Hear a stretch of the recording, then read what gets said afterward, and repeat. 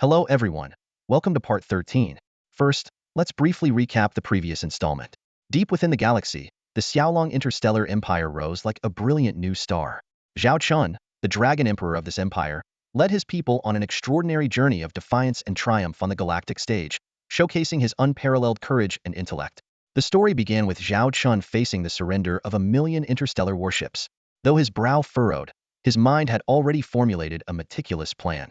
He not only sought to accommodate these defectors, but also aimed to turn them into a formidable force for the Empire. His sharp gaze pierced through the virtual screen, analyzing every detail of the interstellar species before him. With a single touch of his finger, he determined the fate of countless beings. Unbeknownst to him, the Flame Elf Queen of the Holy Elven Empire had also taken notice of Zhao Chen's growing power, her eyes flickering with a hint of caution. Zhao Chen's ultimate supernova bomb sent shockwaves across the galaxy, forcing even the lofty elf kings to reassess their stance toward him. Soon after, Zhao Chen's fleet traversed the galaxy, targeting civilizations threatened by the devouring civilizations. In the Cancer constellation's interstellar civilization, Zhao Chen's wisdom and bravery shone once again. Not only did he successfully establish a proxy force, but he also led his Xiaolong Legion to a decisive victory against the four great families, demonstrating their invincible might against overwhelming odds. Even the Kingdom of Stone, known for its impenetrable defenses and isolationist policies, opened its gates under Zhao Chen's strategic maneuvers. Through trade as a bridge and technology as a key, he unlocked the kingdom's treasures and secured a valuable new ally for the Xiaolong Empire. In the Luoha Kingdom, Zhao Chen's intervention marked a turning point. When the kingdom faced internal strife and external threats, Zhao Chen's interstellar fleet descended like divine reinforcements, crushing the rebels and restoring order. His assistance extended beyond military aid, encompassing political and economic support, enabling the Luoha Kingdom to rise swiftly and become a steadfast stronghold for the Xiaolong Empire within the Cancer constellation's interstellar realm. Every move Zhao Chen made was precise and swift.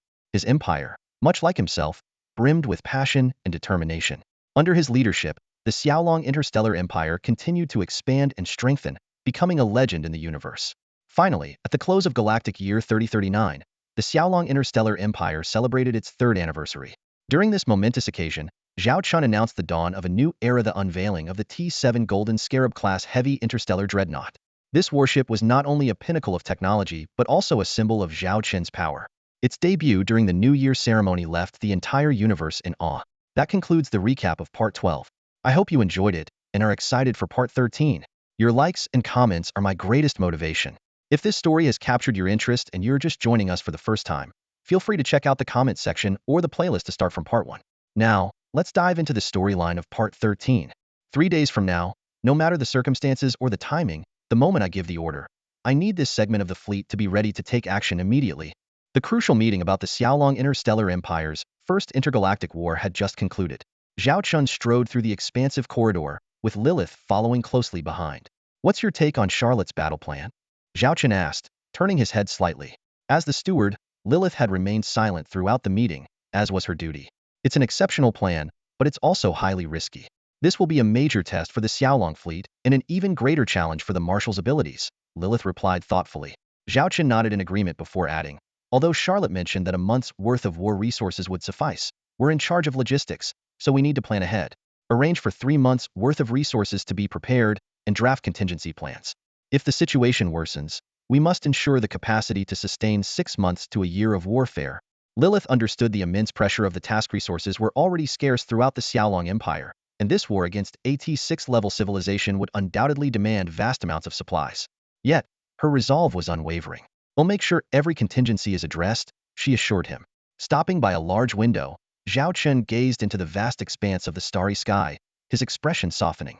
The calm of the past several months is about to be shattered. This warship of the Xiaolong Empire is heading straight into another storm. "Only after braving the storm can we witness even more breathtaking sights," Lilith remarked. Zhao Chen smiled confidently. "You're right. The scenery after the storm is always more beautiful." The scene shifts to a serene estate within a star system of the Starlight Kingdom. A graceful woman carefully carried a tray of meticulously prepared dishes toward a table in the open-air garden.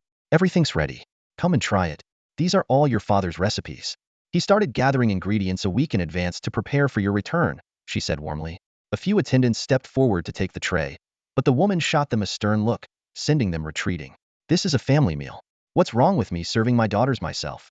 All of you, step back." Zhong Xiaoxia and Zhong Xiaoyun, The two sisters moved to help, but their mother waved them off. You two just sit down and enjoy the food. The sisters exchanged a knowing smile, long accustomed to their parents' endearing stubbornness. Finally, a middle-aged man wearing an apron approached, holding a steaming clay pot. Why haven't you started eating yet? Don't wait for me. This is a family dinner. Of course, we have to wait until everyone's here, Zhong Xiaoxia said as she pulled out a chair for her father. Heh, our eldest daughter always knows just what to say, their father chuckled, his face lighting up with joy. Zhong Xiaoyun filled her father's wine glass, pouted, and said, Exactly. Dad only has eyes for the sister who says sweet things, but not for me. Her father quickly tried to explain. Both my daughters are wonderful, both of you. All right, all the dishes are here now. Let's start eating. These dishes may not compare to the grand feasts at His Majesty's palace, but they're all your favorites. Zhong Xiaoxia glanced at the modest spread of 4 dishes and a soup. Though the table was simple, without any fancy decorations, it filled her with warmth. It reminded her of the cozy family dinners they used to have every day before she became an officer in the Xiaolong fleet. Suddenly, hurried footsteps could be heard from outside. A servant called out, Master. Master. Just as Zhong's mother was about to pick up her chopsticks, she frowned at the noise and slapped the table. Have my words meant nothing to you all? Or have I been too lenient? How many times have I said the Izumi precious daughters rarely come home, and unless the sky is falling, no one is to disturb our meal? Mom, don't be upset. Zhong Xiaoyan quickly comforted her. Let's hear what it's about first. She gave the servant a look to continue. The servant hurriedly replied, The master's elder brother has come to visit with his family and friends. And there's quite a few of them. Enough. Zhong's mother interrupted, her anger flaring again. These people always find excuses to come here. And now that both of our daughters are back, they're practically falling over themselves to get in. Do they think I don't know what they're after? Husband, what do you say we do about this? Can we even finish this meal in peace? Zhong's mother shot a sharp glance at her husband, who immediately straightened up and declared sternly, Pass on my orders. From now on, unless it's a direct command from His Majesty the Xiaolong Emperor, I will see no one. Tell my brothers, sisters, and anyone else to leave. Let them know that the Zhong family is not receiving visitors these days. And if anyone dares loiter at the gate or force their way in, they can forget about being family anymore. This harsh statement left no room for saving face. In truth, there was no love lost between them and those relatives.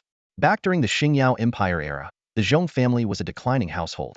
As a member of a side branch, Zhong's father was just a modest middle-class man who could barely afford to send his 2 daughters to the Starship Academy. At that time, they weren't even welcomed at the Zhong family's ancestral home and couldn't get an invitation to the annual family banquets. The turning point came when both daughters joined the Xiaolong fleet and quickly rose through the ranks. Now, the elder daughter was a general of the empire, and the younger daughter a lieutenant general, each serving as deputy commanders of 2 imperial fleet groups. This prestigious status of a family with 2 generals had catapulted their branch of the family to prominence. Without any deliberate effort by Zhong's father, people began flocking to collaborate with him. Being a cautious man, he avoided greed and sought only to ensure that he wouldn't embarrass his daughters. Through investments from other families and rewards from his daughters, he had built an extensive business empire in their star system, commanding over half of its market share, with stakes in interstellar corporations as well. Now, their branch of the Zhong family had far surpassed the other divisions. When people spoke of the Zhong family, they no longer thought of the ancestral home, but this branch that had produced a family with 2 generals. If Zhong's father had been more ambitious, he could have easily joined the ranks of the 4 great families of the Xiaolong Interstellar Empire, or at least ranked in the top 5 of the Xingyao Kingdom. But neither Zhong's father nor mother aspired to such heights. They built their fortune only to provide a secure foundation for their daughters after they retired from service. Naturally, this newfound influence attracted attention. Relatives from both the Zhong family and Zhong's mother's side of the family began flocking to them, hoping to forge connections. While Zhong's parents didn't entirely reject these advances and even offered suitable positions to a select few, they deeply valued family time. So when uninvited relatives disrupted these rare moments of reunion with their daughters, the couple couldn't help but feel irritated. At this delicate moment, the sound of movement outside the door signaled the arrival of unexpected guests. The expressions of everyone in the Zhong family instantly grew tense. If these uninvited visitors had the sense to leave now, the incident could still be brushed aside. But if they caused any further trouble, the consequences would be far more difficult to manage. All right, let's not get worked up. Let's just continue with our meal, Zhong Xiaoyan said, motioning for someone nearby to deliver a message to the visitors. She then encouraged the family to enjoy the feast in front of them. This is amazing. Better than a state banquet. The dining table was filled with dishes that were family favorites, stirring up fond memories for the 2 sisters. They reminisced about their time studying at the Northern Star Military Academy. Their parents had rented a small apartment near the academy to be closer to them. Though the space was modest, The meals their father lovingly prepared always lightened the burden of their demanding studies. If it weren't for those meals to look forward to, I don't know how we would have made it through. The Zhong sisters shared their thoughts as they savored the food, bringing a proud smile to their father's face. All right, stop grinning and eat something yourself, their mother said, giving him a pointed look while continuing to pile more food onto her daughter's plates. In the Zhong family, Mr. Zhong managed the household, while Mrs. Zhong oversaw the family business, running it with remarkable success.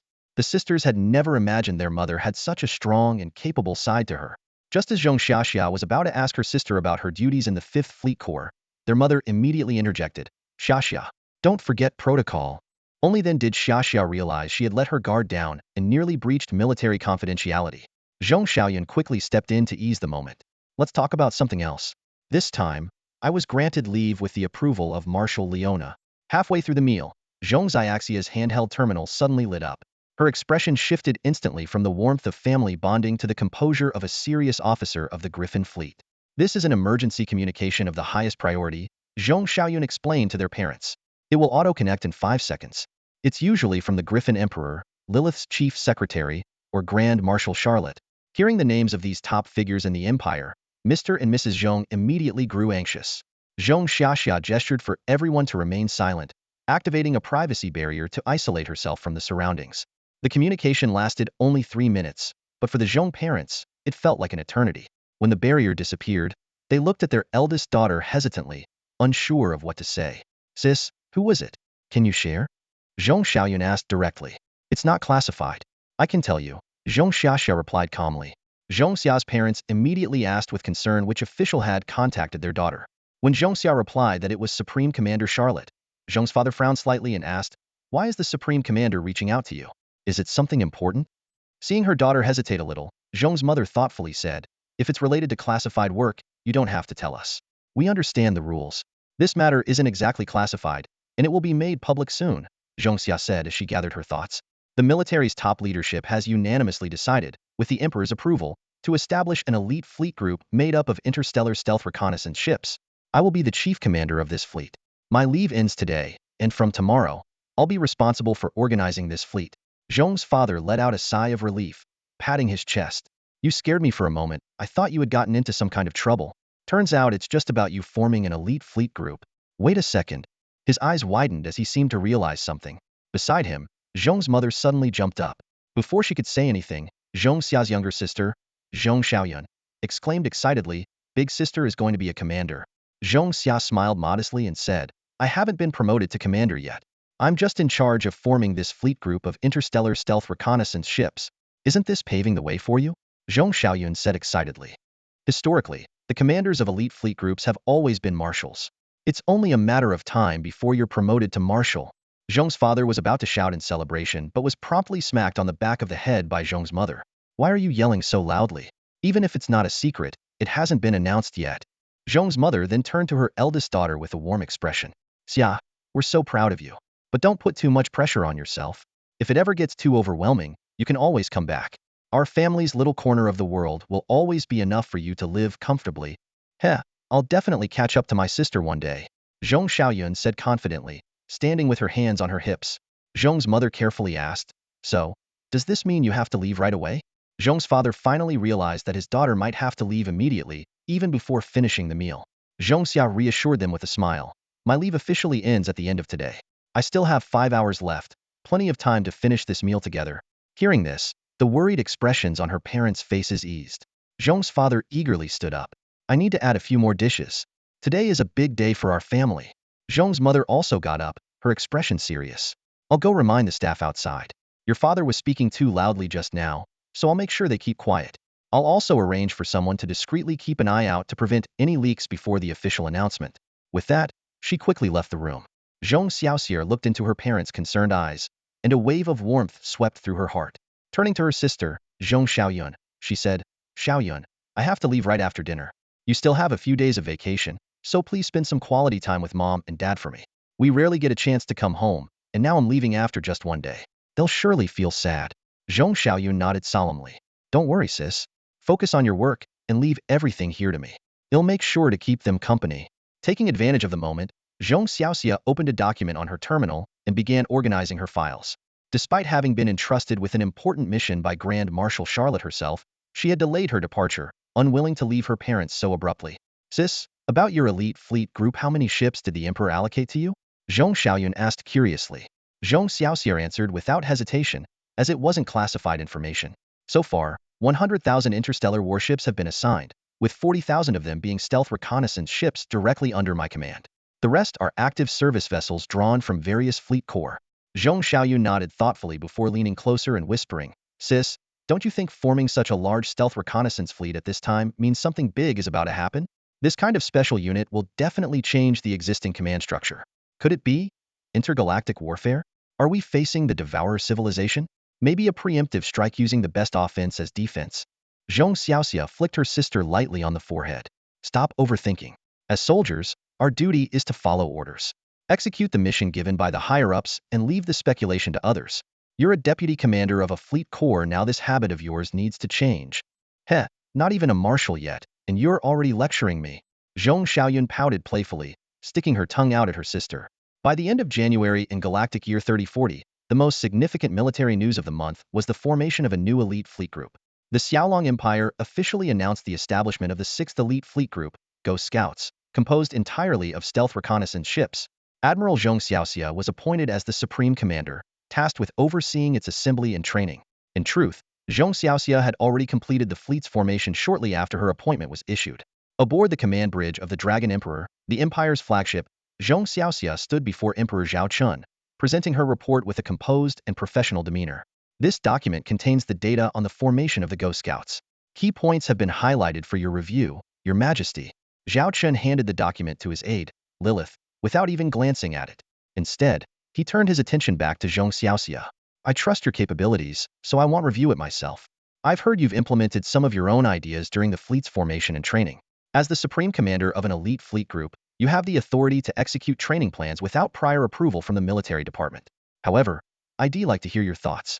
After all, while other elite fleet groups have brought tactical innovations, their structural framework still follows the conventional fleet corps model. Zhao Chen's gaze settled on Zhong Xiaoxia, his tone carrying a hint of inquiry. Your Ghost Recon fleet is indeed quite unique. While the military department has no authority to intervene, there's been a fair amount of discussion and skepticism about it. You're aware of that, aren't you? Zhong Xiaoxia immediately straightened her posture, her expression serious as she explained, the framework and training program for the Ghost Recon unit were developed based on my experience as a captain of an interstellar stealth reconnaissance ship and the operational insights I've gained over the years. This plan is still evolving and will continue to adapt based on real combat scenarios. She opened a document outlining the structural framework of the Ghost Recon fleet and elaborated in detail. I've divided the subordinate starships into two categories, those directly under command and those assigned externally. The external ships coordinate with various fleet corps, while the directly commanded fleet consists of 40,000 starships. Due to the specialized nature of reconnaissance missions, I didn't follow the traditional three-tier system. Instead, I created an entirely new organizational structure. Her eyes sparkled with passion as she continued, we use a four-tier system: squadron, company, team, and unit. The smallest unit consists of 3 starships, each tasked with specific roles: frontline reconnaissance, flank observation, and central command. If exposed, 2 ships can cover the retreat of the third, ensuring critical intelligence is secured. 10 units form a team capable of conducting detailed reconnaissance of a single star system. 10 teams make up a company, which can monitor multiple systems simultaneously. At the highest level, a squadron comprises 10 companies, totaling 3,000 starships. Currently, we have 13 reconnaissance squadrons. She went on to explain the roles of specialized teams. We've also established various specialized teams based on mission requirements, such as rapid reconnaissance teams, armed reconnaissance teams, battlefield reconnaissance teams, and deep cover reconnaissance teams. Deep cover teams are further divided into long-term and short-term units. Long-term teams must be capable of operating covertly for months or even years, requiring substantial resource reserves. Armed reconnaissance teams, on the other hand, are equipped with additional weaponry to handle potential combat scenarios. As she spoke, a trace of regret crept into her voice. However, the variety of our interstellar stealth reconnaissance ships is still too limited. While their performance is excellent, they aren't perfectly suited for every type of mission. Zhao Chen observed the spirited general before him, fully sensing her dedication to this endeavor. Internally, he affirmed the recommendations of Charlotte and Shui Xiaoxiao. Zhong Xiaoxia was undoubtedly the right person for this role. All right, let's leave it at that for now. Zhao Chen interjected at an opportune moment, cutting off Zhong Xiaoxia before she could continue. I'm not an expert, but I can see the effort and thought you've put into the Ghost Recon fleet. Follow your vision, and don't worry about the military department. No one will interfere.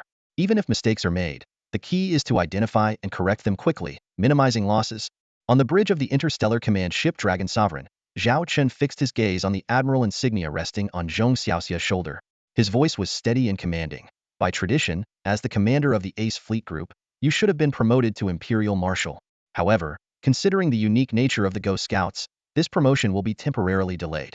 That said, you will wield authority equivalent to that of an Imperial Marshal. Aside from me and Grand Marshal Charlotte, no one else has the power to interfere with your command. Zhong Xiaoxia understood this was a test. The position of Imperial Marshal was never granted lightly. Every holder had earned it through countless military achievements. To claim that title, she knew she must lead the Ghost Scouts to their first victory. Rest assured, Your Majesty, she said, standing tall. Though we are not the main force on the front lines, the Ghost Scouts will fulfill their duties and accomplish every mission. Zhao Chen rose to his feet, his hand landing firmly on her shoulder. Know your enemy and know yourself, and you will win every battle. Intelligence is the guiding beacon that will steer the Sky Dragon Legion through the storm. In that moment, Zhong Xiaoxia felt the weight of the immense responsibility she bore. You've probably guessed it by now, we're about to undertake a critical mission. Charlotte will brief you on the details. For now, your priority is to ensure the Ghost Scouts are combat-ready as soon as possible. Zhao Chen's gaze locked onto hers. How long will it take? By the end of February, I guarantee we'll be ready for any operation, she replied with confidence. Good. I look forward to personally pinning the martial insignia on you and witnessing the Ghost Scouts' first triumph.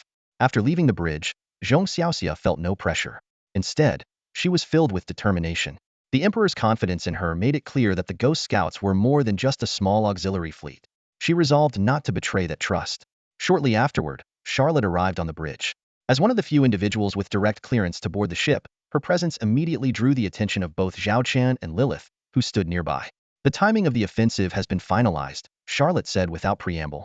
But there are certain matters that require your personal attention. What timing? What matters? Zhao Chen inquired. Mid-March of Galactic Year 3040, specifically between the 12th and 18th, Charlotte replied, providing a clear time frame that allowed ample preparation for the Ghost Scouts. As for what needs your involvement, she continued, meeting Zhao Chen's gaze directly, it's securing allies. The Holy Elven Empire? Zhao Chen deduced immediately. Charlotte nodded in confirmation, then added, for this operation, we'll be mobilizing nearly 6 million interstellar warships. Zhao Chen and Charlotte were discussing strategies to persuade the Holy Elven Empire to join their military campaign. Charlotte proposed 3 plans. The ideal scenario would involve securing the support of 15 million interstellar warships from the Holy Elven Empire, enabling them to launch a swift strike against the enemy and deal a significant blow to the devouring civilization. A more realistic outcome would be obtaining support from 2 to 5 million warships, likely around 3 million. The worst-case scenario would see the Holy Elven Empire offering no substantial aid but at least cooperating by staging military exercises and creating the appearance of support to exert psychological pressure on the devouring civilization. Zhao Chen expressed his understanding but pointed out that if the Holy Elven Empire were only willing to meet the minimum level of cooperation, their future partnership would need to be reevaluated. Charlotte added that, given the risk of intelligence leaks, it would be prudent to notify the Holy Elven Empire only a day before the operation. This way, even if there were spies from the devouring civilization, they would be unable to relay information in time. A month later, in a military star system of the Xiaolong Interstellar Empire, the Ghost Scout Elite Fleet Group was already in motion. Aboard the fleet's flagship, Zhong Xiaoxia was issuing orders via 6 video feeds to commanders of various reconnaissance units. She emphasized that the 10 Ghost Scout squads would infiltrate the devouring civilization's territory and work alongside already embedded allies to carry out reconnaissance missions.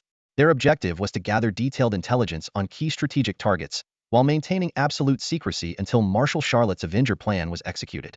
The narrative is streamlined to highlight 3 critical moments: strategic discussions, plan formulation, and mission deployment. Each scene retains the original details but is conveyed with more concise and engaging language to enhance readability. Zhong Xiaoxia stood in the command cabin, her sharp gaze sweeping across the gathered generals. Her voice was calm and authoritative. I am fully aware of the immense pressure this mission has placed on all of you.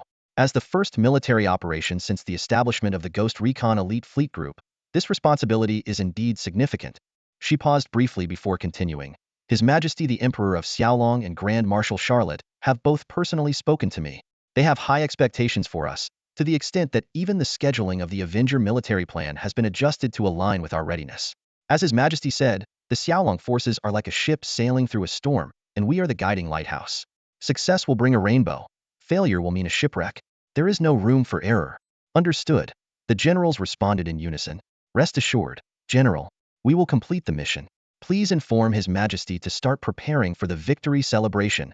Zhong Xiaoxia nodded in satisfaction, straightened her posture, and saluted the assembly.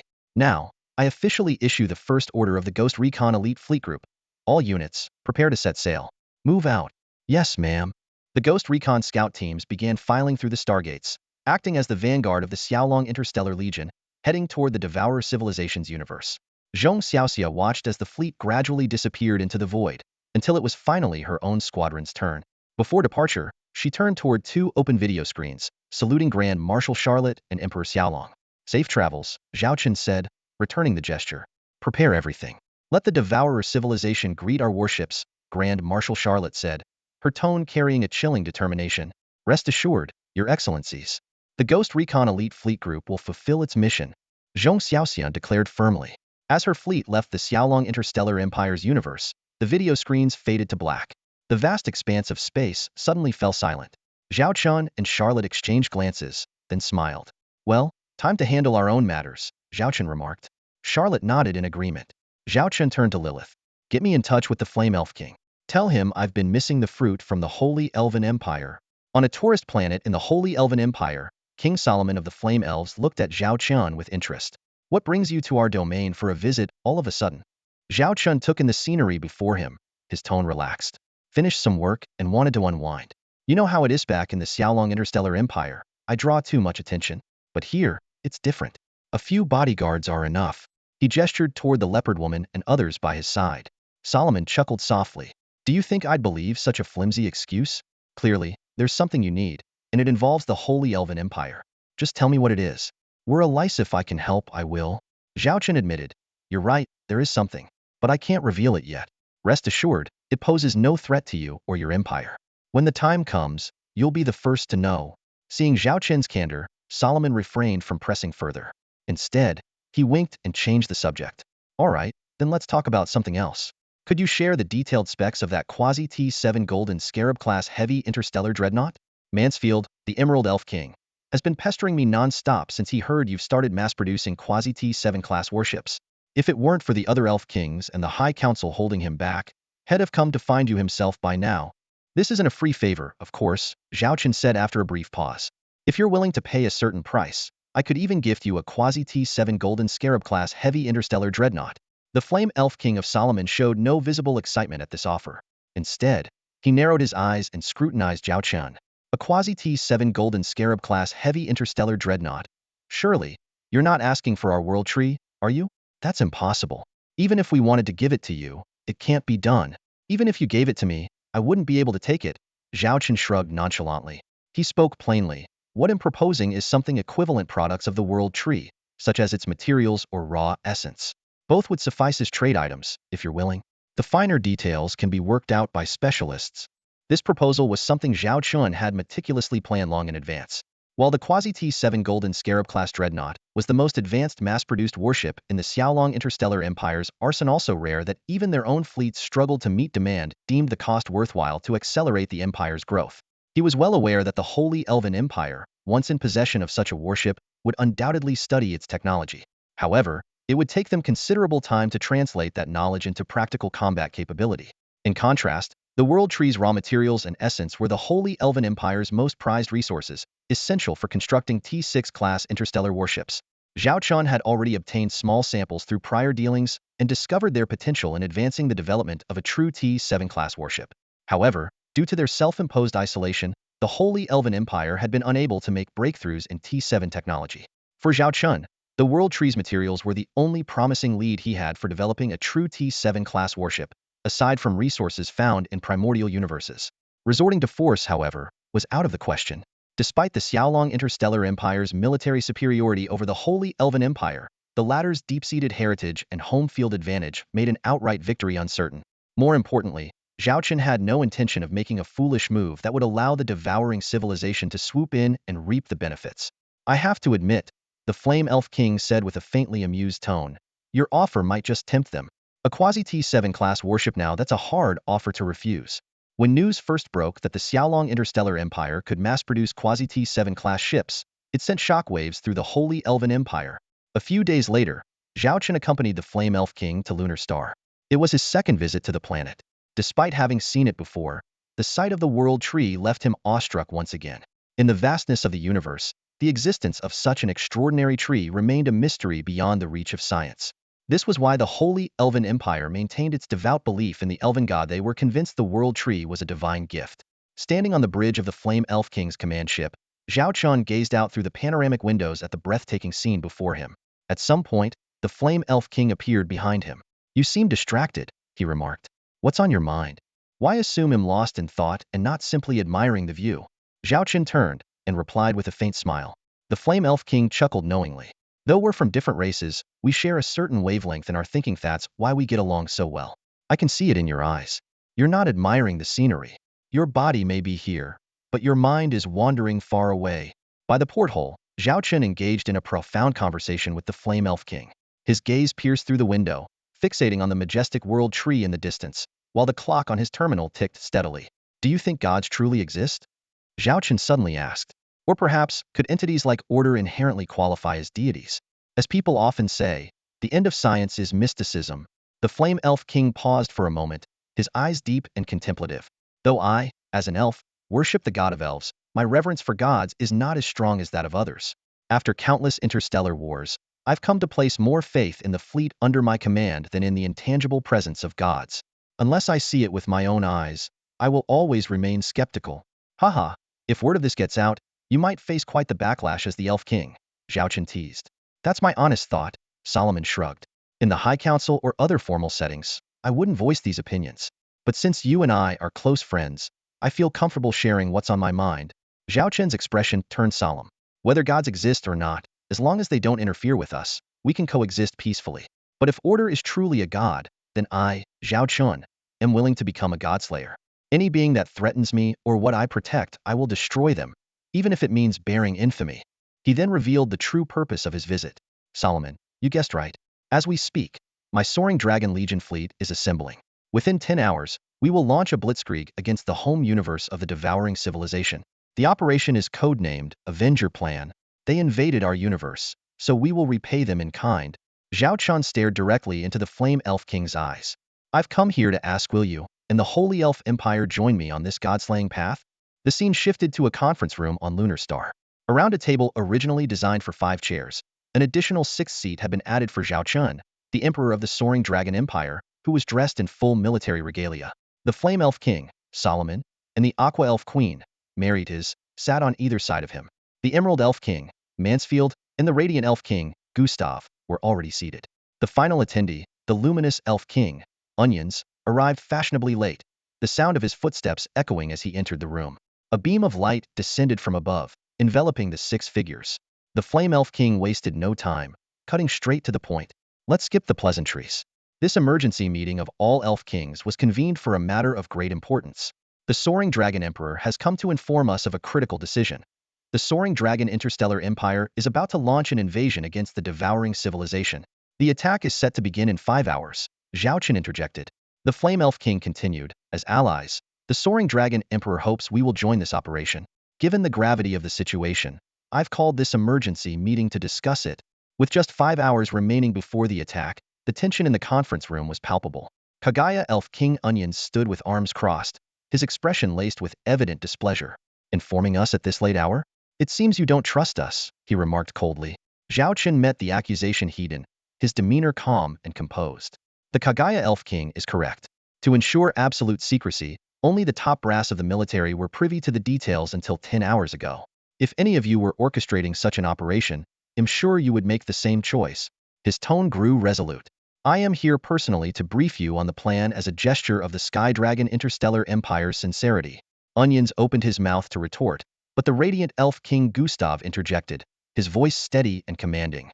"Your Majesty of the Sky Dragon Empire, could you elaborate on the specifics of this military operation? Details regarding the intensity of the assault, the timeline, and the ultimate objectives would be appreciated." Zhao Chen gave a slight nod. "While we lack the strength to annihilate the Devourer civilization in one blow, we cannot sit idly by and wait for their assault. The military has unanimously decided to strike first, taking the battle directly into their native universe. A sharp gleam flickered in his eyes.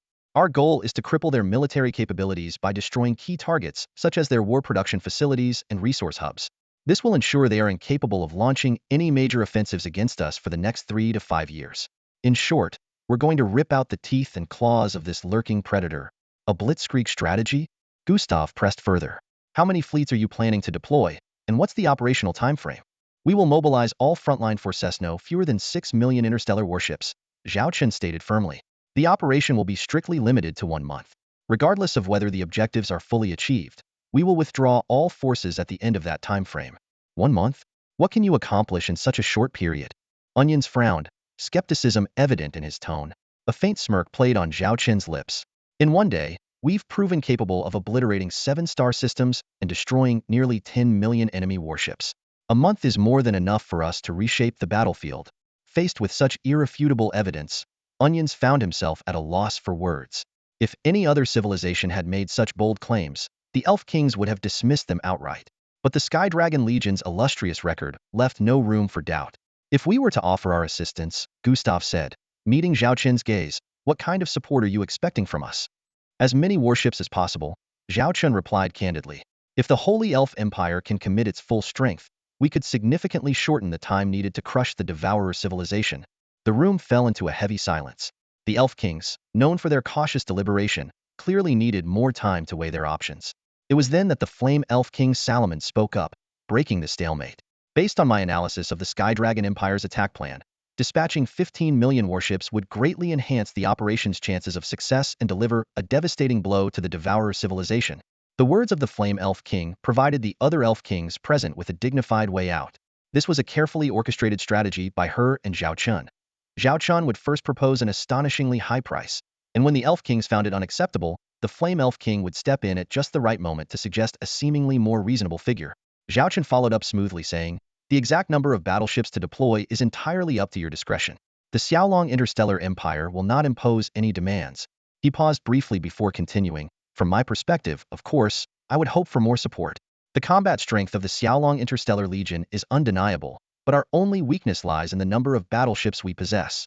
This has constrained us in numerous military operations. If we could receive 15 million battleships from you, that would be more than sufficient. The conference hall fell into a brief silence. The Flame Elf King, Solomon, made a decisive move. Time is of the essence. If we are to participate in this military plan, immediate action is necessary. I propose we vote right now. Those in favor of sending 15 million battleships to support the Xiaolong Interstellar Empire, please raise your hand. With that, she raised her hand first. Her eyes filled with anticipation as she looked toward the Aqua Elf King and the Emerald Elf King.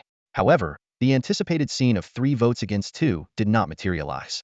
In the entire conference hall, Solomon's raised hand stood conspicuously alone. The hope in her eyes gradually faded, replaced by disbelief. Maritize, Mansfield, why are you against this? She demanded. This is a rare opportunity. If we can deal a heavy blow to the devouring civilization this time, we won't just reduce their threat, but also restore the prestige of the Sacred Elf Empire. In the future, we might even have a chance to completely eliminate this scourge of order. Solomon, calm down. The Radiant Elf King, Gustav, interrupted her calmly. This is a matter of great importance. We cannot make rash decisions. Solomon looked around at the others in disbelief, but soon, the anger and confusion in her eyes faded, replaced by a bitter, self-deprecating smile. Zhao Chen observed Solomon's expression and sighed inwardly. The fact that Solomon could see eye to eye with him indicated that her way of thinking was different from that of most high-ranking elves. The other elf kings were overly cautious. While they too longed to defeat the devouring civilization, they were unwilling to shoulder even the smallest risk. The reality was that the threat posed by the devouring civilization to the Sacred Elf Empire had diminished significantly, which made the elf kings' attitudes even more ambiguous. From their perspective, deploying 15 million battleships for this sudden military mission was too great a risk. Zhao Chen had anticipated this outcome, which was why Grand Marshal Charlotte had prepared him for the worst-case scenario before sending him on this diplomatic mission. As for the Flame Elf King's initial hopes of support from the Emerald Elf King and Aqua Elf King, despite their recent close cooperation with the Xiaolong Interstellar Empire, they ultimately belonged to a faction with wavering stances. If their positions had been firm, the Emerald Elf King would have fully committed to breaking through technological barriers and developing T7 technology for the Sacred Elf Empire, while the Aqua Elf King would have actively promoted the establishment of an interstellar alliance led by the Xiaolong Interstellar Empire. rather than pinning their hopes on the hands of the Xiaolong Emperor. Zhao Chen's gaze swept across the faces of the elf kings one by one, his tone direct and unwavering. Your attitudes reveal everything at your core. You're no different from other elf kings. Overly cautious, unwilling to act beyond your comfort zone.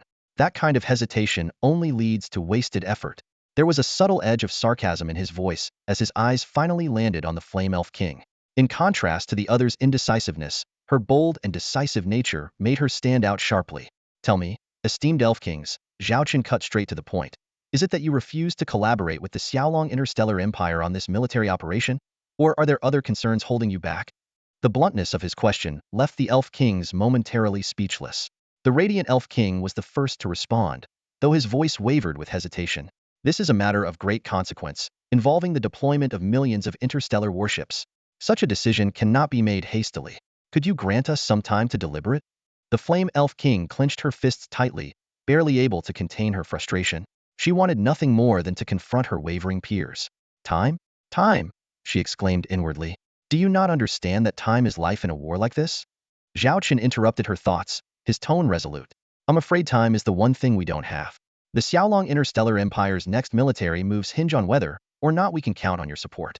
I need a clear answer, and I need it now.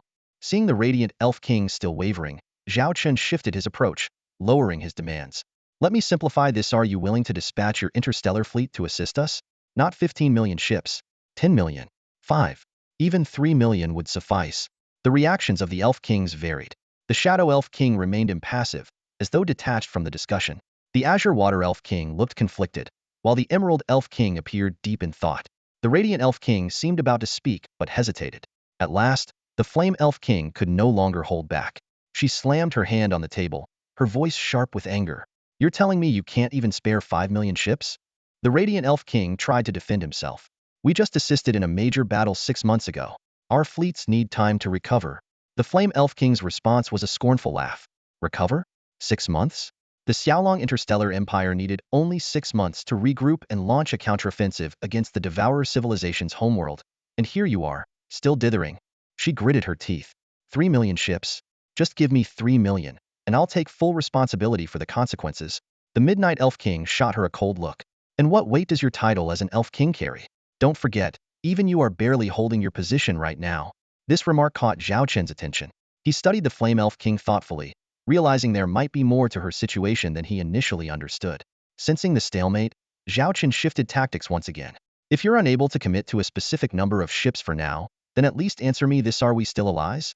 The Radiant Elf King was quick to respond. Of course, we are allies. But this operation is your initiative, an offensive action. It falls outside the scope of our agreements. If the Devourer civilization were to invade you, we would undoubtedly provide full support. Zhao Chen nodded solemnly. Understood. I won't press you to join the battle immediately. All I ask is for a degree of cooperation. What kind of cooperation? The Radiant Elf King asked cautiously. Zhao Chen laid out his plan in detail. Mobilize your fleets immediately. The larger the number, the better. Adopt a posture that suggests you're preparing for war. Maintain a heightened state of military readiness. This will create an atmosphere of tension, leading the Devourer civilization's spies to believe you're actively joining this offensive. The room fell silent as the Elf Kings absorbed his words, each weighing the implications of his proposal. The Radiant Elf King, after hearing Zhao Chen's proposal, suddenly realized the brilliance of the idea, a faint smile appearing on his face. If it's just a feint, we can definitely cooperate. There's no need to actually deploy our fleet into the native universe of the Devourer civilization. We can simply make a show of it within our own territory. Such a zero-risk operation can simply be treated as a military exercise. Can this order be issued now? Zhao Chen immediately pressed. The Radiant Elf King appeared slightly hesitant. Well, while I agree, a decision of this level requires the approval of the other Elf Kings. He turned his gaze toward the other Elf Kings present. To everyone's surprise, it was the ever-cautious Kagaya Elf King who spoke first. I agree. With her support, the other Elf Kings quickly nodded their approval as well. Since it's unanimously passed, the Radiant Elf King said, turning to the Flame Elf King, Solomon. How about you take charge of this military operation? The Flame Elf King didn't outright refuse, but let out a clearly displeased snort. Seeing that the matter was settled, Zhao Chen rose to take his leave. Just as the Flame Elf King was about to escort him out, the Kagaya Elf King interjected. I'll escort him instead. Don't you have important matters to attend to? She cast a cold glance at the Flame Elf King before following Zhao Chen out. As they walked down the quiet corridor, Zhao Chen couldn't help but ask, There are still 5 minutes until we reach the hangar. Do you have something you want to say? The Kagaya Elf King kept her eyes forward, her tone somber. Solomon is our most outstanding fleet commander, but her repeated assistance to the Xiaolong Interstellar Empire has already begun to erode her standing within our race. Her personality is very different from that of traditional High Elvishes, much closer to your way of doing things. If it weren't for her immense reputation in the military, her overstepping behavior would have been impeached long ago. Zhao Chen frowned. Are you saying her position as an elf king within her own tribe is under threat? Exactly. The Kagaya Elf King's expression grew serious. Though I don't agree with her personality, I must admit her talent is undeniable. The Sacred Elf Empire cannot afford to lose a commander like her. But if she continues to act so independently, she'll face consequences sooner or later. Zhao Chen fell into silence. He was well aware of the Sacred Elf Empire's system. Every powerful tribe had the right to impeach its own elf king. The Flame Elf King, who always seemed so composed and confident in front of him, was, in reality, bearing immense pressure behind the scenes. Zhao Chen stood in the corridor of the Holy Elven Empire's palace, taking a deep breath. He was fully aware that his recent actions, once known, would inevitably spark controversy. Yet, with unwavering resolve, he declared, "My relationship with Solomon is not something others have the right to comment on. She is an outstanding elven queen and leader, deeply attuned to the path of the Holy Elven Empire's development." The Kagaya Elven King furrowed his brow and turned to Zhao Chen. Before he could speak, Zhao Chen halted in his tracks, meeting the king's gaze heat-in. "Since it's just the two of us here, I'll be blunt. Your sour expression and personality? I can't stand them. But if you've been chosen as the Elven King, there must be something exceptional about you. So let me ask, why are you always hung up on these petty matters?" Zhao Chen's tone grew more impassioned. "The threat of the devouring civilization is right in front of us. Such an opportunity is rare, and even ordinary people would know how to act. Yet you keep delaying. The same thing happened during the Xiaolong Interstellar Empire campaign. If you had fully committed back then, the devouring civilization's fleet, trapped and vulnerable, could have been annihilated. But now, you're still hesitating." Faced with Zhao Chen's fiery accusations, the Kagaya Elven King remained composed. As the supreme ruler of an interstellar civilization, you should know that things are rarely as simple as they appear. The threat of the devouring civilization is evident to us all, but the danger posed by a certain dragon cannot be ignored either. He continued with a pointed tone. "In just 10 years, your empire has leapt from a fledgling Tier 4 civilization to a formidable force capable of developing near Tier 7 warships. That decade of history is essentially a condensed chronicle of war, with more battles fought than many civilizations have seen in a millennium.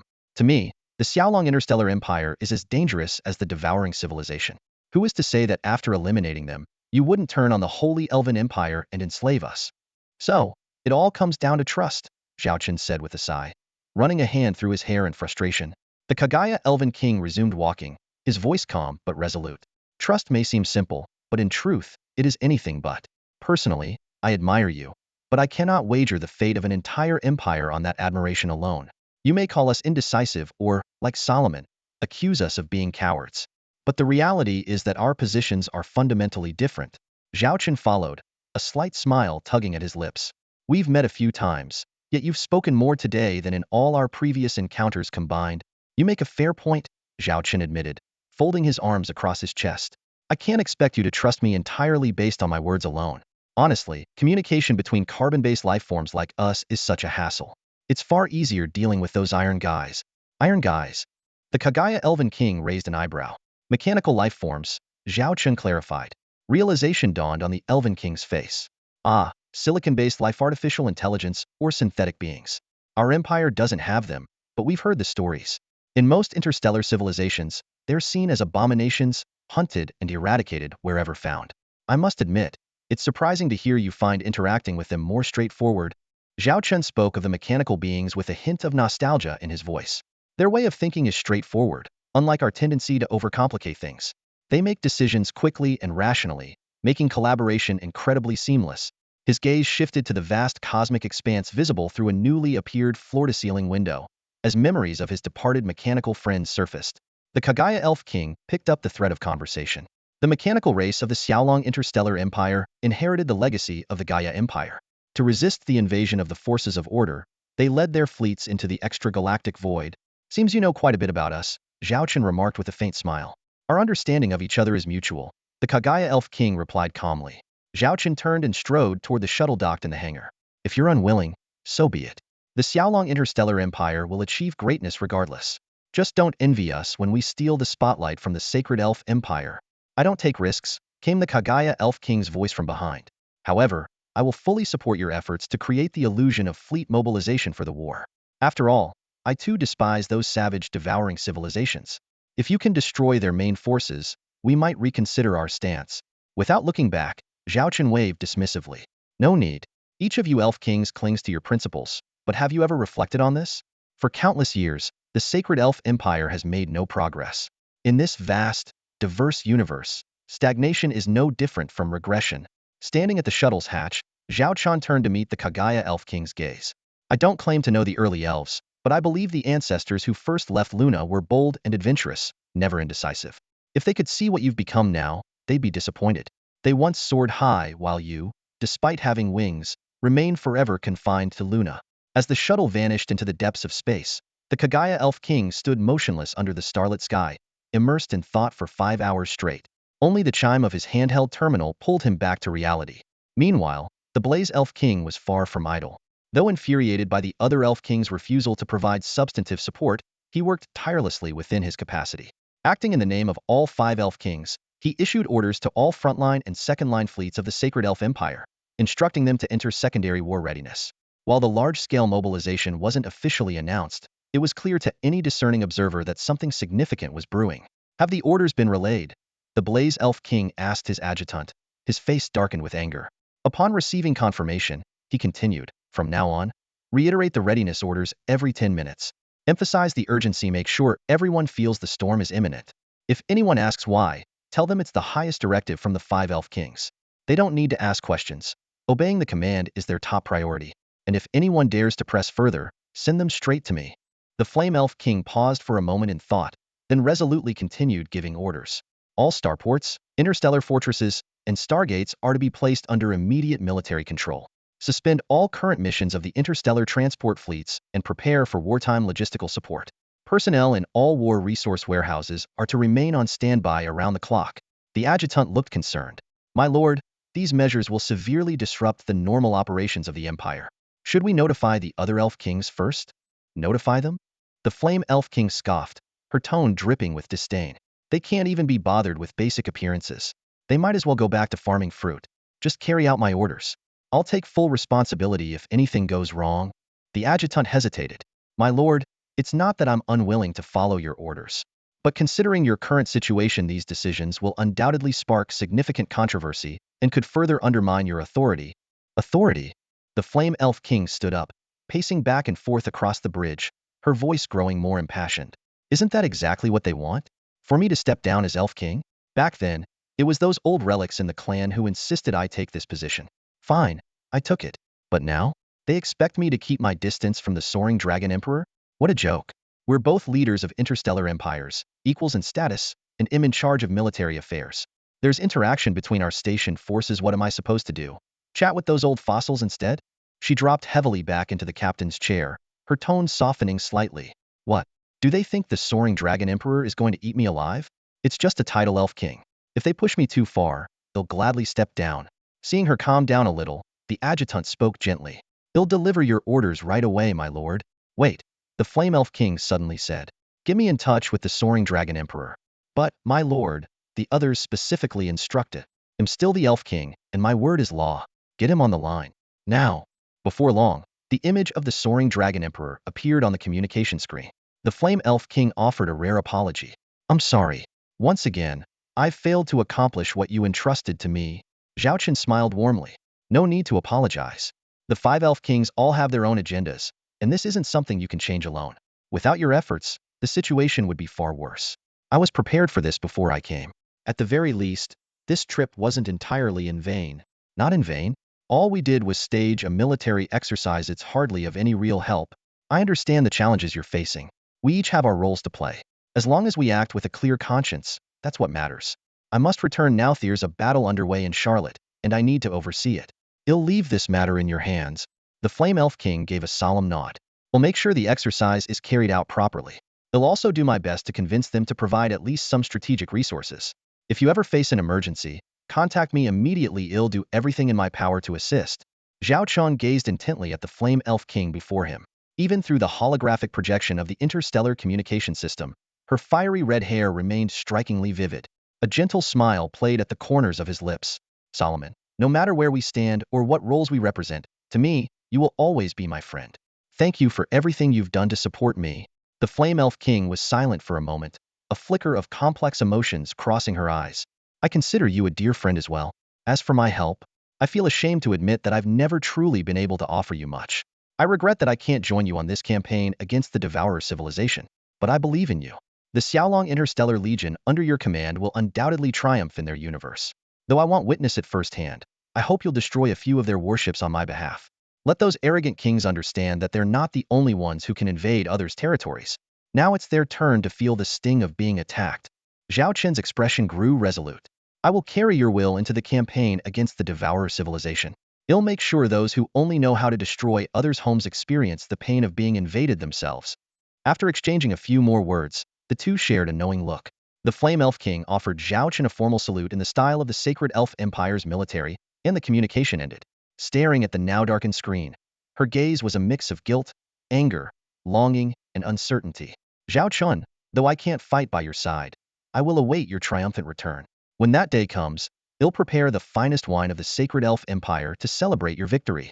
Meanwhile, Zhao Chen had already boarded his interstellar warship, leading his elite fleet back to the Xiaolong Interstellar Empire. At the same time, the Empire's preparations for war were in full swing. While earlier efforts had gone unnoticed by the public, now the signs were unmistakable. Nearly every major star system trade route was showing unusual activity. On one such interstellar route, the pilot of a transport ship suddenly shouted, "Look! The Stargate is flashing red at high frequency." The captain strode over, his expression grave. "Reduce speed immediately and reroute to the nearby anchorage. Notify the client that the delivery might be delayed." The merchant aboard the ship grew anxious. Delayed? The penalty fees for breach of contract are astronomical. The captain pointed at the flashing red lights. "See those? A steady red light indicates restricted access. A slow blink means secondary wartime control, allowing only emergency cargo through. But this high-frequency flashing it signals primary wartime control. Only military and essential supplies are permitted on the main and auxiliary routes. It's all in the contract. Delays caused by force majeure like this aren't our responsibility. Right now, the priority is to contact the client. If the cargo is truly urgent, they'll need to arrange for a cross-system heavy transport ship as soon as possible." With that, the captain sank back into his chair and lit a cigarette. The first officer stretched lazily. "Looks like we're getting some downtime again. I wonder who's at war this time? Could it be the Devourer civilization making another move?" "Hard to say," the captain replied thoughtfully. "But this is one of the Empire's main trade routes. Whatever it is, it must be serious." The captain gazed at the wartime control notice before him with a calm, practiced air. As a seasoned interstellar transport captain, he had faced situations like this countless times before. "I've already contacted the boss," the accompanying merchant said as he approached, a trace of resignation on his face. "He's instructed us to wait here at the anchorage. He'll be in touch with further instructions." The captain handed the merchant a cigarette, his tone steady and reassuring. "Don't worry.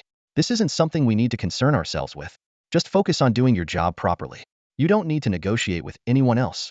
As for complaints from the receiving end about delivery delays, well, that's inevitable. How long are we supposed to stay here? Just waiting around?" the merchant asked anxiously as he accepted the cigarette. The captain's gaze swept over the now empty flight corridors, and he began to speak in a measured tone. Based on past experience, the Xiaolong Interstellar Empire rarely implements blanket restrictions. Even during the Devourer civilization's invasion, when battles raged across 7 star systems, the Empire still worked to maintain essential operations. They'll likely open up secondary routes and redirect us transport ships away from the main star gates. It'll take a bit more time, but it won't be a major issue. After all, the Empire's Stargate network is vast and interconnected. This kind of full-scale control usually lasts no more than a few hours," he continued. "After that, the gate administrators will coordinate with the Empire's transport department and military command. They'll gradually reopen secondary routes based on military needs, typically restoring about 1/3 to 2/3 of the usual traffic capacity. This ensures that even with military convoys or critical supplies moving through, things won't come to a complete standstill. Of course, congestion is inevitable, and whether we get priority will depend on the value of our cargo and the influence of the parties backing it." Hearing this, the merchant let out a small sigh of relief.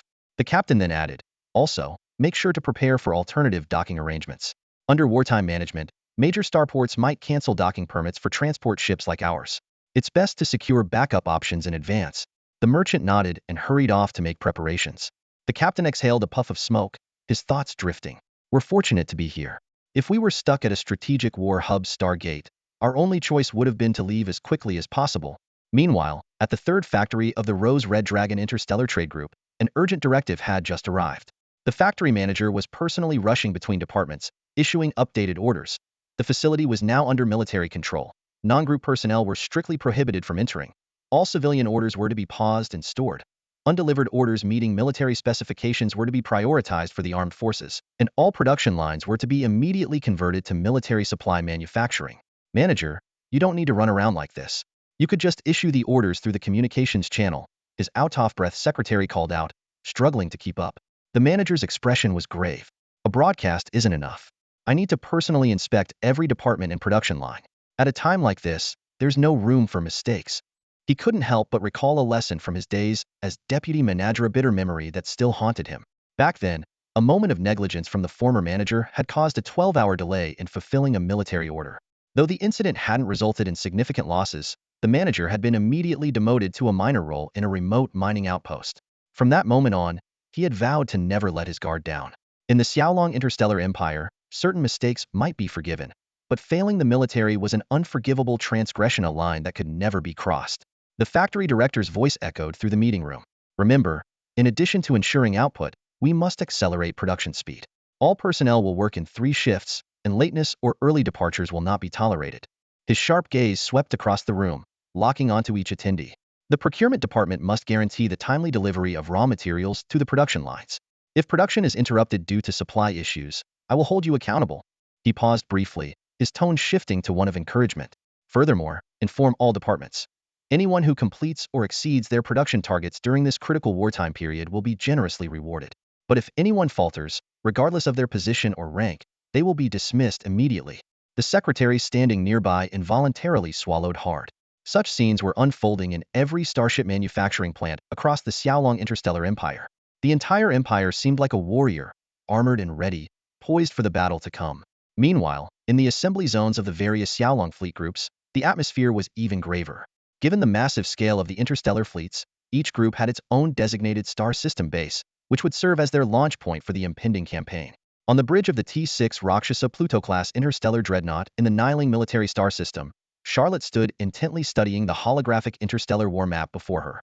The map was divided into 2 halves. The left depicted the Xiaolong Interstellar Empire's universe, while the right represented the universe of the Swarm civilization. On the Empire side of the star chart, the bases of each fleet group were clearly marked, with 15 bold red dragon emblem flags symbolizing the 10 standard fleet groups and the 5 elite fleet groups. There was also a unique Ghost Reconnaissance elite fleet group, which reported directly to the Emperor and Grand Marshal Charlotte herself. This fleet was currently stationed at the military base within the Xiaolong star system. What's the status of the fleet groups? Charlotte asked. The secretary officer beside her promptly replied, all fleet groups have reported readiness. Subordinate fleets are fully on standby in wartime status, and combat equipment is prepared for immediate deployment. Charlotte nodded in acknowledgement before turning to a video feed displaying Zhong Xiaoxia, the newly appointed commander of the Ghost Reconnaissance Elite Fleet Group. Admiral Zhong, how are your preparations progressing? Rest assured, Marshal, Zhong Xiaoxia replied with a composed yet determined expression. We are fully prepared. 24 hours ago, the second wave of interstellar stealth reconnaissance ships departed. As per protocol, they will not transmit feedback unless under exceptional circumstances. So far, all systems are normal. Subsequent reconnaissance ships will emit high-frequency cosmic wave signals, enabling us to precisely locate the coordinates of the opposing universe. Charlotte was pleased with the arrangement.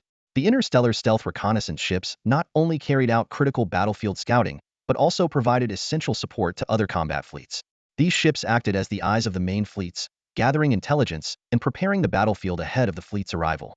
They would deliver real-time data once the main forces engaged, ensuring a tactical advantage from the outset. Glancing at the time, Charlotte noted that only an hour remained before the operation's commencement. She addressed Zhong Xiaoxia with a tone of resolve. When the time comes, we will execute the original attack plan. Your mission is crucial and directly determines the success or failure of this operation. Charlotte's gaze settled on Admiral Zhong Xiaoxia, seated across from her. The timing of the establishment of the Phantom Reconnaissance Elite Fleet Group was intriguing, neither too early nor too late, coming together hastily just after this operation was finalized. This fleet would make its debut in this mission. While not considered a frontline combat unit, its potential to play a pivotal role on the battlefield might surpass that of any primary fleet.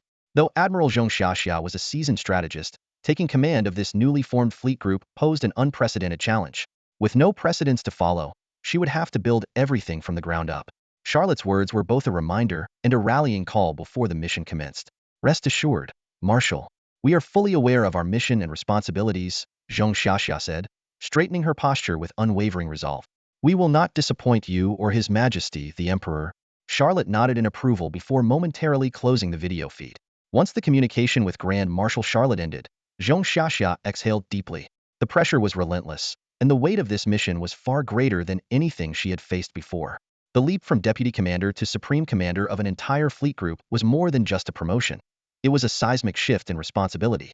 Previously, her focus had been on executing orders passed down from higher-ups.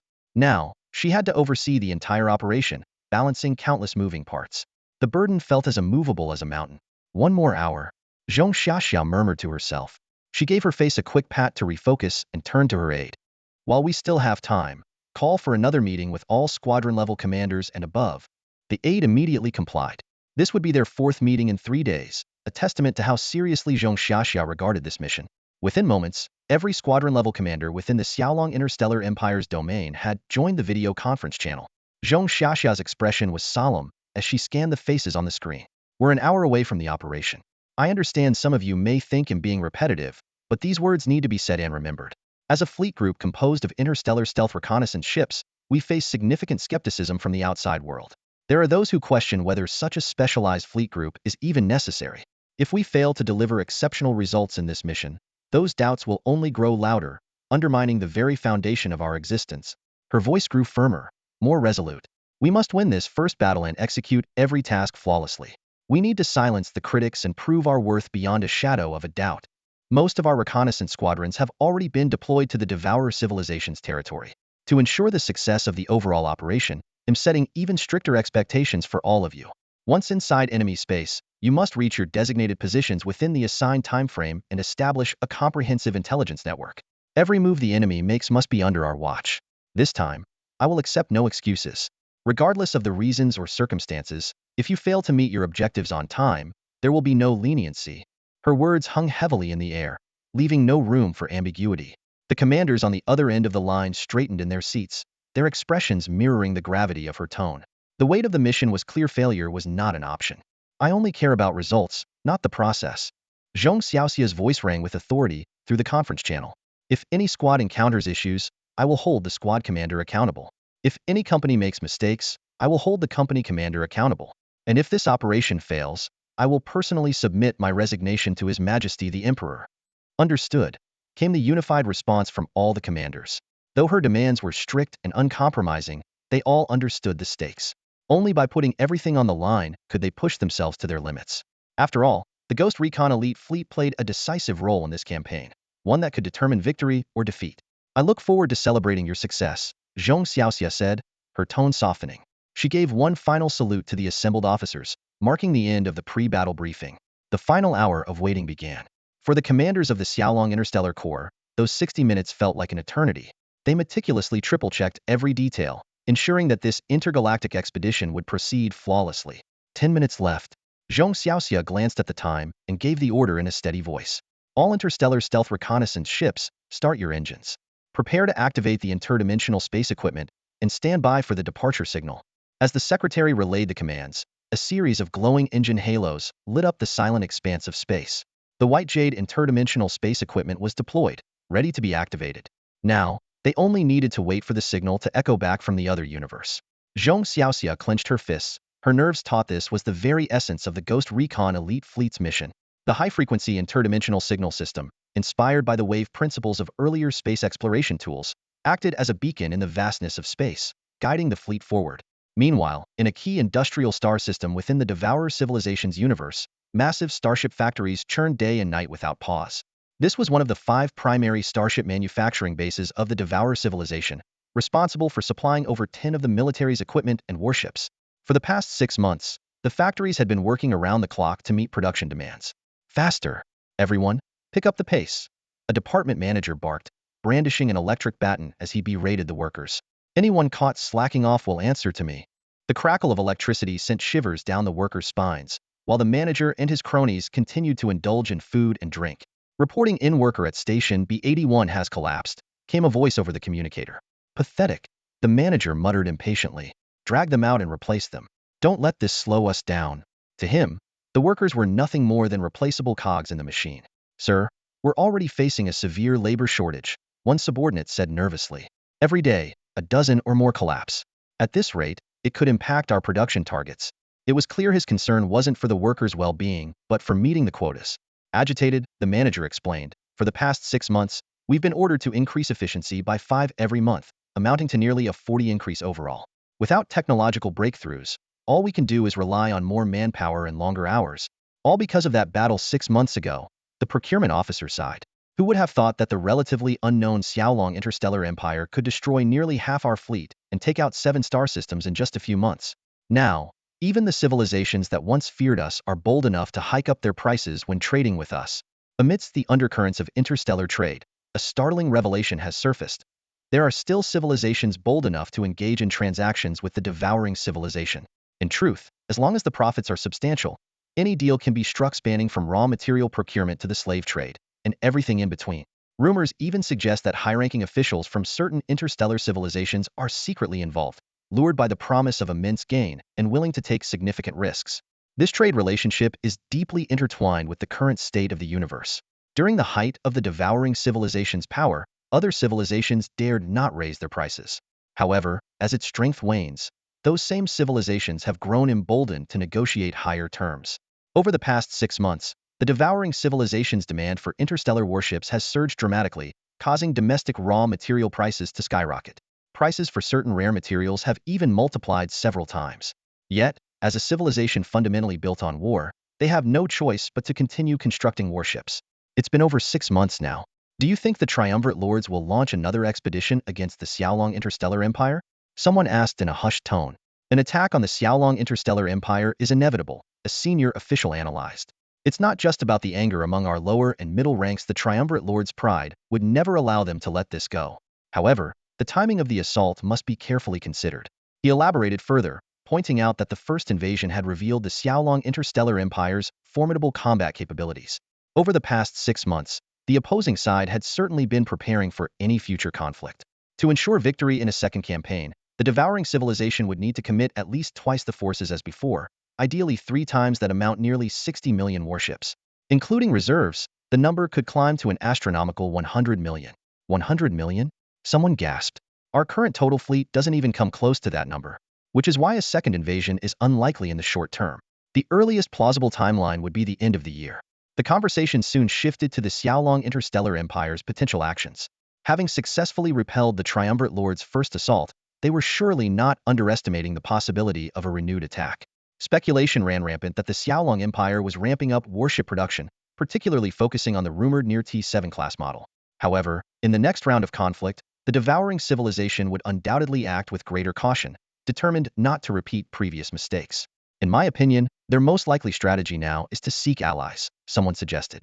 Last time, the Holy Elven Empire sent 15 million warships, and that alone caused us significant trouble.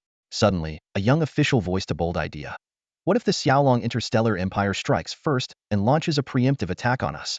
The suggestion was met with a burst of laughter. The department head gave the young man a light knock on the head. What are you thinking? Even if they were the boldest civilization in the galaxy, they wouldn't dare attack our home territory. But didn't they destroy 7 of our star systems and a fleet of 10 million warships last time? The young man retorted, rubbing his head. That was because we knew too little about them back then. Things are different now. Our generals won't make the same mistakes again. If they abandon their home field advantage to attack us, that would be nothing short of suicide. The young officer remained silent, his expression unreadable as he noticed the mocking gazes of those around him. Yet, deep within, his mind was racing. A commander capable of orchestrating a counterattack to invade the native universe of the Devourer civilization, could they not strike again with an equally unpredictable move? Meanwhile, in a remote and desolate area of space near a military manufacturing base, 3 stealth interstellar reconnaissance ships were silently monitoring every move of the facility. The captain was conducting a final intelligence confirmation. Target 17 was guarded by a fleet of 100,000 interstellar warships and housed a stargate as well as a starport within its jurisdiction. If the stargate could not be destroyed in time, the enemy would rapidly deploy massive reinforcements through it. On the other hand, without the stargate, the enemy would be forced to rely on warp travel or other special delivery methods, the timing of which would be unpredictable. Based on the deployment patterns in the surrounding star systems, it was estimated that the enemy could amass up to 2 million warships within 5 hours of discovery. After the secretary officer finished the report and the captain confirmed its accuracy, the intelligence was immediately transmitted to the squadron via an encrypted channel. The information reached the outer edge of the star system in an instant, where 30 stealth reconnaissance ships were stationed in a matrix formation, awaiting orders. Report: the final piece of intelligence has been received. It is consistent with previous reports, the secretary officer informed the reconnaissance squadron commander. Excellent. The time has come. Prepare the instruments and release high-frequency waves in 3 minutes, the commander ordered. Notify all reconnaissance teams to reduce the intelligence transmission interval to 1 minute. Any urgent intelligence can be transmitted directly. Following the command, all 30 reconnaissance ships activated their specialized equipment simultaneously. These devices formed a network in the void of space, releasing invisible high-frequency waves. Suddenly, on specific instruments, the pitch-black expanse of space lit up with dozens of radiant beams. The massive spatial disturbance was immediately detected by monitoring stations across the universe of the Devourer civilization. The stations, which had been as calm as a still lake, now rippled violently as if struck by countless stones. Alert! Multiple high-frequency spatial anomalies detected. An operator at a primary monitoring station urgently contacted their superior. In the background, the sound of a woman's laughter could be heard, but the superior responded with impatience.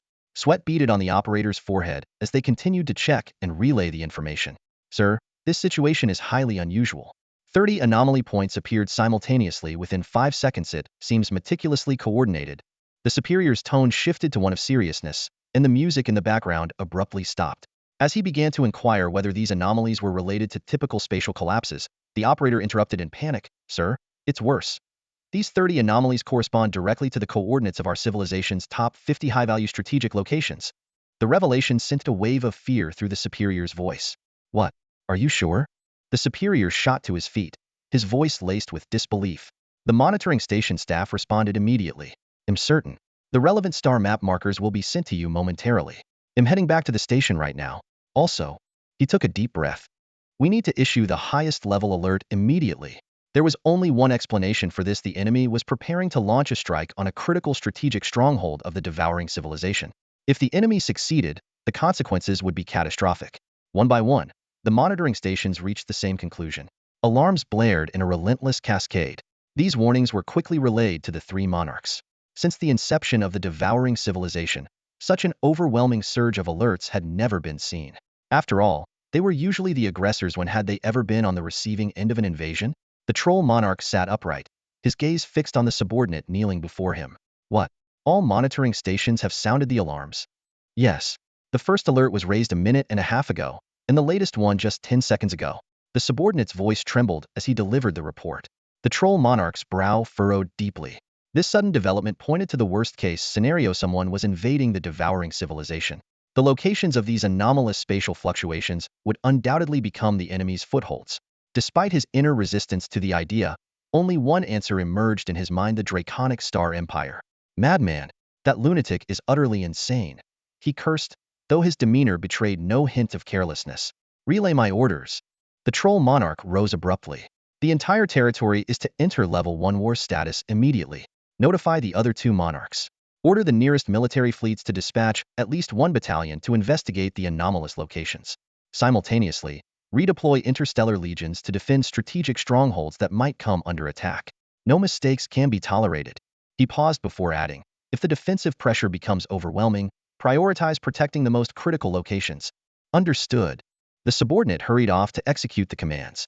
The troll monarch's gaze shifted to the star map of the devouring civilization, where over 30 warning lights blinked ominously. The sheer scale of this assault was staggering.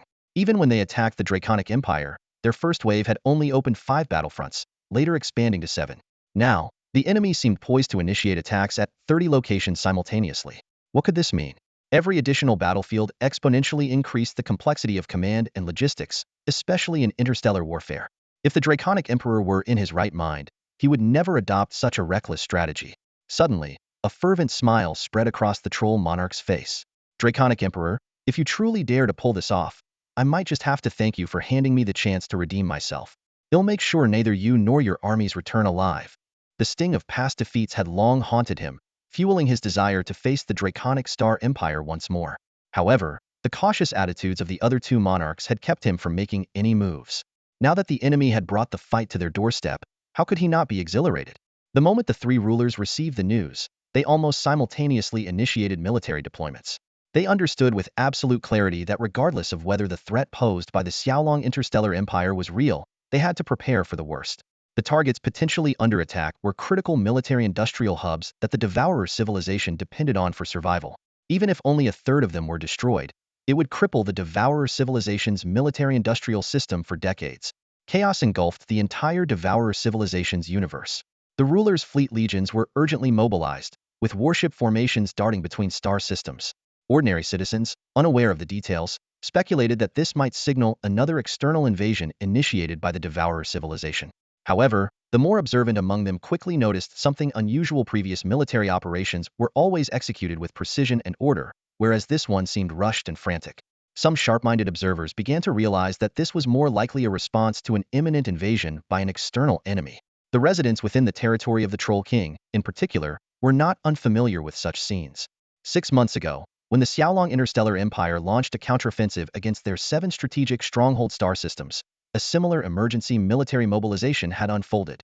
At a key strategic location, a fleet of 3,000 interstellar warships was methodically departing the port, accelerating toward the region where abnormal spatial fluctuations had been detected. A secretary officer approached the fleet commander and reported, "At our current speed, we should reach the target area within 10 minutes. The commander nodded and ordered the entire fleet to enter combat readiness. When the secretary officer cautiously questioned whether the Xiaolong Empire would truly dare to provoke them, the commander's expression darkened. He drew a deep breath, a flicker of fear flashing in his eyes. "You've never truly faced the Xiaolong Interstellar Legion. Those people are a group of highly trained lunatics. They possess the most powerful warships in the known universe. If not for their disadvantage in numbers, not even the combined forces of the entire known universe could stand against them." He continued, "Their combat strategies are flawless. The only way to defeat them is through direct confrontation, taking down their warships one by one. Based on combat data from the past 6 months, if your fleet isn't at least 5 times their size, your best option is to retreat immediately unless you're under strict orders to fight. Even with a 5-fold advantage, you cannot afford the slightest mistake. Those lunatics will fight to the death even in the face of overwhelming odds. The moment you show the smallest weakness." This rewrite retains all the original plot elements while enhancing readability with a tighter structure and vivid details. The main storyline is emphasized, and secondary elements are appropriately conveyed. Those lunatics wouldn't hesitate to tear a chunk of flesh from you. The adjutant stood on the bridge, staring in astonishment at the fleeting trace of fear in the eyes of the fleet commander. This newly formed fleet was composed of 2/3 raw recruits. The commander, however, was a seasoned veteran. Rumors swirled that his previous fleet had been nearly annihilated, but his impeccable performance on the battlefield spared him from responsibility. Instead, the military reassigned him from the front lines to this garrison system fleet, a veiled arrangement for retirement. "I know what you're all speculating behind my back," the commander said, locking eyes with the adjutant. "Yes, I was part of the invasion of the Xiaolong Interstellar Empire. That place, though breathtakingly beautiful, is a hell I never wish to return to for the rest of my life." He continued his story. "I led 3,000 starships into battle. Amidst a battlefield hosting millions of warships, we were insignificant. I've fought in large-scale conflicts before, and it was this wealth of combat experience that earned me the rank of fleet commander. At first, I thought this would just be another routine invasion, a token resistance from the enemy, followed by their surrender, allowing us to plunder their wealth and offer it up to our great overlords. But from the very beginning, this battle defied all expectations." The commander's voice grew heavy. "The Xiaolong forces retaliated with unprecedented ferocity. According to our civilization-devouring doctrine, large-scale battles operate on a 5-hour rotation system. By the end of the first rotation, my fleet of 3,000 ships was reduced to fewer than 500. Missiles rained down like meteors, heavy artillery lit up the void of space, and the sight of their terrifying warships was enough to freeze the blood. Several task groups operating alongside us didn't even make it to their rotation. They were wiped out entirely. After that rotation, I saw the faces of my officers etched with a fear I'd never seen before. Up until then, we had always triumphed with overwhelming force. But those 5 hours felt like 5 months." His surviving ships later merged with the remnants of 3 other fleets, reforming into a 3,000-ship task force. When we were sent back to the front, the entire crew had lost their former edge. The command channels were eerily silent. Everyone simply followed orders mechanically, silently praying to survive. After the second 5-hour battle, our fleet was down to just 1,000 ships. The adjutant studied the commander, barely 30 years old, and was struck by the profound depth in his Gazia weariness far beyond his years.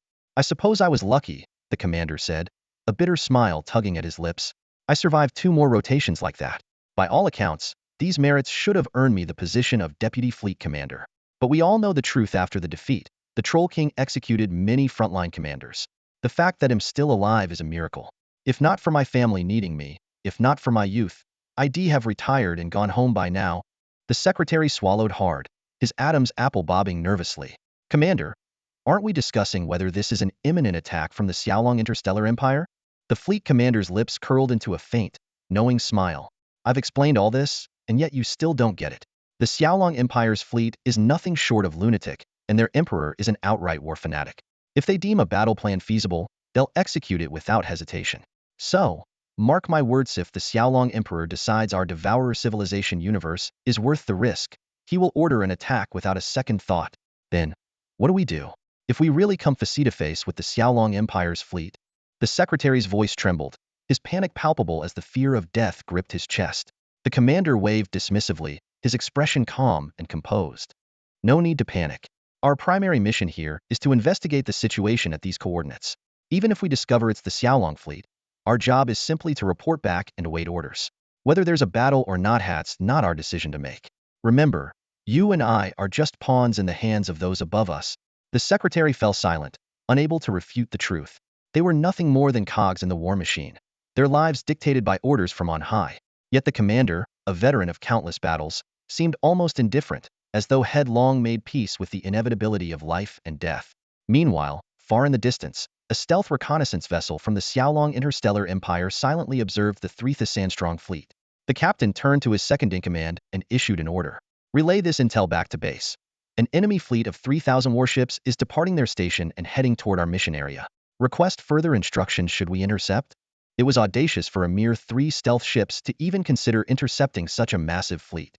But orders were orders, and if their superiors commanded them to delay the enemy, even for a fleeting moment, they would carry it out without question. The reply came swiftly. Squadron commander orders continued surveillance. No interception required. The second-in-command relayed the message.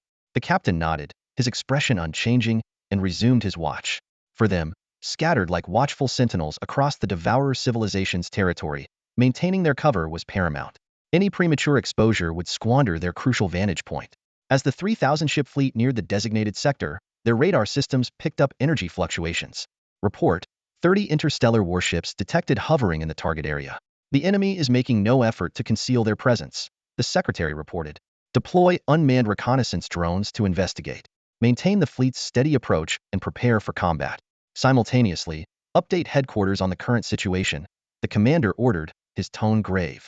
Commander, even if those 30 ships are T5 class Xiaolong warships, we have 3,000 vessels. What's there to fear?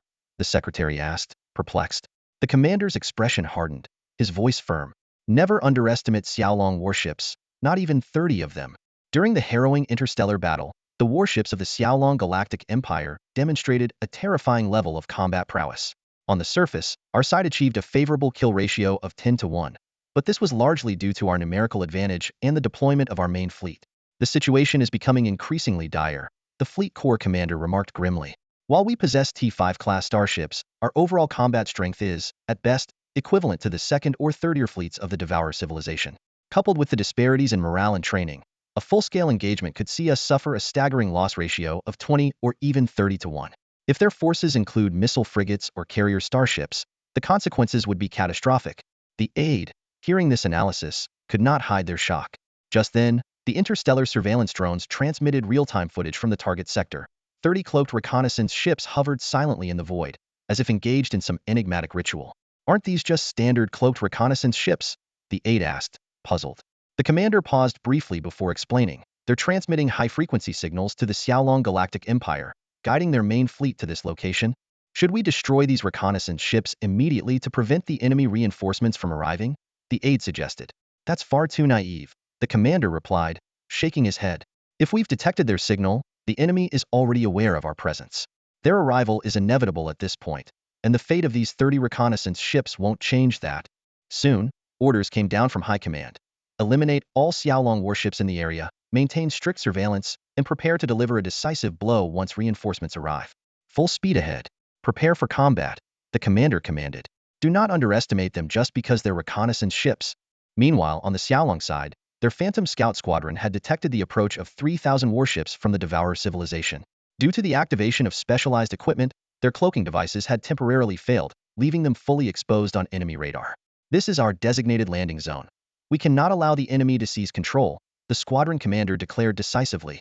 Until reinforcements arrive, no ship is permitted to retreat. Prepare for battle. The 30 cloaked reconnaissance ships immediately repositioned, forming a defensive battle formation. The site of this maneuver was clearly visible to the rapidly advancing Devourer fleet, setting the stage for the inevitable clash. The stealth reconnaissance starships hovered silently in the vastness of space, forming an invisible defensive line. The secretary scoffed, a smirk on his face. Just these few reconnaissance ships trying to block us? What a joke. Before he could finish, the fleet commander struck him sharply on the head with the edge of his hand. Remember this, the commander said gravely, his tone heavy with authority. Never underestimate any starship of the Xiaolong Galactic Empire, not even a transport vessel. The secretary, however, dismissed the warning in his heart, convinced the commander was simply overreacting due to the fear instilled by past battles with the Xiaolong Empire. Yet his arrogance was soon met with a harsh lesson. Suddenly, a series of violent explosions erupted ahead. Several Vanguard warships were instantly engulfed in flames, reduced to fiery debris. Report: we've encountered interstellar mines. 3 warships destroyed, and over a dozen others have suffered damage to their shields and hulls. The secretary froze in shock, while the commander immediately barked orders. Deploy destroyers to clear the mines. Once within range, annihilate those reconnaissance ships at any cost. The cloaked interstellar mines had been laid in advance by the Ghost Recon Squadrona calculated trap.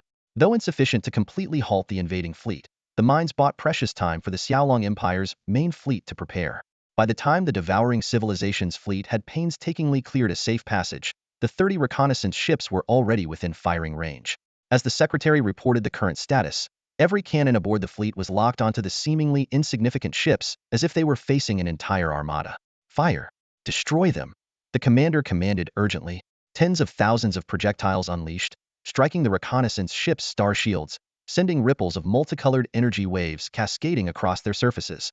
Gradually, the shields of the reconnaissance ships began to falter under the relentless assault. And then, chaos erupted. Out of nowhere, tens of thousands of insectoid combat units materialized around the devouring civilization's fleet, launching frenzied attacks against the warship's shields. They hurled themselves relentlessly at the protective barriers, sacrificing their bodies to drain the fleet's energy reserves. Insectoids! It's the interstellar swarm! The secretary cried out in horror, his voice trembling with fear. Damn it! Where did these interstellar Zerg come from? The fleet commander's voice was laced with astonishment. His eyes darted across the tactical display on the bridge, and suddenly, a thought struck him. Quick! Deploy the cloaking disruptor missiles, he ordered decisively. Yes, sir. The adjutant wasted no time carrying out the command. Dozens of interstellar escort ships swiftly formed up and fired specialized projectiles into the surrounding space. These weapons produced no visible explosions, but had a critical function. This was a countermeasure developed by the Devourer civilization specifically to combat the stealth technology of the Xiaolong Interstellar Empire. After the first battle, recognizing the threat posed by the enemy's elite fleet of cloaked interstellar bombers, the Devourer civilization began mass-producing these disruptor missiles, capable of neutralizing most cloaking systems within a specific range. Sure enough, as the disruptor missiles activated, an astonishing sight unfolded. On both flanks of the fleet, countless Zerg combat units began to materialize, and in the distance, the colossal form of a Zerg mothership emerged. These were unmistakably the Zerg forces of the Xiaolong Empire. Damn it, the previous extermination operations failed to wipe them out completely. The adjutant gritted his teeth in frustration. This must have been their plan all along, the commander said darkly. He recalled the first battle when the Xiaolong Empire had launched a massive counteroffensive against the Devourer civilization, deploying vast numbers of Zerg. After the war, while the main Zerg motherships had retreated, the remaining Zerg scattered to harass their adversaries.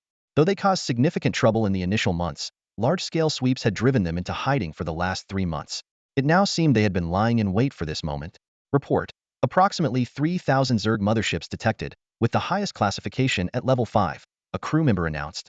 Hearing the number, the commander allowed himself a momentary breath of relief. While the Empire's Zerg forces were indeed more formidable than ordinary Zerg, The Devourer fleet still held the advantage in equal numbers. Relay the order. Stay calm. Form battle formations, and apply our standard extermination tactics. But soon, the commander noticed something unusual. These Zerg weren't attacking with their usual ferocity. Instead, they appeared to be deliberately stalling, shielding a group of 30 cloaked interstellar scout ships. This level of coordination between the Zerg and the Empire's forces was still an enigma to the Devourer civilization.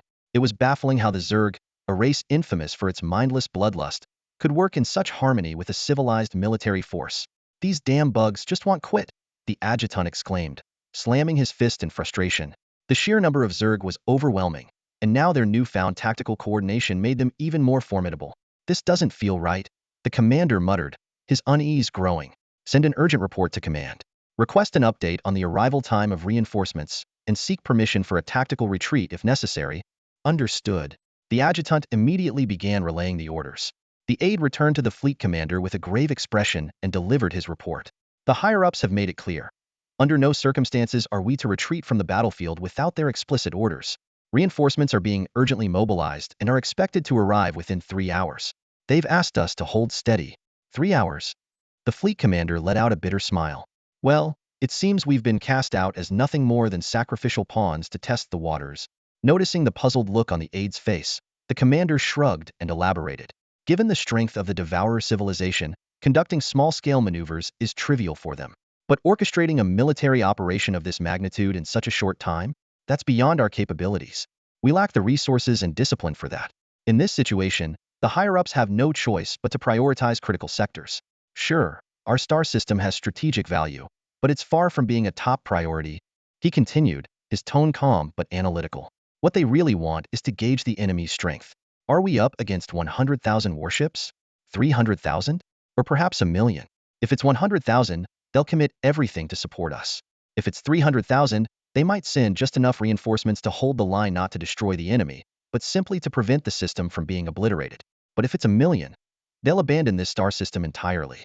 They might even destroy key facilities during the retreat to keep them out of enemy hands. And us? We're the stone thrown into the river to test its depth. The aide's face turned pale, and his legs wobbled. That means we're doomed, doesn't it? That's a very real possibility, the commander replied, his voice steady. No matter how many fleets they send our way. The aide's eyes instinctively darted toward the bridge doors, but the commander's voice turned icy. Thinking of deserting? I won't stop you. But do you remember what happened to the last deserters? Their immediate family members were rounded up, wives sold into slavery, children sent to labor in the mines. Their family name disgraced, burdened with crushing fines. If you're willing to let your loved ones suffer that fate, then by all means go ahead and leave. The aide collapsed to the ground, clutching his head. I'm only 29. I've only been enlisted for 3 years. I worked so hard to become an aide. I didn't sign up for this. I don't want to die. The commander signaled to a seasoned soldier nearby. Inject him with a sedative. We can't afford to let him disrupt morale. Just as the tense silence began to settle, a shout broke through the atmosphere. Commander, look over there. Through the viewport, a luminous object resembling a polished gemstone appeared in the distant void.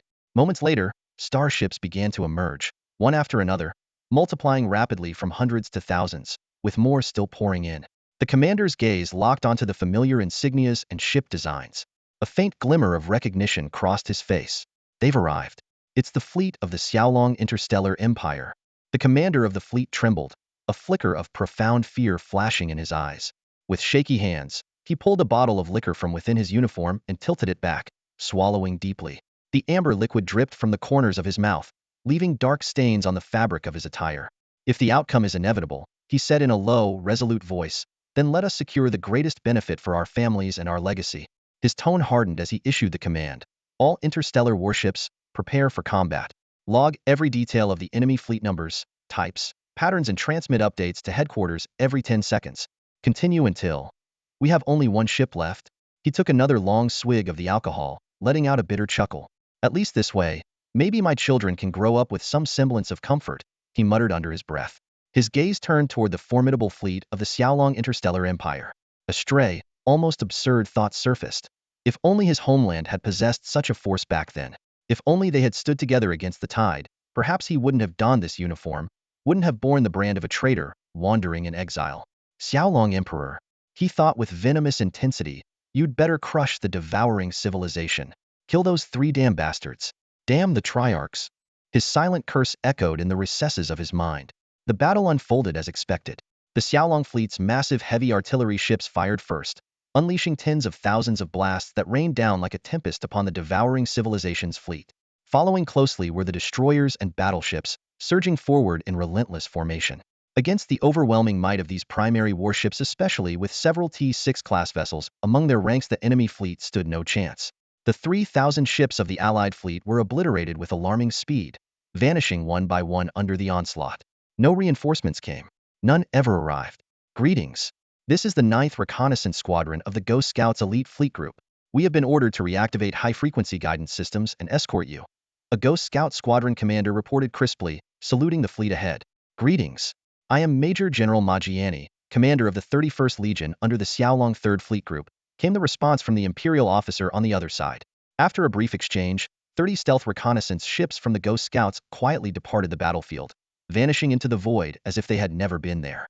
Their work was far from over. They would continue to operate in the shadows of the cosmos, repairing their ships and gathering intelligence critical for the Ghost Scouts Elite Fleet Group, serving as vigilant eyes in the darkness.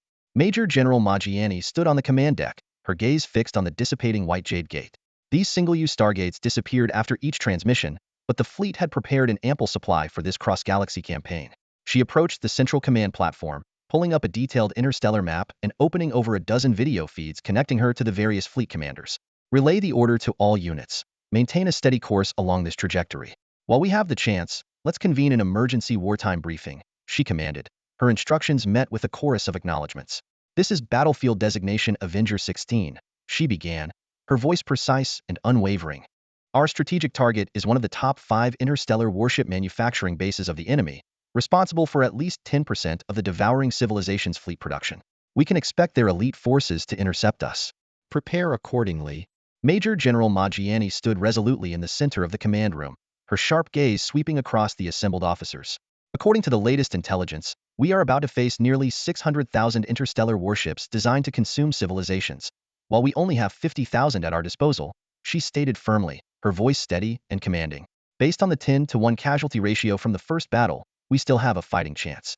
But don't forget, this isn't a home field operation. Our strategic resources will only last for 5 days of combat. She paused briefly, then continued with determination. Before we receive our next mission, our objective is clear: launch an all-out offensive and inflict maximum damage. Understood. The officers responded in unison, their voices resolute. The group then turned their attention to analyzing the detailed data of the 16 battlefields. A brigadier general was the first to offer a suggestion. This star system holds no significant strategic value. I propose a standard assault strategy. Heavy artillery ships and missile ships provide covering fire, carriers secure air superiority and offer support, while the remaining warships advance hidden. However, our primary target should be the enemy's stargate, not their military factories. After a brief discussion, the battle plan was finalized. Deploy 15,000 warships to launch a direct assault on the stargate and sever the enemy's reinforcement route. Another 15,000 warships would target the military factories, while the remaining forces would act as reserves for rotation. This will be the 31st Legion's first independent mission on a localized battlefield. Major General Ma raised her voice to emphasize her point. We must fight with distinction and prove ourselves worthy of the trust placed in us by the Grand Marshal and His Majesty. Meanwhile, in the enemy's command center, the Demon King and the Drought King were locked in a heated argument over the unfolding situation. 30 defensive star systems were under simultaneous attack. Despite their numerical superiority, their forces were being suppressed by a much smaller enemy fleet. This is impossible, the Drought King declared vehemently. The Xiaolong Empire can't possibly open 30 main battlefronts at once. There must be some kind of deception at play. The Demon King slammed the table in frustration. Then tell me, where is their real primary offensive? The fastest star system might fall in less than 10 hours. His anxiety was not unfounded. His forces had suffered the heaviest losses in the first battle, leaving his defenses stretched thin and forcing him to rely on reinforcements from the other 2 kings. This adaptation retains all the key elements of the original narrative while delivering a natural and engaging flow of language, ensuring readability and maintaining the dramatic tension. In the dimly lit council chamber, the voice of the Troll King carried a sense of urgency. Dark Sovereign, we must make a decision immediately. If we fail to deploy reinforcements on a large scale, we will lose the initiative on the battlefield. Should the strategic locations fall to the fleet of the Xiaolong Interstellar Empire, the consequences will be catastrophic. His gaze turned to the Dark Sovereign, who had remained silent throughout.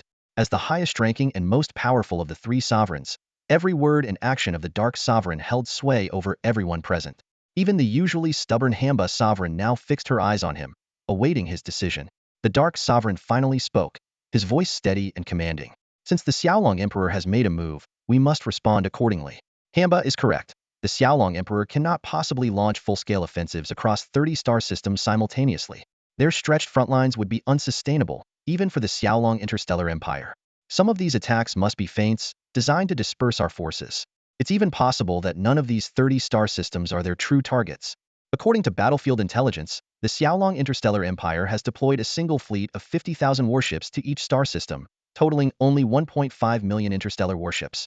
Yet their total fleet size is estimated to be at least 5 million, Hamba Sovereign added. The Dark Sovereign continued his analysis. This means the Xiaolong Emperor still has at least 3.5 million warships at his disposal. We cannot recklessly commit all our forces, but neither can we allow them to wreak havoc across our territory unchecked. Based on previous battle data, we've seen that as long as our fleet size outnumbers the enemy 10 to 1, we can hold our ground and drag the conflict into a war of attrition. Currently, in systems where we've deployed over 500,000 warships, the situation reflects this. While the Xiaolong fleets appear aggressive, they've made little actual progress. After a brief pause, he made his decision. First, we will send reinforcements to these 30 star systems, increasing the station fleets to 500,000 warships each. Hamba Sovereign expressed approval of this plan. Such a deployment would mobilize 15 million warships while retaining sufficient reserves for future contingencies against the Xiaolong Empire. The Troll King, however, cautiously suggested, I think we should allocate more forces to key star systems rather than uniformly assigning 500,000 to each. What if this is a ploy by the Xiaolong Empire? They might suddenly launch devastating attacks on our critical systems, and by the time we redeploy, it could be too late. Surprisingly, Hamba Sovereign agreed. That's a valid point. Some star systems can be used to stall and distract the Xiaolong Empire, perhaps even as bait. But certain key systems must not falter. For instance, our largest starship production system must be reinforced with at least 1 million warships, or even more, to ensure its absolute security. The Dark Sovereign nodded in agreement. This suggestion is reasonable. In addition to the 15 million warships, I will allocate another 5 million. Prepare a list of the critical star systems, and bolster their defenses accordingly. The Troll King finally breathed a sigh of relief, but quickly added a reminder. Even with reinforcements, we must remain vigilant against other potential strategies from the Xiaolong Empire. Additionally, the Holy Elven Empire has shown unusual activity. Their fleets are mobilizing, and all military star systems have been sealed off. Our spies can no longer gather intelligence on their intentions. If they, like the Xiaolong Empire, launch an offensive against us, the situation will become dire. While their warships are not as advanced as the Xiaolong Empire's, their total fleet size of 30 million cannot be ignored. Should they deploy 20 million warships to join the conflict, it would pose a monumental threat to us in our current state. Stay vigilant. The voice of the Drought Demon King resonated through the virtual conference room, a glimmer of caution flashing in his eyes. The Black God King fell into a brief moment of contemplation before providing a detailed analysis. Currently, we have 80 million interstellar warships at our disposal, a number restored and consolidated after the last war. Given the cautious nature of the High Elves of the Holy Elven Empire, they are unlikely to dispatch more than 20 million warships. Based on past engagements, to hold our ground against their fleet of this size in a direct confrontation, we would need 40 million ships. However, this is our home turf. Logistics and maneuverability are in our favor. With 20 million ships set aside as a mobile force, we can easily stall their assault. The Drought Demon King nodded in agreement. 20 million ships may not be enough to crush them outright, but it's more than sufficient to buy us time. What about that piece of equipment? The Troll King asked cautiously, referring to the advanced black tech weapon delivered by the Order faction, capable of summoning a fleet from the Abyssal Legion. The Black God King's tone turned stern. We can deploy it if absolutely necessary, but its safety must be guaranteed. We've already lost several of these devices in the last campaign. The construction of such technology, reliant on core materials provided by the great entities, comes at an astronomical cost. Each connection with them exacts a heavy toll. We cannot afford further losses. The warning was unmistakable. The outcome of the previous battle had clearly left him deeply dissatisfied, likely earning him reprimands from the Order. Understood, the Troll King replied, lowering his gaze. The Drought Demon King began strategizing for the future. This time, on our own territory, we must ensure that any enemy daring to invade meets their end. This is the perfect opportunity to annihilate the main forces of the Skylord Interstellar Empire and prepare for our next offensive. Get to work and carry out your assignments, the Black God King ordered, his icy gaze sweeping over the other two. This is our domain. Don't embarrass me again. If anyone causes me trouble before the great entities, I guarantee they'll regret it. With that, he terminated the communication. The Drought Demon King cast a meaningful glance at the Troll King. Make sure there are no mistakes this time, or this council might only have 2 kings left. The Troll King snorted coldly and silently exited the meeting. Back in the physical realm, the Troll King opened his eyes, his expression grim. Without hesitation, he summoned his subordinates and issued strict orders. There will be no room for error. Every star system within our territory must be secured. Inform the commanders of all fleet divisions that if anyone fails, their families will face the consequences. He then turned to his secretary. What's the status of the Troll King-class flagship repairs? This quasi-T7 interstellar fortress ship had survived the last clash with the Hive mothership but had sustained significant damage. Repairs are 93% complete, the secretary reported. The remaining work involves hull armor and exterior finishing. Full restoration is estimated to take another month. A slight furrow appeared on the Troll King's brow, a clear sign of his displeasure at the delay in restoring his flagship. However, he had no choice but to accept the reality. Order them to continue the repairs, and have the entire crew stationed and ready to deploy at a moment's notice. Ensure that, if needed, the ship can launch within 5 hours. After all, the state of an interstellar warship docked at a starport versus one stationed in dry dock was worlds apart. The former indeed takes less time to activate combat readiness. The latter, however, especially those massive interstellar battleships, often require the assistance of space tugs to leave the dock. For instance, when the colossal Fortress-class warship Troll King entered the dock, it required over 100 space tugs, taking a full 10 hours to complete the docking process. Yes, sir. The secretary responded and turned to the Troll King. My lord, is there anything else you'd like to address? Not for now. You may leave, the Troll King replied. Oh, and one more thing, if any issue arises on the battlefield, report to me immediately. After the secretary silently exited, the Troll King stood in the silent, pitch-black palace, taking a deep breath. He silently prayed, hoping that no new complications would arise this time. He could no longer endure further disruptions. The tides of battle began to shift quickly, with the 3 kings deploying 20 million Devourer-class interstellar warships to reinforce the 30-star system battlefields. The offensive of the Xiaolong Legion's fleet was noticeably impeded, and their advance slowed significantly. The 24-hour assault period passed in the blink of an eye, and the Xiaolong Interstellar Empire was about to transition to the next phase of its tactical operations. This would serve as a crucial test of the Ghost Recon Elite Fleet Group's combat coordination and capabilities. On the bridge of the T6 Rakshasa Reaper-class interstellar dreadnought, Zhong Xiaoxia reported to Grand Marshal Charlotte via a video feed. Grand Marshal, this is the latest enemy intelligence gathered by our Ghost Recon units. If you have any questions, please feel free to ask. Nervous? Charlotte asked casually while reviewing the updated intelligence. Zhong Xiaoxia was momentarily taken aback, not expecting such an opening. A little nervous, she admitted. Understandable, Charlotte said calmly. Our battles and deployments across the universe rely heavily on the intelligence and analysis provided by your Ghost Recon units. You are our eyes and ears. If the intelligence is wrong, every step we take could lead us astray, possibly into an abyss of no return. Rest assured, Grand Marshal, Zhong Xiaoxia responded immediately. Our intelligence is absolutely accurate. Each of our reconnaissance team. That's enough, Charlotte interrupted. Now's not the time for assurances. The accuracy of intelligence isn't for me to decide, but know that we place unconditional trust in your reports. After swiftly reviewing the intelligence, Charlotte continued, her tone measured. According to the report, the 3 kings have deployed 500,000 warships to battlefields 11 through 30 and 1 million to battlefields 1 through 10, totaling 20 million. Aside from stationing some forces near key star gates and systems, there have been no other significant movements. Is that correct? Yes, Zhong Xiaoxia replied, analyzing further. The enemy clearly prioritizes high-value systems, while the other 20 appear to be bait, likely to lure us into committing more forces. Then, Charlotte asked, shifting her tone. If you were one of the 3 kings, what would you do next? Caught off guard by the question, Zhong Xiaoxia hesitated. Grand Marshal, while I command a fleet, my primary role is intelligence gathering. Just intelligence gathering? Charlotte fixed her with a piercing gaze. If that's all you see yourself as, then your qualification to lead the Ghost Recon Elite Fleet Group is questionable. In the vision shared by me and His Imperial Majesty, the Ghost Recon units and the Emperor's Royal Guard fleet are complementary, closely tied to the Dragon Sovereign-class interstellar command ship.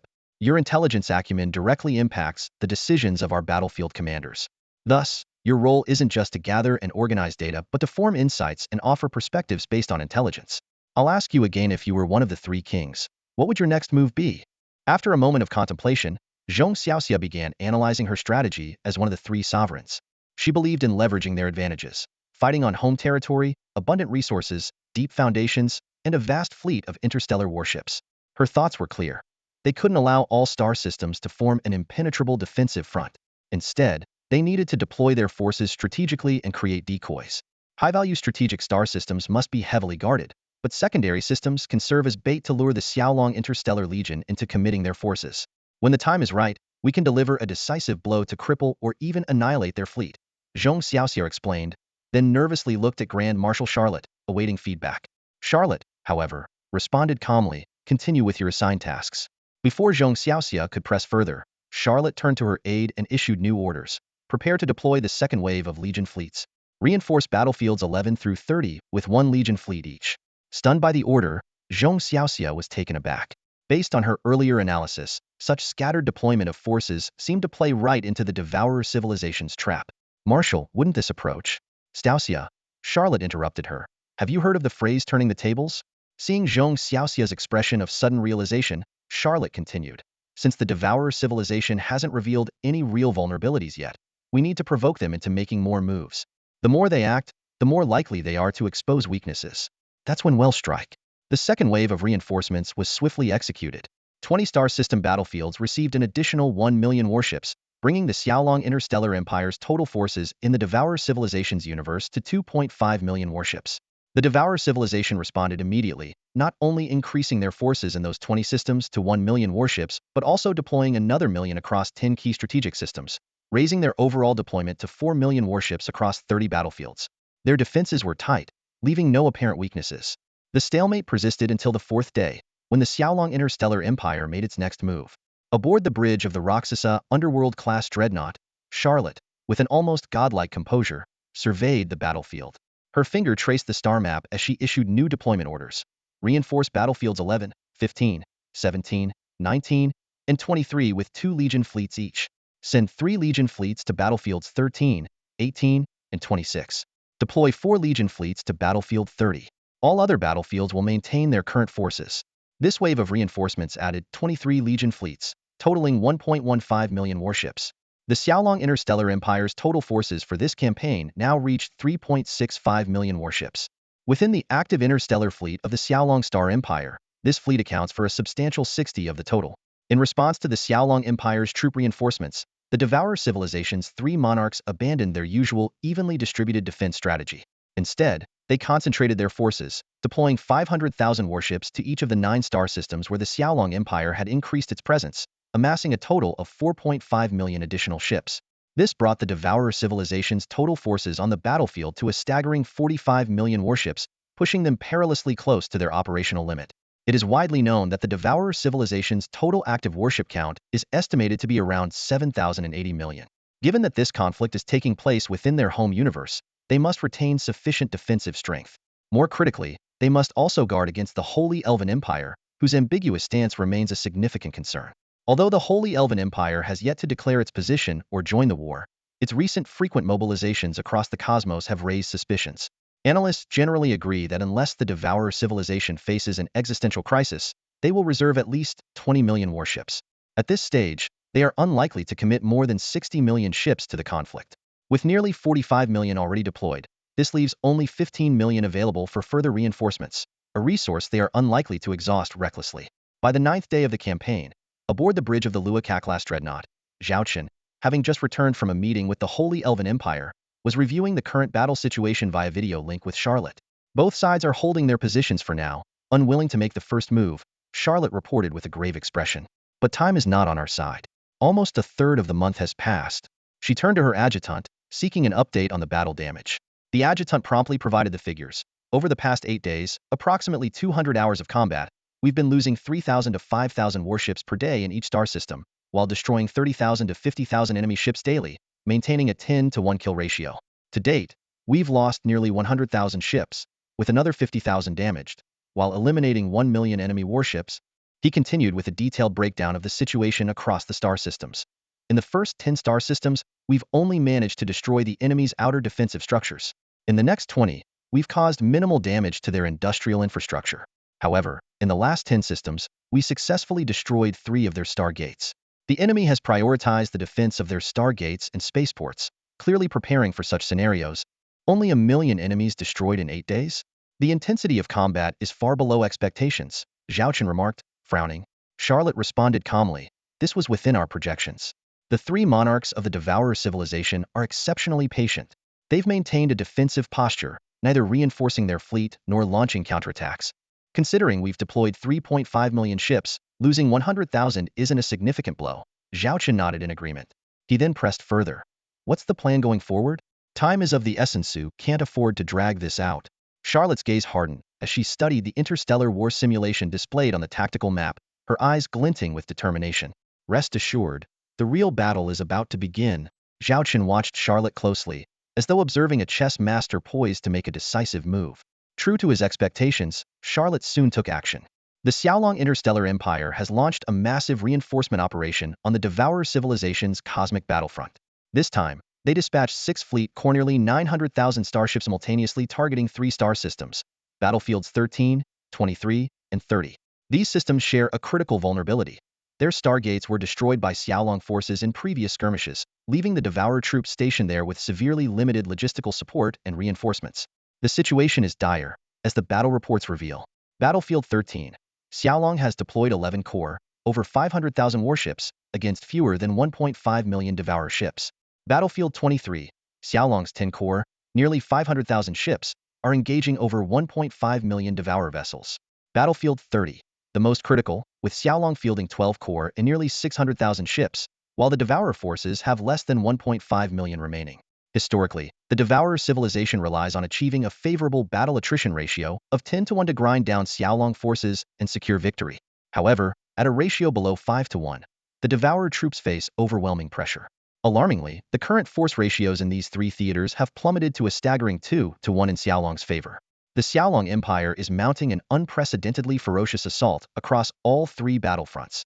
Tens of thousands of heavy artillery ships and missile carriers are unleashing relentless firepower, shattering planets and threatening the integrity of key bases.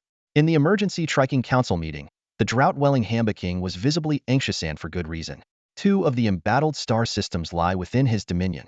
These systems are critical, he stressed. One houses a starship factory, another a resource hub, and the third is a vital economic trade center. While we initially planned to use these systems as bait, we cannot afford to let them fall without consequence. Xiaolong has committed 25 of their total forces, around 1.5 million warships, to this operation. The encirclement is large enough. If we can annihilate these fleets, it will deal a devastating blow to their war effort. The Troll King, on the other hand, appeared far less concerned, as the besieged systems had no bearing on his territory. Leaning back with a smirk, he remarked, "Perhaps we should wait and see. This might just be a feint." Meanwhile, the Black God King sat in contemplative silence, his mind fixated on a critical question. What is the Xiaolong Empire's true objective? Logic dictated that their focus should be on the 10 most strategically significant star systems, yet those areas remained eerily quiet. Was this an elaborate diversion, or had Xiaolong reassessed their priorities and adjusted their strategy? This lingering uncertainty gnawed at him. What game was the Xiaolong Interstellar Empire truly playing? The Dark God King furrowed his brows, sinking into deep thought. Time was running out. 3 critical star systems gates had already fallen, and the redeployment of reinforcements was imminent. Dark God, we must make a decision immediately, the King of Drought pressed urgently. If we fail to send reinforcements in time, the enemy will crush our interstellar fleets and destroy key strategic locations in no time. By the time reinforcements arrive, all they'll find is a wasteland. The Dark God King slowly opened his eyes and spoke in a low voice. We cannot abandon these 3 star systems. Activate the spatial deployment equipment immediately and dispatch 2 million interstellar warships to each system. This decision swiftly mobilized 6 million warships, bolstering the defensive strength of each star system to 3.5 million ships. Although it fell short of the ideal 10:1 defensive ratio, it was sufficient to hold off the Xiaolong Interstellar Legion's assault in the short term. However, this massive redeployment significantly reduced the maneuverable fleet of the devouring civilization. With a total fleet limit of 60 million ships, the 3 monarchs now had only 9 million ships left for flexible deployment. Let me see what tricks the Xiaolong commander has up his sleeve, the Dark God King said meaningfully. Meanwhile, Zhong Xiaoxiao was briefing Zhao Chen and Charlotte on the latest intelligence. Thanks to the surveillance efforts of the Ghost Recon Elite Corps, every move of the devouring civilization was under their watch. Charlotte studied the interstellar map, a faint smile forming at the corner of her lips. The 3 monarchs have finally acted as expected. Relay the order 24 hours from now. Deploy 6 fleet corps to each of the 5th, 7th, and 8th battlefields simultaneously. This command mobilized 900,000 warships, bringing the Xiaolong Interstellar Empire's total forces on the devouring civilization's battlefront to 5.3 million ships, just 700,000 shy of the 6 million limit. On the surface, it seemed the Xiaolong Empire's true intentions were exposed, feigning attacks on 3 star systems while targeting 3 other, more strategically valuable regions. 24 hours later, these previously calm star systems erupted into fierce battles. The newly arrived Xiaolong fleets struck with overwhelming force, their offensive intensity surpassing anything seen on prior battlefields. Though the Holy Elven Empire refrained from direct involvement, they closely monitored the war's progression through various means, including advanced technologies deployed on the devouring civilization's home turf. When the latest war reports arrived, a high-ranking Elven strategist briskly entered the room, updating the massive interstellar war map and causing a stir among those present. So the Xiaolong Empire's real targets are these 3 star systems, someone exclaimed in realization. No wonder the earlier reinforcements were just a feint. Now the devouring civilization can muster less than 8 million ships. Even if they deploy them all to these systems, they can barely hold the line. Humph, you're underestimating the Xiaolong Emperor. Another strategist sneered. What we've seen so far are just the regular fleets. The elite armadas are the real trump cards. Just wait and see. In the distance, the battlefield buzzed with murmurs and speculation. The gazes of the Elven Kings were fixed on the pivotal conflict unfolding before them. The Azure Water Elven King sighed and remarked, "Who would have thought the Xiaolong Interstellar Empire could hold its own against the Devourer civilization?" The Kagaya Elven King responded calmly, "Their restraint is not without reason. The Devourer civilization is wary of us. Those 20 million unused interstellar warships there clearly being reserved for our intervention. Regardless, the Xiaolong Interstellar Empire's performance thus far has been remarkable," the Emerald Elven King said with a serious tone. The Radiance Elven King added, "If the Xiaolong Emperor can deal a decisive blow to the Devourer civilization in this campaign and cripple their strategic star systems, it would force them into decades of dormancy, granting us a much-needed reprieve." Just then, a voice laced with sarcasm echoed from the doorway. The Flame Elven King leaned casually against the frame, a cold smirk on her lips. A reprieve for rest and recovery? Or just delaying the inevitable demise? In recent days, the Flame Elven King's dissatisfaction had become increasingly apparent. Even in the presence of the Azure Water and Emerald Elven Kings, she did not hesitate to express her disdain. The other Elven Kings wisely avoided provoking this living volcano that could erupt at any moment. As the eldest among them, the Radiance Elven King stepped forward to mediate with a sigh. "Solomon, I understand your frustration over our decision not to send reinforcements to the Xiaolong Interstellar Empire. But this choice was made with the interests of the sacred Elven Empire in mind." The Flame Elven King's voice was sharp and unyielding. "Then let me ask you this: if the Xiaolong Interstellar Empire gains the upper hand in this battle, what will you do? Will you commit troops to annihilate the Devourer civilization?" Silence fell over the room. She sneered. "What's the matter? Afraid to answer? Fine. Let me ask again: if the Xiaolong fleet faces peril, will you step in to assist?" Her relentless questioning was met with the same uneasy silence. At last, the Radiance Elven King broke it. "If the Xiaolong Interstellar Empire's home universe were under threat, as their allies, we would naturally extend our support." "Allies, you say?"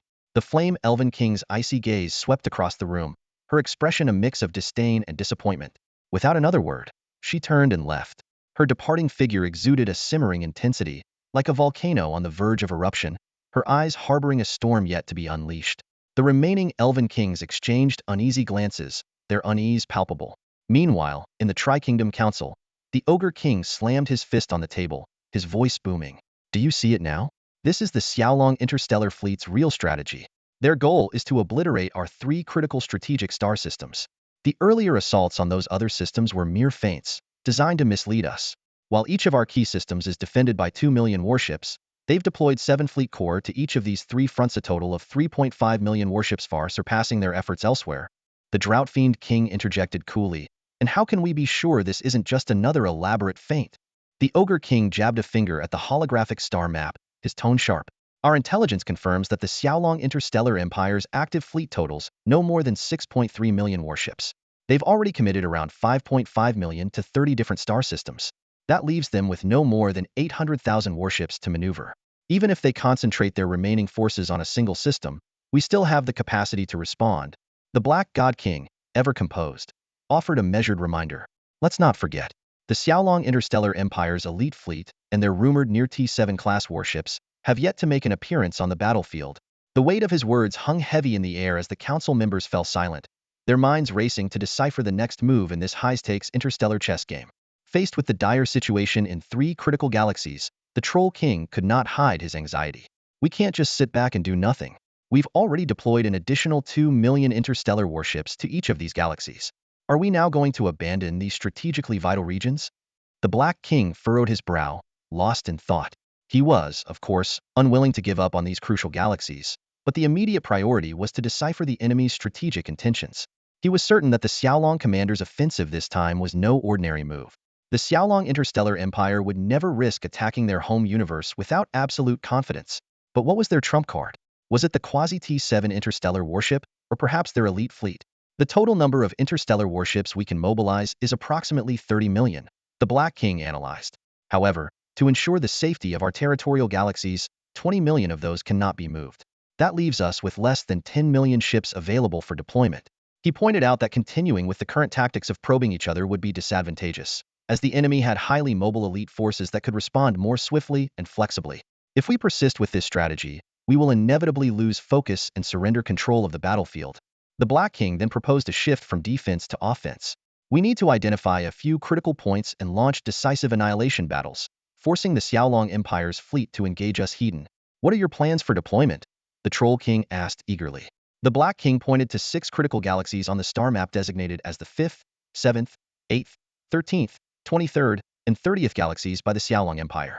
The Xiaolong Empire has heavily fortified these battlegrounds. The first 3 galaxies each have at least 300,000 warships, while the latter 3 have roughly 500,000 each, totaling nearly 2.5 million ships, half of their total forces. If we can annihilate their fleets in these 6 locations, any losses in other regions would be within acceptable limits. After all, our ultimate goal is to launch a counteroffensive against the Xiaolong Empire. The 2 kings nodded in agreement.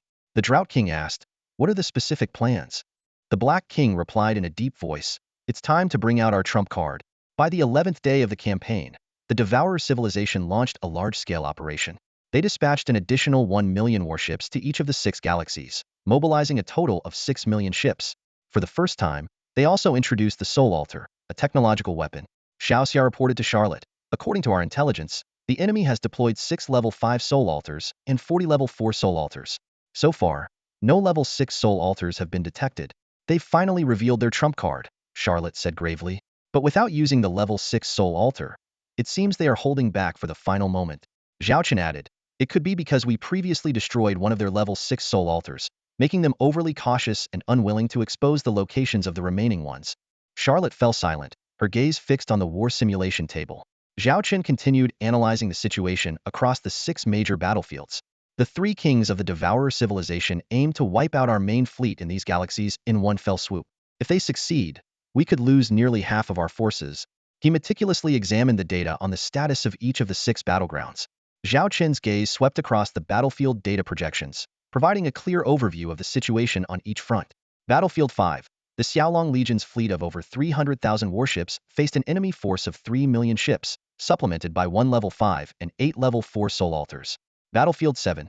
Similarly, the Xiaolong Legion deployed over 300,000 warships against 3 million enemy ships, supported by 1 level 5 and 7 level 4 Soul Altars. Battlefield 8. The situation mirrored that of Battlefield 7. Battlefield 13.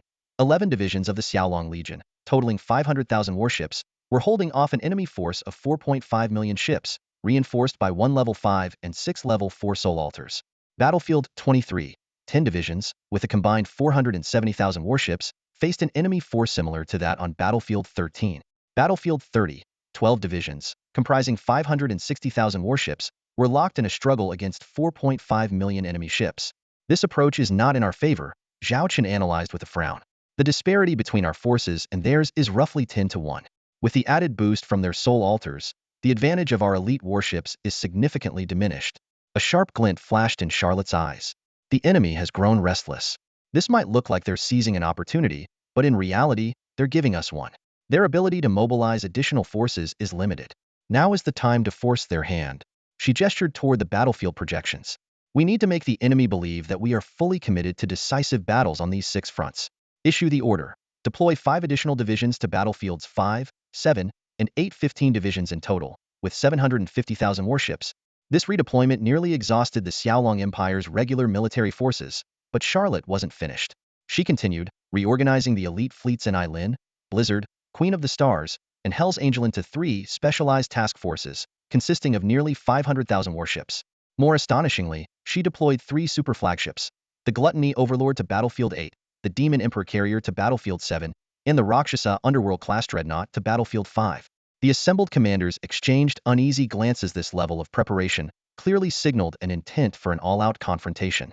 When they turned their questioning eyes toward Emperor Zhao Chen, he surprised them with an unexpected inquiry.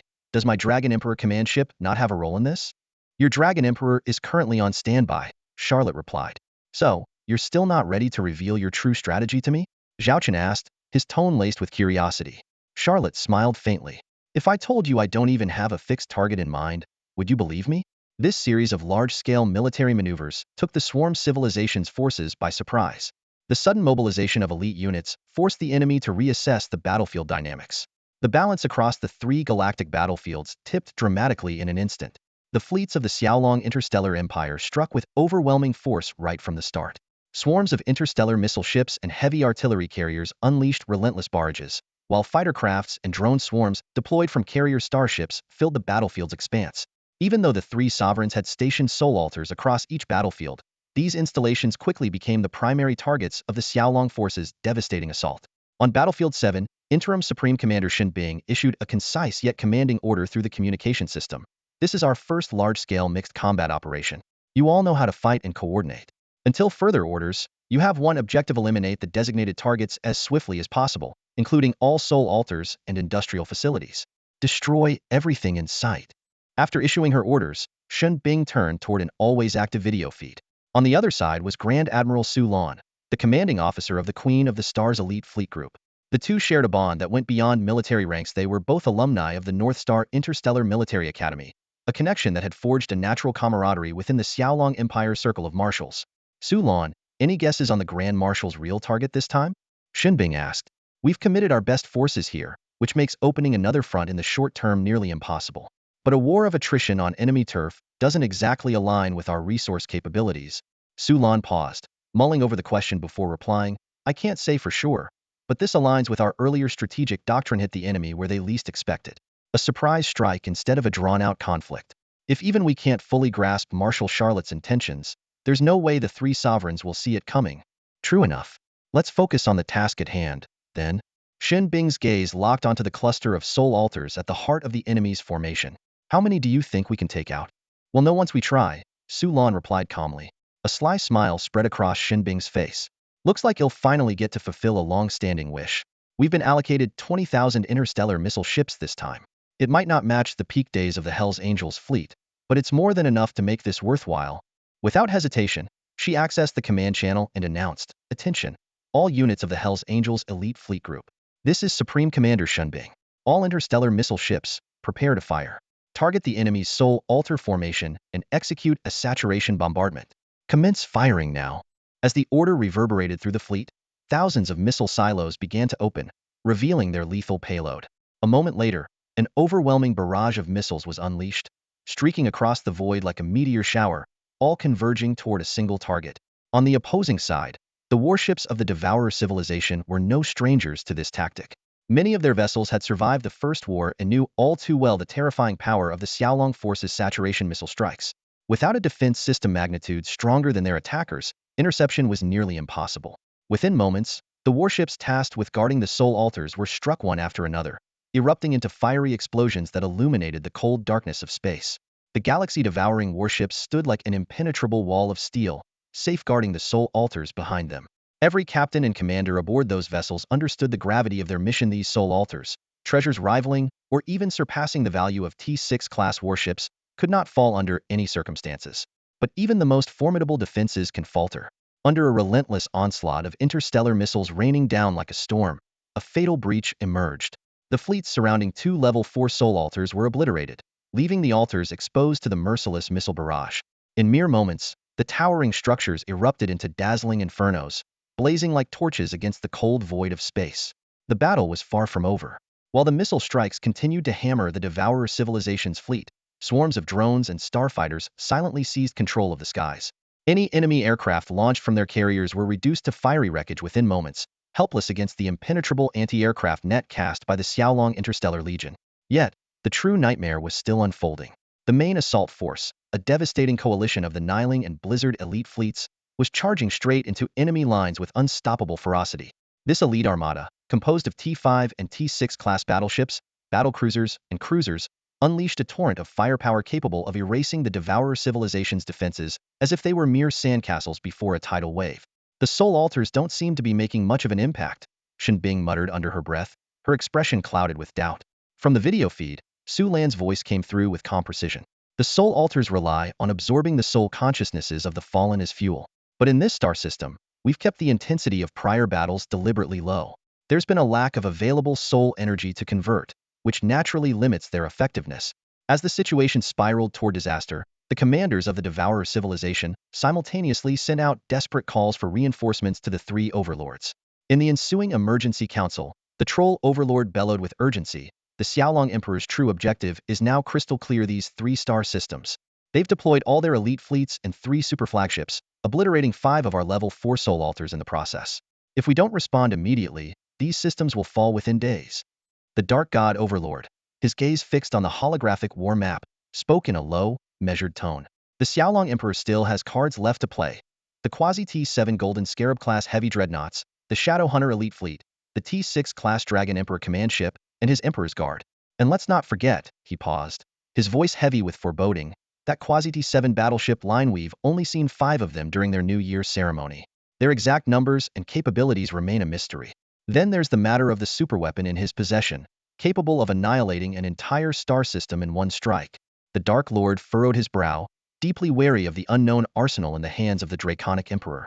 His hesitation was evident, and the Demon King, unable to bear the tense silence any longer, spoke up. Dark Lord, your caution is understandable, but the immediate priority lies with those 3 galactic battlefields, the Demon King said with a serious tone. Are we really going to abandon them just because we're intimidated by the possibility of the Draconic Emperor's undisclosed interstellar warships? As for their so-called superbomb, we already have a comprehensive contingency plan in place. Surveillance systems have been deployed across all critical star systems. At the first sign of high-energy fluctuations, we can neutralize the threat swiftly. Worst-case scenario, we lose a few insignificant systems. But in a war against AT6 interstellar civilization, isn't sacrificing a few minor territories to exhaust their strategic weapons a worthwhile trade? Surprisingly, the usually contentious Drought King sided with the Demon King for once. For once, this guy makes sense, the Drought King remarked before adding, Dark Lord, it's time to make a decision. As you said, we've set the bait, and now the Draconic Interstellar Legion has committed 36 fleets, including their elite forces, over 2.3 million warships in total. If we can annihilate this force here, even at the cost of a few secondary systems, it would be a decisive victory. Afterward, with some preparations, we could launch a counteroffensive against the Draconic Interstellar Empire itself. The combined arguments of the 2 kings seemed to sway the Dark Lord. He took a deep breath and finally spoke. You both make valid points. Very well, dispatch reinforcements to secure those 3 battlefields. We must seize the initiative and eliminate these Draconic fleets. How many reinforcements are we sending? The Drought King pressed eagerly. If necessary, I'm ready to personally lead my forces into battle. The Dark Lord fell silent, contemplating the critical balance. The number of reinforcements was pivotal enough to ensure victory without compromising the defense of their core systems, or leaving them vulnerable to potential interference from the Holy Elven Empire. With a hard cap of 60 million warships, they had already deployed 56 million. Sending only 4 million more wouldn't be enough to achieve a decisive victory. Break the previous limit, the Dark Lord decided at last. Send an additional 9 million warships, 3 million to each battlefield. Drought King, you may lead your elite guard to any of the 3 battlefields and act as the spearhead for our offensive. The Drought King's face lit up with excitement. Among the 3 most formidable armies of the devouring civilization, the Demon King's forces were still recovering from heavy losses, and the Dark Lord's elite fleet had to be kept in reserve as a trump card. This left the Drought King's army as the only one ready to immediately engage in battle. What about me, Dark Lord? The Demon King interjected, unwilling to be left out. My forces may not be at their peak, but they're more than capable of fighting on home turf. The Dark Lord shook his head. No, your fleet must remain here. Don't forget, the Draconic Interstellar Empire still has the Starborn Zerg at their disposal. The Zerg lost at least 1 billion hive ships in the last campaign, the Demon King mused. Even with their prolific breeding, they couldn't possibly recover in just 6 months. The Black God King wore a grim expression, his voice resonating through the council chamber. We know far too little about this Xiaolong Zerg fleet. We must not take them lightly. Considering your prior combat experience with them, You will take full command of this unit should we encounter them. The Troll King reluctantly agreed, casting a glance filled with envy at the Drought Demon King. The Drought Demon King's gaunt face curled into a faint, enigmatic smile. Troll, rest assured. The humiliation you suffered before, I will help you erase. After all, we are the three kings. Your shame is our shared shame. Though the words seemed comforting on the surface, they carried an undertone of mockery. The Troll King shot a cold glare at the Drought Demon King and merely let out a disdainful snort. Some things could not be resolved through words alone. Only by personally erasing his disgrace could he silence certain people. That humiliation was etched in his memory. The Black God King decisively concluded, now that we have a decision, time is of the essence. Begin preparations immediately. With that, the King's Council adjourned, and all parties swiftly moved to make their arrangements. The devouring civilization mobilized a staggering 9 million interstellar warships, alleviating the urgent crises across 3 star systems and fundamentally altering the battlefield dynamics. Despite losing hundreds of thousands of ships in the earlier battles, their remaining fleet of 6 million was still substantial compared to the Xiaolong Legion, which had fewer than 700,000 ships per system. At first glance, even considering the Xiaolong Legion's elite fleet, the 10-2 numerical advantage seemed to favor the devouring civilization. However, a shocking decision by the devouring civilization changed everything. Through the implementation of the blood sacrifice plan, massive numbers of pitch-black interstellar warships began to appear across the 3 star systems. The daily production rate reached a staggering 1 million ships. When Zhao Chen learned the details of this plan, he was deeply shaken. A multitude of interstellar transport ships started appearing on the battlefield, but instead of carrying weapons or equipment, they were loaded with living slaves the fuel for the soul altars. These individuals were confined in specially designed incineration chambers, meeting their end in the most horrific ways. These bastards, the deputy captain of the Dragon Sovereign cursed in fury upon learning of the atrocities. Zhao Chen watched coldly as the charred remains of discarded bodies were thrown aside. His voice was low and grim. They're compensating for the energy deficit in the soul altars, resorting to any means necessary to increase the production of their pitch-black fleet. Charlotte issued a warning via video. The soul altars are operating at an alarming rate. If they're not destroyed soon, they'll be producing nearly 1 million warships every single day. Even though these are only products of 4th or 5th level altars, their sheer numbers could severely disrupt our strategic objectives, dragging us into a war of attrition. Lilith added, the cruelty of the 3 kings far exceeds anything you can imagine. She then played several videos, each more horrifying than the last. Near-Earth orbital weapons unleashed indiscriminate bombardments. Artificial beasts hunted people in the streets. Toxic gas blanketed cities, and weapons of extreme heat, cold, and viral outbreaks were used to carry out mass exterminations. On the interstellar battlefield, a stealth reconnaissance ship transmitted a shocking discovery. Lilith held a classified document intercepted by Ghost Scouts, detailing the devouring civilization's ruthless blood sacrifice plan. This plan was divided into 2 phases. The first phase involved utilizing slaves transported by interstellar carrier ships. A massive number of these ships would unknowingly deliver the slaves to the star system where the soul altar was located, where they would be slaughtered to fuel the altar's energy. The second phase was even more horrifying. An extensive massacre was to be carried out across all planets within the battlefield star system, with the goal of exterminating 95% of the general population. Only a select few, including the privileged class, high-ranking talents, and elites, would receive advance notice and escape to shelters to preserve their lives. After hearing Lilith's account, even the cold-blooded orc Charlotte couldn't help but curse. What monsters! Zhao Chen's expression darkened as he remarked, these 3 sovereigns have truly provoked the wrath of gods and men alike. He fixed his gaze on Charlotte, suppressing his inner fury as he awaited her next strategic move. He was certain Charlotte had deeper plans in mind. At that moment, a subordinate rushed in with an urgent report. New intel from the Ghost Scouts. In addition to the 3 million interstellar warships already deployed to support the 3-star system battlefronts, the Drought Sovereign's Legion has also begun mobilizing. They have left their station system and are now traversing a stargate. They are expected to arrive at one of the battlefield star systems in 5 hours. This news sent a shockwave through everyone present.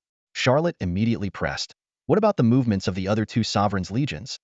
Upon receiving a negative response, she fell silent for a moment before issuing her command. Lock onto the Drought Sovereign Legion's fleet position and prepare to execute a decapitation strike. She turned to Zhao Chen. Your Majesty, we will need your flagship for this mission. I've been waiting for this moment, Zhao Chen replied with a faint smile. Aboard the Dragon Emperor, the interstellar command ship, Zhao Chen spoke with Zhong Xiaoxian via video link. Due to the need for close coordination with the Ghost Scout Ace Fleet Group, the 2 sides maintained constant communication. Zhong Xiaoxia promptly transmitted comprehensive information on the Drought Sovereign Legion. The strength of this legion was formidable. 100,000 active interstellar warships, all of them elite T6 and T5 class vessels. This included 1,000 T6 class warships and nearly 99,000 T5 class warships. Particularly noteworthy was the fact that 80 of the fleet consisted of interstellar destroyers, showcasing the Drought Sovereign's preference for this highly versatile and cost-effective ship type. Among the T5 class interstellar destroyers, the Drought Sovereign Legion deployed 5 distinct models. T5 Ghost Crocodile class heavy interstellar battleship destroyer, specialized in frontal firepower. T5 Ghost Hunter class light interstellar cruiser destroyer, focused on high-speed maneuvering and penetration. T5 Ghost Giant class heavy interstellar escort destroyer, responsible for fleet protection. T5 Ghost Dragon class heavy interstellar assault destroyer, boasts strong durability and close-range assault capabilities. T5 Ghost Flame class medium interstellar heavy artillery destroyer, primarily a firepower output platform. This comprehensive deployment of interstellar destroyers vividly demonstrated the Drought Sovereign's unique strategic approach to warfare. The scale of the Drought King Legion's fleet was staggering. Apart from a few T6 class ships, the entire fleet was composed of T5 class interstellar warships, a configuration rarely seen even among top-tier destroyer fleets. Zhao Chen quickly disseminated detailed data to 3 key commanders: the AI of the Interstellar Command Ship Dragon Sovereign, Commander Xiong of the Imperial Guard Fleet, and another critical officer. The interstellar war map displayed the enormous fleet heading toward a stargate, preparing for a warp jump to reinforce a battlefield. The sudden arrival of 100,000 warships was enough to shift the tide of any engagement.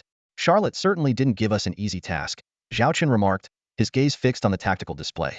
Once we attack the Drought King Legion, the other 2 kings will likely send reinforcements immediately. The Dragon Sovereign stands out too much, it'll be an obvious target. He glanced at the 2 commanders on the communication windows, suspecting this was part of Charlotte's strategic ploy. Rest assured, Your Majesty, Xiong declared with unwavering determination. The Imperial Guard Fleet will defend you with our lives. Don't worry, big brother, we've got you covered. Not a hair on your head will be harmed. A lively voice chimed in. Zhao Chen turned to see his sister, Zhao Wanner, the top commander of the Shadow Hunter Ace Fleet Group.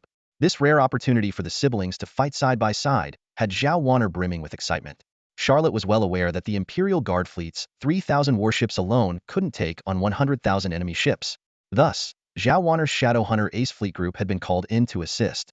This fleet, also boasting 100,000 warships, was primarily composed of T4 class interstellar stealth bombers, perfectly suited to counter the Drought King Legion. And yet, this wasn't Zhao Chen's full hand. So, what are your thoughts on the upcoming battle? Zhao Chen asked the 2 commanders. Xiong deferred to Zhao Wanner, who held the higher rank. My fleet is better suited for ambushes, Zhao Wanner said decisively. Let the Imperial Guard Fleet handle the direct confrontation. I'll strike from the shadows and hit them where it hurts. A mischievous grin spread across her face. Zhao Chen rolled his eyes, half amused. 3,000 warships engaging Hedon, while 100,000 staged an ambush. The strategy was certainly unconventional. Fortunately, there were other contingencies in place. Xiong, you'll take charge of the direct assault plan. Share the details with Zhao Wanner. Both of you will operate independently, coordinating only to ensure awareness of each other's deployments. We have a single objective: eliminate the Drought King's flagship and annihilate his fleet in the shortest possible time. This will secure a key part of our strategy to invade the heart of the Devourer civilization. Zhao Chen's voice was resolute, his eyes sharp with determination. Don't worry, this time that Drought King won't even have a chance to escape, Zhao Wanner said confidently. Xiong nodded firmly, understanding the gravity of the mission. As the commander of the Imperial Guard Fleet, she knew this battle wasn't just about completing their objective, it was about upholding the Emperor's authority. Meanwhile, within the capital star system of the Drought King's territory, a heavily armed fleet was traveling at warp speed.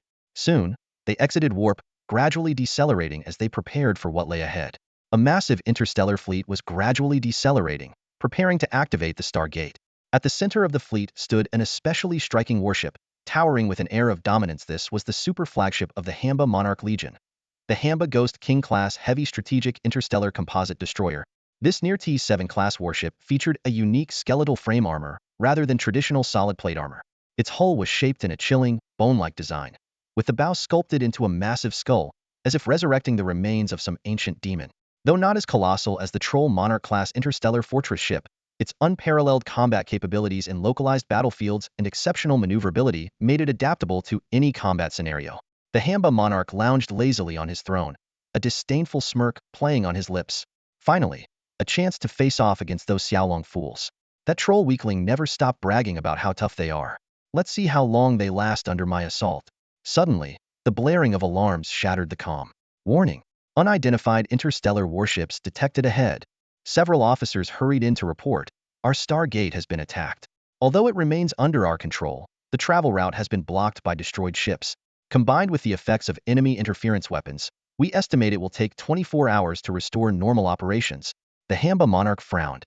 A mere Stargate attack? No matter, we'll just reroute through another star system.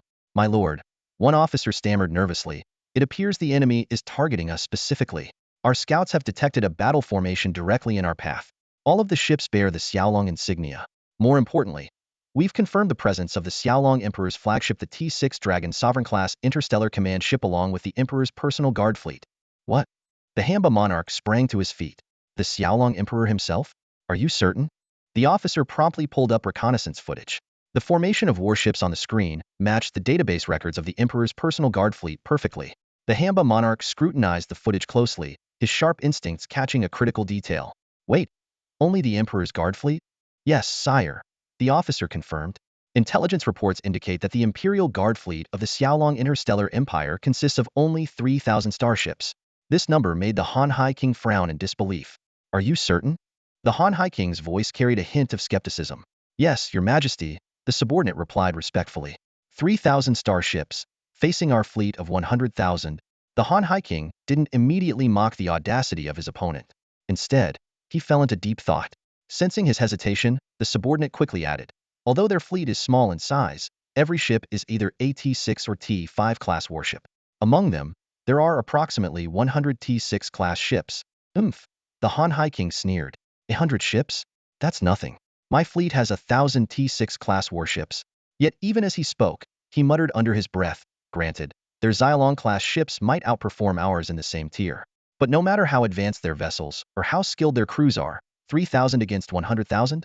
That Xiaolong Emperor is far too arrogant. Suddenly, his expression turned wary. Something's not right. You mean, it's a trap? The subordinate asked cautiously. Most likely, the Han Hai King replied, just as the subordinate suggested nervously, should we halt and wait for reinforcements from the other battalions? Before he could finish, the Han Hai King kicked him to the ground. Reinforcements? You want me to disgrace myself even more than that fool troll king? It's 10,000 against 3,000, and we're on my turf, yet you think we need backup? The subordinate scrambled to his feet, bowing deeply. Then, what should we do? The Han Hai King stroked his chin thoughtfully.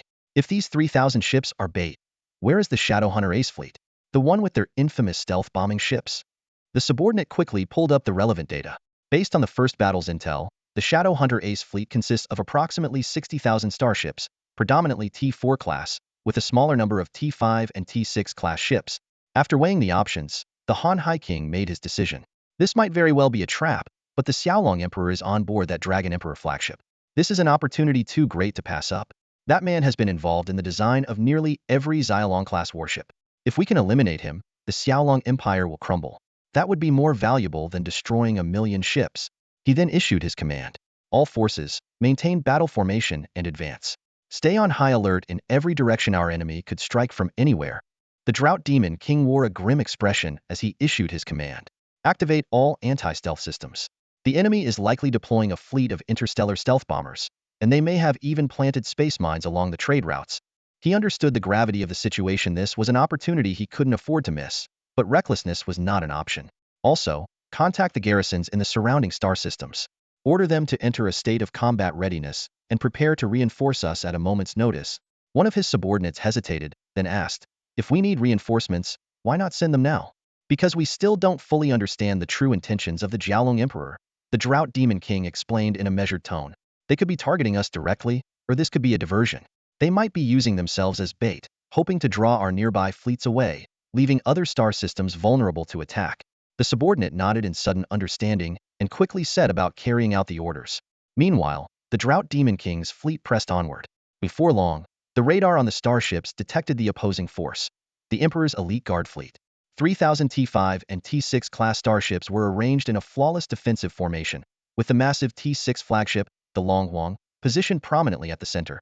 So, Xiaolong Emperor, let's see what game you're playing. The Drought Demon King muttered to himself coldly. If you're the bait, then don't blame me for swallowing you whole. He gave his next order with icy resolve. Forward fleet, prepare for a direct assault. Spare no effort to destroy the enemy ships at all costs. All other units, maintain combat readiness on all fronts. Immediately, 10,000 frontline interstellar warships broke formation and surged ahead, charging directly toward the Jiaolong fleet. Aboard the command bridge of the Longhuang, Zhao Chen stood with his arms crossed, eyes fixed on the holographic war table. The display flickered with glowing circles, representing radar scans of the battlefield. The enemy is well prepared, Lilith observed, her voice calm but analytical. They're not rushing in recklessly. They've sent 10,000 ships as their vanguard, while the remaining 90,000 maintain a combat formation behind them. They've also kept their anti-stealth systems active throughout. Through a video feed, Zhao Weiner added, their anti-stealth coverage is comprehensive. If our stealth bombers enter their range, they'll be immediately exposed, making a surprise attack impossible. Her expression was composed, as though she had anticipated this all along. Zhao Chen nodded slightly, his demeanor unshaken. As expected of a king-class opponent, at least their tactical discipline is commendable. Weiner, execute your plan. I'll coordinate the fleet to support you. Understood. Zhao Weiner replied with a resolute nod. Zhao Chen then turned to another video feed, where Xiong Xiangxiang appeared on the screen. Are you ready? He asked. Relax, Xiong Xiangxiang replied with unwavering confidence. The Emperor's elite guard fleet isn't here to play games. Zhao Chen's gaze shifted back to the battlefield, his eyes narrowing as they locked onto the imposing silhouette of the enemy flagship near T7 class Drought Ghost King heavy strategic interstellar destroyer. A faint smirk tugged at the corner of his lips. Drought Ghost King, let's see whose near T7 class warship truly reigns supreme. With a subtle motion of his hand, 5 glowing rings suddenly materialized across the battlefield. The unexpected phenomenon immediately captured the attention of the Drought Demon King's fleet. It appears to be some form of spatial warp technology, the Drought Demon King remarked, his tone steady yet watchful. Continue the assault. No one is to halt without my explicit command. His sharp gaze lingered on the glowing rings, curiosity flickering in his eyes. What hidden card could the Jiaolong Emperor be playing to exude such confidence in the heart of this perilous battleground? Moments later, the outlines of colossal structures began to emerge from within the 5 glowing rings. The colossal vessel loomed into view, dwarfing the Drought-Fiend Ghost King-class heavy strategic interstellar destroyer, a formidable warship of near T7 classification. Even the Troll Monarch, another near T7 class interstellar fortress ship, could only rival it in sheer size. As 5 warships slowly emerged from the glowing rings, the Drought-Fiend King instantly recognized their identity. These were the Golden Scarab-class heavy interstellar dreadnoughts, the latest near T7 class warships unveiled earlier this year by the Xiaolong Interstellar Empire. So, this is the ace up their sleeve, the Drought-Fiend King murmured, a glimmer of excitement flashing in his eyes. 5 near T7 Golden Scarab-class dreadnoughts, combined with the elite Shadow Hunter fleet, indeed posed a force that could rival his own Drought-Fiend King fleet. Yet, the true combat prowess of these new warships remained to be tested. As a seasoned warrior, the Drought-Fiend King felt no friendly anticipation. A high-stakes clash against a worthy opponent was the only thing that could truly satisfy him. One-sided massacres might temporarily appease his twisted desires, but they left behind nothing but emptiness. Suddenly, the space behind the 5 Golden Scarab-class dreadnoughts lit up with a cascade of engine flares. Tens of thousands of interstellar stealth bombers surged forward, 10,000 from each direction. Flanking the Xiaolong Imperial Guard fleet on both sides, another 20,000 bombers joined the formation. It was clear, the 5 Golden Scarabs intended to lead this massive stealth bomber fleet in a full frontal assault. Laughable tactics, the Drought-Fiend King sneered. Stealth bombers were notorious for their prowess in covert strikes, but in direct combat, they were far inferior to destroyers of the same class. Deploying them in a frontal assault was nothing short of suicidal. Relay my orders. Have all fleet divisions prepare for battle. Annihilate every Xiaolong warship, the Drought-Fiend King commanded with icy resolve. Keep a close eye on the Golden Scarabs, and don't let those stealth bombers armed with short to mid-range weapons get too close. Both the Xiaolong Emperor and Zhao Weiner were fully aware of the flaws in this strategy. Yet the Xiaolong Interstellar Empire was out of options. There were no reinforcements left. The Shadow Hunter fleet had no choice but to engage. The battlefield was starkly defined. The Xiaolong forces were divided into 6 sectors. At the center, the Emperor's personal guard fleet of 3,000 ships was flanked by 10,000 stealth bombers. Each of the 5 flanks was led by a Golden Scarab-class dreadnought, commanding an additional 10,000 stealth bombers. Meanwhile, the Drought-Fiend King's fleet of 100,000 warships advanced steadily, with their primary focus on the Xiaolong Emperor's flagship, the Dragon Sovereign. Though the Drought-Fiend King recognized the Dragon Sovereign as the highest value target, he remained wary of the 5 unfamiliar Golden Scarab-class dreadnoughts. On board the Dragon Sovereign, Zhao Chen stood calmly, observing the unfolding battle. The strategic objective of this sudden strike was clear: to cripple or even obliterate the drought-fiend King fleet in the shortest possible time. Commander Xiong Xiangxiang issued a decisive order over the command channel. Prepare to destroy that quasi-T7 Drought Demon King-class heavy strategic interstellar destroyer. Imperial Guard Fleet. Assume combat formation and execute Combat Plan 3. 3,000 interstellar warships deployed into formation across the vast expanse of space. Among them, over 100 T6 class main battleships gleamed with imposing brilliance, their presence no less intimidating than the enemy's fleet of 100,000. True to the combat doctrine of the Xiaolong Legion, the T5 class Sinister Spear heavy artillery ships and the T6 class Fury Goddess heavy interstellar bombardment ships took the lead. The colossal cannons mounted on their hulls began to charge with immense energy. The first salvo was unleashed like a meteor shower, streams of devastating energy projectiles streaking toward the enemy fleet. Unexpectedly, the Imperial Guard Fleet's destroyers, battleships, battlecruisers, and cruisers launched a direct assault. This bold maneuver shattered the enemy's expectations. They had assumed that the Guard Fleet, tasked with protecting the Xiaolong Emperor's flagship, would remain defensive. However, Zhao Chen had already made his stance clear to Xiong Xiangxiang. On the battlefield, victory takes precedence above all else. With that in mind, Xiong Xiangxiang resolved to engage the enemy's massive fleet heathen, determined to prove with sheer strength who the true ruler of the stars was. The T5 class Sinister Spear artillery ships and the mere 10 T6 class Fury Goddess bombardment ships unleashed extraordinary firepower. Each Fury Goddess was equipped with 1,000 heavy energy cannons, their relentless barrage roaring in unison. The cannons glowed red-hot from the continuous salvos, yet the assault did not waver. Following Xiong Xiangxiang's orders, this firepower barrage was to last for 10 full minutes, precisely the time required for their fleet to close in on the enemy's formation. Despite being vastly outnumbered, the Xiaolong fleet held a significant edge in individual ship capability. Xiong Xiangxiang's strategy was clear. Close the distance as quickly as possible to force the enemy into close-quarters combat, where the superior performance of their ships would tip the scales. The heavy artillery barrage served as a suppressive shield, ensuring the enemy had no opportunity to retaliate effectively. Report: 10% of the cannons are overloaded, and primary engine 1 has reached critical alert status. 30 seconds remaining. The adjutant urgently relayed the situation to the captain of a Fury Goddess-class ship. The captain fixed his gaze on the timer, which showed 2 minutes remaining, and barked sharply, "No cannon is to cease fire unless it explodes." The order from command is 10 minutes of sustained bombardment, not a second less. The Dragon Emperor is watching from the rear. We cannot disgrace ourselves before him. The adjutant hesitated, his voice faltering. But the captain's furious roar echoed throughout the bridge, so loud it seemed to shake the ceiling. No buts.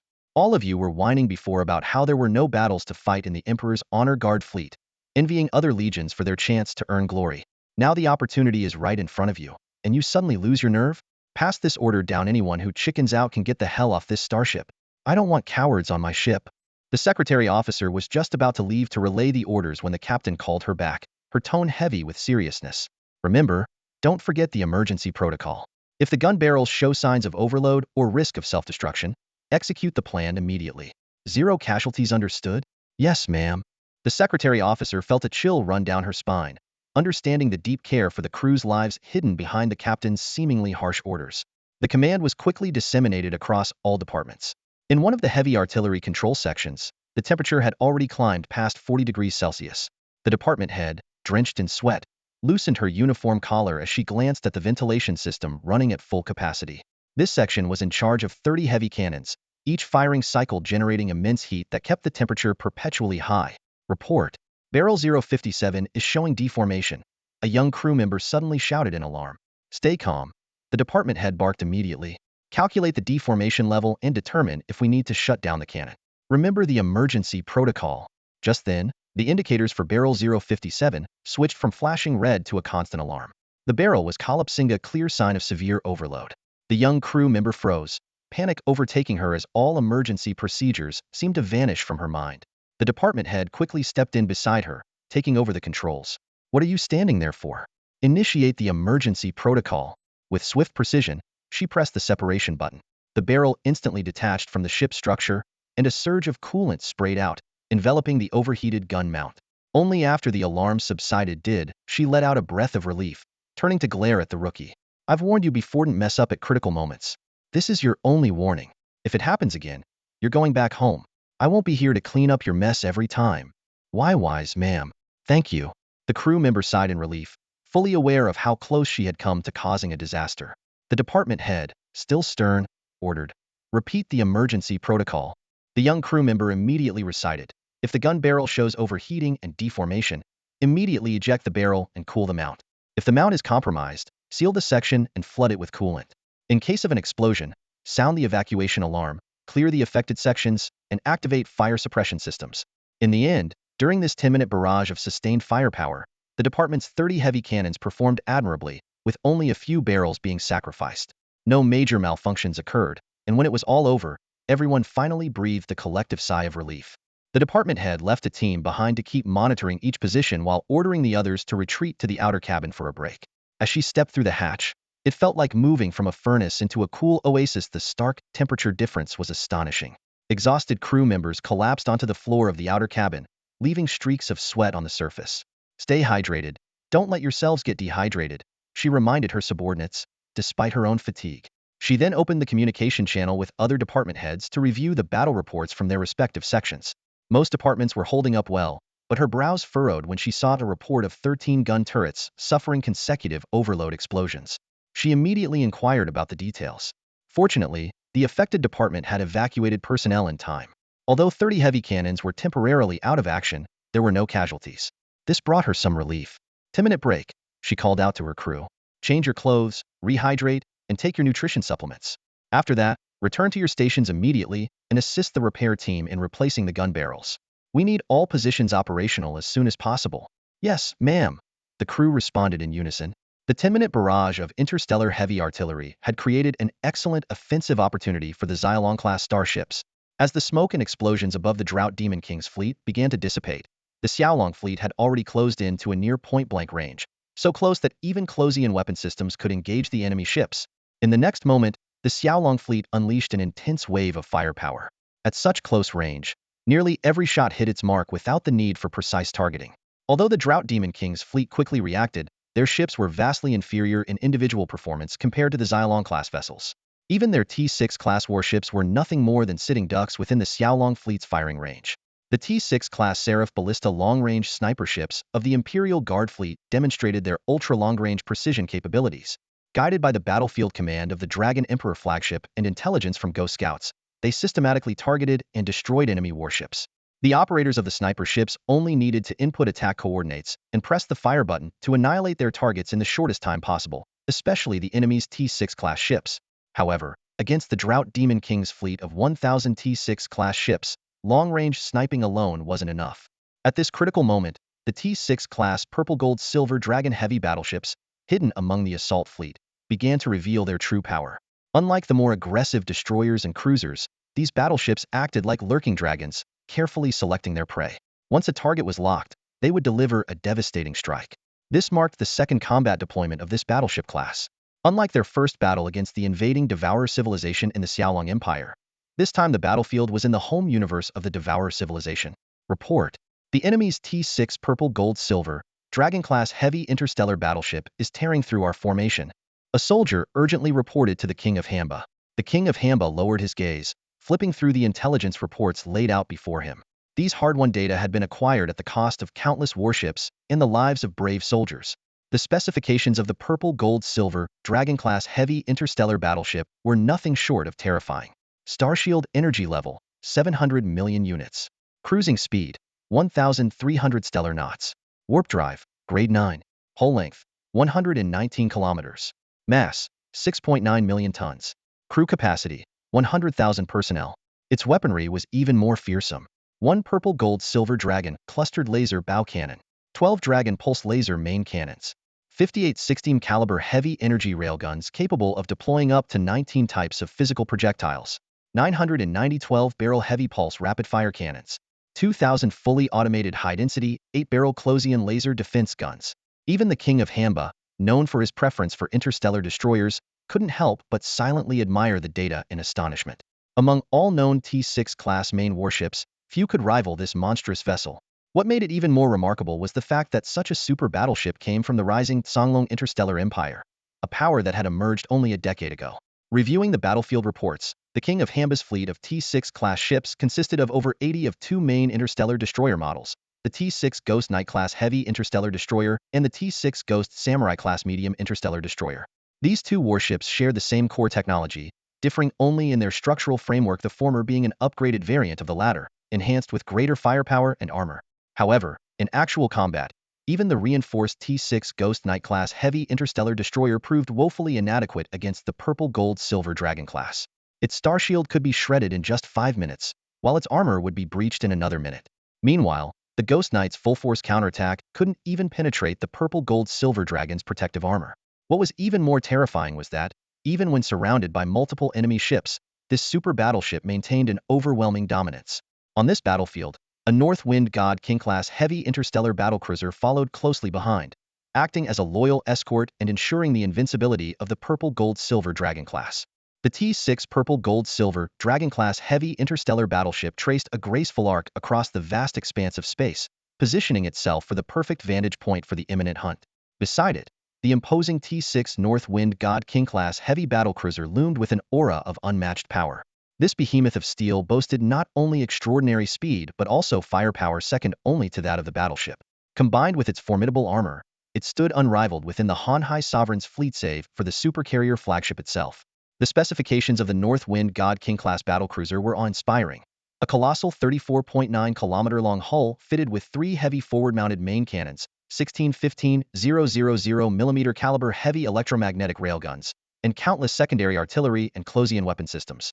Its staggering 300 million units of starshield energy and a level 9 warp drive allowed the 100,000-ton warship to traverse the starry void at an astonishing speed of 1,200 knots. The Hanhai Sovereign surveyed the battlefield with a mixture of awe and disbelief. His once proud fleet had been systematically dismantled by the North Wind God King-class battlecruiser, but what stung even more was the exceptional performance of the Xiaolong T-6 interstellar destroyers. As a commander with a particular fondness for destroyers, he had invested vast resources into specialized research facilities, yet he had never managed to develop a warship that could rival the Xiaolong series. Especially devastating was the T-6 Thunderlord-class heavy interstellar destroyer.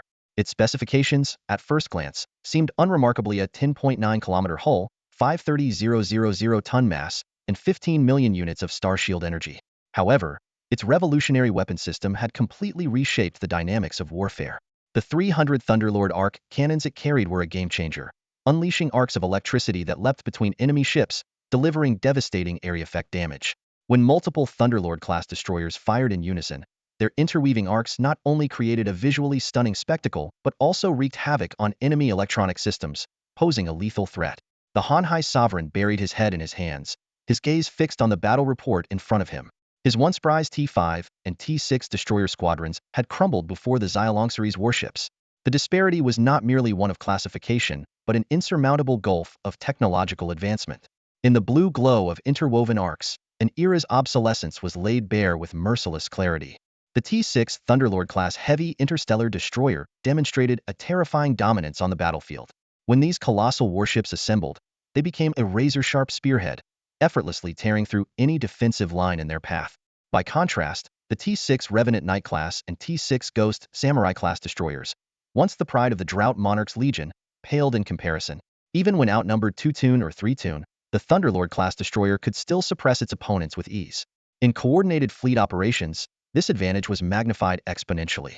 The Drought Monarch, once supremely confident, suffered a severe blow to his pride as he witnessed the battlefield unfold. What stung even more was the realization that, apart from a handful of T-6 class warships, the bulk of his fleet consisted of T-5 class interstellar ships. The backbone of his forces was composed of 5 distinct T-5 destroyer models: T-5 Ghost Crocodile class heavy battleship destroyer, T-5 Ghost Hunter class light interstellar cruiser destroyer, T-5 Ghost Giant class heavy interstellar frigate destroyer, T-5 Ghost Dragon class medium interstellar armored assault destroyer, T-5 Ghost Flame class medium interstellar heavy artillery destroyer. These 5 titans had once been the Drought Monarch's most reliable tools of conquest, cutting a swath across the stars. But this time, they faced a formidable adversary, the T-5 Chaos Knight class heavy assault interstellar destroyer of the Xiaolong Interstellar Legion. The Chaos Knight class destroyer boasted an impressive set of technical specifications: starshield energy, 1.1 million units, cruising speed, 700 stellar knots, warp engine, level 9, length, 6.8 kilometers, mass, 310,000 metric tons, crew capacity, 6,000 personnel. Its weaponry included a tractor beam emitter, 100 heavy short to mid-range rapid-fire pulse cannons, and 300 fully automated medium electromagnetic close defense turrets. While it lacked any singularly outstanding feature compared to the T6 Thunderlord class, it achieved an exceptional balance across all parameters. The most remarkable feature of the Chaos Knight class was its Chaos Lance, a specialized ramming device mounted at the prow of the ship. Capable of delivering devastating damage in close-quarters combat, the Chaos Lance could also absorb enemy starshield energy and repurpose it, either storing it within the lance itself or converting it into power for the ship. In live combat scenarios, a single Chaos Knight class destroyer could hold its own against 5 of the Drought Monarch's T5 destroyer types simultaneously. Even the T5 Ghost Flame class, renowned for its long-range firepower, found itself unable to gain the upper hand in such engagements. The T5 Chaos Knight class Heavy Assault Interstellar Destroyer showcased unparalleled defensive capabilities. When enemy fire struck its surface, the Starshield defense system absorbed the initial impact. Even when the shield was depleted, its reinforced armor remained an impenetrable fortress. This was no mere claim. An extraordinary battlefield example proved its mettle. During a tactical retreat, a Chaos Knight-class destroyer found itself encircled by the Hanya Monarch fleet. Its starshield energy was quickly exhausted, leaving it exposed to the relentless barrage of AT-5 Ghost Flame-class medium interstellar heavy cannon destroyer. Yet, the concentrated onslaught barely scratched its armor, leaving only minor dents and craters. Remarkably, the ship managed to retreat safely, sustaining no significant damage beyond slight spatial distortion caused by structural deformation. In stark contrast to the Chaos Knight class's resilience, the Hanya Monarch fleet's vessels fell short. When AT-5 Ghost Dragon class assault destroyer, also designed for armored combat, engaged at Hedon, the Chaos Knight's Chaos Lance easily pierced the enemy's starshield. A single strike crushed the Ghost Dragon class's bow, rendering it combat ineffective. Other ship models fared even worse. The T5 Ghost Croca class heavy battle destroyer, despite its self-proclaimed battleship status, lagged behind in both firepower and armor. The T5 Ghost Giant class heavy escort destroyer's defensive systems were a poor match for the Chaos Lance, which effortlessly breached them. The only ship capable of posing a challenge was the T5 Ghost Hunter class light cruiser destroyer, but its edge lay solely in its superior maneuverability. In theory, with ample room to operate in an open battlefield, the Ghost Hunter class could exploit its agility to threaten the Chaos Knight class. However, its firepower was woefully inadequate. An hour of sustained assault would be required to breach the Chaos Knight's defenses, even if it remained stationary. In the claustrophobic confines of the current battlefield, the Ghost Hunter class had no room to leverage its strengths. On this interstellar battlefield, a breathtaking confrontation is unfolding. The once proud fleet of interstellar destroyers commanded by the King of Hamba is now being relentlessly pushed back under the suppression of the Xiaolong system's destroyers. Coordinating with other Xiaolong warships, the Emperor's Guard fleet quickly gained the upper hand on the battlefield within mere minutes. Despite the dire situation, the King of Hamba maintained a facade of calm composure. He was well aware of his numerical advantage. An impressive force of 100,000 warships was not to be underestimated. Yet, behind the scenes, he was already mobilizing reinforcements, instructing his deputy to contact nearby star systems for immediate support. The message he sent to the outside world was simple. They had located and engaged the Emperor's Guard fleet of the Xiaolong system and needed reinforcements to encircle and annihilate them. This narrative was clearly crafted to his advantage. After all, even a king knows the importance of controlling the story. Moreover, his most formidable trump card, the Hamba Ghost King-class heavy strategic interstellar destroyer, had yet to make its move. As reinforcements continued to pour in, the tide of war began to shift in favor of the Hamba King's forces. No matter how superior the Xiaolong warship's performance or how elite the Emperor's Guard fleet might be, facing an overwhelming disadvantage of 20 or 30 times the number of ships rendered their position increasingly precarious. However, in the command room, Zhao Chen remained remarkably composed, his gaze fixed on the video feed of Xiong. He recalled Charlotte's past evaluation of the young commander. Not only did she possess exceptional combat talent, but her comprehensive abilities set her apart. Unlike commanders such as Su Lan, Qi Tong, Zhao Wan'er, or the Wolf Warrior by Shui, who excelled in specific domains, Xiong Xiangxiang's greatest strength lay in her strategic vision and resource allocation skills, enabling her to maximize the effectiveness of limited forces. It was this very assessment that led Charlotte to make the unconventional decision to appoint Xiong, despite her relatively low rank, as the commander of the Emperor's Guard fleet. This choice also reflected a broader vision for the future military reforms of the Xiaolong Interstellar Empire. At this moment, Xiong demonstrated her command prowess. She activated the T5 Crimson Reaper class and T6 Sacred Blood Hell Angel class heavy interstellar strategic missile ships, which had been lying in wait. These missile launch systems, long prepared, were finally unleashed. Unlike the previous saturation bombardments, Xiong adopted a precision strike strategy this time. She meticulously designated target zones for each missile and transmitted this information in real time to the Xiaolong warships on the front line, ensuring Allied forces could promptly withdraw from the strike areas. From their ship windows, the captains of the Xiaolong warships could clearly see the missiles streaking past with dazzling trails, detonating at dangerously close ranges. The resulting shockwaves hurled debris from destroyed ships into the air, raining down on their own hulls with a cacophony of impacts. This tactical maneuver was bold yet calculated. An ordinary commander would never dare to take such risks, as even a minor mistake could lead to friendly fire grave offense that would result in facing a military tribunal. Ordinary military commanders tend to act cautiously to preserve their honor, but Xiong Xiangxiang is an exception. She has always prioritized results over methods. At this moment, the fleet of interstellar missile ships under her command is executing precise strikes, targeting the enemy fleets that are besieging the Xiaolong interstellar warships. The intense missile bombardment tears through the enemy formations, creating critical gaps and giving our fleet valuable breathing room. Xiong Xiangxiang swiftly mobilizes the accompanying interstellar supply ships to resupply the missile ships that have just completed their bombardment, preparing them for the next wave of attacks. Meanwhile, the previously dormant carrier starship fleet begins to spring into action. T-5 fire-killing-class heavy carriers and T-6 Divine Wing Empress-class super heavy carriers deploy massive swarms of interstellar fighters and drones equipped with T-5 and T-6 weaponry.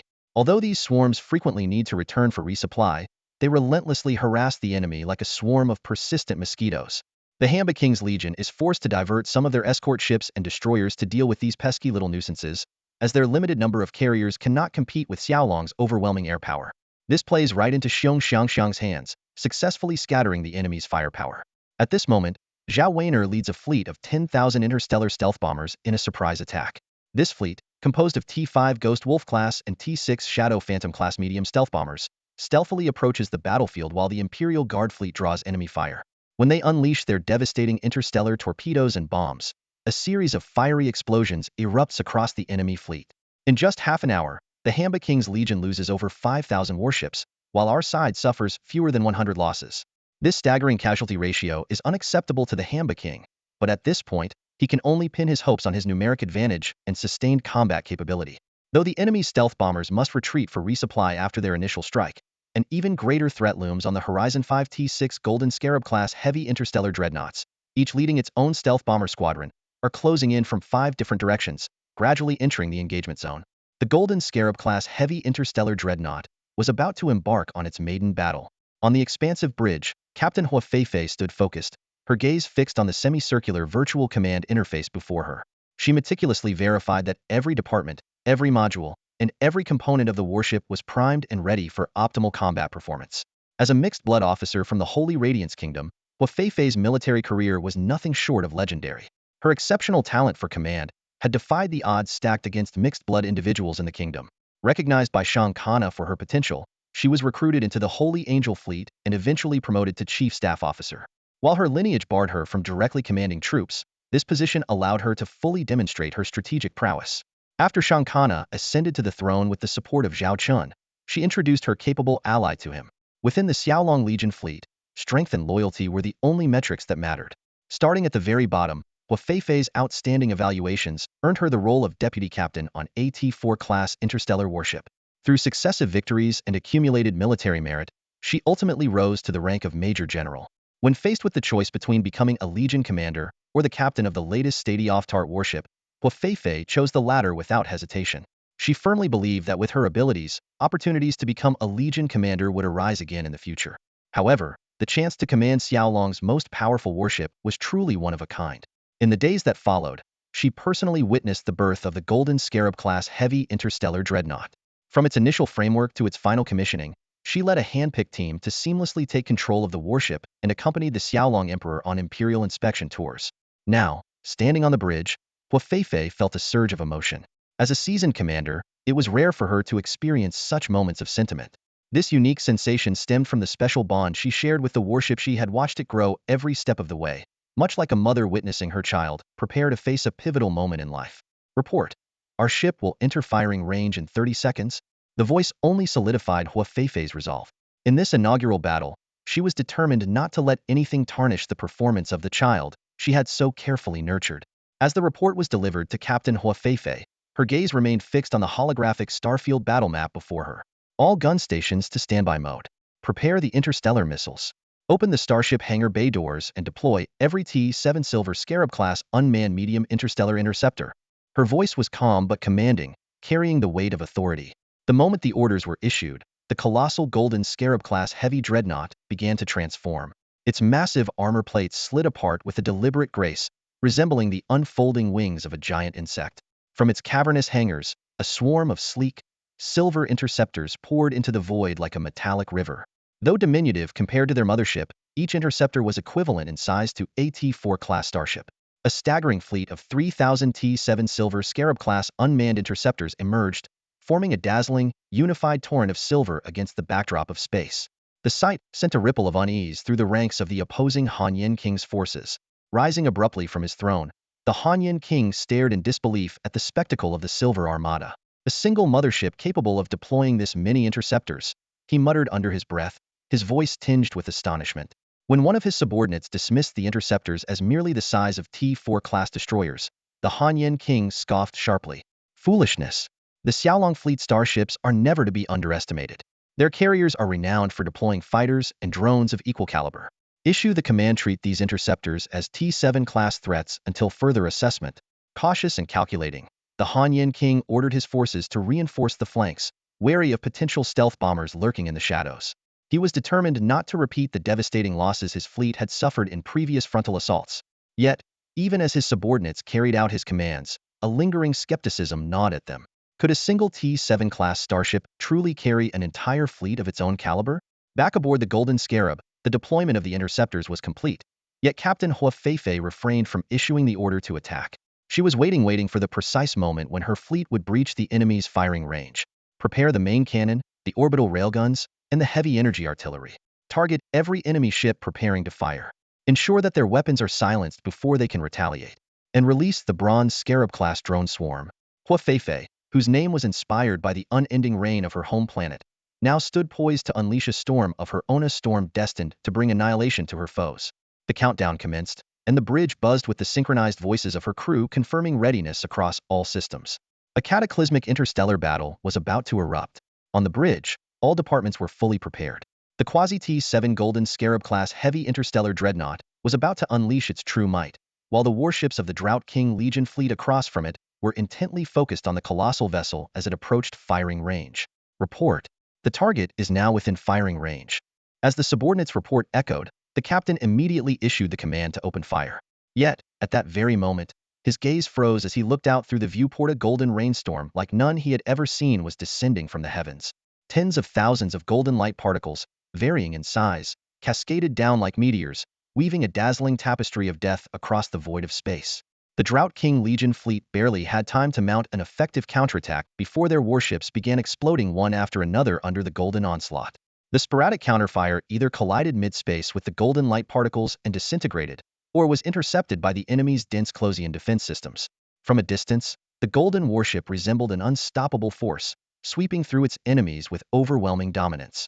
Hua Feifei watched in awe, her cheeks flushing with exhilaration. This was without a doubt the most beautiful rain she had ever seen. Meanwhile, the Drought King himself observed the golden web of firepower descending from 5 directions. This was the signature feature of the Golden Scarab-class warship. Every visible attack radiated with a brilliant golden hue.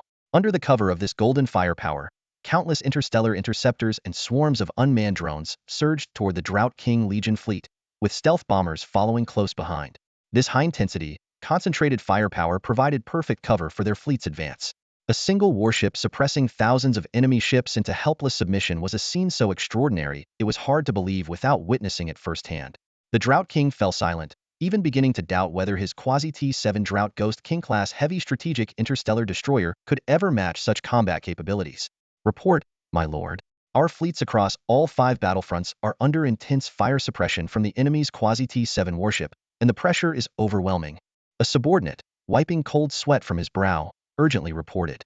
The arrival of the Quasi-T-7 Golden Scarab-class dreadnought had completely shattered their understanding of what a Quasi-T-7 warship was capable of. Contact the garrison forces in the surrounding star systems immediately and request reinforcements, the Drought King ordered in a low voice. I will personally reach out to the other kings for assistance. Faced with such an overwhelming situation, the Drought King set aside his pride and urgently convened a 3-king conference with the Troll King and Black God King. When he opened his eyes again, he found himself standing in the holographic meeting chamber. Well, if it isn't our esteemed Drought King. However do you find the time to summon us in such a busy moment? The Troll King sneered, clearly already aware of the Drought King's predicament. Although they all belonged to the devouring civilizations, the three sovereigns maintained a subtle sense of mistrust among themselves. Each had planted spies within the other's territories, and this unspoken rule of mutual surveillance had long become a tacit understanding. Thus, when the Troll Sovereign displayed knowledge of the happenings within the Drog Sovereign's domain, the latter was not surprised. The Troll Sovereign gazed at the Drog Sovereign across from him, a cold smirk curling his lips. Since their first battle, the Drog Sovereign never missed an opportunity to mock him during their meetings. But now, the tables had turned in his favor. Though the Troll Sovereign's spies couldn't provide real-time updates on the Drog Sovereign's fleet, he could still discern that his rival was in a precarious position. This conclusion was based on two critical pieces of information. Firstly, the Drog Sovereign was reallocating forces from other star systems, a sign of waning confidence in his control over the battlefield. Secondly, the urgent convening of the three sovereigns meeting revealed the immense pressure currently weighing on him. The Shadow Sovereign fixed his gaze on the Drog Sovereign and spoke calmly. Tell us about the situation on your front lines. How does the Draconic Legion's Quasi-T7 Golden Scarab-class heavy interstellar dreadnought perform in combat? At this question, even the Troll Sovereign, who had been itching to sneer, restrained himself and showed genuine interest. This Quasi-T7 class warship, which the Draconic Interstellar Empire claimed to be capable of mass production, had not only captured the attention of the three sovereigns but also drawn the eyes of all those observing the chaotic battlefield. After all, this was the first live combat deployment of this warship. The Drog Sovereign took a deep breath, his expression grave. The situation is grim. While I am confident in my ability to contend with the Draconic Emperor and his fleet, prolonged conflict of this nature will deal devastating losses to my forces, even if we achieve victory. As he spoke, he projected several combat footage clips of the Quasi-T7 Golden Scarab-class heavy interstellar dreadnought. This vessel's firepower rivals that of interstellar battleships, equipped with an array of advanced weapon modules. More importantly, it comes with a fleet of 3,000 auxiliary ships resembling T4-class interstellar interceptors. While their exact combat capabilities remain to be assessed, based on my understanding of Draconic technology, these auxiliary ships likely incorporate Quasi-T7, or at least T6 level advancements. Additionally, the dreadnought is supported by a massive swarm of interstellar drones, which are estimated to exceed T6 technology as well. Hearing this detailed breakdown, even the Troll Sovereign, who moments ago had been mocking, abandoned his flippant demeanor. While he relished ridiculing the Drog Sovereign, the Draconic Legion's fleet was a shared enemy of all three sovereigns. Moreover, he had his own score to settle with the Draconic fleet and knew he would eventually face the Quasi-T7 Golden Scarab-class heavy interstellar dreadnought. Understanding its combat capabilities in detail was just as crucial to him as it was to the Drog Sovereign. After listening to the account of the Drought Demon King, the Black God King asked in a deep voice, "Are you requesting us to deploy a fleet to support you?" The Drought Demon King nodded solemnly, his expression heavy. "It's not that I doubt my ability to defeat the Xiaolong Legion fleet, but the opposing side includes the Emperor's Imperial Guard fleet, personally commanded by the Xiaolong Emperor. This is an extraordinary opportunity to eliminate the Xiaolong Emperor directly, far more valuable than destroying a million Xiaolong-class interstellar warships. To ensure absolute success, I urgently request reinforcement from the main fleet." "Well, isn't that convenient? You're just scared," the Troll King sneered, a mocking smirk tugging at his lips. "The Imperial Guard fleet might be there, but how can you be so sure the Xiaolong Emperor is with them? Did you see him yourself? Or did he send you an invitation?" The Drought Demon King clenched his fists tightly, his anger barely contained at the Troll King's relentless mockery. "I've said everything I need to say. If you don't trust me, fine, don't send reinforcements. But if the Imperial Guard fleet and the Xiaolong Emperor slip away, and we miss this opportunity, don't you dare blame me." The Troll King opened his mouth, ready to deliver another jab, but the Black God King intervened with authority. "Enough. We're in the middle of a war. This is no time for infighting." The Drought Demon King makes a valid point. The Xiaolong Emperor venturing into the heart of our Devourer civilization's home universe is indeed a rare chance. If that's the case, well, send reinforcements. Drought Demon King, how many do you think you'll need? "Send as many as possible." The Drought Demon King responded immediately. "The more, the better. And speed is critical. From my observations, the Xiaolong Emperor seems intent on a swift strike. If they fail to achieve their objectives quickly, they'll likely retreat. Reinforcements need to arrive as soon as possible. Use spatial jump equipment if necessary." The Black God King paused to consider. "Our supply of spatial jump equipment is running low. We've already used a significant portion for emergency reinforcements across various star systems. We'll need to conserve what remains. Given the urgency of your situation, we'll split our forces into two groups. One will reinforce you via stargates, while the other will deploy using spatial jump equipment. For maximum effectiveness, the reinforcements must be elite units. The Drought Demon King nodded in agreement, prompting the Black God King to continue. Troll King, you will lead the Troll King's fleet to provide immediate support. Take your Quasi-T7 Troll King class interstellar fortress ship. With 2 Quasi-T7 class warships, you should be able to hold off their 5 Quasi-T7 Golden Scarab class heavy dreadnoughts and minimize our losses.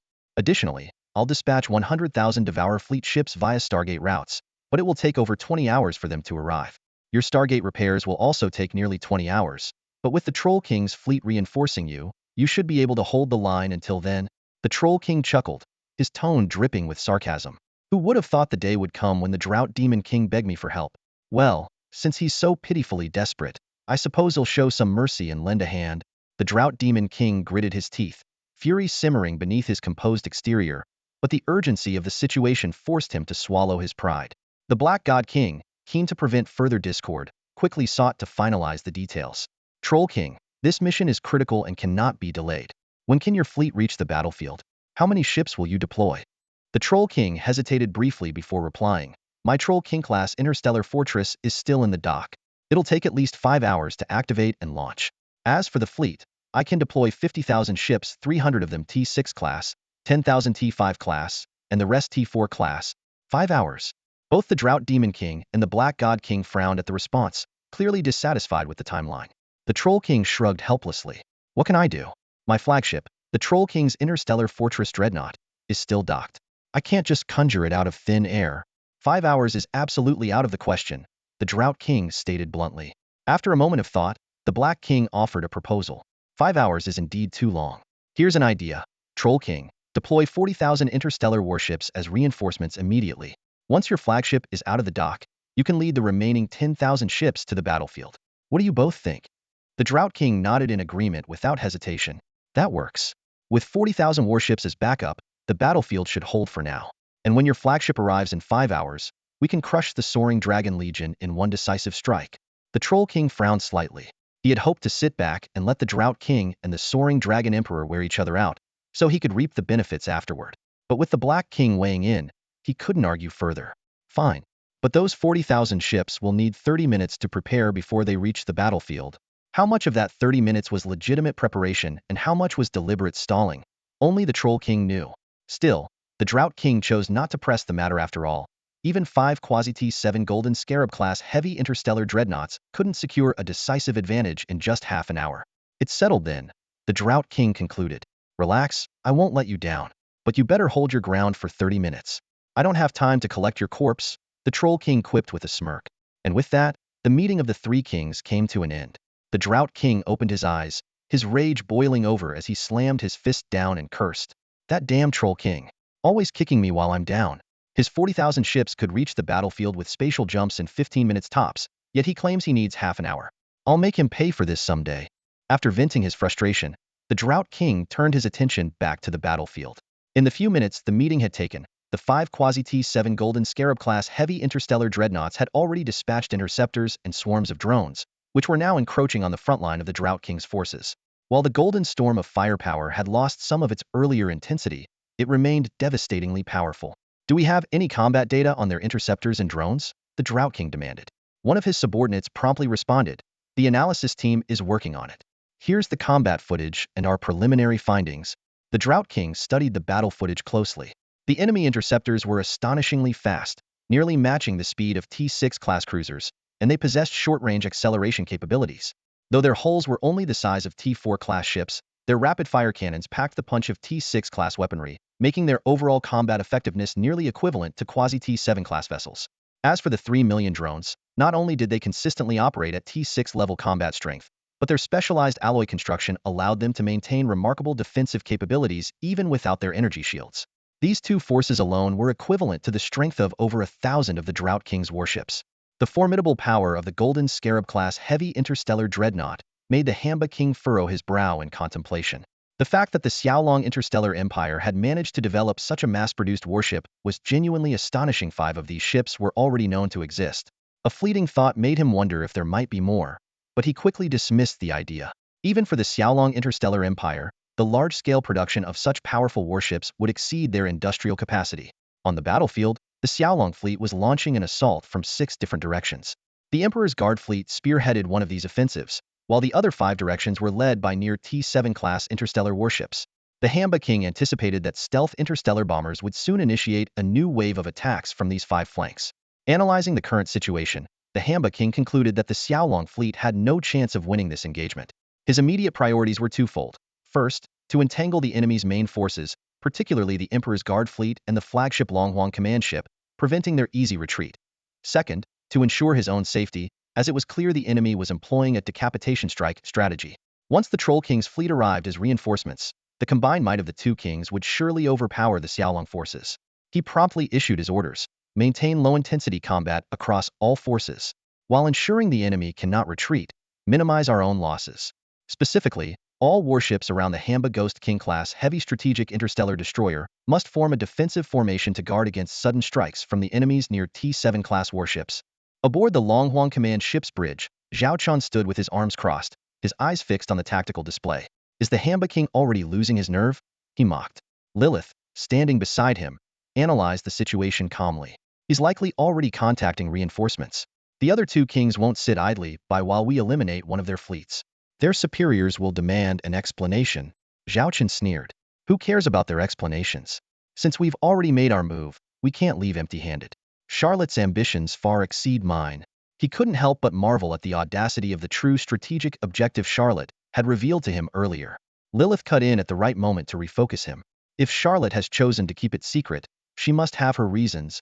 She shifted the topic, reminding him, we've been fighting in the devouring civilization universe for nearly half a month now.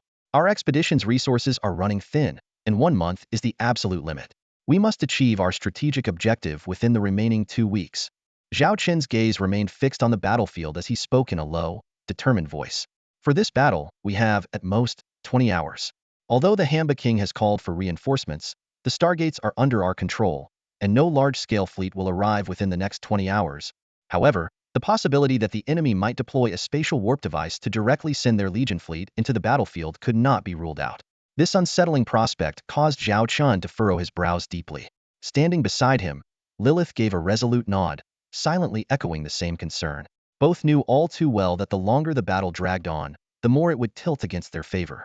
Without hesitation, Zhao Chen reconnected to the communication channel with Xiong Shangxiang and Zhao Weiner. Based on the latest intelligence, it seems highly likely the enemy will soon dispatch reinforcements, possibly even their elite fleet. I need to know how long will it take for you to achieve the minimum objective, annihilating at least 70 of the Hanhai Monarch Legion fleet? Ideally, full eradication would be preferable, specifically targeting that quasi-T-7 Hanhai Ghost King-class heavy strategic interstellar destroyer. Exchanging a quick glance, Xiong Shangxiang responded with a grave tone. Your Majesty, if we disregard all costs and launch an all-out assault, we can achieve that goal within 10 hours at most. Zhao Weiner immediately added, our Shadow Hunter Ace fleet group can coordinate with 5 quasi-T-7 Golden Scarab-class heavy interstellar dreadnoughts to execute a decapitation strike on the enemy flagship. Leave the tactical details to you. Zhao Chen nodded firmly. But remember, while we can endure some losses, those sacrifices must yield proportional results. We cannot afford to waste our interstellar warships without purpose. Understood, the 2 replied in unison. With that, both sides began implementing their respective strategies. Xiong Shangxiang led the Emperor's Guard fleet, a force of only 3,000 warships, in a relentless frontal assault. Bolstered by the long-range stellar shield energy support of the Dragon Sovereign interstellar command ship, this elite fleet demonstrated extraordinary combat prowess, with each warship capable of taking on 10 foes at once. Meanwhile, aboard her flagship, Zhao Weiner convened her officers. The Emperor has issued his orders. We must act swiftly and decisively. I have assured His Majesty that we can neutralize the Hanhai Ghost King-class destroyer within the allotted time. The 5 quasi-T-7 Golden Scarab-class dreadnoughts have been authorized to fully support our operation. I expect 0 errors, do you understand? Understood. Her officers responded in unison. Fixing her gaze on the holographic star map of the battlefield, Zhao Weiner continued, I had hoped for a more opportune moment, but we can no longer wait. It's time to show the Hanhai Monarch Legion what the Shadow Hunter Ace fleet group is truly capable of. Let them learn that we excel not only in ambushes, but also in hidden engagements where we are equally unstoppable. As her orders were relayed, the Shadow Hunter Ace fleet group began to unveil its hidden strength. Meanwhile, aboard the bridge of the quasi-T-7 Hanhai Ghost King-class heavy strategic destroyer, the Hanhai Monarch maintained a facade of composure. He remained confident that reinforcements 40,000 warships strong would arrive within half an hour, allowing them to hold their ground against the Xiaolong Legion fleet for hours, if not longer. But the Xiaolong Legion's sudden maneuvers shattered his carefully laid plans. Report. A subordinate called out in alarm. Two groups of interstellar stealth bombers have suddenly emerged on both flanks and are striking at our defensive lines. They've breached our formation there, heading straight for the flagship. What? The Hanhai monarch's voice betrayed a rare note of disbelief. Weren't all interstellar stealth bombers accounted for under our surveillance? Where did these come from? He had already ordered the activation of all anti-stealth systems, and up until now, the Shadow Hunter Ace Fleet Group had fought openly, seemingly aware that stealth was futile in this environment. This sudden appearance of two cloaked forces was entirely beyond his expectations. The tide of battle shifted dramatically in an instant. Two massive fleets of stealth interstellar bombers emerged seemingly out of nowhere on the battlefield, each boasting a staggering 20,000 warships. The frontline commanders broke into a cold sweat as they rushed to report the crisis to the Hanhai King. The Hanhai King's gaze was locked onto the interstellar war map, his brow furrowed deeply. With their advanced anti-stealth systems, such an enormous fleet should have been impossible to conceal.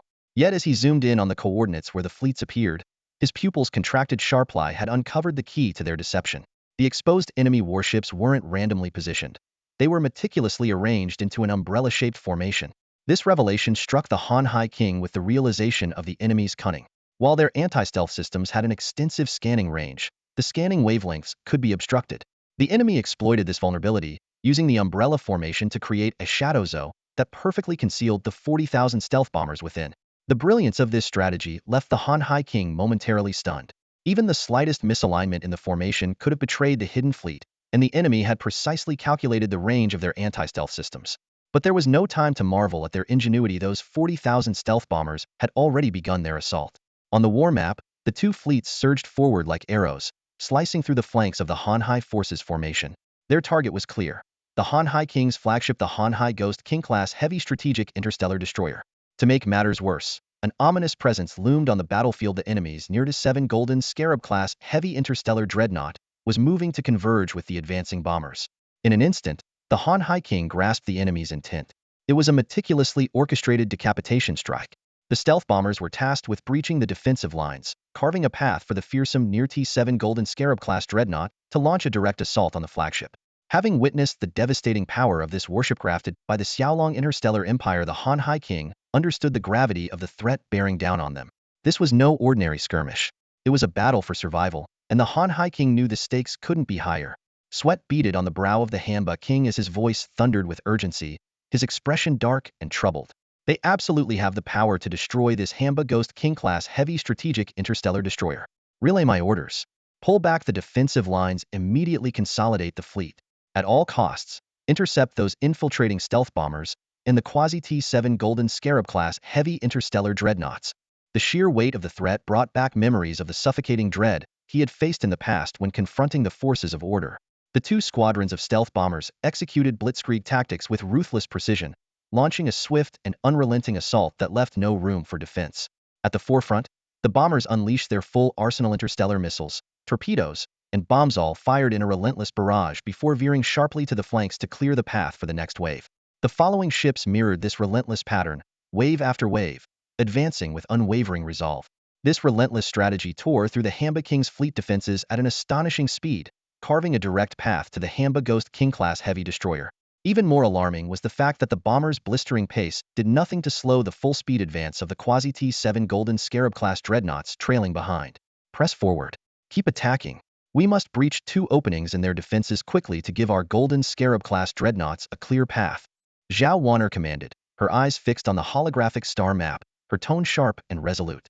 Her Shadow Hunter elite fleet, numbering a staggering 100,000 warships, had been meticulously prepared for this moment. Yet, to deceive the enemy and maintain stealth, she had cleverly concealed 40,000 ships from detection. This deliberate misdirection turned out to be a devastating advantage, catching the Hanba King entirely off guard. Soon, the star map displayed the two breach points rapidly closing in on their target, the Hanba Ghost King-class destroyer. Leading the charge were two Quasi-T7 Golden Scarab-class dreadnoughts, designated Ship 2 and Ship 5, the maximum Zhao Chen could commit under the current conditions. Without hesitation, Zhao Chen opened a direct communication channel with the two rear admirals commanding the dreadnoughts. After a crisp exchange of salutes, she addressed them with solemn authority. The battlefield and the opportunity are yours. It's up to you now. Remember, my stealth bombers can only hold open these 2 attack corridors for 15 minutes. Regardless of mission success, you must retreat within the time limit, or you'll be trapped in the enemy's encirclement. Understood. 15 minutes mission will be accomplished. Both rear admirals responded firmly, their resolve unshaken. Good. They'll be waiting for your success, Zhao Chen replied, returning their salute before cutting the communication. The countdown had begun. The fate of the battle and perhaps the war hung in the balance. The bridge of the second Golden Scarab-class heavy interstellar dreadnought reporting in. The communications officer's voice rang out crisply across the command deck. We will enter the combat zone in 1 minute and prepare to engage the enemy Hamba Ghost King-class heavy strategic interstellar destroyer. Reports from various departments filled the bridge like a well-rehearsed symphony. The recovered interstellar drones and interceptors were fully serviced and ready to re-enter the fray. Every artillery system had been meticulously checked and primed, standing by at peak operational readiness. The ship's modules were running flawlessly, poised to execute any tactical directive. This was the debut battle for the Golden Scarab-class heavy interstellar dreadnought, a near T-7 class warship.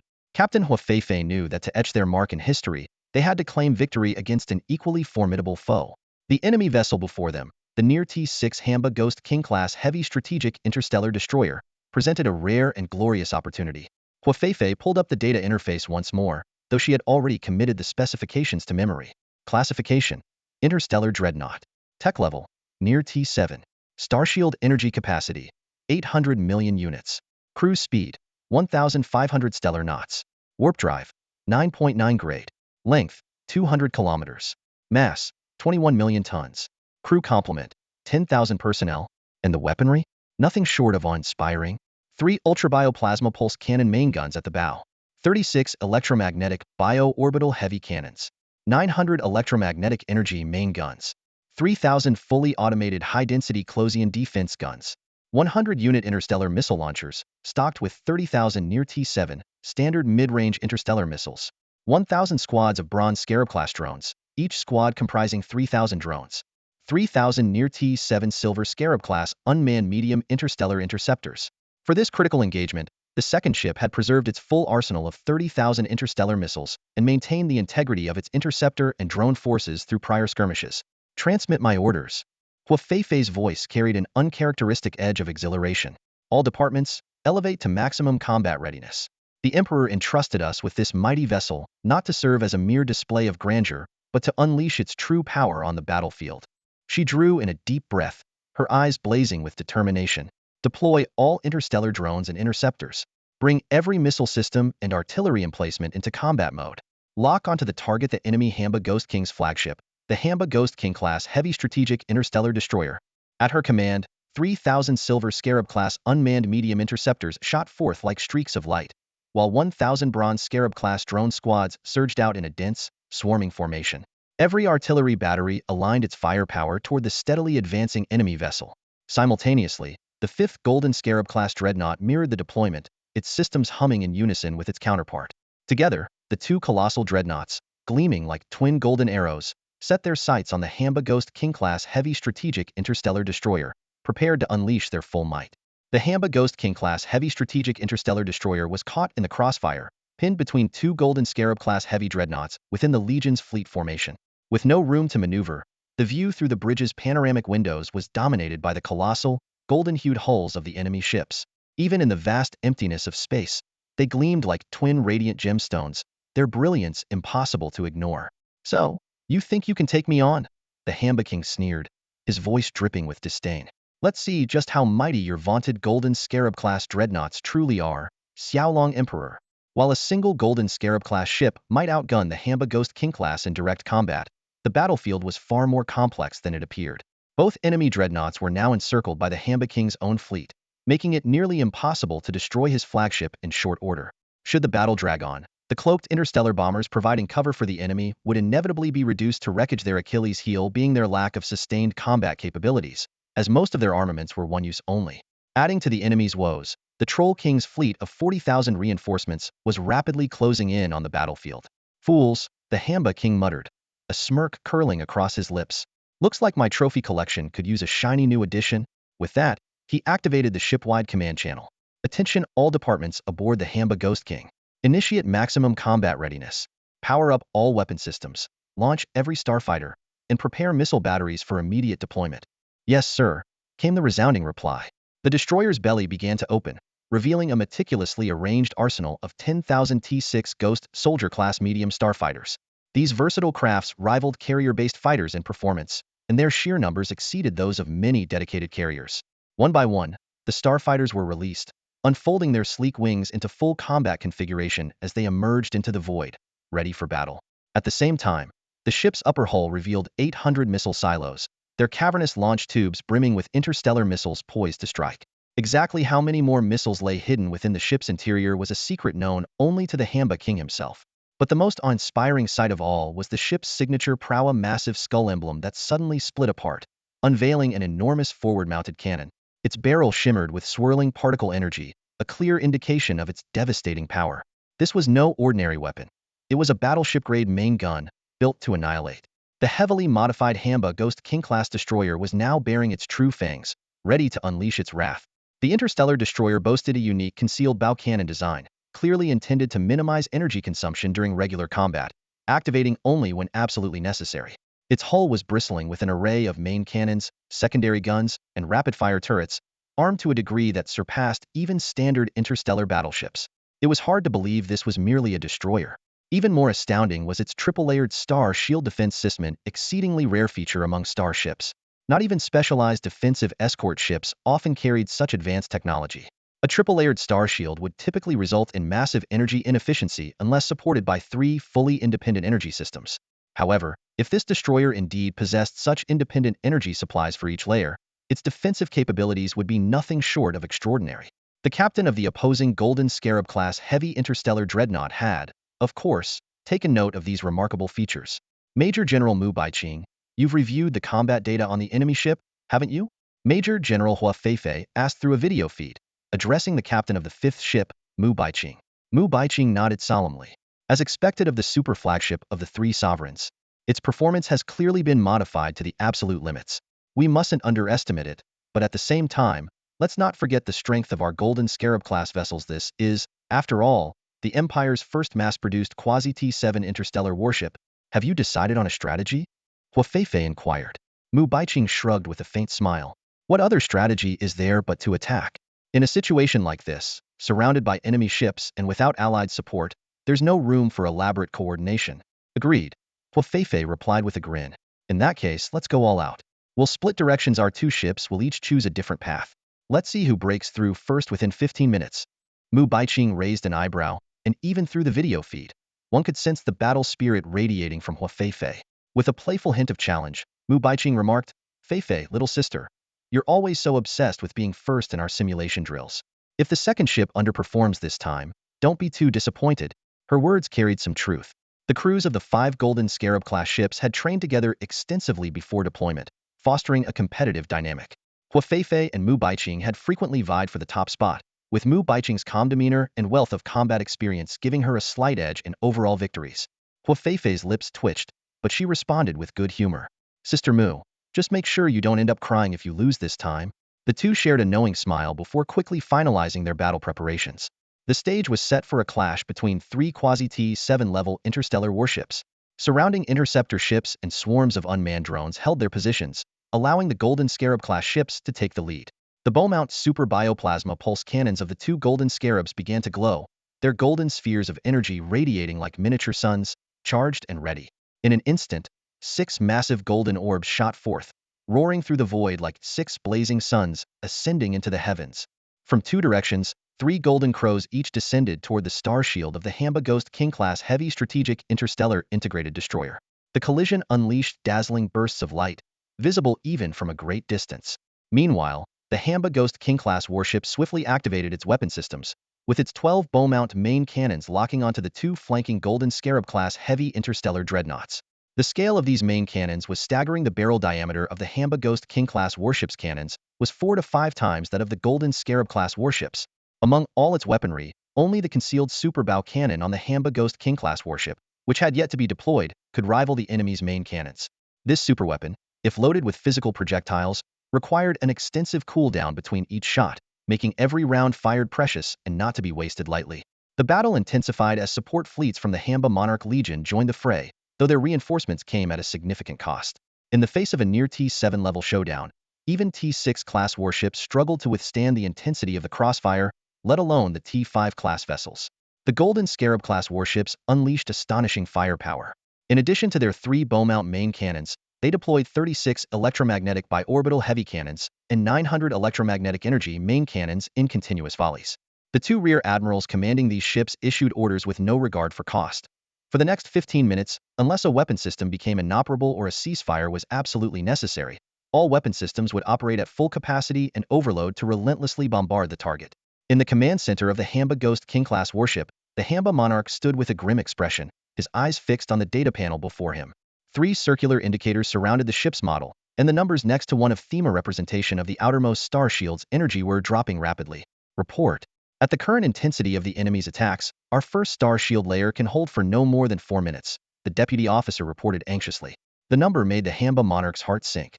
He had already known the Golden Scarab-class warships were formidable, but experiencing their might firsthand brought a chilling realization. His warship was equipped with 3 robust star shield layers, which could typically withstand an assault from a 3,000-ship swarm civilization fleet for at least 15 minutes per layer. Yet now, just 2 Golden Scarab-class warships were achieving the same in under 5 minutes.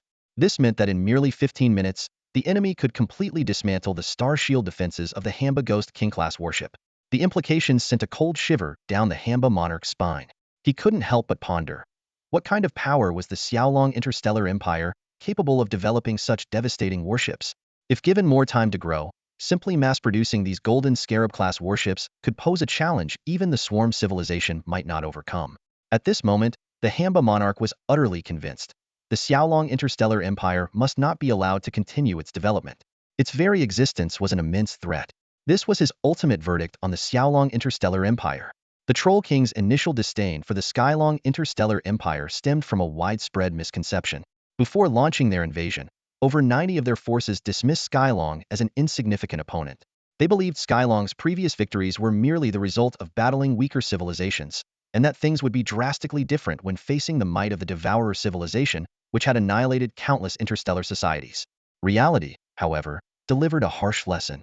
Confronted with the Skylong interstellar empire's military prowess, the Troll King was forced to admit that this force was truly formidable. A civilization that had been virtually unknown just a decade ago now boasted top-tier starships and highly skilled military commanders. Such a meteoric rise was nothing short of astonishing. The Skylong-class starships had sparked a frenzy across the galaxy. The brand itself became its own best advertisement, drawing the attention of countless buyers. Astute interstellar traders began marketing their products under the banner of partners in Skylong-class starship production. Even more remarkably, in the second-hand market, debris from Skylong ships became highly sought after. Starship scavengers braved the dangers of old battlefields, risking their lives just to recover fragments of Skylong vessels. One such scavenger managed to retrieve a T4 class Skylong main cannon turret and its weapon core. After restoration and installation on a standard T4 destroyer, the ship's value skyrocketed. The mere addition of a Skylong component was enough to double its worth.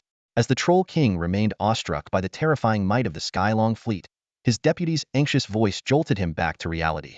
"My lord, what should we do?"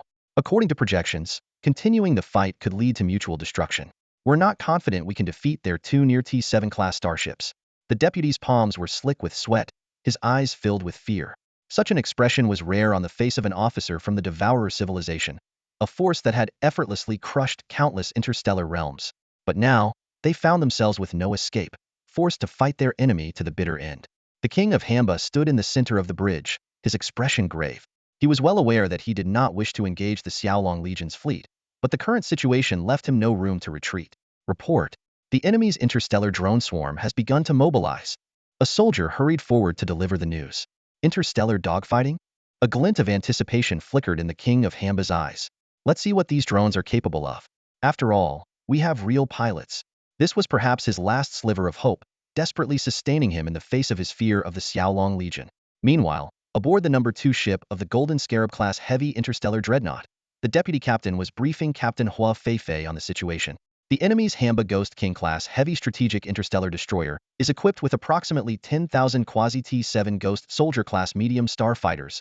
This fighter squadron roared as it advanced. Though the quasi-T7 Ghost Soldier-class fighters were similar in size to the standard T6 class, they incorporated several T7 class technologies. Their standout feature was the 4 Ghost Fire cannons, which provided overwhelming firepower in close-range dogfights. Their enhanced energy ammunition systems significantly extended their operational time. Additionally, they were armed with Ghost Claw interstellar missiles, the exact number of which was unknown, but their destructive potential against large targets was undeniable. Only 10,000? Captain Hua Feifei's lips curled into a confident smirk. Relay the order to the Interstellar Drone Control Battalion. Didn't let the number 2 ship lose face. At the very least, outperform the number 5 ship.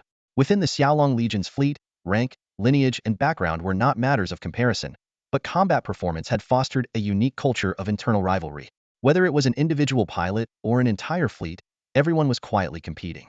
After a battle, units that achieved significant results often boasted subtly among their peers. While this behavior might draw some eye rolls, it also inspired others to fight harder. The High Command not only tolerated this healthy competition, but actively encouraged it through initiatives like bulletin boards and award ceremonies. When the achievements of exceptional ships were showcased across recreational planets and starships, it filled those recognized with pride while motivating others to strive harder. Many crew members even trained in secret, determined to prove themselves in the next battle. This sense of competition permeated every level of the fleet. Even captains like Hua Feifei couldn't resist a subtle boast during post-battle review meetings. "I did tell the Flight Control Battalion to hold back a little," she would say with feigned modesty, "but these ladies are just too capable. Before I knew it, they'd wiped out so many enemies." The exceptional combat proficiency of the Xiaolong fleet soldiers can largely be attributed to the unique core culture cultivated within the fleet. At this moment, the executive officer was carrying out Captain Hua Feifei's orders. Her figure appeared on the communication screen, her gaze sharp and commanding as she addressed the Flight Control Squadron commander. "Deploy your units immediately to engage in battle. Secure control of the interstellar airspace and provide support for the starship operations." She paused briefly before adding, "The captain also mentioned that she hopes you'll make us proud at the very least. Perform better than Ship 5. The squadron commander instantly grasped the underlying challenge in her words. "Please inform the captain that she can rest assured. My team will complete the mission and ensure that Ship 2's reputation remains untarnished." The operations center of the Flight Control Squadron was housed in a massive compartment within the Golden Scarab-class heavy interstellar dreadnought. Rows of monitors emitted a cool blue glow as over 1,000 soldiers manned their stations, seated in specialized control pods. This warship was equipped with a swarm of bronze scarab drones, controlled through a groundbreaking system that integrated manual operation, AI assistance, and Zerg-inspired hive mind technology. Each operator was tasked with commanding a staggering 3,000 drones simultaneously, a feat that would have been unimaginable in the past. This innovative design was the result of years of technological refinement. Earlier systems that relied solely on AI or manual piloting each had their drawbacks. It wasn't until the incorporation of Zerg technology that researchers achieved a near-perfect balance. While a single bronze scarab drone might fall short of the performance of a manned fighter of the same class, its cost-effectiveness was unmatched, being dozens of times more efficient.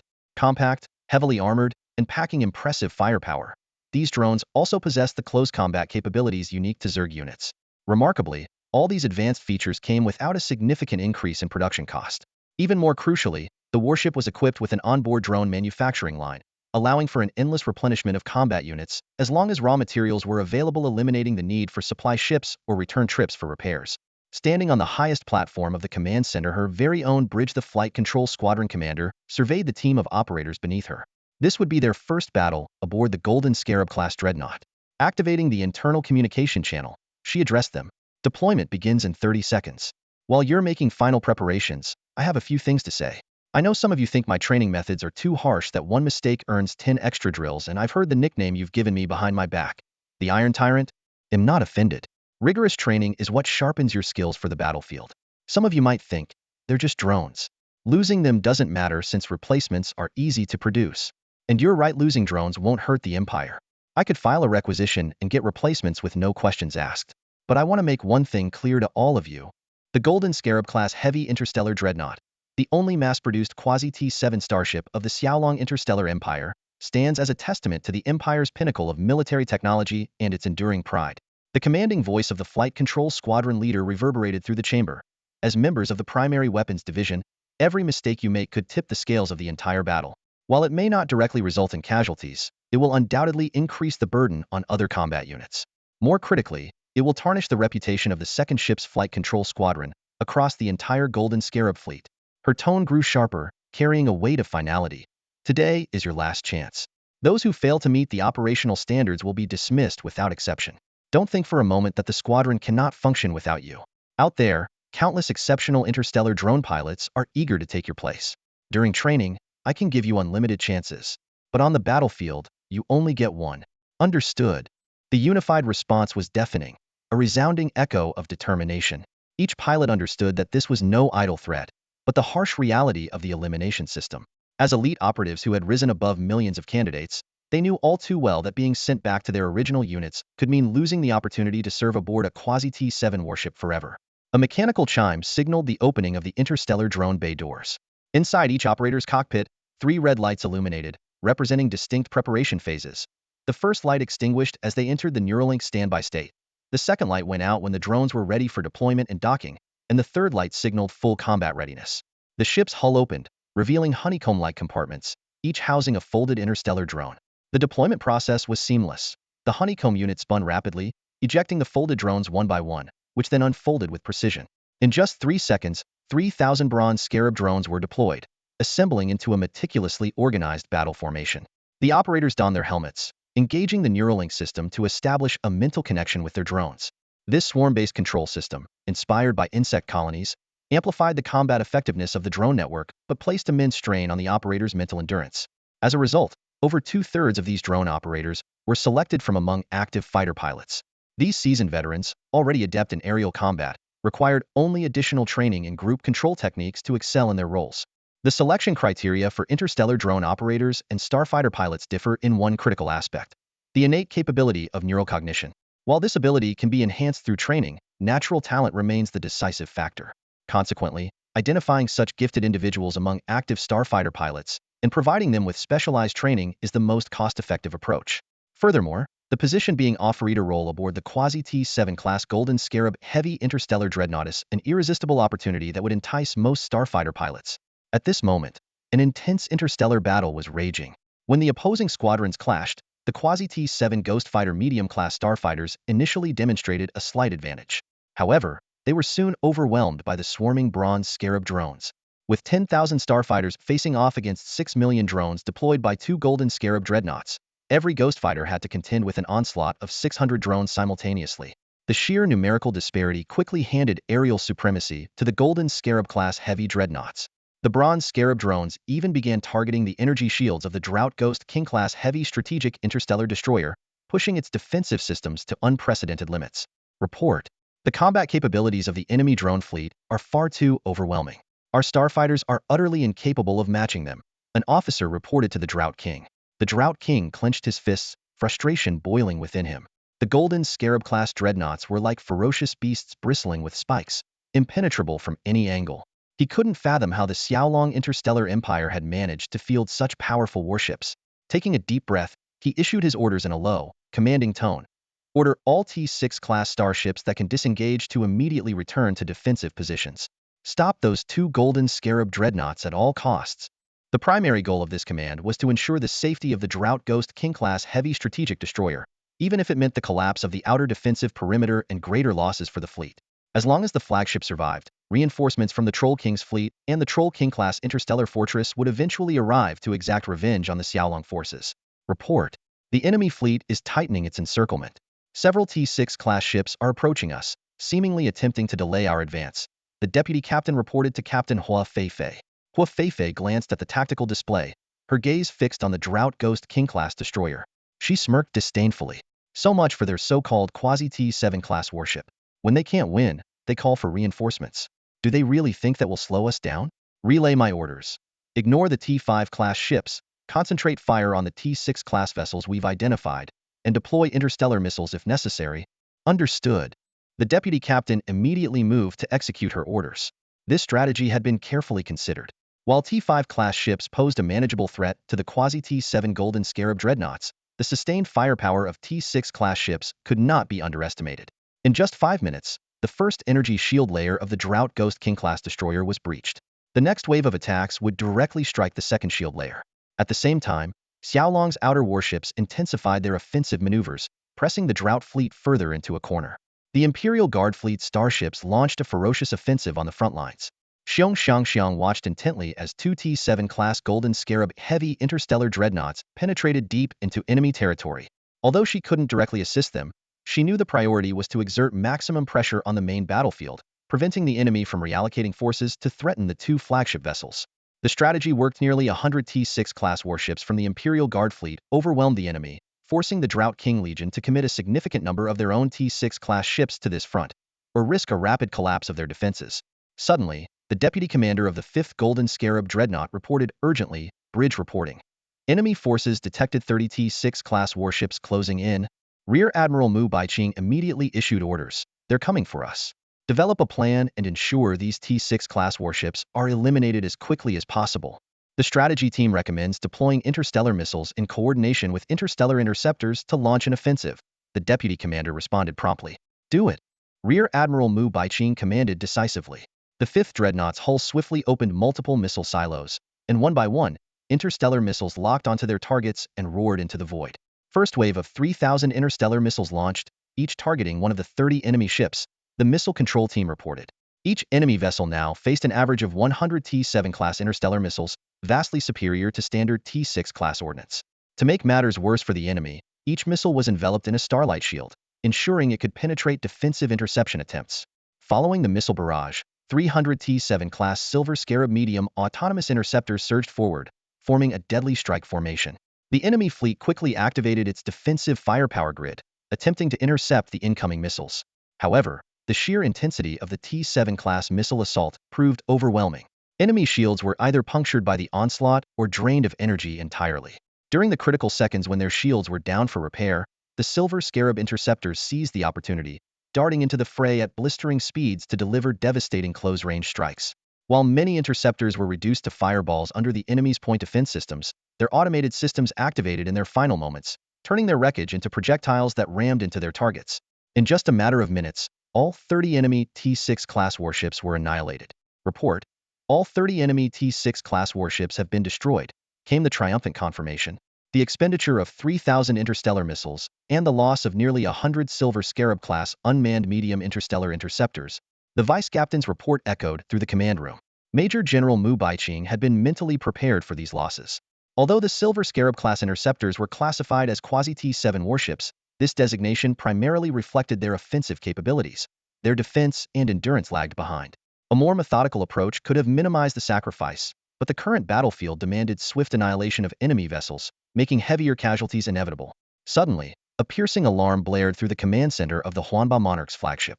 Warning: second layer star shield energy at 3, 2, 1. Depletion imminent. The Huanba Monarch's gaze fixed on the dimming display screen before him. The second layer of the star shield protecting the Huanba Ghost King-class heavy strategic interstellar destroyer had been breached. Only the final layer of defense remained. Damn it, he muttered through gritted teeth. Are those two Golden Scarab-class heavy interstellar dreadnoughts out for blood? Does the Xiaolong Emperor actually intend to trade those two warships for my flagship? If their roles were reversed, the Huanba Monarch admitted he would make the same call. Sacrificing two ships to eliminate an enemy monarch and flagship was a deal worth making. However, he realized he had overestimated his own importance. To the Xiaolong Emperor and his commanders, his value paled in comparison to the Golden Scarab-class dreadnoughts. These warships had adopted such aggressive tactics not out of recklessness, but because they were inherently equipped with robust self-preservation capabilities, enabling them to operate deep behind enemy lines without hesitation. Why haven't we breached their star shields yet? The Huanba Monarch demanded, pointing at the two dreadnoughts still cloaked in their shimmering barriers. His voice brimmed with frustration. Their energy reserves can't possibly be infinite.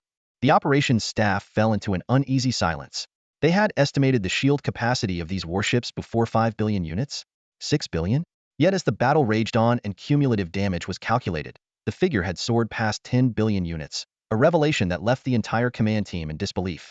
You're telling me, the Huanba Monarch roared, his voice seething with anger, that the star shield capacity of this Golden Scarab-class heavy dreadnought exceeds 10 billion units? Our Huanba Ghost King-class destroyer's single-layer star shield only holds 5 billion. At that moment, one of the strategists brought up a series of combat records related to the Long Huang, the Xiaolong fleet's flagship. Eyes narrowing in thought, he reported, Your Excellency, this anomaly may be linked to the Long Huang interstellar command ship. This superflagship rarely engages directly in combat. We've long speculated that it serves as a battlefield support vessel, equipped for command, large-scale anti-stealth operations, and other auxiliary roles. One consistent observation across all our encounters with it is this. Whenever the Long Huang is present, the combat effectiveness, endurance, and defensive capabilities of Xiaolong-class warships are significantly enhanced, especially their star shields. I suspect the Long Huang possesses the capability to remotely replenish the star shield energy of its allied ships. The strategist's analysis resonated deeply within the command room. The seemingly inexhaustible star shield energy of the two Golden Scarab-class heavy interstellar dreadnoughts had finally been given a plausible explanation. It all stemmed from the energy transfer provided by the Dragon Emperor, the interstellar command ship. The King of Hamba's face darkened with a grim expression, his gaze fixed firmly on the Dragon Emperor.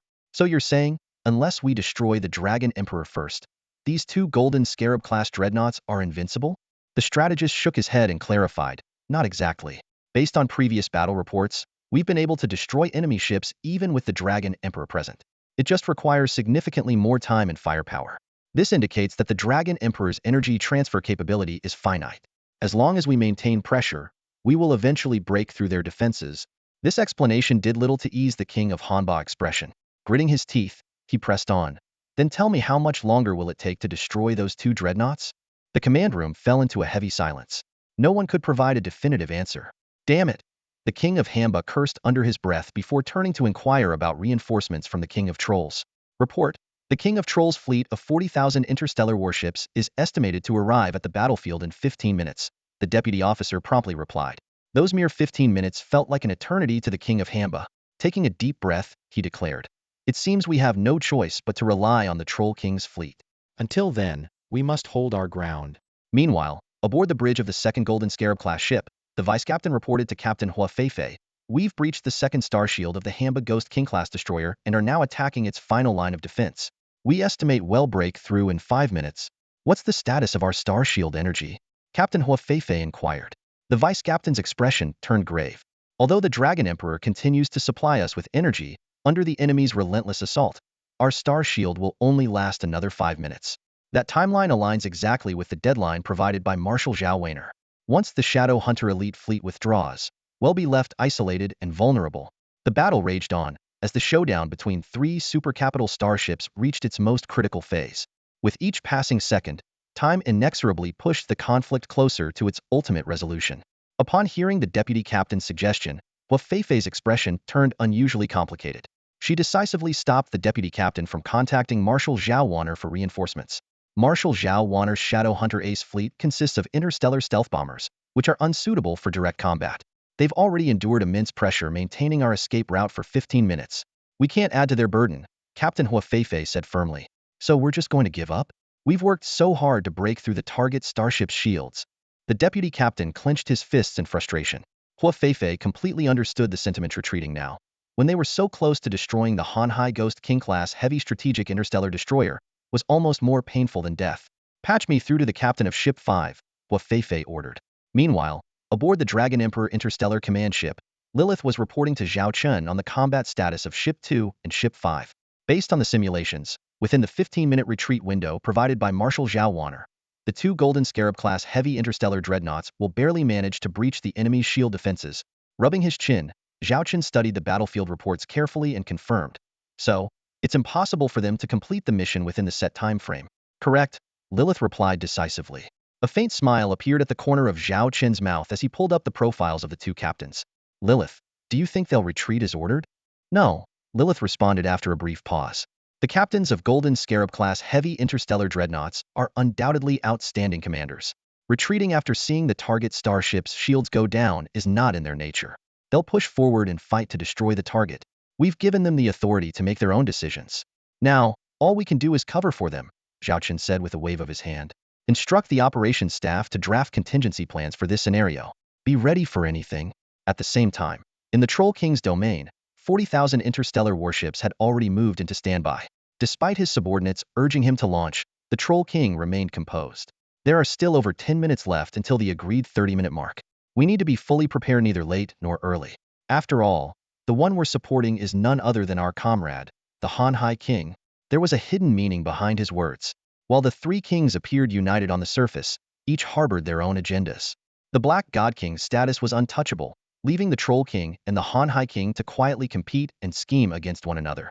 The three sovereigns were in constant conflict over control of the galaxy, their tensions often escalating to the brink of war. Time and again, it fell to the Black Sovereign to step in and mediate.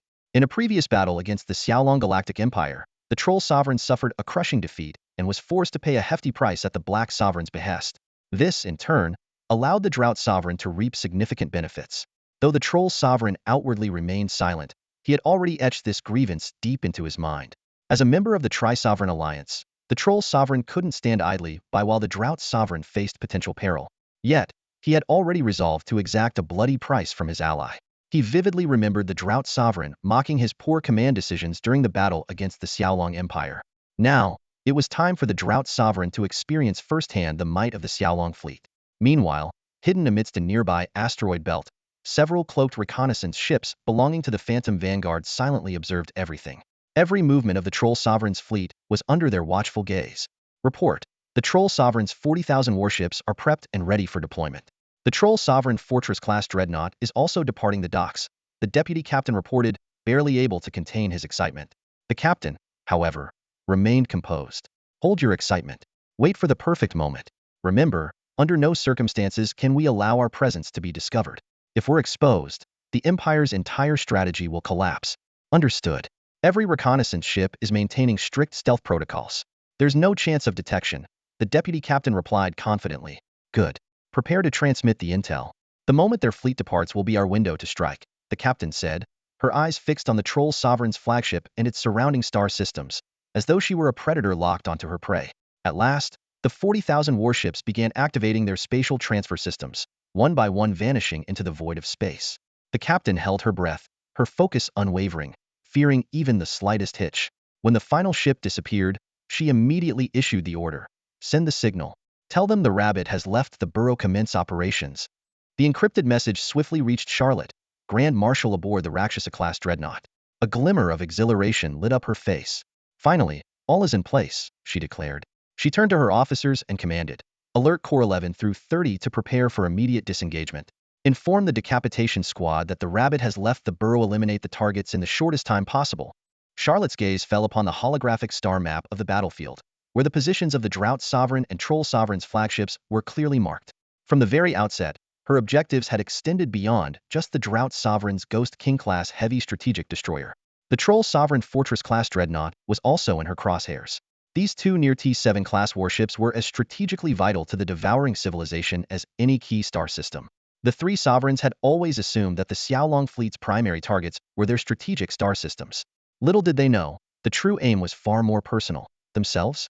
All of the prior military maneuvers and attacks across 30 star systems were merely a diversion, designed to redirect and deplete the enemy's long-range deployment capabilities.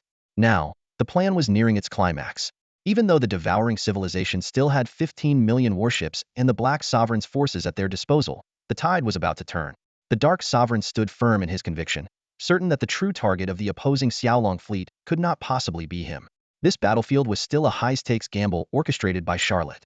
Over the course of a single month, Charlotte had relentlessly pursued maximum gains, pushing the limits of risk and reward. When Zhao Chen learned of Charlotte's intricate series of battle plans, he couldn't help but marvel at the sheer audacity and ambition concealed within. But behind this greed lay Charlotte's ultimate trump card, the Golden Scarab-class heavy interstellar dreadnought. At this very moment, somewhere in the depths of a distant star system, 10 near T7 Golden Scarab-class heavy interstellar dreadnoughts were receiving direct commands from Grand Marshal Charlotte. One by one, the ships powered up and began locking in their coordinates. Contrary to public knowledge, the Xiaolong Interstellar Empire did not possess only 5 of these formidable vessels. The true number was 15. These 10 new additions represented the first wave of this year's construction program, an unprecedented show of strength. Report from the Xiaolong Imperial Guard Fleet and the Drought King Corps. Our Star Shield energy is down to its final minute. The enemy's 2 Golden Scarab-class heavy interstellar dreadnoughts show no signs of retreat, a subordinate reported anxiously to the Drought King. The Drought King clenched his fists, his expression a mix of disbelief and frustration. How could those 2 enemy dreadnoughts endure for so long? What's the status of their star shields? How much energy do they have left? Someone tell me, he roared. A cautious voice emerged from the monitoring department. Based on our observations, their star shield energy has been steadily depleting. We estimate they won't last more than 2 minutes. 2 minutes? Are you certain? The Drought King's piercing glare bore into the speaker, his voice sharp and menacing. The officer hesitated, lowering his head in silence. No one dared make an absolute guarantee under the king's wrath. Any miscalculation could mean a swift and brutal end. The Drought King let out a cold, derisive snort. 2 minutes. If their shields are still up after that, Your entire department will pay the price with your heads. The officer's legs nearly gave out beneath him, his face pale with fear. He could only silently pray that the enemy's shields would falter within the allotted time. Otherwise, their fates were sealed. Time dragged by in agonizing increments. All eyes were fixed on the dwindling energy levels of their own Drought Ghost King-class heavy strategic interstellar composite destroyer. Alarms blared incessantly. Warning. Third layer star shield energy at 3, nearing depletion. Warning. Third layer star shield energy at 2, nearing depletion. Warning. Third layer star shield energy at 1, nearing depletion. The tension in the air was suffocating. Just as the Drought King felt the crushing weight of the situation closing in, a sudden exclamation erupted across the bridge. Look, the star shields of the 2 Golden Scarab-class dreadnoughts have collapsed. All heads turned to the display screens. Sure enough, the once imposing barriers of energy surrounding the enemy dreadnoughts had vanished, leaving their armored hulls exposed. A surge of hope reignited in the hearts of everyone on the bridge. The monitoring officer collapsed to the floor, gasping for breath. It had been a matter of seconds, mere moments, separating the collapse of the enemy shields from the imminent failure of their own. Their lives had been spared by the slimmest of margins. Excellent. The Drought King's voice boomed across the bridge. We've breached their shields. Relay my orders to all nearby starships. Launch an all-out assault on the enemy vessels, no matter the cost. His command was laced with a ferocity that left no room for hesitation. The final phase of the battle had begun. Finally, on the bridge, this was the perfect moment to vent stress and anger. Watching the 2 enemy interstellar battleships flaunting their arrogance in front of their fleet's formation, the humiliation was palpable. Every department on the bridge understood. Destroying the enemy's Golden Scarab-class heavy interstellar dreadnought wasn't just a rare military achievement, it was a chance to restore their honor. On the bridge of the 2nd Golden Scarab-class heavy interstellar dreadnought, Captain Hua Feifei stared expressionlessly at the screen showing her ship's energy shield dissipating. At that moment, a video window popped up, revealing the anxious face of Marshal Zhao Weiner. Hua Feifei, Mu Baiqing, the agreed 15 minutes are up. My fleet is about to retreat, and you must withdraw immediately. Otherwise, you'll be surrounded by enemy ships and lose your last chance to break through. However, the reactions of the 2 rear admiral captains were unexpected. Hua Feifei calmly replied, Marshal Zhao, thank you for your cooperation. But right now, the enemy flagship, the Drought Ghost King-class heavy strategic interstellar integrated destroyer, has had its energy shield breached. This is the critical moment when we can deal real damage to the enemy. If we retreat now, all the prior fighting and sacrifices will have been in vain. Therefore, Rear Admiral Mu Baiqing and I have decided to stay and continue the battle. Marshal Zhao opened her mouth to respond, but Hua Feifei interrupted her. Marshal Zhao, we are fully aware of the current situation. You don't need to maintain the retreat route any longer. Please evacuate your fleet immediately. We will decide the subsequent course of action on our own. This is the wartime decision-making authority granted to us by His Majesty, and we are prepared to bear all consequences. Mu Baiqing solemnly echoed her sentiment. Captain Hua Feifei's decision is mine as well. As a seasoned commander, Zhao Weiner understood their rationale. The enemy flagship, a near T7 class vessel, had finally had its shield breached. Abandoning the fight now would render all their efforts meaningless. She saluted the 2 rear admirals as a sign of respect. I honor your decision. The Shadowhunter Ace fleet will retreat immediately. I wish you both victory. As the communication ended, the interstellar war map displayed the retreat trajectory of the Shadowhunter Ace fleet gradually vanishing. The 2 Golden Scarab-class heavy interstellar dreadnoughts were now fully isolated, surrounded by enemy forces. Mu Baiqing, do you regret agreeing to my decision? Hua Feifei asked. Mu Baiqing chuckled lightly. Regret? That word doesn't belong in a commander's vocabulary. Every decision we make, every order we give, must be without regret. Since I've chosen to join you in this madness, I have no complaints. Besides, with our black tech capabilities, we can always revive. Hua Feifei shook her head with a faint smile. On the surface, death seemed trivial, but the implications behind it were far more complex than they appeared. This is a battle that will determine their future and fate. For the 2 captains, losing the maiden battle of the Golden Scarab-class heavy interstellar dreadnought means not only forfeiting the opportunity to command this quasi-T7 starship, but also potentially jeopardizing their chances for future promotions. In the Xiaolong Interstellar Empire, the Golden Scarab-class heavy interstellar dreadnought is the dream command ship for countless officers. Even major generals leading fleet divisions, or powerful imperial vice-admirals, are willing to relinquish their current positions to compete for the role of its captain. However, with the scarcity of such quasi-T7 warships, there are far more contenders than available ships in the Empire's active forces. We will succeed, Captain Hua Feifei declared firmly, her eyes gleaming with unwavering determination. Suddenly, the tide of battle shifted. Report. 2 groups of enemy stealth interstellar bombers are retreating from the battlefield. the communications officer urgently announced. However, the two Golden Scarab-class heavy interstellar dreadnoughts were engaging show no signs of retreat.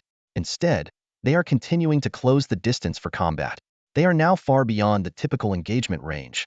Upon hearing the news of the stealth bomber's retreat, the King of Hamba let out a cold laugh.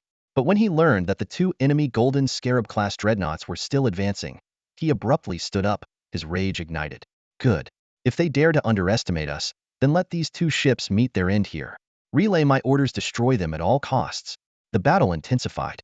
As the distance between the two sides continued to shrink, the deafening roars of ship-mounted weaponry filled the void. Gunners no longer needed to aim. They simply repeated the mechanical process of reloading and firing.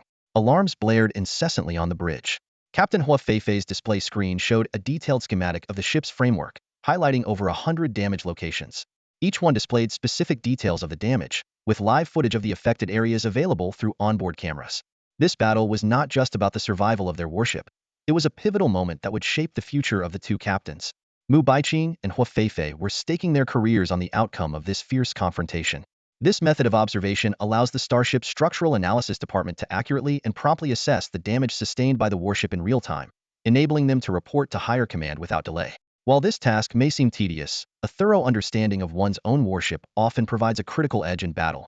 At this moment, the Closian weapon system CIWS of the Golden Scarab-class heavy interstellar dreadnought is operating in full saturation defense mode. This is the warship's last line of defense, and the enemy's attacks are deliberately targeting these systems. Once the CIWS is destroyed, the ship will be completely exposed to enemy firepower. Despite the intense assault on the ship, Captain Hua Feifei's expression remains exceptionally calm, as if the attacks are not directed at her own flagship. Her composure stems from her resolve. Having chosen this position and accepted this mission, she is prepared for anything. How many interstellar missiles do we have left? Hua Feifei asks in a steady voice. Over 800 remaining, the vice captain quickly responds after pulling up the data. Fire them all. Target the CIWS turrets of the Hamba Ghost King-class heavy strategic interstellar composite destroyer, Hua Feifei orders. Ensure that this wave of attacks takes out 70 of their defensive firepower to create an opening for our drones. Concentrate all firepower on that warship, and have the heavy interstellar marine unit prepare for boarding operations. She lets out a cold chuckle. The enemy thinks we're going to trade two Golden Scarab-class heavy interstellar dreadnoughts for one Hamba Ghost King-class warship? Ridiculous. Our warships are far more valuable than theirs. 2 for 1? They wish. As her orders are carried out, the missile silos of the warship open one by one, and hundreds of interstellar missiles roar into the void, their blazing trails streaking across the battlefield. While this might not match the sheer scale of a missile fleet's meteor shower, at such close range, this precision strike is just as deadly. The fifth ship also launches its entire missile payload, forming a dense web of firepower. Under this ferocious assault, the Hamba Ghost King-class warship is engulfed in hundreds of fiery explosions. Even with prior preparation, such an overwhelming offensive leaves the Ghost King-class captain deeply shaken, as the entire bridge shudders violently. Fortunately for the enemy, this quasi-T-7 class warship boasts exceptionally thick armor, with multiple compartments beneath the hull designed to absorb and distribute the impact. This level of attack is insufficient to destroy a quasi-T-7 class warship outright. Even the most powerful main gun of a T-6 class interstellar battleship can only damage its armor but cannot deliver a fatal blow. This is precisely the advantage of a quasi-T-7 class warship. Hua Feifei is well aware of this fact. She never expected a single missile salvo to sink the Hamba Ghost King-class warship. This is merely the first step in her carefully orchestrated strategy. The fleet's initial assault targeted the weapon systems of the Hamba Ghost King-class heavy strategic interstellar destroyer. It was a calculated tactical decision to neutralize its fangs before aiming for its core. This strategy was designed to create a relatively safe corridor for the follow-up strike forces to advance. Meanwhile, on the flanks of the Golden Scarab-class heavy interstellar dreadnought, a series of hatches began to open slowly, revealing rows of fully prepared heavy-armored interstellar marines. This elite force, equipped with the most advanced combat mechs, operated in a unique infantry mech synergy. Within the Xiaolong Legion, interstellar marines held a pivotal role. Every warship was equipped with such a unit, armed with cutting-edge weaponry. This stood in stark contrast to other civilizations, where marine units were often relegated to logistics and support roles. At that moment, in one of the combat chambers, the Golden 2 Hammerstone Squad stood at the ready. Golden 2 Hammerstone Squad is prepped and awaiting orders, the female commander reported through the command channel from within her combat mech. Deployment in 90 seconds. Mission directives have been transmitted to your squad channel. Good luck. The bridge operations officer replied succinctly. Understood. Mech pilot Song Kiki took a deep breath, her gaze briefly catching her reflection on the display screen. At just over 20 years old, standing under 5 feet tall with a slight frame, she hardly fit the image of a combat mech pilot. The echoes of past skepticism rang faintly in her memory. Song Kiki? Less than 5 feet tall, and you want to pilot an interstellar combat mech? Little girl, this isn't some game. Your academic scores in humanities are excellent. Why not pursue a bridge officer position? You're a star dwarf. Shouldn't you follow the industrial path like Chief Engineer Annie or Chief Engineer Nana? Far from discouraging her, these doubts only fueled her determination. To meet the physical demands of mech piloting, she trained twice, sometimes 3 times as hard as others. While others rested, she pushed herself further. Her petite stature didn't stop her from outmatching opponents over 2 meters tall in combat exams, though the journey was fraught with countless failures. In the end, she achieved what many deemed impossible, earning her interstellar combat mech pilot certification. She became the first star dwarf to claim this honor. The look of astonishment on the certifying officer's face was something she would never forget. Song Kik's journey with the Xiaolong Interstellar Legion fleet began at the very bottom, piloting the T2 Black Knight-class light interstellar combat mecha. Her interstellar dwarf heritage endowed her with exceptional talent, and she excelled in combat training. Whenever a new model of interstellar combat mecha was introduced, she was always among the first selected for the training program. With her sharp intuition, she could quickly identify critical performance issues in the mechas and design corresponding training strategies. However, behind this important responsibility lay a trace of frustration. Some among the higher-ups harbored doubts about an interstellar dwarf piloting a combat mecha and assigned her to a role that was both relatively safe and suited to her skills.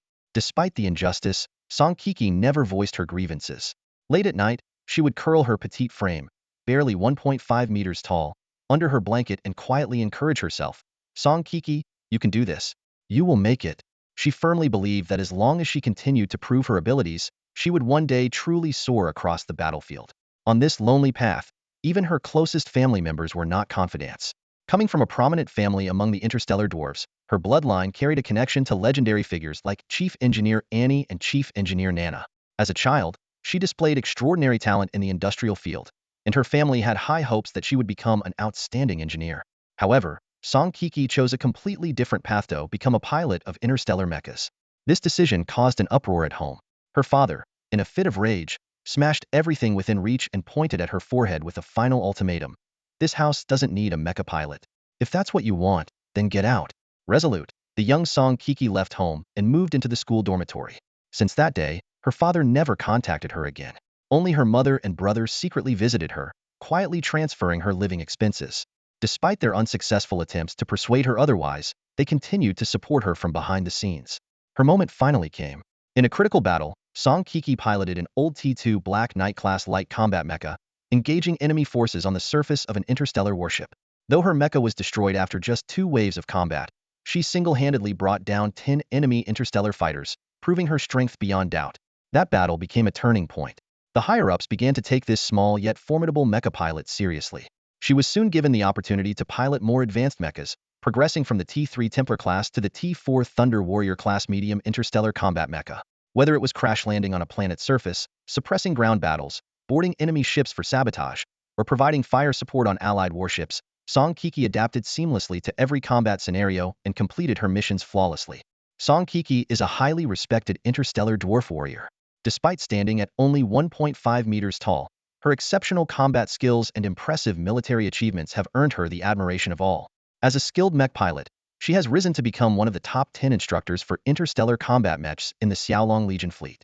Additionally, she serves as an honorary teacher in the Interstellar Combat Mech Department of the Xiaolong Interstellar Empire. Whenever new cadets see this petite instructor step onto the podium, their faces often show expressions of disbelief. Her career reached a pivotal turning point when she was chosen to pilot the most advanced T6 Fenghuai-class medium multifunctional interstellar combat mech. Not long after, she was entrusted with an even more critical mission. She was secretly selected to establish a heavy interstellar marine corps for the mass-produced quasi-T7 class interstellar warships of the Xiaolong Interstellar Empire. Although not the highest-ranking commander of the Marine Corps, her appointment demonstrated the military's deep trust in her abilities. At this moment, through the holographic display of her mech, Song Kiki gazed at the scene beyond the open hatcher next battlefield. Her eyes shifted to the personalized section of her mech's control interface, where a special family photo was displayed. In the picture, she stood at the center in her combat uniform, her sturdy build reflecting years of rigorous training. Her parents, older brother, and sister-in-law surrounded her. This photo carried a deeply meaningful memory. After her first near-death and subsequent revival, her father had volunteered to care for her, mending years of estrangement. They had a heartfelt conversation by her bedside, which lasted until the medical staff had to interrupt them. As her father turned to leave, he looked at her hands, worn and scarred from countless battles, and said with tears in his eyes, "Kiki, you are your father's pride. I was wrong. I'm sorry." In that moment, Song Kiki cried for the first time in years. In the photo, her father wore her military medals on his chest, his face beaming with pride. Composing herself, Song Kiki turned her attention back to the task at hand. Through the video feed, she observed their target, the enemy's flagship, a Quasi-T-7 Hamba Ghost King-class heavy strategic interstellar destroyer. Their mission was to execute a boarding operation, infiltrate the enemy ship, sabotage critical systems, and, if necessary, plant high explosives to destroy the ship from within. Suddenly, the voice of her deputy commander came through the command channel. "Captain, look over there. It seems to be the enemy's mech units." Song Kiki quickly zoomed in on the image and spotted the enemy interstellar combat mechs lurking in the shadows of the enemy ship's hull. She analyzed the situation swiftly. That's the enemy's interstellar marine corps. They're likely attempting a boarding operation as well, but they've been intercepted by our bronze scarab interstellar drones. They'll undoubtedly target us next. Without hesitation, she issued orders over the command channel. "Listen up, when we move, the marine soldiers will secure themselves to the Fengwei mechs. Once we land on the enemy warship's hull, find cover immediately and establish defensive positions." The structure of the Golden Squad 2, led by Hammerstone, was meticulously designed. 100 Fengwei mechs paired with 1,000 interstellar marines. Each combat unit usually consisted of 3 Fengwei mechs and 30 soldiers. While the marines didn't have mechs of their own, they were equipped with exoskeletal combat suits and a variety of advanced weapons. This combination was perfectly complementary. Though Fengwei mechs were incredibly powerful, their maneuverability was limited during boarding operations, requiring the agility and adaptability of marine soldiers for support. Song Kiki delivered her orders with sharp precision. 3 combat units will deploy simultaneously. First, eliminate enemy forces on the exterior of the hull to secure a safe landing zone for the rest of the troops. Next, install high-frequency armor-piercing drills at the 10 designated locations. Once the enemy ship's armor is breached, move into the interior and neutralize all hostiles. Maintain open communication at all times. Map out your movements and prepare for an organized retreat. "Understood," came the unified response from the Marines and officers, their voices sharp and disciplined. Meanwhile, the dispatcher on a separate channel reported the countdown to the boarding operation. To the right, other squads of heavily armed Marines had already begun their deployment. The enemy ship's remaining point defense cannons locked onto these approaching units, while the enemy's surface troops unleashed a barrage of firepower against the Yetoland forces. With the limited mobility of the Xiaolong interstellar Marines in open space, this phase of the operation typically resulted in significant casualties. Taking a deep breath, Song Kiki issued her next command over the operations channel. "Detuniu, you're on rear guard. Oversee the deployment. I'll lead the first wave with 3 combat units. After that, deploy an additional 3 units every 30 seconds. Complete the boarding operation within 5 minutes. Why am I always on rear guard? Captain, can't I lead the charge for once?" Detuniu grumbled in protest. "That's an order," Song Kiki replied firmly, her tone leaving no room for debate. "Understood," Detuniu responded reluctantly, though her frustration was clear. The 30-second countdown began. 10 Fengwei mechs lined up at the ship's airlock, their legs outfitted with single-use rocket boosters for maximum speed.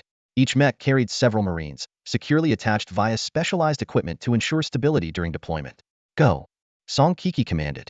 At her signal, the 10 Fengwei mechs launched from the airlock, carrying nearly 100 Marines into the vacuum of space. The blue flames of their rocket boosters burned brightly, streaking across the void like comets. "Warning! Hostile targeting systems have locked onto this unit," blared the AI's monotone alert. "Deploy smoke screens," Song Kiki ordered, her voice steady and composed. In response, the mechs released smoke grenades at staggered intervals, creating a dense cloud that obscured their approach. The enemy's point defense systems fired blindly into the smoke, their effectiveness drastically reduced. As the 10 crimson silhouettes of the Fengwei mechs emerged from the haze and closed in on the enemy ship's surface, the opposition's ground forces retaliated with everything they had. Machine guns, missiles, and handheld rocket launchers unleashed a torrent of firepower, aiming to halt the invaders before they could gain a foothold. Unit 1, activate shield trooper mode with me to protect the formation. Units 2 and 3, switch to gunner mode and target the enemy ship's surface with suppressive fire, Song Kiki commanded with calm precision. Leading by example, she piloted her mech to the forefront of the battlefield. With practiced efficiency, she maneuvered her mech's right arm to retrieve a crimson shield from its lower back. As the shield affixed to the arm and extended forward, It expanded in an instant to the height of the mech itself, forming a massive barrier that seamlessly integrated with the mech's star shield. Together, they created an impregnable wall of defense.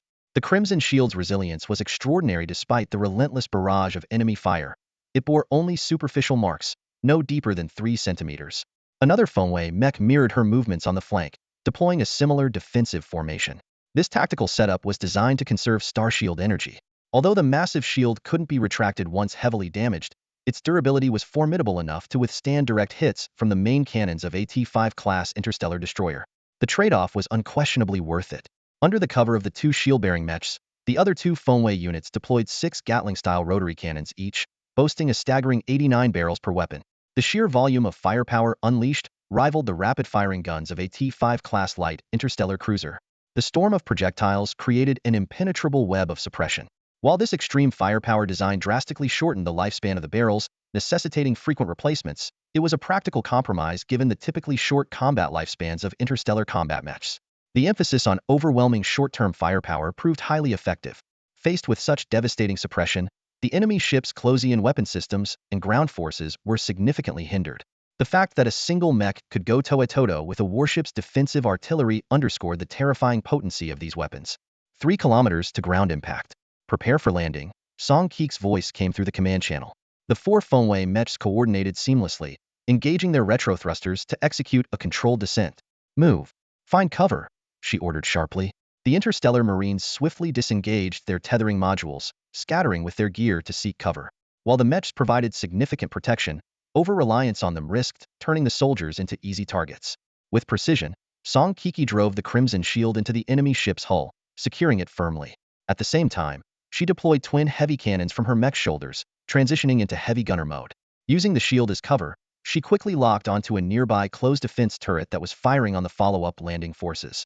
Twin crimson energy beams erupted from her cannons, striking the target with pinpoint accuracy. A deafening explosion followed, obliterating the turret and its mounting in a fiery cascade of destruction. The Fengwei mech piloted by Song Kiki had just deployed its crimson shield when the outer star shield shimmered with a kaleidoscope of light, a clear sign of enemy fire. Maneuvering skillfully to evade attacks, she scanned the surroundings with vigilance.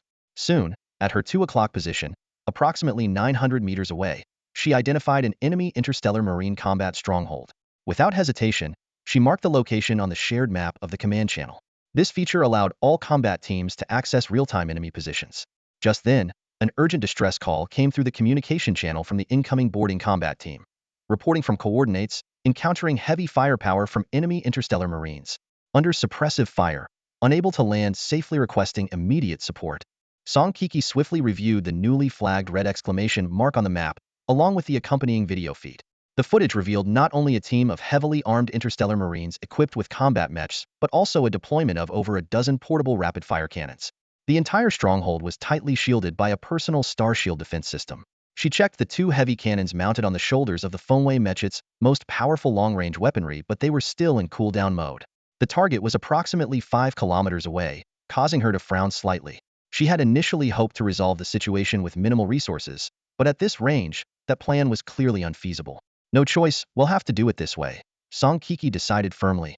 Prepare 100 Fire Phoenix missiles. Lock onto the target. Instantly, the missile launch ports on the back and sides of the Fengwei mech opened, revealing rows of neatly aligned interstellar missiles. These missiles had the advantage of free-flight navigation within their attack range, requiring no direct line of sight to the target, perfect for the current combat scenario. While each mech was equipped with only 1,000 of these consumables, and their explosive power, even with T6 grade technology, was inferior to that of heavy cannons due to size constraints, they were invaluable for filling certain tactical gaps. The missile swarm roared into action, and soon, a report came through the command channel confirming the threat had been neutralized. On the shared map, the enemy stronghold and its closed defense cannon markers were disappearing one by one, clearing the way for the subsequent mech units to land. The area is secure. Begin Phase 2 of the operation. With her command issued, 3 soldiers carrying large cases moved into position. They set down the cases and entered commands into their displays. The cases unfolded automatically, transforming into spider-like devices with 8 legs, each extending a needle-like structure aimed at the ground. Laser mole drills are ready. Activating now. Following the operator's command, a powerful beam shot out from the base of each device, beginning to corrode the armor plating of the hull. These specialized weapons were designed to penetrate even the toughest armor, which could withstand high-intensity attacks. Within 10 seconds, they had bored half a meter deep. But to create an opening large enough for a Fengwei mech to pass through would require more time. How much longer will it take? Song Kiki asked intently. The answer to this question was critical to the next phase of their battle plan. The soldier operating the laser drilling mole quickly reported, at our current depth and progress rate, the entire operation is estimated to take about 5 minutes. This was already an impressive time frame for penetrating the hull armor of a quasi-T-7 class starship. However, Song Kiki frowned slightly, clearly dissatisfied. What if we only carve out a space large enough for soldiers to enter? Half a minute will suffice, the soldier replied with unwavering certainty.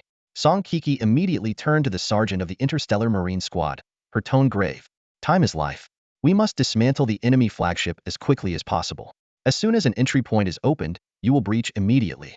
I understand this is an extremely dangerous mission without mech cover, but it's our best chance to buy time. Your objective is to secure the lower deck and use explosives to breach the hull from the inside, creating an entry point for our starfighter mechs. The sergeant nodded in silence, showing no hesitation toward an order that could result in heavy casualties. This was the nature of the interstellar marines' duty, sacrificing themselves to seize critical opportunities. It was also why they rose through the ranks so quickly. Before long, the laser drilling mole had created an opening just large enough for soldiers to pass through. The marines swiftly took their positions, ready to storm in, throw grenades, smoke bombs, and disruptors break in 5 seconds. Hundreds of specialized explosives were hurled through the opening, followed closely by the marines, who moved with precision and without hesitation. Song Kiki kept her eyes fixed on the dark, gaping entrance. Despite careful preparation, the possibility of ambushes from enemies inside the ship was ever present. Blindly breaching in such a manner was perilous, and one misstep could result in the entire squad being wiped out. Explosions and flashes of fire erupted from within, confirming the fierce resistance of the enemy forces inside. After about a minute of intense gunfire and chaos, a broken transmission came through the comms channel. Reporting, Captain, we've secured the target section. Encountered heavy resistance, but the enemies have been neutralized. We're setting up high explosives now. Requesting ground units to retreat to a safe distance. Song Kiki could hear the exhaustion in the soldier's voice, but there was no time for concern. She immediately directed the surrounding personnel to evacuate. About 30 seconds later, a deafening explosion shook the area. Even within her mech, the tremor was palpable. The ground cracked, and parts of it caved in, exposing the lower deck of the ship. Clear the area quickly, Song Kiki commanded. Under her leadership, debris was swiftly removed, revealing an opening large enough for a Fengwei mech to pass through. The entire operation took less than 2 minutes, cutting the originally estimated time by more than half. Peering into the exposed lower deck, Song Kiki could see visible battle damage, bloodstains, and fragments of interstellar marine uniforms scattered across the scene. What's the casualty report? She asked immediately. The officer responded somberly. 3 combat teams suffered a total of 34 losses. 29 were killed during the initial breach. The enemy forces had taken cover in blast-resistant shelter modules. Though well concealed, they were ultimately eliminated. This meant that in less than 10 minutes of combat, the casualty rate had already exceeded 30. The Starfleet Marines were notorious for having the highest casualty rate within the Xiaolong Interstellar Legiona, grim but undeniable truth. At this very moment, Song Kiki was leading this elite unit on a critical mission. All units, disperse immediately and scout the enemy ship's environment. Focus on identifying pathways suitable for the Fengwei mechs to traverse. Share all discovered routes in real time. Song Kiki commanded sharply, leaving no room for hesitation or delay. The Marines sprang into action with practiced precision. Due to the need to clear a path for the massive Fengwei mechs, the mech units had to remain stationed temporarily. Meanwhile, on the bridge of the Hanhai Ghost King-class heavy strategic interstellar destroyer, the Ghost King's expression was as dark as a stormy abyss. Through the surveillance monitors, he could see the enemy Marines moving through various sections of his ship, with mech units already infiltrating critical areas. The sensation was maddening, as though his body were crawling with fleas. Unacceptable! How dare they run rampant on my warship? The Ghost King roared in fury. The vice captain quickly stepped forward to calm him. Your Majesty, please rest assured. We've already dispatched our Marines to sweep every sector. These intruders will be eliminated. You'd better not fail me this time. The Ghost King growled, his tone icy as his gaze shifted back to the screen. 2 golden Scarab-class heavy interstellar dreadnoughts loomed in the distance, their golden hulls gleaming like razor-sharp blades poised to strike, their sights locked on his flagship. Meanwhile, Song Kiki had established contact with the other vice-captains of the Hammerstrike squad. Despite sustaining notable losses, the mission was progressing smoothly. She activated her. Take cover behind the mech, Song Kiki shouted, her voice cutting through the chaos as she activated the star shield system of her Fengwei mech. Though her massive crimson shield was already out of commission, the remaining star shield energy was still sufficient to provide temporary protection for the soldiers of the interstellar heavy infantry. Enemy fire roared in from the 8 o'clock and 3 o'clock directions. "Return fire," she commanded decisively, swiftly switching the mech to gunner mode. The Fengwei's cannons roared to life, unleashing a relentless barrage of energy rounds. But as the beams struck their targets, the sound that followed sent a chill down her spine. Wasn't the familiar impact of shots hitting flesh or structures. "They've got star shields, possibly equipped with heavy weaponry. Everyone, stay alert," she warned. In the confined battlefield, visibility was nearly non-existent, forcing both sides to fire blindly at predicted enemy positions. Suddenly, a low, grinding mechanical noise echoed from the rear section of the hold. "Report 5T6 class interstellar combat mechs detected at the rear." A panicked voice crackled over the comms. Song Kiki's stomach dropped. The enemy was executing a pincer maneuver, aiming to annihilate her team with superior numbers. Her squad had only 4 Fengwei mechs, and the enemy's frontal assault was already overwhelming. If she pulled the Fengwei units away from the front lines, the Xiaolong infantry, stripped of both star shield defense and suppressive firepower, would be wiped out. "Unit 1, you're in charge of the front lines," she ordered without hesitation. "Maintain suppressive fire. As soon as you notice their firepower weakening, begin advancing. Once visibility is restored, prioritize neutralizing their heavy weaponry. I'll handle the 5 mechs at the rear. Captain, your star shield energy is down to less than 40. Taking on 5 mechs alone is too risky. Let me go with you." Her team members protested, their concern evident. "That's an order. Unit 1, take my position immediately," she replied, her tone leaving no room for argument. With confirmation received, Song Kiki pushed her Fengwei mech toward the rear, disengaging gunner mode on the move. "Activate spearman mode," she commanded. In response, a crimson Fengwu Jiutian spear materialized in the mech's hands. Forged from a rare alloy, this close combat weapon was not only incredibly durable, but also capable of delivering devastating damage to both metal armor and star shields with its superheated spearhead. Within moments, she located the 5T6 class combat mechs in the rear hold. Their formation was well organized. The lead mech carried a large rectangular shield, flanked by 2 mechs equipped with heavy cannons, and 2 more at the back armed with what resembled shoulder-mounted rocket launchers. The instant they spotted each other, Song Kiki launched her attack. She hurled a smoke grenade infused with radar-disrupting particles, engulfing the entire hold in a dense, swirling fog. The enemy mechs, blinded and disoriented, unleashed a storm of fire into the smoke, their shots tearing into the hold and rattling the ground with deafening impacts. Seconds stretched into what felt like an eternity. Then, without warning, a crimson blur streaked down from above. Song Kiki's Fengwei mech dove into the fray, the Fengwu Jiutian spear driving straight toward the rear of the enemy formation. The sudden, aerial strike caught the 5 combat mechs completely off guard, shattering their carefully coordinated attack plan. On the battlefield, a crimson Fengwei mech unfolded its imposing wings, with several jet ports between them glowing with blue flames. The pilot, Song Kiki, gripped the Fengwu Jiutian lance tightly, its tip aimed directly at the star shield of an enemy mech. The spearhead of the lance radiated intense heat, rapidly depleting the energy of the enemy mech's star shield with lightning speed. Even more astonishing, before the shield's energy was fully drained, a breach had already formed at the point of contact. The Fengwu Jiutian lance pierced straight through, driving deep into the enemy's chassis. Although another 5 seconds would have been enough to completely penetrate the enemy mech's outer shell, Song Kiki chose not to linger. At that moment, 4 additional enemy combat mechs had locked onto her position. She knew all too well that while the Fengwei mech was formidable, it couldn't withstand a concentrated attack from multiple enemies. Her mission wasn't just to survive, it was to annihilate all 5 enemy mechs in one fell swoop. Under Song Kiki's expert control, the Fengwei mech darted through the enemy formation with breathtaking speed. Its agility was several times faster than the reaction speed of the 5 enemy mechs, with remarkable turning and short-range maneuvering capabilities. Paired with the Fengwu Jiutian lance, the mech repeatedly posed lethal threats to its opponents. The enemy pilots panicked over the comms. "Damn it! How is this red one so fast? Our melee weapons can't even touch it. Can we pull back? At this range, we can't risk using our cannons. No way if we spread out, it'll pick us off one by one. My star shield energy is draining fast. This is getting dangerous. This can't be the speed of a T6 class mech. Wait, look at the ground." As the dust raised by the battle settled, the ground in the distance was littered with equipment. 2 heavy cannons, 6 Gatling guns, and various ammunition storage modules. It finally dawned on the enemy pilots this crimson mech had discarded all its ranged weapons and equipment in pursuit of ultimate speed and maneuverability.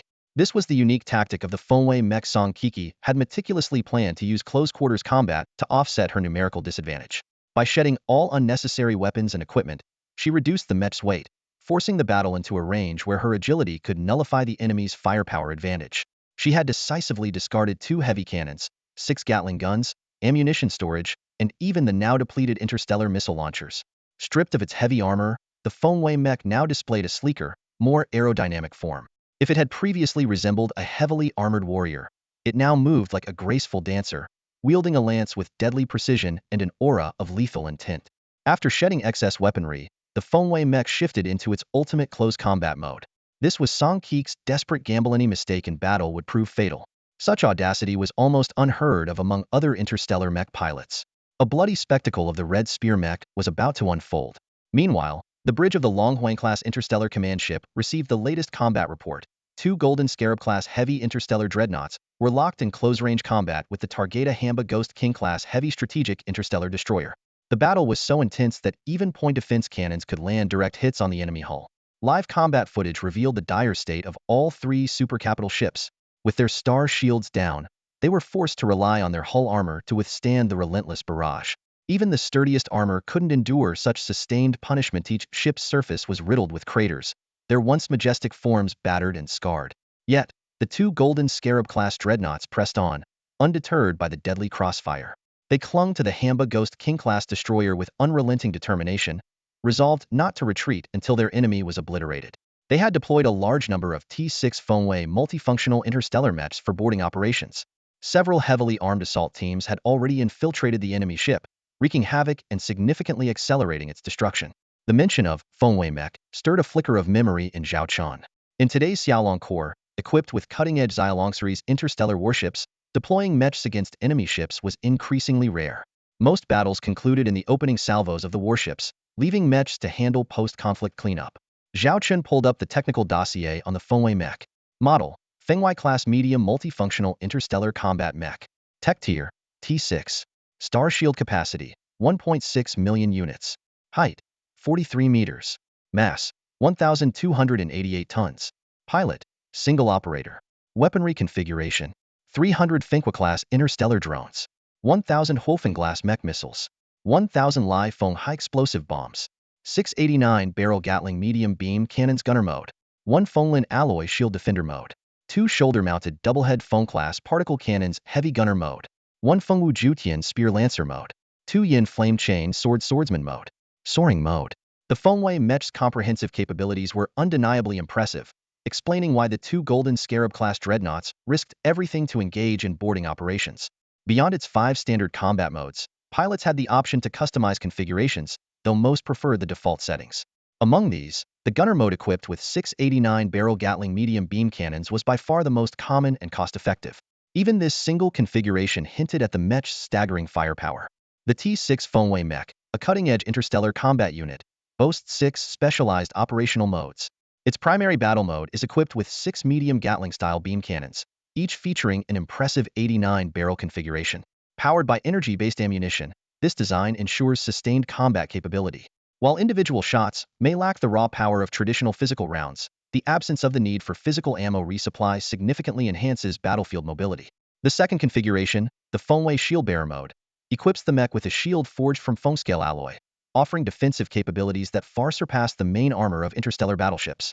The third, Fengwei Heavy Artillery mode, deploys dual concealed Feng-class particle cannons from the mech's shoulders. These devastating cannons deliver overwhelming firepower but consume over 90 of the mech's energy reserves, requiring the unit to remain stationary while firing. For close-quarters combat, the T6 features 2 distinct modes. The Fengwei Spearman mode wields the Fengwu Jutian spear, ideal for mid-range engagements and throwable for added versatility. Meanwhile, the Fengwei Swordsman mode is armed with dual flame chain swords, excelling in rapid, close-range strikes. The final configuration, Fengwei Soaring mode, grants the mech limited flight capabilities. Though energy-intensive, this mode is indispensable in the dynamic environment of interstellar warfare. This mech can adapt to almost any battlefield scenario, and its instantaneous firepower rivals that of an interstellar warship, Zhao Chen murmured, his gaze fixed on the tactical display. But with both captains piloting Golden Scarab-class dreadnoughts deep into enemy lines and cut off from retreat, the risk is enormous. Lilith smiled faintly. Yet you didn't stop them, which means you trust their judgment deep down. Of course I trust them, Zhao Chen replied firmly. They were handpicked by Usho, could I not? Mid-sentence, The bridge was suddenly filled with the blaring of an urgent alarm. Warning. Anomalous spatial fluctuations detected. The alert repeated 3 times. Zhao Chen and Lilith snapped into action. The radar revealed multiple spatial disturbances along the battlefield's flank. Lilith quickly analyzed the data. According to the Phantom Scout reports, it's likely the Troll King's fleet 40,000 reinforcements. Zhao Chen's brows furrowed. As the decoy fleet, their mission was to draw out this elite force, and they had succeeded. Activate Grand Marshal Charlotte's contingency plan. Delay them as long as possible, he ordered with a steady voice. Without hesitation, Lilith began executing the battle strategy. Despite the enemy assembling a formidable fleet of 40,000 elite interstellar warships, the Xiaolong Legion, under Zhao Chen's command, still stood a fighting chance. Anchored by 3 Golden Scarab-class heavy dreadnoughts in the rear and the T-6 Dragon Emperor interstellar command ship where Zhao Chen himself resided, this elite fleet was more than capable of holding the enemy at bay, at least for a time. And even if the tides turned, Zhao Chen still held several unplayed cards close to his chest. As the massive enemy fleet loomed closer, Zhao Chen's face broke into a faint smile. This expression did not go unnoticed by Lilith, who stood by his side. She rolled her eyes in exasperation. What kind of emperor does this? Charging to the front line of every battle like you're afraid the enemy won't notice you. Why not just tattoo, "Come kill me if you dare" on your forehead and be done with it? Her sarcastic tone couldn't fully mask the concern laced in her words. Though she had agreed to this battle plan, the thought of Zhao Chen putting himself in such grave danger gnawed at her. Zhao Chen, of course, was well aware that Lilith had meticulously prepared multiple contingency plans in secret. Even now, scattered across the bridge were personnel planted by her, blending in seamlessly with the regular officers. The moment she deemed his life to be in imminent danger, they would execute their orders to extract him from harm's way whether he consented or not.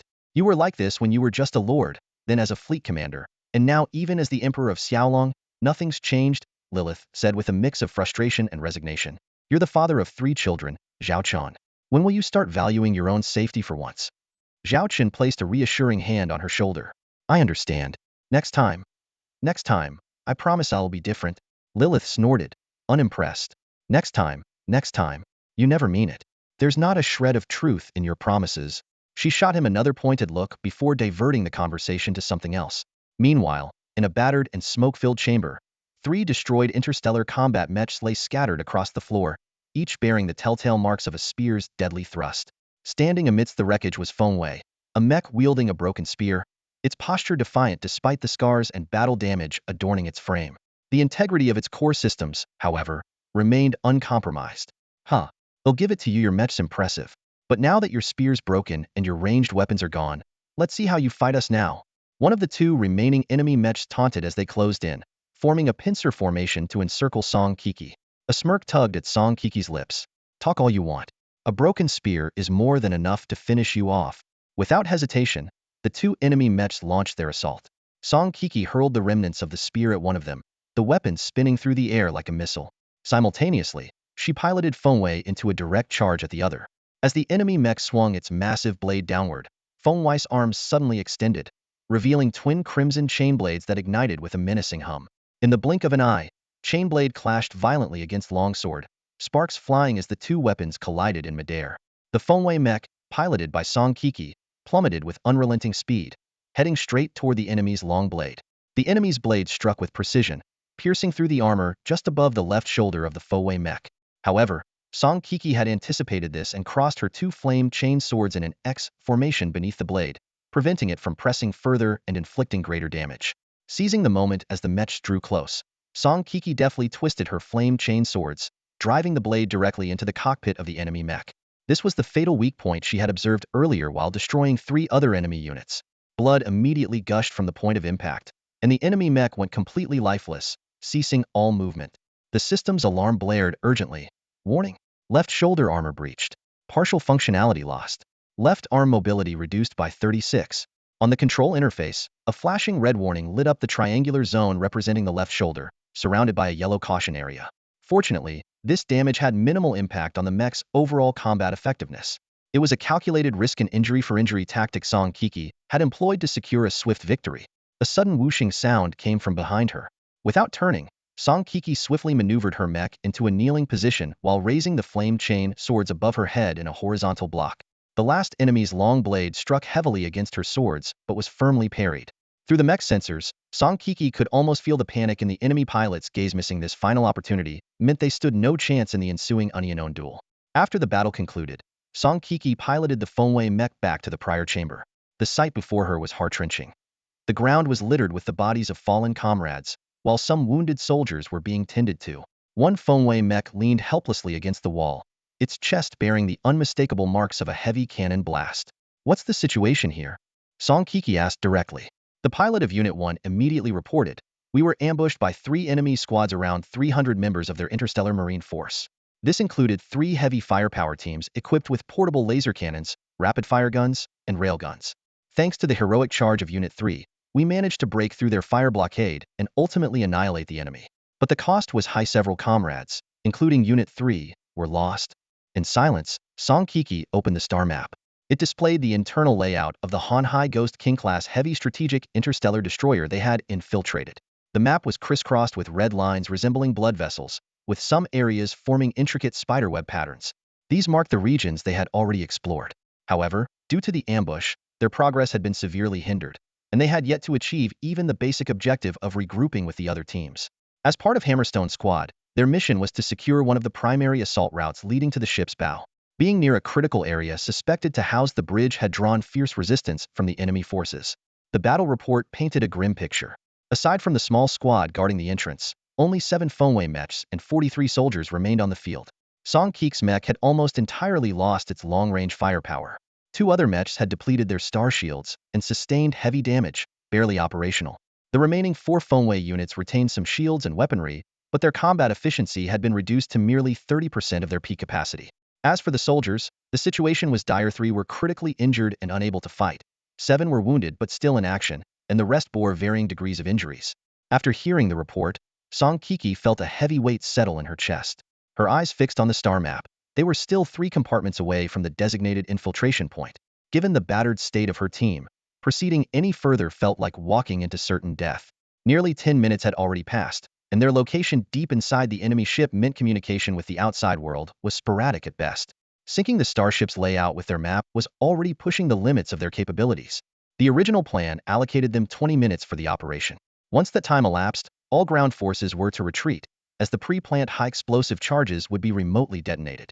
Song Kiki's gaze shifted toward a pile of explosives in the corner, a small fraction of the 100 detonation points planned. Even if only half of them went off, the resulting destruction would be catastrophic. Now, she faced a harrowing decision. Should she order a retreat and abandon the placement of the remaining 3 charges, or press forward? The earlier battles had already drained their efficiency, making it highly unlikely they could safely evacuate within the 20-minute window. And the explosives they would detonate on schedule, whether her team was still aboard or not. Taking a deep breath, Song Kiki weighed her options carefully. Evacuating the wounded alone would take at least 5 minutes. Continuing forward would extend their retreat time even further. If they encountered another fight, survival would be nearly impossible. Her gaze lingered on the injured soldiers around her, and at last, she made her decision. Mech 5, Mech 7, take the critically wounded and retreat to the entrance immediately. Leave 70% of your ammunition for us. If we don't return by the time the clock runs out, don't get out of here at once. The moment the order was given, everyone present understood her resolve to see the mission through. The 2 damaged mechs began transferring their weapons and ammunition to bolster the remaining unit's firepower. Meanwhile, the soldiers got to work, clearing the battlefield. They used a specialized powder derived from Zerg technology to process the bodies of the fallen Xiaolong soldiers. The powder contained microscopic organisms that consumed carbon-based remains and then self-terminated. These creatures emitted hallucinogenic toxins, ensuring that even if used on the living, there would be no pain. The medical team moved swiftly, administering a specially formulated serum to the gravely wounded soldiers. The serum allowed them to pass away peacefully in a painless, dreamlike state. It was a harsh but necessary decision in the interstellar battlefield. Retrieving the bodies of fallen warriors was often impossible. If these remains fell into enemy hands, even though the soldiers could later be revived in the Xiaolong Interstellar Empire, their bodies might first be desecrated or used to humiliate the Empire. History had seen too many such incidents. For this reason, many commanders, when faced with defeat, would rather go down with their flagship than let their remains fall into enemy hands. The battlefield was quickly cleared. As the team prepared to evacuate, they saluted solemnly to Song Kiki and her squad. "Captain, we're pulling out first. Stay safe out there." Watching Song Kiki's team charge toward the next section of the ship, the pilot of Mech 7 let out a heavy sigh. Glancing at the critically injured soldiers strapped to the mech, they turned and began moving back the way they came. Behind them, the sounds of gunfire and explosions raged on. 5 minutes later, the retreating team reached the extraction point. The squad left behind to guard the exit had clearly encountered a skirmish. The bodies of attackers were scattered around the area. These were likely enemy troops sent to sweep the area. Where's the rest of your team? Where's the captain? One of the mech pilots urgently asked over the comms channel. The pilot of Mech 7 explained, "We were ambushed in this section. The fight dragged on, and we took heavy losses. With the injured and damaged mechs, the captain ordered us to retreat while they continued the mission. But there's less than 5 minutes left until the extraction window closes," someone said anxiously. No one answered. All eyes were fixed on the red trajectory line displayed on the starship's tactical map. During this time, the once static red line had crept forward, now reaching the last mission section. It was dangerously close to connecting with the other red lines, signaling a critical point. The time left for the captain's squad to escape was quickly running out.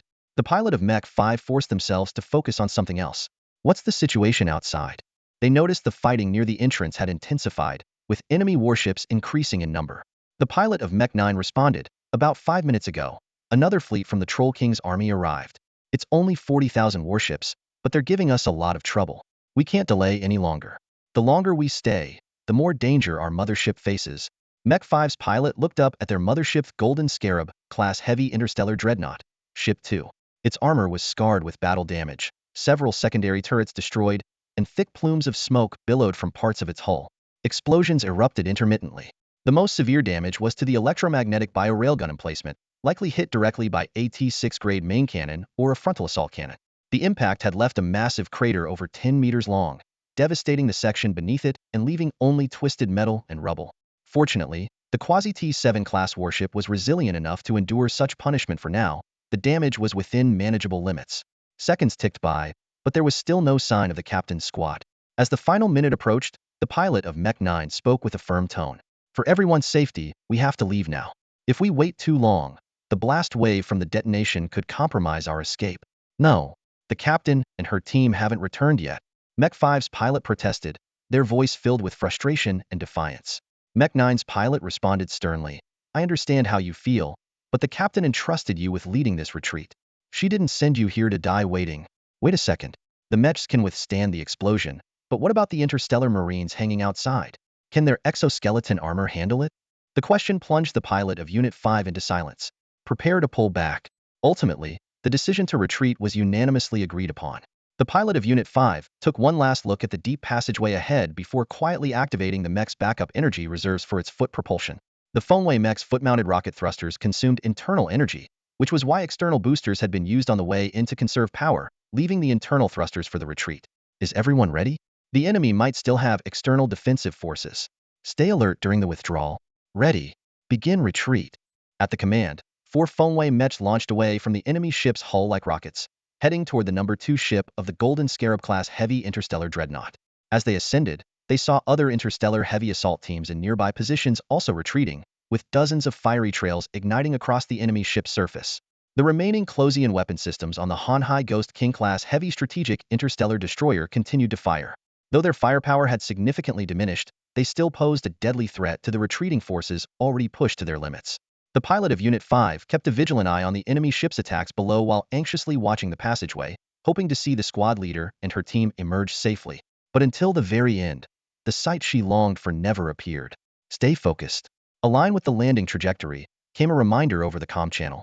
On the Golden Scarab-class dreadnought, several docking bays were open, ready to welcome the warriors back. "Lock onto the docking bay coordinates. Move in." Just then, an urgent announcement echoed through the high-level command channel. "In 30 seconds, we will detonate all explosives. Any remaining interstellar marines on the enemy ship must evacuate immediately. Reminder, 25 seconds until detonation. Evacuate now." The news was a crushing blow to everyone. The pilot of Unit 5 clenched her fists, vivid images of Captain Li Kiki and the team pressing forward without hesitation flashing through her mind. Thankfully, her mech entered the landing trajectory smoothly. Despite a hard crash onto the docking bay floor that sent the soldiers aboard tumbling, they had made it back safely. Meanwhile, the surface of the Hanhai Ghost King-class destroyer erupted into a series of fireballs, bursting like a cascade of fireworks. Far away, in a factory on the Xiaolong star system, an elderly dwarf craftsman named Lao Song was hard at work when his hand slipped, sending a new welding tool plummeting toward his foot. Just in time, a nearby colleague reached out and caught the tool midair. "Lao Song, what's going on with you lately?" You've been so distracted. That was almost a workplace accident. Sure, we have free medical care, and as long as the injury isn't too severe, they can fix you up. But the pain is yours to bear. And if it leaves you with a mental scar, you might not be able to keep doing this job, even after you've healed. The quick-thinking dwarf cautioned him sternly. My apologies. I'm sorry, Lao Song muttered under his breath. Old Song stood in front of the workbench, sweat beading on his forehead, his expression dazed. The elder craftsman noticed and spoke up at the right moment. I think you need a break. It's our rest time anyway. Come on, brother. Let me take you for a breather. Putting down his tools, Old Song handed over his work before the two left the workshop. They headed to the washroom first, carefully scrubbing away the grime on their bodies. After changing out of their grease-stained uniforms, they donned clean, casual clothes. Ah, this feels so good, the elder craftsman exclaimed as he stretched. Thinking back to the old days, just having a bite to eat was a blessing. Now, working here in the Xiaolong Interstellar Empire feels like heaven. Fixed working hours, generous benefits, even our kids' education is taken care of. Everything is so well thought out. And here, no one discriminates against us just because we're interstellar dwarfs. The Xiaolong Emperor is truly a great ruler. For a leader like that, it's worth more than just working hard, it's worth giving your life. At that moment, he noticed Old Song staring blankly at a pendant. Leaning in, he saw it was a holographic family portrait. The most striking figure in the image was a sturdy interstellar dwarf woman in a combat suit, standing in the center. Still worried about Coco? The elder craftsman asked. You know, you really overreacted. She just wanted to become an interstellar mech pilot, and you went so far as to kick her out of the house for 5 whole years. I never abandoned her. Old Song retorted immediately. You think I didn't know my wife and son were secretly taking care of her? Where do you think they got the money? It was all from me. The elder craftsman squinted and smirked. So you were just being stubborn, huh? You've got to work on that temper of yours, too headstrong. A father and daughter can't hold a grudge forever. Besides, look at Coco now. She's doing so well, already a brigadier general in the Xiaolong fleet. There are fewer than 10 interstellar dwarves who've ever earned a military rank, you know? You're all just saying this after the fact. Old Song shot back. If it were your kid wanting to become a mech pilot, would you have agreed? The elder craftsman chuckled without answering, fully understanding the sentiment. While everyone admired Old Song now for having such an accomplished daughter, if it had been their own child, their reaction likely wouldn't have been much different. In their eyes, an interstellar dwarf choosing to pilot mechs was seen as a rebellious act, straying from tradition. Coco's been through so much, Old Song muttered, clutching the pendant tightly, his voice trembling.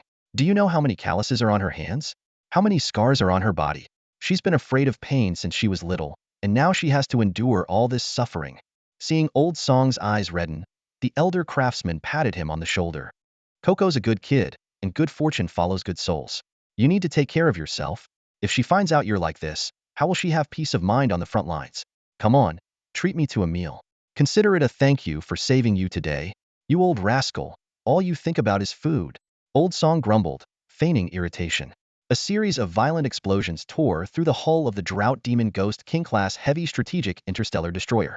The shockwaves rippled outward, reaching 2 nearby Golden Scarab-class heavy interstellar dreadnoughts. Scorching fragments of metal scattered like meteors, posing a severe threat to everything in their path. The 2 Golden Scarab-class warships were already battered from prolonged combat. Their armor plating was riddled with crater-like dents, and entire sections had been torn apart, exposing the inner chambers. Along the exterior, their Closian defense systems were working at full capacity, desperately trying to intercept the high-velocity debris. These fragments, though merely remnants of the destroyed warship, carried immense kinetic energy and were constructed from high-strength materials, making them just as deadly as solid artillery shells. The situation was most dire for the Interstellar Heavy Assault Marine Squad led by Song Kiki.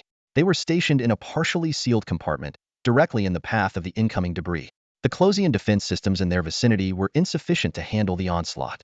Emergency. Incoming debris threatening our position. All Marines, aim every usable weapon outside and fire at will, roared the pilot of Unit 5, struggling to keep their damaged mech operational. The 6-barrel autocannons mounted on the mech roared to life, spraying a torrent of firepower. But within moments, the low ammunition warning began flashing across the display. At the height of the crisis, a voice broke through the comms channel. Open the ammunition bay connection now. Several logistics troops were rushing toward their position, pushing a spare ammunition module. As soon as the connection was secured, the blaring alarms ceased. The pilot of Unit 5's eyes burned with renewed determination. This is our turf. With the mothership behind us, what do we have to fear? Get lost, all of you. The 6 autocannons erupted once more, unleashing a barrage of suppressive fire that shredded the incoming debris. The resulting explosions fragmented the debris further, either melting it or breaking it into smaller, slower-moving pieces. Though less dangerous, the fragments still posed a significant threat. "Take cover. Raise your shields," barked the squad leader. The Marines reacted instantly. Some raised energy shields, others activated their personal starfield barriers, while those without protective gear took shelter behind the mechs. A young female logistics soldier cowered behind a towering mech, her body curled up tightly as the relentless clanging of impacts surrounded her. Cautiously, she peeked out, only to see the floor littered with craters of varying sizes, evidence of the chaos that had just unfolded. Fragments of wreckage rained down like deadly hail, crashing into the ground. She cast a tense glance over her shoulder at the mech behind her. If not for the steel armor shielding her, those high-speed shards could have easily been fatal. The covering fire from the mech's cannons reduced the number of fragments striking the machine. The few that did hit merely caused the massive frame to tremble slightly. "All units, hold your positions. Our comrades are behind us. No one is to move," ordered the pilot of Unit 5, her voice sharp and commanding over the comm channel. "Understood," the other pilots responded in unison. "Hang tight. The hatch is closing just a little longer," came the voice of a ground crew member. The massive hatch was indeed closing, its panels converging from all four directions. As the opening narrowed, the storm of debris became less of a threat. But then, a faint, distorted transmission crackled through the comms. "SSHH. SSHH. The pilot of Unit 5 froze, her ears straining. Despite the static, the voice sparked a sense of familiarity deep within her. "This is Song Kiki. My unit is retreating. Requesting landing coordinates. I repeat, requesting landing coordinates." "Captain." The pilot of Unit 5 immediately recognized the voice. Her heart raced as she frantically scanned the space outside the hatch, zooming in on various sectors of the visual feed. At last, she spotted thema formation of 4 Fengwei mechs in a protective diamond pattern, shielding a group of interstellar marines. From afar, the entire formation resembled a fiery meteor hurtling towards safety. "It's her. It's our captain. Don't close the hatch. Stop the hatch now," she shouted desperately. The ground crew leader hesitated, his tone heavy with concern. "But if we don't close it, the personnel inside the bay will be at risk. That's our captain. She's the leader of the Hammerstone squad." The pilot of Unit 5 choked out, her voice trembling with emotion. "Please, just give us a little more time. They're almost here. If we leave them out there, they'll be doomed. The captain has already died twice. If she falls again, she might never return to the front lines." In the Xiaolong Legion fleet, mech and fighter pilots bore the brunt of the danger in every battle. Their roles were not only the most perilous, but also had the shortest operational lifespans. When pilots were killed in action, the revival process often left them with severe trauma, increasing their risk of developing post-resurrection syndrome, a condition that frequently forced them into non-combat roles. Captain Song Kiki had already made the ultimate sacrifice twice, and her last revival had left lingering after-effects. Only her extraordinary talent and unyielding determination had allowed her to return to active duty. "All right, well wait." The ground crew leader finally relented. The pilot of Unit 5 exhaled in relief and immediately activated her mech's navigation system, projecting a bright guiding beacon. She broadcasted on the comms with urgency, repeating her message. "Captain, it's us. We're in Section B211. The hatch isn't fully closed yet. You can land here. I've activated a navigation signal. Lock onto it and follow the path." But hope was short-lived. A sudden cry of alarm shattered the momentary reprieve. "Emergency. The hatch closing mechanism may have been damaged by debris. It's not responding. We can't stop it from closing," the ground crew leader shouted. The pilot of Unit 5's eyes widened as she realized the hatch was still inexorably sealing shut. If they couldn't halt the process, their captain and her team would be stranded outside, left to endure the relentless barrage of debris in the vacuum of space, a certain death sentence. "Can you hear me?" The pilot of Unit 5 activated the mech's external speakers, her voice ringing out clearly to the maintenance crew and soldiers huddled behind the towering machine. "I'm going to move us to the side now. Follow me, and I'll make sure you all reach safety." With that command, the massive Unit 5 began to shift sideways, its movements deliberate and controlled. The partially closed hangar doors created a narrow corridor on either side, shielding the group from the deadly hail of debris outside. The mech carefully escorted the personnel, each step calculated and precise. One wrong move, and the soldiers could be torn apart by the relentless onslaught of high-speed fragments. "We're safe now. Go do what you need to do." A maintenance worker patted the mech's armored foot, signaling their gratitude. Only then did the pilot feel confident enough to proceed. Unit 5 surged forward, rushing toward the hangar doors that were now 2/3 shut. Its powerful arms clamped onto one side of the door, straining to halt its progress. The effort slowed the movement slightly, but the opposite door continued to close. Suddenly, a voice crackled through the comms. You didn't think I'd let you handle this alone, did you? It was the pilot of Unit 7. Moments later, another Fonway mech appeared on the other side, its massive hands gripping the door to assist. Meanwhile, in the distance, for more Fonway mechs floated in the void of space, led by Song Kiki. The squadron maneuvered with precision, using their jets to adjust their trajectory and ensure a perfect landing inside the hangar. Just hold on a little longer.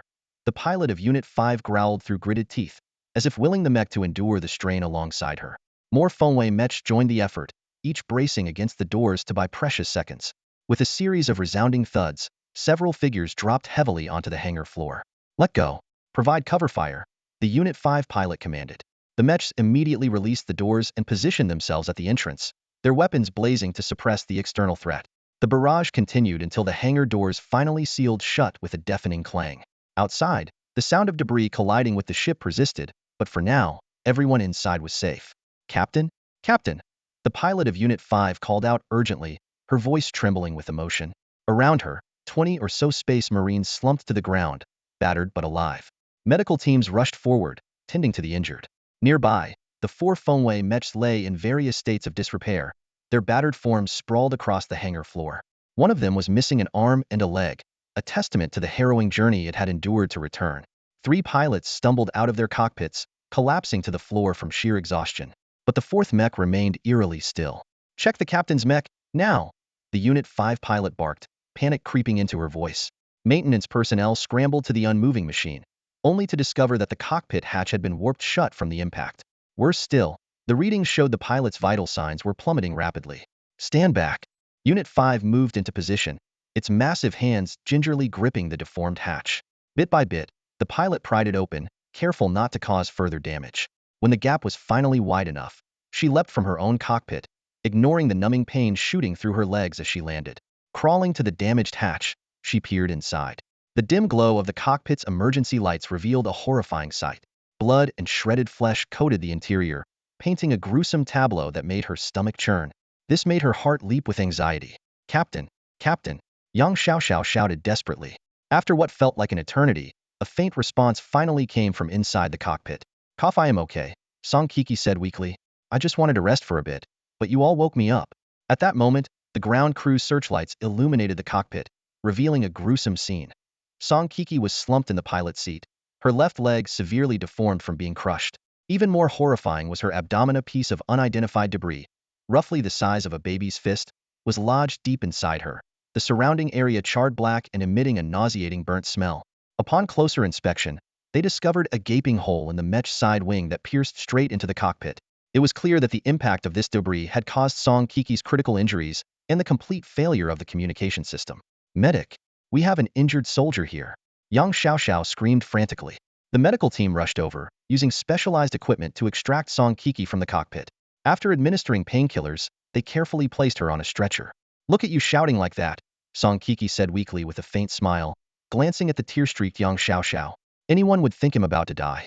Yang Xiaoxiao, one of the team members Song Kiki had personally trained, was deeply attached to her. I thought you weren't coming back, Captain, she sobbed uncontrollably.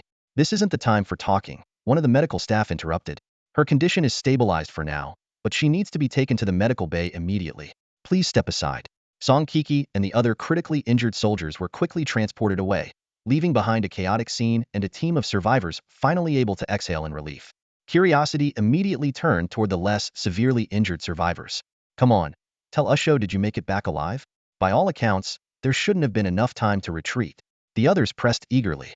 Through the accounts of several survivors, the harrowing details of their escape began to unfold.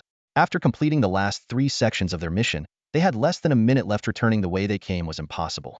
Song Kiki made a split-second decision, proposing a daring plan to survive against all odds. She led the team into a room adjacent to the explosion site and used every available resource, including the wreckage of equipment from both allies and enemies, to construct a makeshift protective barrier. They huddled in the corner, with the Phoenix Guard mech still partially powered, forming an outer defensive arc to shield the ground troops in the innermost layer. The plan, while seemingly straightforward, was fraught with peril. First, they had to withstand the shockwave from their own explosives. Next, they gambled that the explosion would breach the enemy ship's armor. Finally, they had to break through the ensuing chaos of crossfire, evade both ships' Closian weapon systems, and safely reach the drop pod. Fortunately, fate smiled upon these brave warriors. Not only did they overcome every challenge, but they also flawlessly completed their mission and returned home safely. On the bridge of the second ship of the Golden Scarab-class heavy interstellar dreadnought, Rear Admiral and Captain Hua Feifei fixed her gaze unwaveringly on the enemy vessel ahead.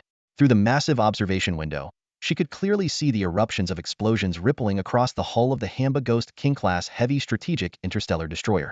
Report, the executive officer said, standing at attention. Our deployed interstellar heavy assault troops are returning in waves. Out of the planned 100 detonation points, 73 were successfully triggered. We are currently assessing the damage to the enemy ship. No need for calculations, Hua Feifei ordered decisively. Deploy all available firepower immediately: bow cannons, main guns, secondary guns, interstellar missiles, and drone swarms. Target the damaged sections of the enemy ship for a final assault. Any severely damaged drones or interceptors are to execute suicide attacks. Once this round of attack is complete, rendezvous with the fifth ship and prepare to break through. Understood. The executive officer promptly carried out the orders. Hua Feifei's thoughts were crystal clear. Destroying the enemy ship was crucial, but not at the expense of her own vessel. The current results were already significant. The enemy ship was heavily damaged. Even if it didn't go down immediately, it would take at least a year to restore its combat capability. In contrast, the two Golden Scarab-class ships under her command, though battered, had sustained mostly superficial damage, with some gun positions destroyed and losses among drones and interceptors. These could all be replenished within a month. Such an exchange inflicting severe damage on a super flagship at the cost of relatively minor losses was more than worthwhile. What's the status of the interstellar heavy assault troops? Hua Feifei asked. The executive officer's expression grew somber. Less than 60 of the combat mechs have returned, of which 3 are critically damaged and beyond repair, and 16 require extensive repairs. The return rate for ground troops is below 39, with over 80 injured and 20 severely wounded. They are currently receiving emergency treatment in the medical bay. In this boarding operation, we lost a total of 12,000 personnel. Hua Feifei was silent for a moment before speaking solemnly. Convey my respect to them. Using my authority, grant all ground troops a promotion of 3 ranks, and combat mech pilots a promotion of 1 rank. Understood. The executive officer quickly noted the order. Such rewards were unquestionable in interstellar warfare. Ground troops and starfighter pilots had the fastest paths to promotion, but also the highest mortality rates. A 3-rank promotion in a single battle was an honor earned through their sacrifice. Under Hua Feifei's command, all operational gun positions on the ship's flank unleashed a relentless barrage at the damaged sections of the enemy ship. The remaining drones and interceptors launched suicide collisions, creating a cascade of fiery explosions. The second ship successfully rendezvoused with the fifth ship, both adopting the same aggressive strategy. Through a video feed, Hua Feifei inquired of Rear Admiral Mu Baiqing aboard the fifth ship. What's your status? Can you continue moving forward? Mu Baiqing responded directly. 1 engine is damaged, propulsion is down by 5, and the star shield is depleted. Over 30 of the hull armor is compromised. 15 of gun positions are non-operational, and we've exhausted all interstellar missiles. Combat effectiveness is down to less than 60. About the same here, Hua Feifei replied. At least we're still mobile and won't slow you down. Then let's proceed as planned, Mu Baiqing affirmed. The enemy had reinforced the outer battlefield with an additional 40,000 interstellar warships, causing immense pressure on the Emperor's forces. Standing at the command platform of the bridge, Rear Admiral Mu Baiqing frowned deeply as she studied the battle situation displayed on the tactical map. In mere minutes, the reinforcement fleet from the Titan King's army had seamlessly joined the fray, placing the Xiaolong Corps under immense strain. Fortunately, the front lines remained steady, anchored by 3 Golden Scarab-class heavy interstellar dreadnoughts and the Dragon Sovereign, the fleet's command ship. What's the status of the Hamba Ghost King-class heavy strategic destroyer? Mu Baiqing asked softly, her tone calm but laced with concern. Rear Admiral Hua Feifei, standing nearby, responded with a composed expression. Even if it doesn't go down right now, it'll take at least a year or more to recover its combat capabilities. That should be enough to make the Hamba King feel the sting. Meanwhile, on the bridge of the Hamba Ghost King-class destroyer, the air was filled with the deafening roar of explosions. The violent tremors cracked the walls of the bridge, forming spiderweb-like fissures. A subordinate rushed forward to report urgently. My lord, 80 of the ship's armor is compromised, with 30 severely damaged, breaching internal compartments. Over 300 compartments have been destroyed, and casualties exceed 300,000 soldiers. 60% of our weapon emplacements have been obliterated, and of the remaining 40%, less than half are operational. Most critically, the ship's structural integrity has dropped by over 30, and even the safety coefficient of the bridge has decreased by 27. I strongly recommend immediate evacuation. Evacuate. The Hamba King clenched his teeth, his fury barely contained. Do you want me to become the laughingstock of the galaxy? The subordinate froze, stricken with fear. For a king, having his flagship severely damaged on the battlefield was a humiliation of the highest order. Calculate the probability of destruction immediately, the Han Hai King commanded, his voice cold and resolute as his fists tightened. Do whatever it takes to preserve the Han Hai Ghost King. Drag it back to the shipyard if you must. This near T7 class flagship was of immense value to the Han Hai King, surpassing even an entire fleet in importance. It was precisely because of such heavy warships that the Xiaolong Corps had managed to hold their ground despite the enemy's reinforcements. The calculations were quickly completed. My lord, if the enemy ceases their assault, we are unlikely to be destroyed outright. However, if the attacks continue, the risk of total loss is exceedingly high. Additionally, 2 of the enemy's Golden Scarab-class heavy interstellar dreadnoughts are retreating. Our surrounding fleets request permission to intercept and pursue. The Han Hai King found himself at an impasse. Pursuing the enemy could potentially deal a devastating blow to their forces, but it would also expose his critically damaged flagship to further attacks. His clenched fists trembled slightly, a physical manifestation of the rage and frustration boiling within him. Yet, he knew he had no choice but to weigh the risks carefully. The Drought Demon King surveyed the battlefield with a furrowed brow. Sacrificing his flagship, the Drought Ghost King-class heavy strategic interstellar destroyer, for the sake of 2 Golden Scarab-class heavy interstellar dreadnoughts, was simply not a trade he could afford. Relay my orders, he commanded in a low voice. All fleets are to establish defensive formations on the spot to protect the flagship. Firepower is authorized against the enemy Golden Scarab-class dreadnoughts, but the flagship's safety remains the top priority. The bridge trembled intermittently with the reverberations of distant explosions. The Drought Demon King slammed his fist against the armrest in frustration, his anger simmering beneath the surface. Meanwhile, aboard the Dragon Emperor interstellar command ship, Zhao Chen was focused on assessing the situation. What's the status of the retreat for ships 2 and 5? Commander, Lilith responded promptly. While both ships have completely depleted their star shield energy, their near T7 grade armor and firepower should allow them to break through together. It's nearly impossible for the enemy to destroy them without expending everything they've got. Zhao Chen nodded in approval, his gaze shifting to the screen displaying the battered and smoke-spewing Drought Ghost King-class destroyer. Though they hadn't managed to destroy it outright, inflicting such severe damage meant the ship would be out of commission for at least a year and a half. That alone had bought the Sky Dragon Legion invaluable time. He understood the perils of overreaching. Attempting to annihilate the enemy flagship could drive the opposing forces into a desperate counterattack, potentially costing several Golden Scarab-class dreadnoughts. For the Sky Dragon Interstellar Empire, every dreadnought was a priceless asset that could not be risked. This battle was part of Marshal Charlotte's meticulously orchestrated plan. Using a diversionary strategy, they had successfully lured the Troll King's fleet of 40,000 warships to this location. At the same time, on another front, a mere 10 Golden Scarab-class dreadnoughts were holding off an elite fleet of 10,000 ships, including the newly repaired Troll King-class fortress battleship. The outcome of this bold gamble would determine the trajectory of the war. The plan was unfolding seamlessly. By launching simultaneous attacks across 30 star systems and steadily reinforcing their efforts, they had thoroughly confounded the enemy regarding the Sky Dragon Empire's true strategic target. Now, nearly half of the Drought Demon King's forces had been depleted, forcing this once devastating invasion fleet into a period of recuperation alongside its damaged flagship. This was precisely Charlotte's strategic vision, not to obliterate the enemy in one fell swoop, but to seize the initiative in the war and secure critical time for the Sky Dragon Interstellar Empire to grow stronger. 10 ships against 10 Thusanda high-stakes gamble whose outcome was about to be revealed. Lilith cast a worried glance at Zhao Chen. Although they had 10 quasi-T7 Golden Scarab-class heavy interstellar dreadnoughts at their disposal, the odds seemed grim against the overwhelming force of the enemy's fleet of 10,000 warships. Zhao Chen, however, remained remarkably calm. In a steady voice he said, I can't promise we'll annihilate the enemy, but if it comes to retreating, their 10,000 ships won't be able to stop our 10 Golden Scarab-class dreadnoughts. His assurance eased Lilith's anxiety, if only slightly.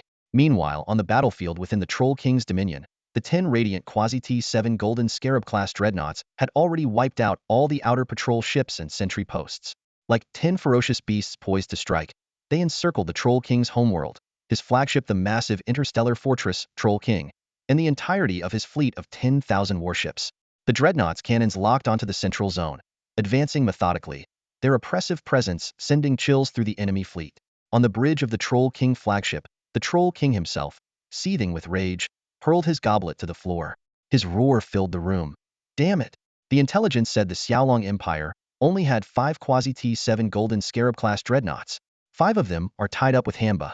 So why are there 10 of them here now? These bastards are clearly coming for me. He knew all too well that the moment his main fleet of 40,000 ships had left, the enemy had precisely timed their assault with these 10 dreadnoughts. Their intent was unmistakable. "Do not panic, my lord," a fleet commander declared confidently over the command channel. "The enemy has only 10 ships. We will ensure your safety and crush these arrogant fools. We request permission to engage. We will destroy the enemy fleet." Other commanders echoed with enthusiasm, eager for battle. But the Troll King's expression only darkened. This fleet of 10,000 ships had been hastily assembled after their defeat in the first campaign. The commanders, though talented, were brash and inexperienced. They had never faced the terrifying might of the Xiaolong Empire firsthand. While they had studied the battle data from the first engagement, those cold, lifeless statistics could not prepare them for the true horror of the Xiaolong forces. "Without my command, no one is to attack," the Troll King ordered, rejecting their requests. "Execute the pre-planned homeworld defense protocol and send distress signals to nearby systems." Even with the intelligence he had gleaned from Hamba, the Troll King dared not underestimate the threat posed by 10 Quasi-T7 Golden Scarab-class dreadnoughts. When someone attempted to argue, the Troll King cut them off with an icy glare. "Since when has my command been up for debate?" His gaze swept across the video feeds, his voice laced with menace. "Follow my orders to the letter. Anyone who dares defy me knows the consequences." The young commanders were abruptly reminded of the Troll King's fearsome reputation. Though his defeat in the first campaign had tarnished his standing, none doubted that provoking him again would lead to their swift and brutal demise. In the central video window of the temporary command channel for the Golden Scarab battleship fleet, a female angel with elegant wings sat gracefully in the command chair on the bridge. She was Tabitha, a current rear admiral of the Xiaolong Interstellar Empire and the captain of the number 6 ship among the Quasi-T7 class Golden Scarab heavy interstellar dreadnoughts. As one of the first angel commanders to establish contact with Xiaolong, Tabitha rose through the ranks from a mid-level angel to a high-ranking one. After the angelic race merged into the Xiaolong Interstellar Empire, she, along with other elite members of her kind, joined the Xiaolong military. With their innate gifts, extensive combat experience, and the advantage of their long lifespans, these angel officers excelled in both the military academy and the Academy of the Goddess, demonstrating exceptional capabilities in various combat roles. Tabitha stood out as one of the best among them.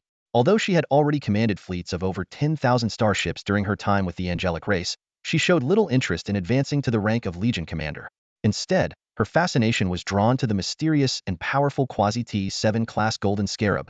Thanks to the experience gained from the first 5 ships, the training efficiency for the captains of the second batch of 10 Golden Scarabs improved significantly, allowing this fleet to quickly achieve combat readiness.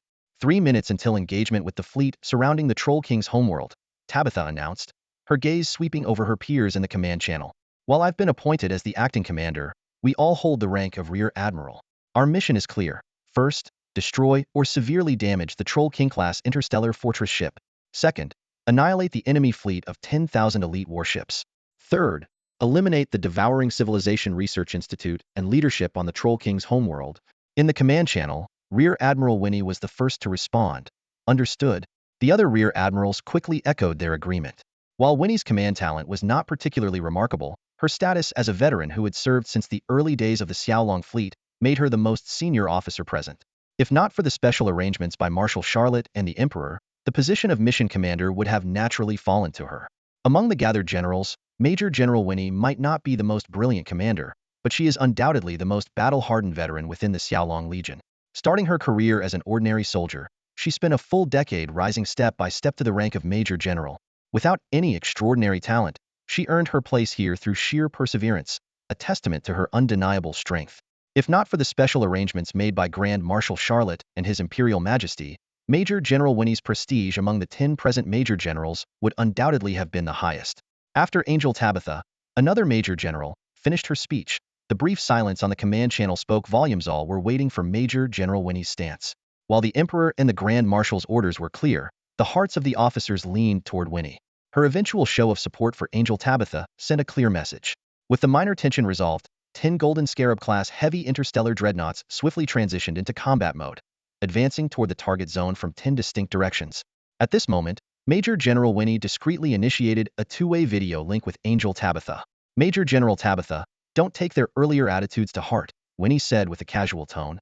"They meant no harm, just some stubborn habits they can't shake. I can assure you, they'll follow your battlefield commands. If anyone dares to disobey orders, let me know, and I'll deal with them personally. Those folks may have more talent and potential than me, but they owe me their lives several times over." If I give them a hard time, they wouldn't dare complain. After her light-hearted remark, Winnie's tone turned serious. I know my place. I was born in the Xiaolong star system, joined the Xiaolong fleet by chance, and followed His Majesty of Xiaolong to where I am today. Because of this, many people respect me, even those with higher ranks address me as Sister Winnie. But I'm fully aware of my abilities. Commanding a fleet of tens of thousands of warships is a massive challenge for me. That's why, when I learned I had the opportunity to captain a Golden Scarab-class heavy interstellar dreadnought, I immediately volunteered. I may not excel at commanding vast fleets, but I can handle a single warship with precision. I've read about your achievements. You were already an outstanding leader among the angels, and you've proven yourself in numerous battles since joining the Xiaolong Legion. I fully trust your capabilities, and I will do everything in my power to support your command during this operation. Hearing this, Angel Tabitha paused for a moment before nodding earnestly. No matter the task we're assigned, we fight for the Xiaolong Interstellar Empire. Exactly. We fight for the Xiaolong Interstellar Empire, Winnie replied with a firm nod. The brief exchange dissolved any lingering tension, and the battle commenced. The 10 Golden Scarab-class heavy interstellar dreadnoughts moved like 10 golden arrows, locked onto their target. Despite their reluctance, the Troll King's Legion deployed a fleet of 10,000 elite warships into formation. Surrounding them were layers of defensive installations, including fortifications and interstellar fortresses. This was, after all, the Troll King's home planet, fortified to the highest degree. To most observers, the idea of the Xiaolong Interstellar Empire defeating this fleet with just 10 warships seemed utterly preposterous. The battle erupted in an instant. Though the 10 Golden Scarab-class dreadnoughts were identical in appearance, each captain had their own unique combat style. Angel Tabitha, captain of the 6th ship, adopted a particularly cautious approach. She activated her ship's star shield, positioning it at the forefront, while deploying all interstellar interceptors and drones. These auxiliary forces didn't immediately strike, but instead formed a fan-shaped attack formation on either side of the 6th ship. Her tactical intent was clear: to first use the Golden Scarab-class dreadnought to penetrate the enemy's firepower net and close the distance for direct engagement. The interstellar interceptors and drone swarms had tactically positioned themselves at the optimal attack range. This not only minimized their operational strain, but also maximized the threat they posed to the enemy. In stark contrast, Major General 1 commanding the Golden Scarab-class heavy interstellar dreadnought No. 7, employed a strategy characteristic of the Xiaolong Legiona relentless saturation missile barrage right at the outset. Under the cover of this overwhelming firepower, the flagship, along with its interceptors and drones, pierced through the enemy formation with astonishing speed. The ferocious assault of 10 Quasi-T7 Golden Scarab-class heavy interstellar dreadnoughts instantly escalated the battle to its fiercest intensity. The young commanders of the Troll King's fleet, who had initially brimmed with confidence, were now gripped by a stark realization. Their king's earlier apprehension had been well-founded. In mere moments of engagement, the Xiaolong Legion's devastating firepower had suppressed their entire fleet, making it seem as though they faced an army of thousands rather than just 10 warships. Even those who had previously witnessed the power of Quasi-T7 class vessels found themselves in disbelief. The combat capabilities of these golden dreadnoughts rivaled that of the Troll King's fortress flagship itself. Meanwhile, aboard his command ship, the Troll King sat with a grim expression. His flagship, the Troll King Fortress, had yet to fully detach from the shipyard. If their defensive line were breached, the fortress ship would be left catastrophically vulnerable. The loss of this flagship would not only shatter his standing among the three kings, but could also strip him of his throne within the Devourer civilization forever. This was precisely why he had ordered his fleet of 10,000 ships into a defensive formation. Increase the efficiency of the interstellar dockings. The Troll King Fortress must attach and enter combat immediately. The Troll King bellowed, his massive frame shifting restlessly on the throne. Your Majesty, even with expedited procedures, it will still take 20 minutes. A subordinate on the bridge replied with a tone of helplessness. To the Troll King, those 20 minutes felt like a noose tightening around his neck with every passing second. Unacceptable. It must be ready to launch in 10 minutes, he roared. 10 minutes? That's impossible. The subordinate's protest was cut short as the Troll King struck him with a massive hand, sending him hurtling into a bridge pillar. Blood spattered from the subordinate's mouth as he crumpled to the floor. If not for his robust physique and protective gear, the blow would have shattered multiple bones. I understand, sire. I'll see to it immediately, the subordinate stammered, groveling in fear as he scrambled to carry out the order. The Troll King let out a disdainful snort before turning his attention to establishing contact with the Black God King. The Troll King paced restlessly back and forth in the command room, his gaze darting between the flickering, connecting message on the video screen and the sprawling interstellar war simulation laid out before him. In less than 10 minutes of combat, the enemy's 10 Golden Scarab-class heavy dreadnoughts had annihilated nearly 1,000 of his fleet's warships. At this rate, his remaining 10,000 vessels would barely hold out for an hour and a half. Though much of the devastating losses came from the enemy's opening missile salvo, the true extent of their capabilities remained a troubling unknown. The Troll King's gut-churned, uneasily Xiaolong's fleet was infamous for its meticulous preparation. Just as they had effortlessly overwhelmed the homeworld of the Devourer civilization, they wouldn't have deployed these 10 dreadnoughts without absolute confidence in their plan. Their objective was clear: obliterate his fleet in the shortest time possible, then destroy his flagship and homeworld. The thought sent a shiver through the Troll King, his fleshy face betraying a flash of fear that replaced the commanding authority he usually exuded. "Where is Black God? Why hasn't he answered my call yet?" he growled, glaring at the unresponsive video feed. The longer the connection took, the more his anxiety mounted. At last, after what felt like an eternity, the screen flickered, and the imposing figure of the Black God King appeared. Without wasting a second, the Troll King blurted out, "Black God, we're in deep trouble. My fleet is under attack by 10 near T-7-class Golden Scarab heavy dreadnoughts. It's a coordinated assault. They lured away my 40,000 warships and struck while my defenses were thin. Their target is obvious: me and the homeworld. I need immediate reinforcements. 10,000 ships won't cut it. I need 100,000, and I need them now. Deploy them to my system through the spatial transport network." The Black God King's expression remained grim as he replied in a measured tone, "I've just been briefed on your situation. But you're not the only one under attack. Hamba forces are also taking heavy losses. His Hamba Ghost King-class heavy strategic destroyer has sustained critical damage and could be destroyed at any moment. He's demanding support as well. My situation is desperate." The Troll King's voice cracked with urgency.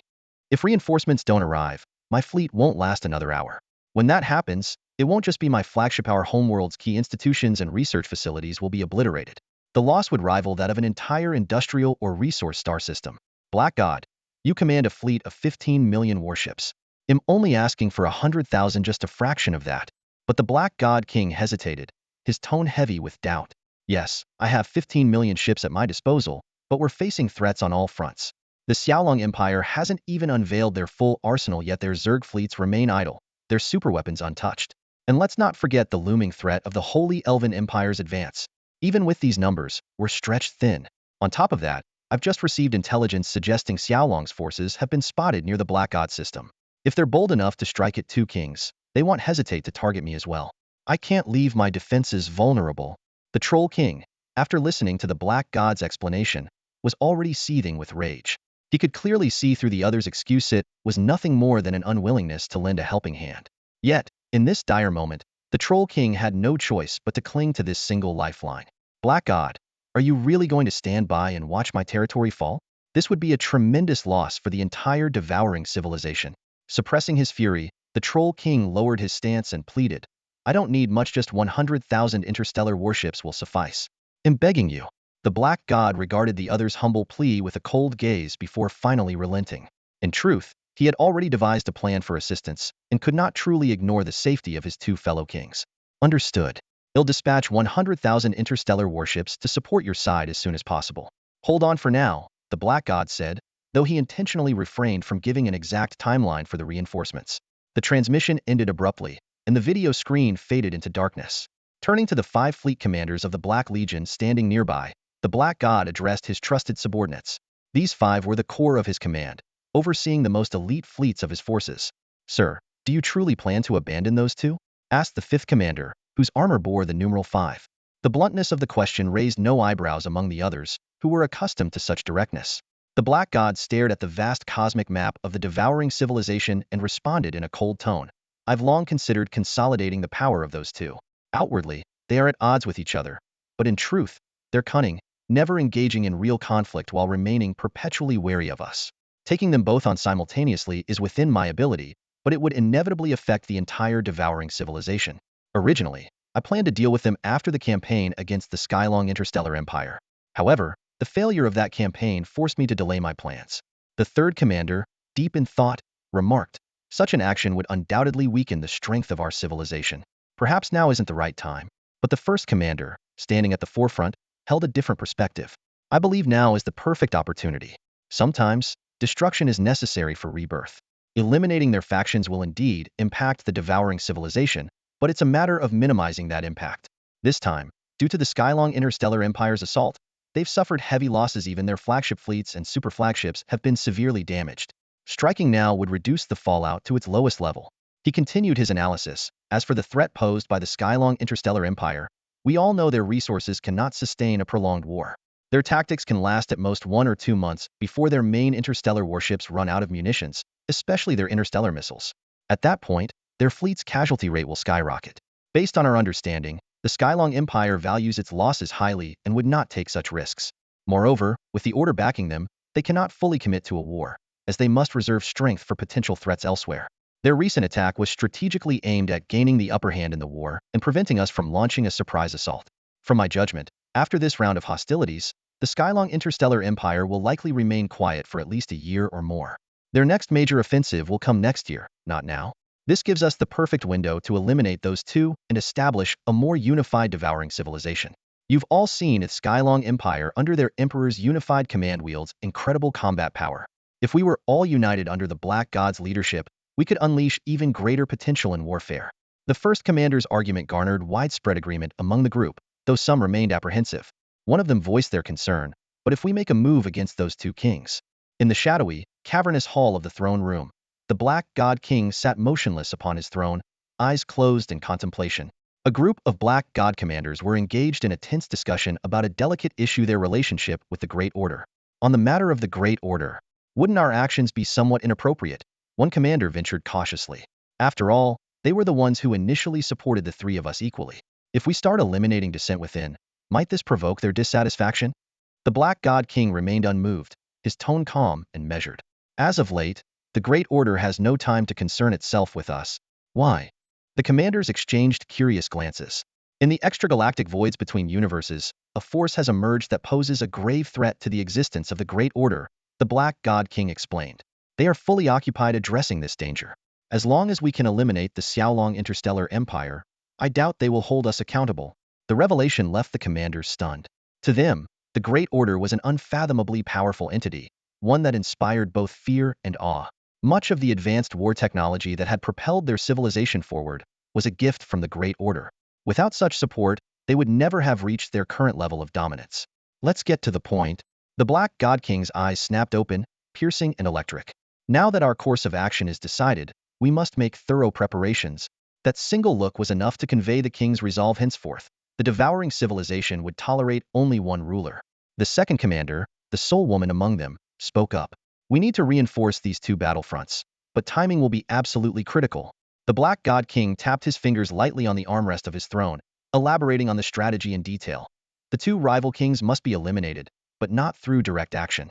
Their trusted followers must also be quietly removed during the conflict, with the blame conveniently placed on the Xiaolong Interstellar Empire. The super flagships of the Troll King and the Drought Demon King should ideally be seized for their own use. Additionally, their research institutions and industrial systems must remain intact. The Xiaolong Emperor seeks to dictate the terms of this war and undermine our offensive capabilities, the Black God King continued. While it's true that we may struggle to launch another offensive against the Xiaolong Interstellar Empire in the short term after this war, we cannot allow them to leave unscathed. Our universe is not a place they can enter and exit at will.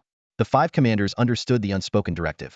Use the Xiaolong Interstellar Empire as a tool to eliminate the two rival kings and their inner circles, preserve their assets, and ensure that the Xiaolong forces pay a heavy price for their intrusion. According to intelligence from the outposts, on the Drought Demon King's star system battlefront, the fleets of the Drought Demon King and Troll King comprising 40,000 interstellar warships were still locked in a fierce stalemate with the Xiaolong fleet. Without reinforcements, the conflict had ground to a deadlock. Meanwhile, the Drought Demon King's Ghost King-class heavy strategic interstellar destroyer had suffered severe damage in its engagement with two Golden Scarab-class heavy interstellar dreadnoughts. Though it survived, it was no longer combat-ready. Before the interstellar war simulation, the Black God King and his five commanders were engaged in a critical strategic deployment. The situation on the Hamba King's battlefield remained relatively stable. The Xiaolong Legion's fleet had refrained from obsessively attempting to destroy the Hamba Ghost King-class heavy strategic interstellar multirole destroyer. Meanwhile, the Hamba King had shifted to a fully defensive stance and issued a call for reinforcements. The Black God's third commander analyzed calmly, stating that the current situation was still under control. They could determine the timing of reinforcements based on whether the Xiaolong Legion sent additional support. The situation on the Troll King's battlefield, however, was much clearer. The Black God's fifth commander provided a detailed description of the battlefield dynamics. 10 Golden Scarab-class heavy interstellar dreadnoughts from the enemy were besieging the Troll King's fleet of 10,000 interstellar warships and the massive Troll King fortress starship. We only need to intervene when his fleet is reduced to about 2,000 ships, or when the enemy fleet threatens the Troll King's main planet and flagship. After all, the savior always shows up at the last moment. The Black God's fourth commander added with a hint of playful sarcasm. The Black God's first commander focused his gaze on the Xiaolong Legion fleet's position on the Hamba King's battlefield displayed on the simulation. The Xiaolong Emperor's personal guard fleet and his flagship, the Dragon Sovereign-class interstellar command ship, are here. It's highly likely the Xiaolong Emperor himself is present. This guard fleet would be our ideal target, and striking here could draw more Xiaolong Legion fleets into a decisive battle. The Black God King acknowledged his subordinate's analysis and then inquired about the specific forces required and the command assignments. All 5 commanders instinctively turned their attention to the Black God's first commander, the undisputed leader among the 5, overseeing the elite fleet cluster composed of 5 distinct Black God Corps. The Black God's first commander began issuing assignments. He pointed toward the Troll King's battlefield. 5th Commander, you'll lead a Black God 5th Corps fleet along with a fleet of 100,000 standard warships to execute the plan. The Black God Corps, as the Black God King's ace forces, comprised only 150,000 interstellar warships in total. However, their combat prowess was so formidable that even the other 2 kings dared not underestimate them. A single corps of 30,000 ships, excluding Quasi-T7 class interstellar warships, was more than capable of holding its own against an enemy's main fleet. 130,000 interstellar warships are more than enough to handle those 10 Golden Scarab-class heavy interstellar dreadnoughts, the Black God's 5th commander said eagerly. This will be the perfect opportunity to personally test the Xiaolong Interstellar Empire's mass-produced Quasi-T7 warships. The Black God's first commander reminded him, remember, your primary objective is to secure the outcome, not annihilate the enemy. Got it, got it. If they retreat, I won't chase them. The 5th commander replied with a dismissive wave. Turning to the Hamba King's battlefield, the first commander addressed the 2nd and 3rd commanders. Each of you will lead a Black God Corps fleet, supported by 300,000 interstellar warships, to secure the battlefield. Apply pressure on the Xiaolong Emperor's fleet, and if possible, destroy his flagship. The goal is to attract as many reinforcements from their side as possible. On this battlefield, you have full discretion to eliminate enemy forces. The Black God's 2nd commander licked her lips, revealing a bloodthirsty smile, while the 3rd commander nodded coldly in acknowledgement. And once again, I'm the one left behind. The Black God's 4th commander grumbled with feigned indignation. We must prepare for any unexpected moves from the enemy, the 1st commander explained. The Xiaolong Emperor still has his Xiaolong swarm fleet, and the Holy Elven Empire's forces remain suspiciously inactive. Besides, I'll be staying with you. The Dark God King swept his gaze across the assembly in the Grand Hall, his voice low and commanding as he issued the final orders. The 3 Dark God commanders bowed respectfully and left without hesitation, leaving only the 4th commander standing in place. You may leave as well, the 1st commander said calmly. The 4th commander hesitated for a moment, then seemed to understand something. A faint smile crossed his face as he turned and departed.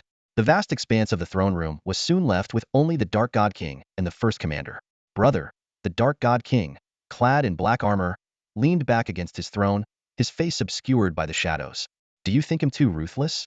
Those 2 may have made mistakes, but they fought by our side through countless battles. The 1st commander gazed at his younger brother, his expression a mix of guilt and complexity.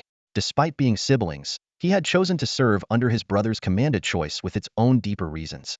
Whatever you decide, I will see it done, the 1st commander replied evenly, as if eliminating the 2 kings was no more than a trivial task. Ha ha ha, the Dark God King laughed, his voice echoing through the chamber. It's good to have you by my side, brother. When we rule over the entire Devourer civilization, shall I make you a king as well?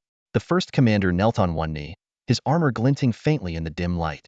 The Devourer civilization needs only one king, and that is you. I will always be your sword, fighting for your cause. The scene shifted to the bridge of the Dragon Emperor, a massive interstellar command ship. Zhao Chen stared at the video feed of Charlotte, her determined expression filling the screen. You're contacting me to initiate the next phase of the operation, aren't you? Exactly, Charlotte replied with a resolute nod. We've detected movements from the Dark God King's elite fleet. It's likely their targets are your battlefield and the Troll King star system. That guy sure knows how to bide his time, Zhao Chen said with a smirk, waiting until I've almost cleaned up his 2 brothers before making a move. Doesn't seem like the bond between the 3 kings is all that strong. Charlotte pulled up a holographic war map, the entirety of 32 battlefields projected in vivid detail. She meticulously outlined the strategy. In 5 hours, 2/3 of the forces across the star systems would retreat and regroup, while the remaining forces would adapt to the changing situation. Zhao Chen leaned back thoughtfully. The Dark God King thinks he's using me as bait, but he doesn't realize we're the real hunters. As long as we keep the Supernova Ultimate Bomb and the Wyvern Zerg fleet as hidden aces, hell, remain cautious. This position will be extremely dangerous for you, Charlotte said, her concern evident. Shouldn't you consider relocating to another starship for safety? Zhao Chen interrupted her firmly. Don't even suggest that. I'm the linchpin of your plan, and the enemy's eyes are fixed on my every move. Besides, you should know my personality by now. Charlotte shrugged helplessly, covering her forehead with her hands. She let out a deep sigh, her eyes filled with concern. Honestly, I know that neither I nor Lilith can persuade you. We know your personality all too well. She looked up, her gaze intense as she stared at Zhao Chen. I'm not insisting that you retreat to a safe zone, but please, take care of yourself. Winning or losing this battle doesn't matter, but you absolutely cannot come to harm. You know very well that your importance to the Xiaolong Interstellar Empire far exceeds the outcome of a single battle. Her words were sincere and heartfelt. Anyone present could face danger, even sacrifice. Both Charlotte and Lilith could accept the possibility of death, but not Zhao Chen. His fall would be something the Xiaolong Interstellar Empire and everyone present simply could not bear. Don't worry, after going through so many battles, haven't I always come out fine? I won't die, Zhao Chen replied lightly. Charlotte said no more and turned to arrange the deployment. 3 hours was neither too long nor too short. On the battlefield against the Drought Demon King, both sides remained locked in a stalemate. Fortunately, the number 2 and number 5 Golden Scarab-class heavy interstellar dreadnoughts had safely withdrawn. Though temporarily unable to continue fighting, they guarded the Dragon Emperor-class interstellar command ship, waiting for the return journey while ensuring its safety. Your Majesty, Captain Hua Feifei of the number 2 ship requests punishment, Major General Hua Feifei said solemnly through the video window. We failed to destroy the Drought Demon King-class heavy strategic interstellar destroyer. In another video window, Major General Mu Baiqing, captain of the number 5 ship, also spoke up. We bear responsibility for the combat failure, and I am willing to accept all consequences. Zhao Chen looked at the two captains and shook his head. When I assigned the task, I said that you weren't required to destroy the enemy ship. It was up to your judgment.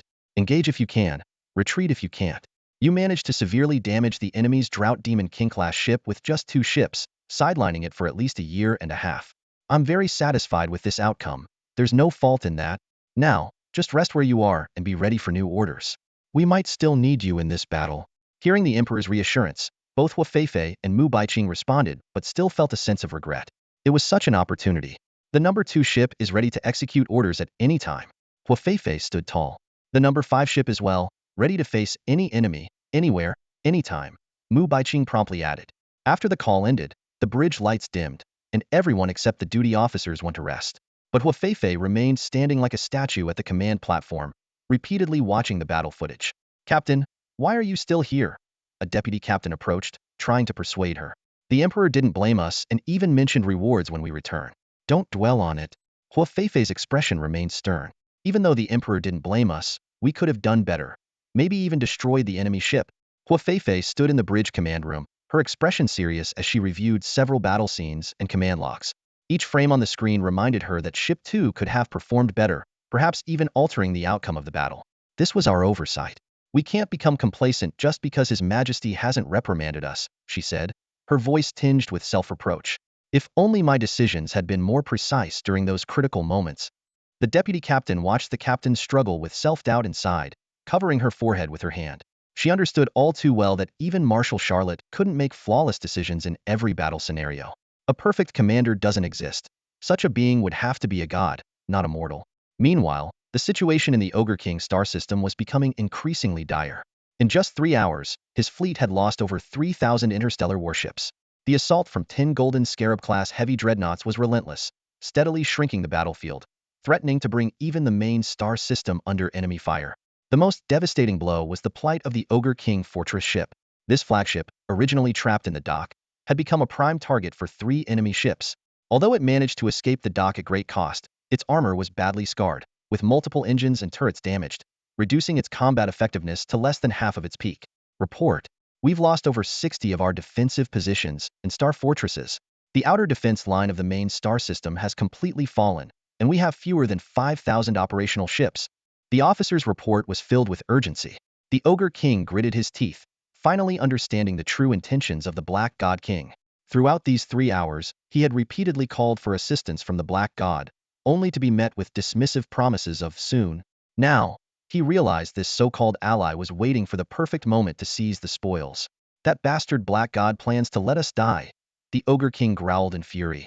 As one of the three kings, he had once fantasized about annexing the territories of the other kings, but it had remained merely a fantasy. Yet now, the Black God King seemed poised to turn this ambition into reality. So what do we do now? The subordinate's question was laced with anxiety. Faced with this inquiry, even the Ogre King found himself at a loss, unable to devise any strategy. The Troll King found himself in an unprecedented predicament. The earlier battles against the Xiaolong Interstellar Empire had depleted his forces, and he had been compelled to dispatch a significant number of troops to aid the Black God King. Additionally, he recently sent 40,000 starships to support the Drought Demon King, leaving his available forces at an all-time low. In this critical moment, an officer burst into the command room, exclaiming, "Report! In 30 galactic battlefields, nearly 20 of them have seen the Xiaolong forces suddenly withdraw." Withdraw? The Troll King furrowed his brow, murmuring thoughtfully, "Could it be that the Xiaolong's true targets are me and the Drought Demon King? Were the attacks on those 30 galaxies just a feint?" His subordinates remained silent, too intimidated to speculate on such crucial military intelligence. After careful consideration, the Troll King made a decisive call: send the order. All available fleet units, return for reinforcement immediately. He believed that securing his own position in the headquarters was the top priority. If the main base was overrun, the resources from those galaxies would be meaningless. However, his deputy expressed concern. "Sire, could this be a trap by the enemy? Those are vital resources and industrial galaxies. Even if we survive the current crisis, losing those galaxies will severely weaken us, making post-war recovery difficult. Your position might be at risk." These words placed the Troll King in a dilemma. It was a choice between preserving life and preserving wealth, either risk everything to protect resources or lose everything just to stay alive. For some, survival is paramount. But for those accustomed to power and wealth, living without them might be a fate worse than death. After a long silence, the Troll King ordered, "Immediately gather data on our direct forces in the 30 galactic battlefields and the number of warships currently available to deploy." Soon, the information was before him. Of the nearly 80 million starships in the devouring civilization, the majority belonged to the three great kings or their subordinate lords.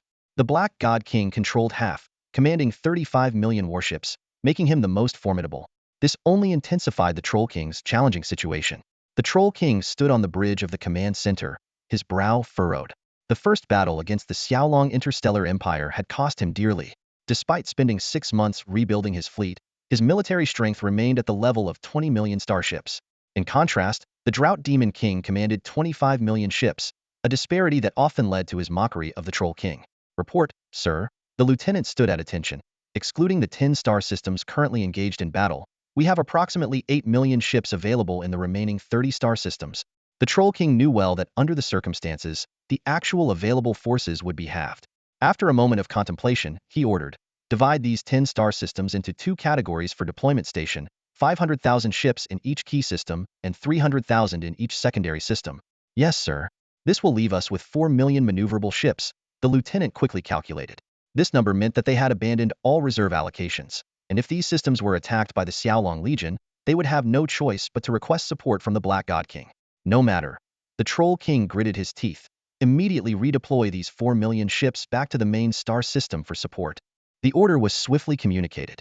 Due to insufficient long-range transport devices, most ships had to rely on stargates for transportation. Even for large stargates, transporting such a massive fleet in a short time was a significant challenge. Ultimately, only 2 million ships were successfully redeployed, largely due to the Black God King's covert interference. It was rumored that the relevant Legion commanders received special messages from the Black God star system. On the front line, the commanders of 10 Golden Scarab-class heavy dreadnoughts were conducting a battle analysis. Major General Tabitha, through a video conference, informed the other 9 captains, "The enemy will provide reinforcements through the Stargate, with the first wave of 100,000 ships expected to arrive within an hour, followed by additional support."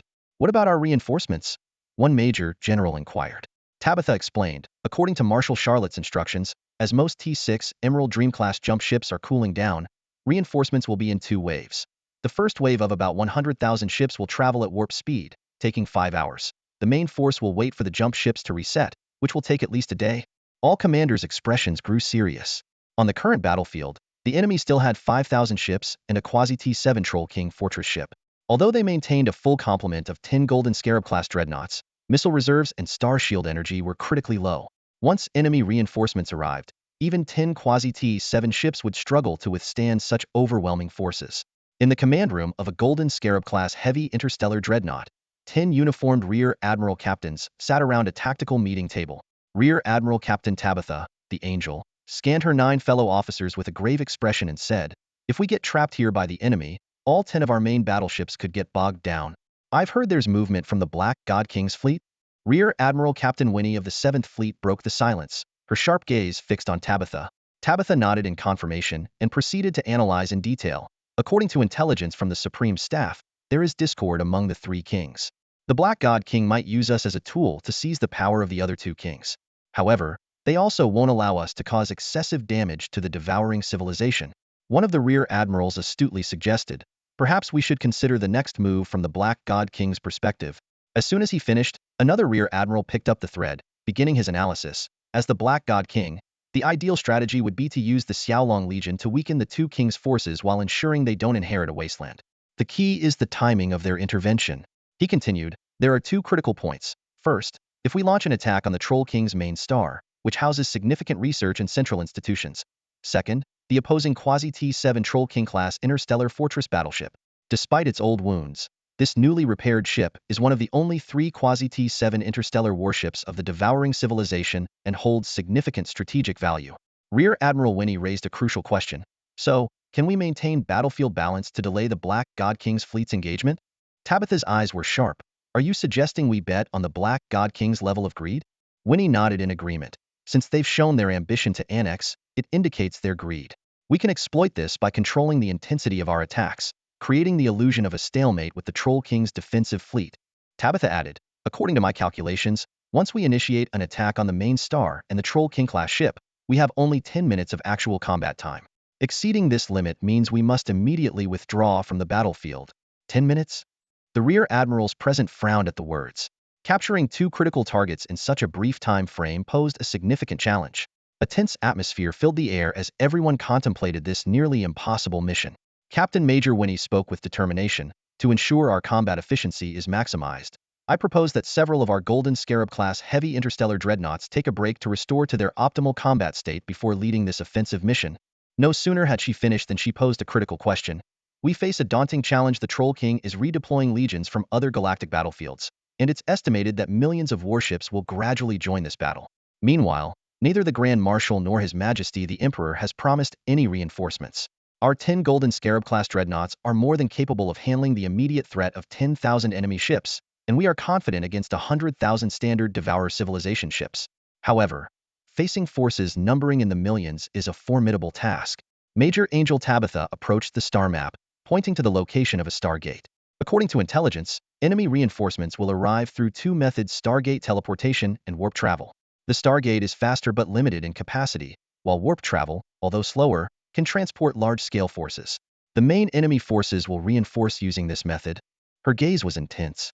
"We have no choice but to allocate part of our forces to destroy this stargate, delaying the enemy reinforcements." The other 8 majors exchanged glances, understanding the crux and complexity of the plan. "How exactly should we deploy? Every move of our 10 dreadnoughts is crucial." Angel Tabitha traced several tactical routes on the map. "Here's my plan: split the 10 ships into 2 groups. 5 will feign an attack on the stargate, but only 2 will actually proceed to assault it. The other 3 will remain concealed, out of enemy detection, to receive supplies and prepare for a critical 10-minute strike. The remaining 5 will continue to engage here, to confuse the enemy." One major voiced concerns. "I have 2 questions. First, the Dark King is closely monitoring the battlefield. Won't our attack on the stargate trigger his response?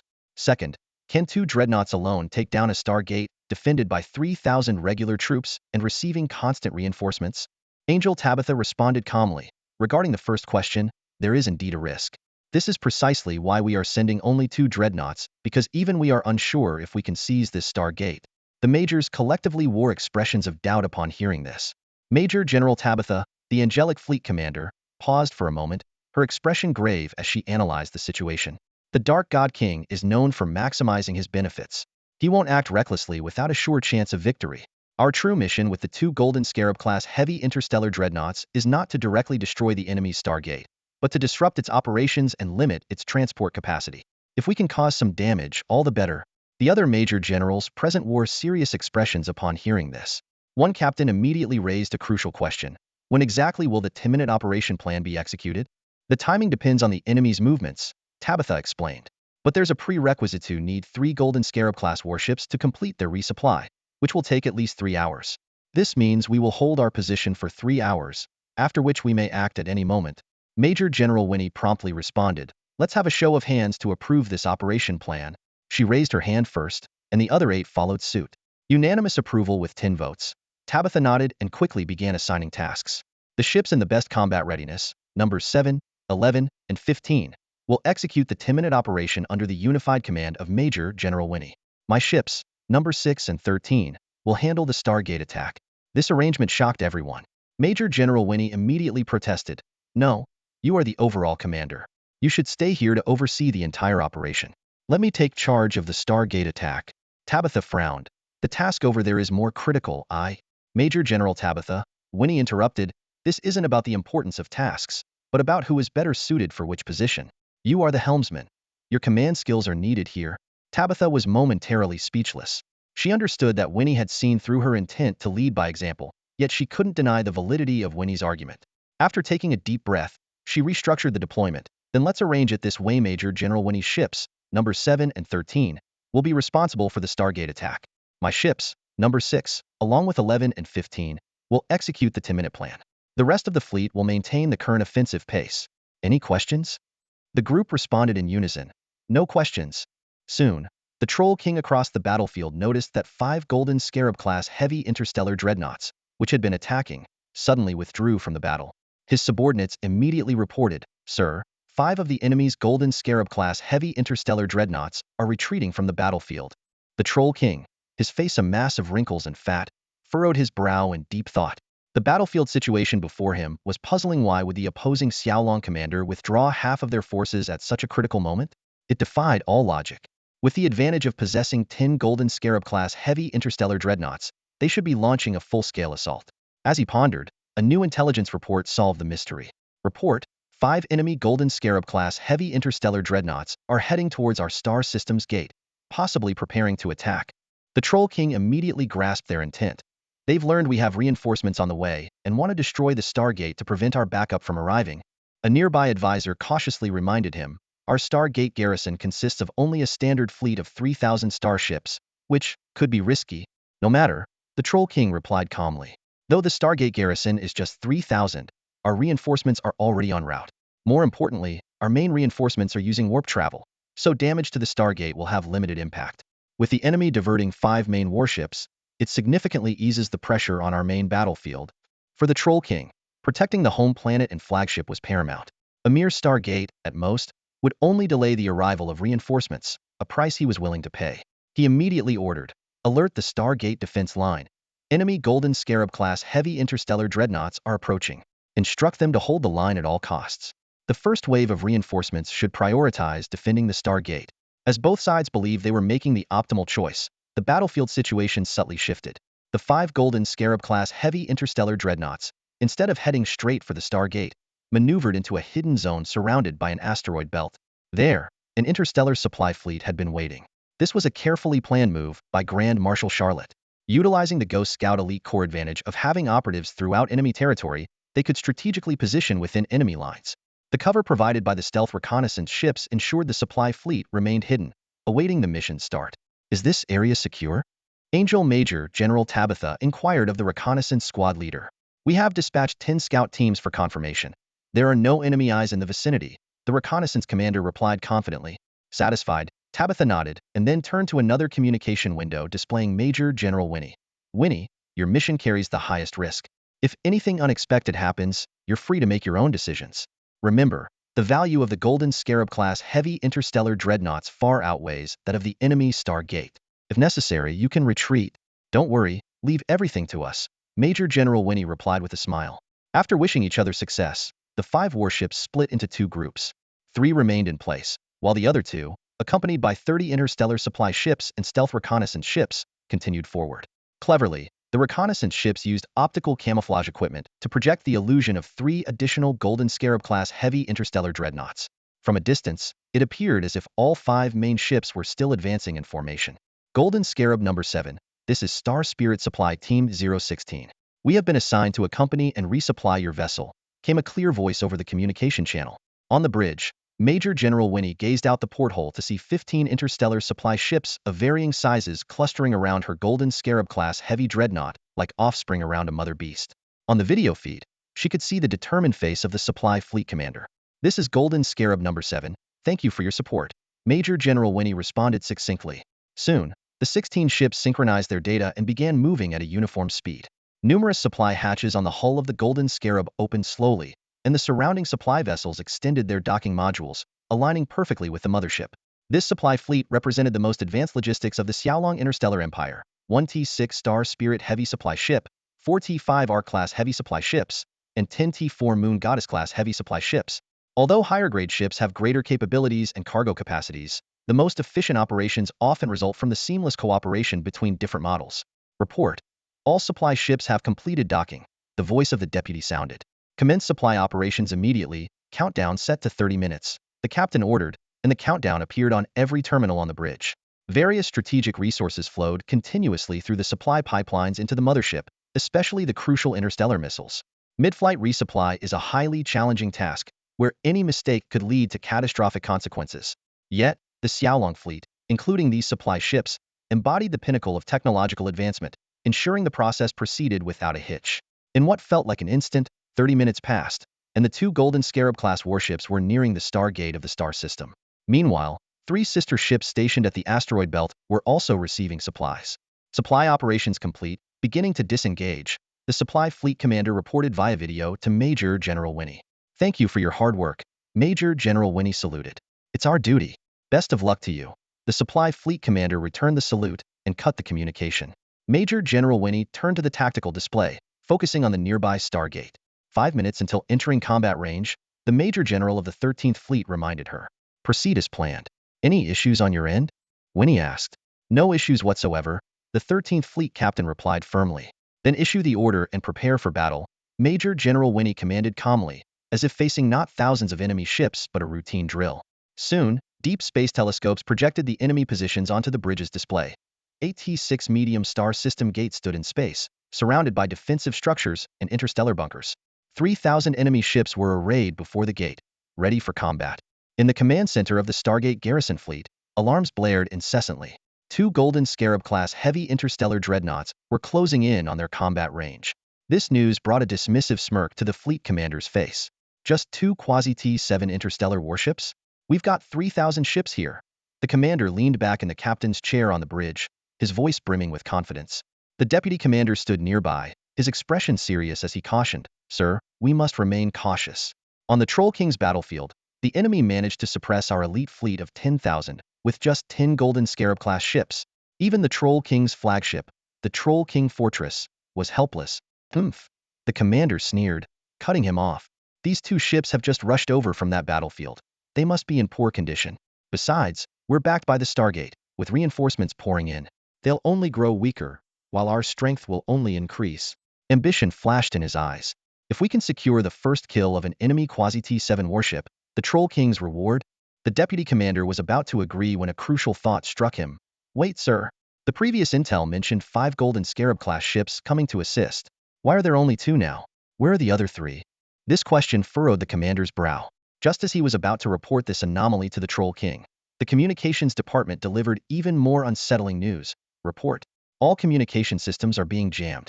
We can't contact the outside world. It seems the enemy has other plans," the deputy commander quickly strategized. "We could send a few ships through the Stargate to relay messages via other star systems. It might take half an hour, but it's our only option at the moment."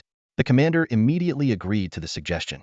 If a delay in intelligence led to severe consequences, the Troll King's wrath would be unbearable. "Do it at once," he ordered urgently, calculating the potential threat posed by the 3 missing Golden Scarab-class ships. The successful transmission of intelligence brought a sigh of relief to the commander. If the information hadn't gotten through, the consequences would have been unimaginable. Fortunately, the opposing Xiaolong-class interstellar battleships lacked the capability to disrupt the Stargate, allowing this crucial step to proceed smoothly. The fleet commander, having set aside any previous underestimation, now wore a serious expression as he issued orders: "Relay to all units. Every fleet must approach those 2 Golden Scarab-class heavy interstellar dreadnoughts with caution. Focus on defense, and no fleet is to leave their position without my explicit permission. Understood. The deputy captain promptly began disseminating the orders. Meanwhile, the two massive Golden Scarab-class dreadnoughts were steadily advancing towards the defensive line, their tactical formation baffling observers. Report. The deputy captain pointed to the display screen. The enemy ships are exhibiting an unusual combat formation. On the screen, the two Golden Scarab-class dreadnoughts appeared nearly merged, stacked one above the other like a giant biscuit without filling. This mode of navigation defied conventional tactics. Such proximity not only heightened the risk of collision, but also rendered the weaponry on their adjacent sides ineffective. Even the most skilled helmsman couldn't prevent at least one-fifth of the gun positions from being unable to fire due to restricted angles. To everyone's astonishment, these two colossal ships were also rotating in a synchronized manner while maintaining their close alignment.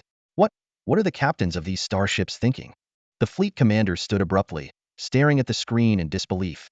The staff officer quickly offered his analysis. Sir, this seemingly illogical tactic actually has significant merit. Firstly, because of their close proximity, the star shield of a single ship can almost cover both vessels. Secondly, the overlapping Closian weapon systems enhance the overall defensive capability by at least 50. He paused briefly before continuing. As for the rotation, it's designed to allow all gun positions to alternate between firing and cooling. When one side's guns are restricted due to overlap, they can cool down, preventing the risk of overload from continuous high-intensity firing. Even a near T-7 class interstellar battleship requires such a tactical arrangement. This analysis plunged everyone present into deep thought. This seemingly clumsy tactical combination was, in fact, a meticulously crafted and perfectly coordinated strategy. The rotating attack strategy was akin to a precise Gatling gun, with intermittent firing effectively mitigating the risk of overheating. The fleet commander furrowed his brow after hearing the explanation. So, what can we do to counter this enemy tactic? The strategist shook his head and sighed, then explained in detail. Countering this is straightforward, as we learned in the academy. A dense formation offers stronger fire cover, but also becomes a prime target for the enemy. Against high-intensity saturation attacks, a dense formation is suicidal. In theory, we just need to suppress the enemy with overwhelming firepower. However, the reality is different. Those two quasi-T-7 Golden Scarab-class dreadnoughts far exceed our fire capabilities. The enemy's tactics are quite clever, avoiding their weaknesses while maximizing strengths. Without equivalent firepower, we must rely on the sheer number of our 3,000 ships to wear down the enemy's star shields, breach their armor, and ultimately defeat these two dreadnoughts. In essence, it's like peeling back layers of a hedgehog's defense. The fleet commander impatiently waved his hand. Enough with the talk. I get it. Let's proceed with the attack as planned. He then ordered, reform the line defense into a crescent shape. Once the enemy ships are in range, fire at full capacity. Slow their advance at any cost. Aye, sir. The vice captain immediately relayed the orders. With arms crossed, the commander scoffed. I refuse to believe that just two quasi-T-7 warships, with mere tricks, can stand against my 3,000 ships. The fleet soon reconfigured into a crescent formation. Yet the two Golden Scarab-class dreadnoughts advanced steadily, undeterred by the 3,000 ships before them. As soon as the enemy was within range, Major General Winnie commanded, all fire units, except for the Interstellar Missile Division, pick your targets and open fire. The order ignited a torrent of golden rain-like fire from the gun emplacements on Ship 7, targeting the enemy vessels. Simultaneously, Ship 12 unleashed its own barrage, with both dreadnoughts fanning out to launch a fierce assault on the 3,000 enemy ships. These quasi-T-7 warships were equipped with top-tier weapon systems, while the opposing fleet fell short, lacking even T-6 vessels. Their main force consisted of T-5 ships, with the majority being T-4. In this interstellar war, the two quasi-T-7 class Golden Scarab heavy star dreadnoughts demonstrated overwhelming superiority. Against a defensive line of 3,000 lower-class starships, their firepower was nothing short of divine intervention. The frontline star frigates suffered varying degrees of damage. T-6 class frigates barely managed to sustain their star shield fields, but T-5 and T-4 class frigates were not so fortunate. Even when T-4 class frigates activated their star shields and Closian defense guns to create dense barrages, these defensive measures were futile against the Golden Scarab dreadnoughts, which were 2.5 generations ahead in technology. T-5 class frigates could only hold out for a moment before being destroyed. The firepower deployment of the Golden Scarab dreadnoughts was exceedingly precise. The three super bioplasma pulse cannons at the bow targeted T-6 class ships specifically, taking down an enemy ship with each volley, whether it was a frigate, destroyer, or battleship. Even with full shield energy, they couldn't withstand the onslaught. This overwhelming firepower forced the enemy's T-6 flagship to retreat to a safe distance, losing its ability to command the front lines. To deal with T5 and T4 class ships, the dreadnoughts employed 36 electromagnetic biorail heavy cannons and 900 electromagnetic energy main cannons. These weapons formed the infamous Golden Rain, effortlessly tearing enemy ships to pieces. The fleet commander looked pale. Although he had anticipated the strength of quasi-T7 ships, the current battle far exceeded his expectations. The deputy captain anxiously reported, "In less than 10 minutes of engagement, we have lost nearly 500 ships. At this rate, we'll be completely wiped out in an hour, possibly sooner if the enemy is holding back." What about reinforcements? Didn't the sovereign order the Stargate to be secured? The commander asked urgently, as reinforcements were now his last hope. The deputy captain replied, "Reinforcements are arriving through the Stargate at a rate of about 3,000 ships per hour. This number might sound substantial, amounting to nearly 100,000 ships in a day, an impressive capacity for the conventional fleets of the devouring civilization. However, against the quasi-T7 ships of the Xiaolong Legion, this reinforcement speed was clearly insufficient. In the vastness of space, two Golden Scarab-class heavy interstellar dreadnoughts unleashed a golden storm of firepower, their formidable combat capabilities causing the fleet commander to furrow his brow in contemplation.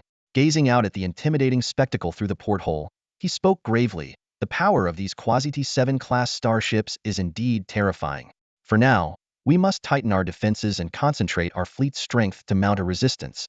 The deputy commander, upon hearing this strategy, frowned slightly. While this tactic seemed viable, it was a double-edged sword. It would protect the Stargate, but concentrating their fleet too much could make them an easier target for the enemy, potentially leading to heavier losses. However, given the urgent need to defend the Stargate, it seemed like the only option. Relay the order. As soon as reinforcements arrive, they are to join the defensive battle, the fleet commander said sternly. The current fleet alone could not withstand the relentless assault from the two Golden Scarab-class dreadnoughts for long. "I will try to contact the Emperor and request reinforcements from all quarters," he added with resignation, his gaze fixed on the two marauding golden warships in the distance. The deputy commander attempted to offer some comfort, saying, "Sir, there's no need to worry excessively. No matter how powerful these warships are, they will eventually run out of energy and ammunition. They can't sustain combat indefinitely against our thousands of ships. As the battle drags on, their combat effectiveness is bound to diminish." These words did alleviate the commander's anxiety somewhat, but neither of them had yet fully grasped the true nature of the enemy they faced. Meanwhile, the Xiaolong Interstellar Empire had declared a Level 2 war status. However, since the conflict had not yet reached the homeland and the populace was accustomed to warfare, life within the empire continued smoothly outside the military industry. The military sector and its upstream raw material industries were ramping up production to ensure the supply of military necessities. In the resource landscape of the Xiaolong Interstellar Empire, only 30% was directly controlled by the government, while over 50% of the remaining 70% was managed by interstellar corporations in which the empire was either an investor or a partner. Take, for instance, the largest northern resource extraction group, managed by private enterprises like the Bayin Group, which took a 30% profit share, while the empire effectively controlled 70% of the profits. Zhao Chen implemented this management model, allowing experts to excel while ensuring oversight through regulatory bodies, creating a win-win situation. Currently, on one of the extraction planets belonging to the Northern Resource Extraction Group, at a transport station on a resource-rich planet, a heated dispute over shipping fees was unfolding. A masked individual pointed to the transport vehicle behind them and loudly questioned the staff inside the booth. The price was clearly 37 per ton before, so why is it now just 35 per ton when we arrive? Not far away, a massive interstellar transport ship was docked, serving as a crucial link in the resource transportation chain. The planet's resource extraction system was well organized. The Northern Resource Extraction Group handled the core mining operations, while transportation was divided into two tiers. The first tier consisted of specialized interstellar fleets handling space transport. The second tier was ground transportation on the planet itself, further divided into the self-operated fleets of the Northern Resource Extraction Group and private fleets assembled by local residents. To support the livelihoods of the planet's indigenous population, the authorities established a dual-track system. Locals could choose to join the Northern Resource Extraction Group as formal employees or purchase transport vehicles to form private fleets. The private fleets, while taking on greater risks, also had the potential for higher rewards and incentive designed to encourage more participation. However, this job was not without its pitfalls. Transport fees could fluctuate, delays or losses could lead to deductions, and some unlucky contractors might even face significant losses. The staff in the booth pointed to a datasheet and replied coldly, "It's not me trying to undercut your price. Look closely, your transit loss exceeded 3, and according to the rules, that means a deduction in payment. You all know these rules, so either deliver the cargo or get lost. We got caught in a planetary storm, that's why. And the previous convoy had quite a loss too, so why weren't they penalized?" the masked woman angrily questioned. The staff member sneered. They did have losses, but not beyond the threshold. Does that answer satisfy you? Keep complaining, and you can forget about delivering here again. Before the woman could continue arguing, a man hurriedly got out of the vehicle and pulled her back. I'm sorry. I'm sorry. My daughter has a quick temper. Please forgive us. We'll accept the price. As he spoke, he discreetly handed over a pack of cigarettes. The staff took the cigarettes and coldly warned, if you want to make a living here, you should know the rules. Next time, don't blame me for being harsh. After the man input his agreement, the gate opened, and 10 transport vehicles drove to the unloading point, where robots immediately began their work. Meanwhile, the deducted payment was transferred to the fleet's account. Back in the vehicle, the man looked at his sullen daughter in the passenger seat. With the dust inside the vehicle reduced, the woman removed her veil, revealing rough skin that made her appear in her 40s. Sasha, when are you going to learn to control that temper of yours? It's always the same, the man said helplessly. On this resource-scarce planet, a father and daughter were discussing a troubling situation. We're at their mercy now, trying to survive. If we offend them, they have countless ways to make our lives difficult, the man said, removing his veil to reveal a face weathered by hardship. But Dad, they're clearly taking advantage of us. The losses from the convoy ahead couldn't possibly be within limits. It's obvious they're conspiring against us. Zhang Shasha exclaimed indignantly. Her father sighed, handing her a water bottle from nearby. We all know what's happening, but what can we do? If they have the means to avoid deductions, what can we do about it? Shasha hesitated several times, then finally took the bottle and gulped down some water. Noticing her father's parched throat, she offered it back to him. Dad, you're thirsty too. Have some. I'm not thirsty, he insisted, though his dry throat betrayed him. On this planet, where resource extraction had led to extreme water scarcity, nearly all water was imported from interstellar sources, making it prohibitively expensive. Under his daughter's persistence, he eventually took the bottle, only moistening his lips as if savoring nectar, then carefully tightened the cap. Shasha, after all these years, you should understand. We're no longer the Zhang family we once were. Over the past decade, we've worked our way up from laborers to owning our own convoy. We're better off than most, but to others, we're still at the bottom. When faced with bullying, we have to bow our heads and endure. If we can persevere, even if I don't see it, at least in your generation or your children's generation, the Zhang family will rise again. He paused before continuing. Shasha, you're at the age where you should be thinking about settling down. With our current situation, while we might not match with the nobility, finding someone with a decent background and skills isn't out of reach. Zhang Shasha, moved by her father's earlier words, immediately changed her expression at the mention of marriage, a topic she considered off-limits. Dad, I've told you, I won't marry in this lifetime. If I want children, I'll use genetic technology. I, Zhang Shasha, won't rely on anyone else to revive the Zhang family. Shasha, are you still thinking about that person? He's now the emperor of the Jiaolong Empire. Those events happened 10 years ago. Reviving our family might be possible, but revenge is out of the question. It's gracious of him not to have destroyed us completely, her father said helplessly. We made the wrong choice back then. If we had stayed in the Jiaolong system, his words were filled with regret. Those who remained in the Jiaolong system had become prominent figures in the empire. Though he professed to have moved on, his heart clearly hadn't. Falling from an influential figure in a star system to their current state was a stark contrast, leaving only dreams to reminisce about lost glory and waking up to harsh reality. For Zhang Shasha, the events of 10 years ago were a heavier blow. If not for those incidents, her status and position would be entirely different now. She claimed to have moved past them, but deep down, she knew those memories would haunt her forever, never truly letting go. Zhang Shasha remains unmarried, largely due to the influence of that man. Whenever she meets a new suitor, she can't help but compare him to that person. In the current Xiaolong interstellar empire, finding a man who can even remotely match his talents, even just a tenth of them, is nearly impossible. That man has become the Prince Charming in the hearts of countless young women. In Zhang Shasha's social circle alone, 9 out of 10 women are infatuated with him, and even married women aren't exceptions. Interestingly, their husbands show no jealousy, as they too can't help but admire his excellence. This high standard has made it difficult for Zhang Shasha to find someone who truly captures her heart. Zhang's father, noticing the expression on his daughter's face, sighed helplessly. He then turned his attention to the accounts of their latest shipment. Though we didn't earn much this time, at least we didn't lose money. After paying the drivers and workers, we can afford a new transport vehicle. At this rate, within 3 years, we'll be able to upgrade to AT-3 class interstellar transport ship. Just then, the sound of hurried footsteps outside the car caught their attention. The father and daughter stepped out, stopping a familiar face. Old Jean, to ask, Old Jean, where are you rushing off to? Old Jiang, great news. Old Jean exclaimed excitedly. The high-ups from the Northern Resources Extraction Group are visiting our resource planet today, looking for partners to build their own interstellar transport fleet. They're prioritizing transport teams they've worked with before. With that, Old Jean hurried off. This news lit up the father and daughter's eyes. Aligning with a powerful ally is the quickest way to amass wealth. For the past decade, the Jiang family had been building their business from scratch, lacking connections or backing. To earn support, they first needed to establish their own strength and foundation. Shasha, let's go. Jiang's father quickly pulled his daughter along, leaving the workers to manage the fleet as they followed the crowd towards a distant hall. This was the site where major unloading operations were handled, and the only place large enough to accommodate so many people. As they hurried along, Jiang Shasha's attention was drawn to a shuttle on the tarmac. As a former student of the North Star Military Academy, she immediately recognized the shuttle as something extraordinary.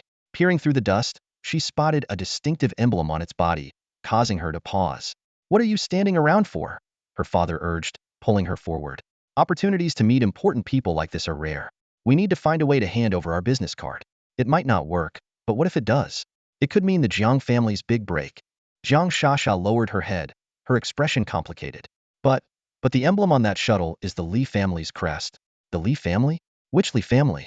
What does it matter now whether it's the Li family, the Zhang family, or the Song family?" Mr. Jiang waved his hand impatiently. "It's the Li family of the Beiyin group," Jiang Shasha replied coldly. The mention of that name made Mr. Jiang freeze instantly. After a moment of silence, he spoke more softly. "Well, that doesn't necessarily mean it's those few people. There are so many high-ranking members in the Li family, it can't be such a coincidence. Besides, the shadows of those families are bound to be in the upper echelons of the Xiaolong Interstellar Empire. If we want to climb up, we'll have to deal with them sooner or later. Unless we leave the Xiaolong Interstellar Empire." He took a deep breath. "We should still go and see. It might be an opportunity." Jiang Shasha didn't respond. Her rational mind told her that her father was right. In business, you must seize every opportunity. Yet, an indescribable feeling of unease lingered in her heart. "Hurry up," Mr. Jiang urged, pulling his daughter into the crowd. Jiang Shasha could only silently pray not to encounter any familiar faces from the Li family. After all, Li Wei was Zhao Chen's friend and knew her true identity. As for Li Yaqi, though she knew a bit, the difference in status and subsequent events likely made her forget about a small figure like Jiang Shasha. In the center of the hall, a distinguished lady was surrounded by people. She was elegantly dressed, with skin as fair as snow, and looked as youthful as a maiden. Seeing this unfamiliar face, Jiang Shasha quietly sighed in relief. Since the incident, the Jiang family feared anyone discovering her true identity, which was why she had changed her name to Jiang Sha. Only her father still called her Shasha in private. Unless someone deliberately investigated, who would remember the long-buried stories of the Xiaolong Empire? Standing beside the lady were several bodyguards, and the venue manager stood by with a beaming smile. He pointed at the names on the electronic display, speaking enthusiastically, "Madam, these are all outstanding private transportation fleets. Any one of them could become a valuable asset to the Li family." Names like Feisha, Fat Brother, and Zhang Boy were listed among the transportation fleets on the screen. Being selected to stand before the lady meant these fleets had undeniable strength, with implications that needed no explanation. "Madam, I'm from the Swift Transport Fleet." Someone eagerly pushed forward. "Our transport record is flawless, and we're planning to expand into interstellar trade. We only ask for a 10% profit share. The rest is for the Li family. We pledge eternal loyalty, just for a chance." The scene became chaotic, with everyone desperately trying to promote themselves, even willing to sign away their futures. They all understood that aligning with the Li family, even for the smallest benefit, would be enough to last a lifetime. The lady frowned slightly at the chaotic scene before her. The manager immediately barked at the security personnel. "What are you doing? Keep things under control. How did all these people get in here? Get them out immediately. If they disturb the madam, can you take responsibility for that?" The person in charge shouted sternly. The security personnel sprang into action, wielding batons to drive away the intruders. Even as the batons struck them, these people continued to shout their demands. Once driven out of the hall, they refused to leave, instead gathering outside the floor-to-ceiling windows, holding up signs with the names of their factions, desperately hoping Madame Li would hear their voices. "Father, is your arm all right?" Jiang Shasha asked with concern, looking at her father who was clutching his arm. The baton strike had been quite hard. This scene brought back memories from 10 years ago. Back then, she was the eldest daughter of the Jiang family, accustomed to seeing various groups bowing and scraping for a chance to collaborate with her family. They would offer generous terms, send gifts in secret, and even present beauties and treasures. In comparison, the current scene seemed rather ordinary. But being chosen was as unlikely as winning the lottery, considering the numerous resource-rich planets. Zhang Shasha did not believe she would be so lucky. Inside the hall, Madame Li didn't even glance at the list handed over by the person in charge. She simply said, "Give me all your transport orders from the past year." The person in charge was momentarily stunned. "But the transport orders are vast in number. Reviewing them all will take a considerable amount of time." "What, are my words not effective anymore?" Madame Li asked coldly. No, I'll arrange it right away." The person in charge responded hastily. He was well aware of Madame Yao's significance. She was the wife of the current head of the Li family, Li Wei, and had been personally recognized by Li Yaqi as a business prodigy.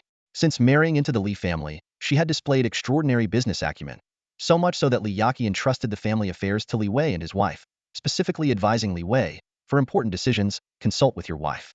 If there's a disagreement, listen to her." These words had initially shocked Li Wei, who thought his sister was being too partial towards his wife. Li Yaqi simply replied, "In business, I only value ability and talent. For the affairs of the Li family, the capable should take charge. You have some skills, but in this area, even three of you can't compare to your wife." This evaluation left Li Wei frustrated for a long time, even leading him to secretly compete with his wife in a few business deals, all of which ended in failure. From then on, he fully acknowledged his wife's brilliance in business, consoling himself that his wife's achievements were also his own. Now, Madame Yao's status in the Li family was second only to Li Yaqi, who focused on the empire's Ministry of Commerce, even surpassing Li Wei himself. Soon, as she requested, a detailed set of documents was placed before her. After connecting the equipment she brought with her, Madame Yao quickly sorted and organized the data. Several key names flashed on the screen, leaving the person in charge stunned. Among these names were both the fleets he had just submitted, and some that were not on the list. Madame Yao carefully examined the status of each fleet, removing them one by one from the list until only one name remained: the Zhang family fleet. She looked at this name with interest, prompting the person in charge to hastily explain, "Madam, the Zhang family fleet is really nothing significant. They only have 10 transport vehicles and are just small-time traders here, not even considered mid-level in terms of strength. Do you think I'm blind and can't see for myself?" Madame Yao retorted unexpectedly, causing the person in charge to shrink back and say no more. She then instructed, "Bring the head of the Zhang family fleet to me. I want to meet them." The person in charge dared not hesitate, fully aware that Madame Li was already displeased with him. He secretly planned to return any favors he'd received to keep his position secure. Soon, he sent someone to fetch the Zhang family fleet members. Outside, Zhang father and daughter were incredulous when they heard that Madame Li wanted to meet them. This unexpected summons quickly drew envious and jealous glances from others. Zhang, the father, hurriedly dusted off his clothes and, with his daughter, eagerly went inside. In front of Madame Yao, Zhang the father immediately bowed and said, "I am Zhang Xiong, head of the Zhang family fleet, at your service, madam." Beside him, Zhang Shasha also bowed respectfully and said, "Zhang family daughter, Zhang Sha, at your service, madam." As she sipped her drink, Madame Yao remarked, "I find your Zhang family fleet quite intriguing. In 5 years, you've grown from a single vehicle to 10. Although the growth isn't rapid, it's entirely self-sustained, maintaining a 3-monthly increase, with annual revenue growth exceeding 40. Over 5 years, your profits have increased more than 5-fold. This kind of steady management is impressive. I'm curious, who is responsible for your operations?" When Zhang the father instinctively glanced at Zhang Shasha, Madame Yao noticed this detail and requested, "Look up." Seeing Zhang Shasha hesitate, the person in charge immediately scolded her.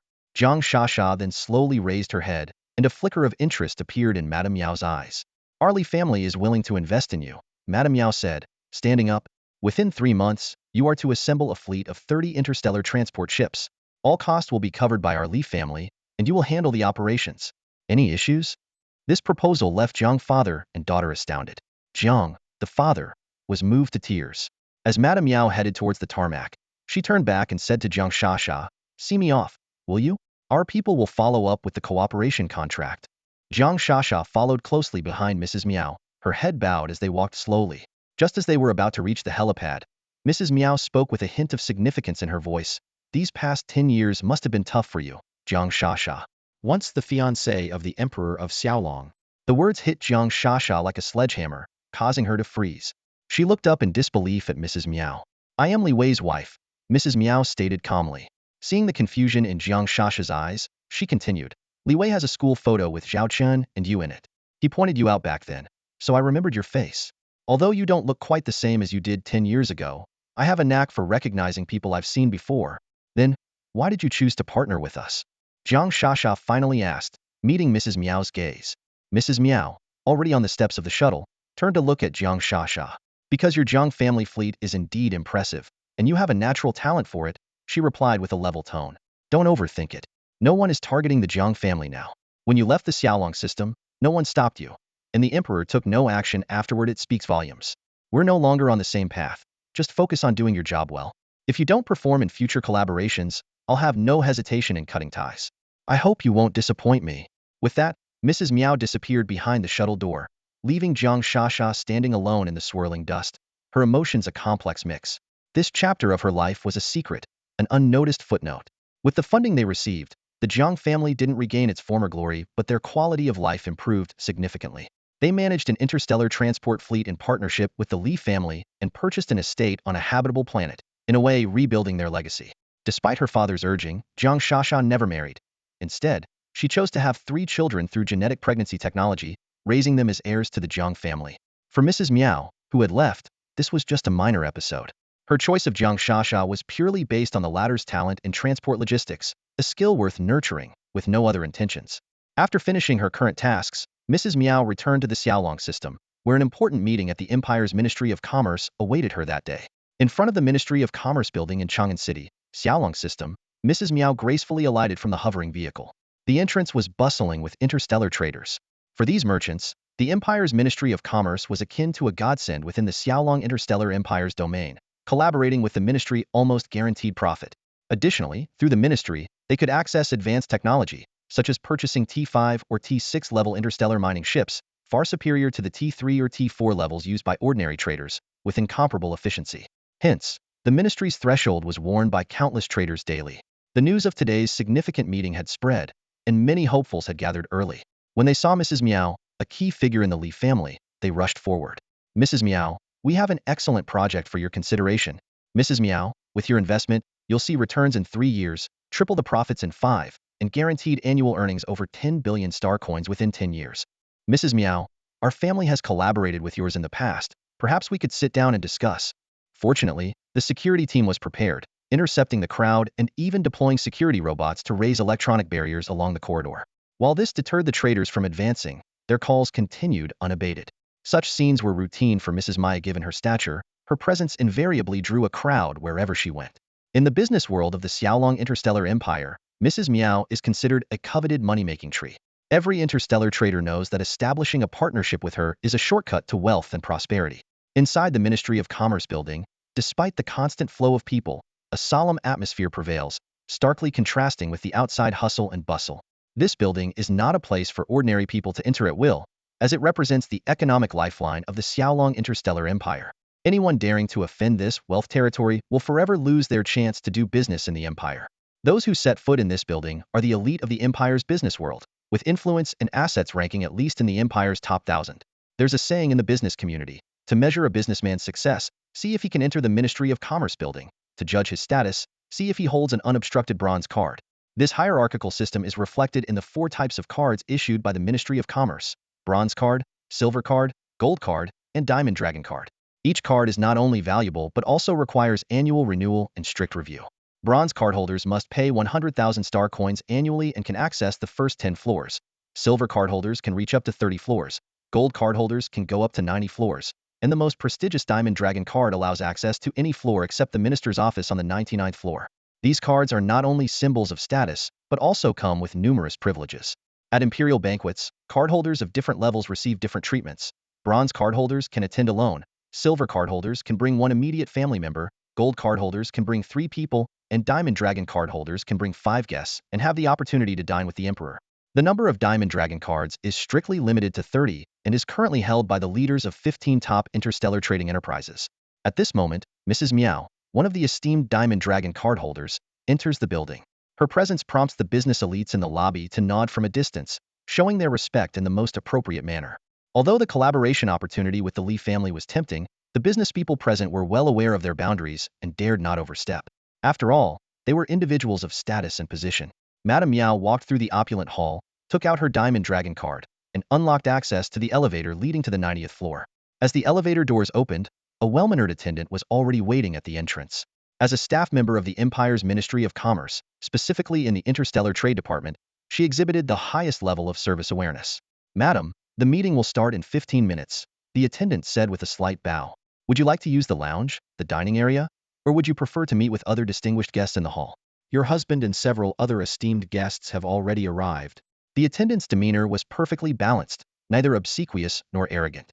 This was the training standard for service personnel at the Ministry of Commerce building. They provided service, but were by no means of inferior status. These attendants could potentially become CEOs of billion-dollar interstellar trade groups, admired by interstellar traders. Serving as attendants here was a unique training method by the Ministry of Commerce and an excellent opportunity to build their network. To the hall, please, Madame Yao said.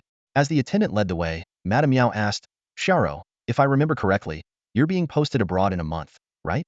Yes, Xiaoro replied calmly. I will be taking a position as vice president at an interstellar transport group that trades with the Holy Elven Empire. Intergalactic trade is booming right now. That's a great position, Madame Yao said approvingly. It's all thanks to the minister's support, Xiaoro said modestly. The higher the floor they were on, the greater the potential for future development. Work hard. With your talent, you could reach level 9 in the ministry within 10 years, Madame Yao said with a smile. Hearing this almost minister-level prospect, Xiaoro maintained her professional poise, offering only a modest smile. You're too kind, madam. Have confidence in yourself, Madame Yao encouraged, reminiscing, when I was young, I only wanted to be an interstellar adventurer. I never imagined I would be standing here now. It's truly gratifying to see plans come to fruition. As they spoke, they reached the hall. Amidst the elegant decor, Madame Yao immediately spotted her husband, Li Wei, indulging in the gourmet section. She approached and gave him a playful kick. Ooh, ouch. Oh, honey, you're here. Li Wei, noticeably more rotund now, looked every bit the successful interstellar trader.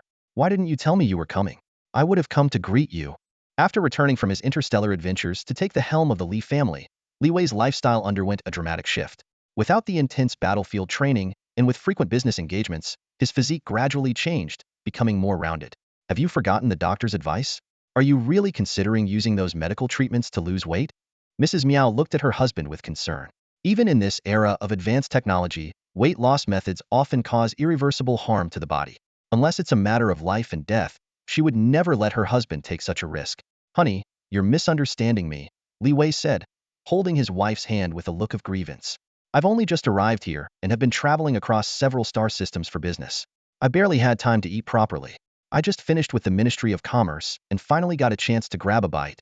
It was well known that ever since their marriage, Li Wei always behaved particularly gently in front of his wife.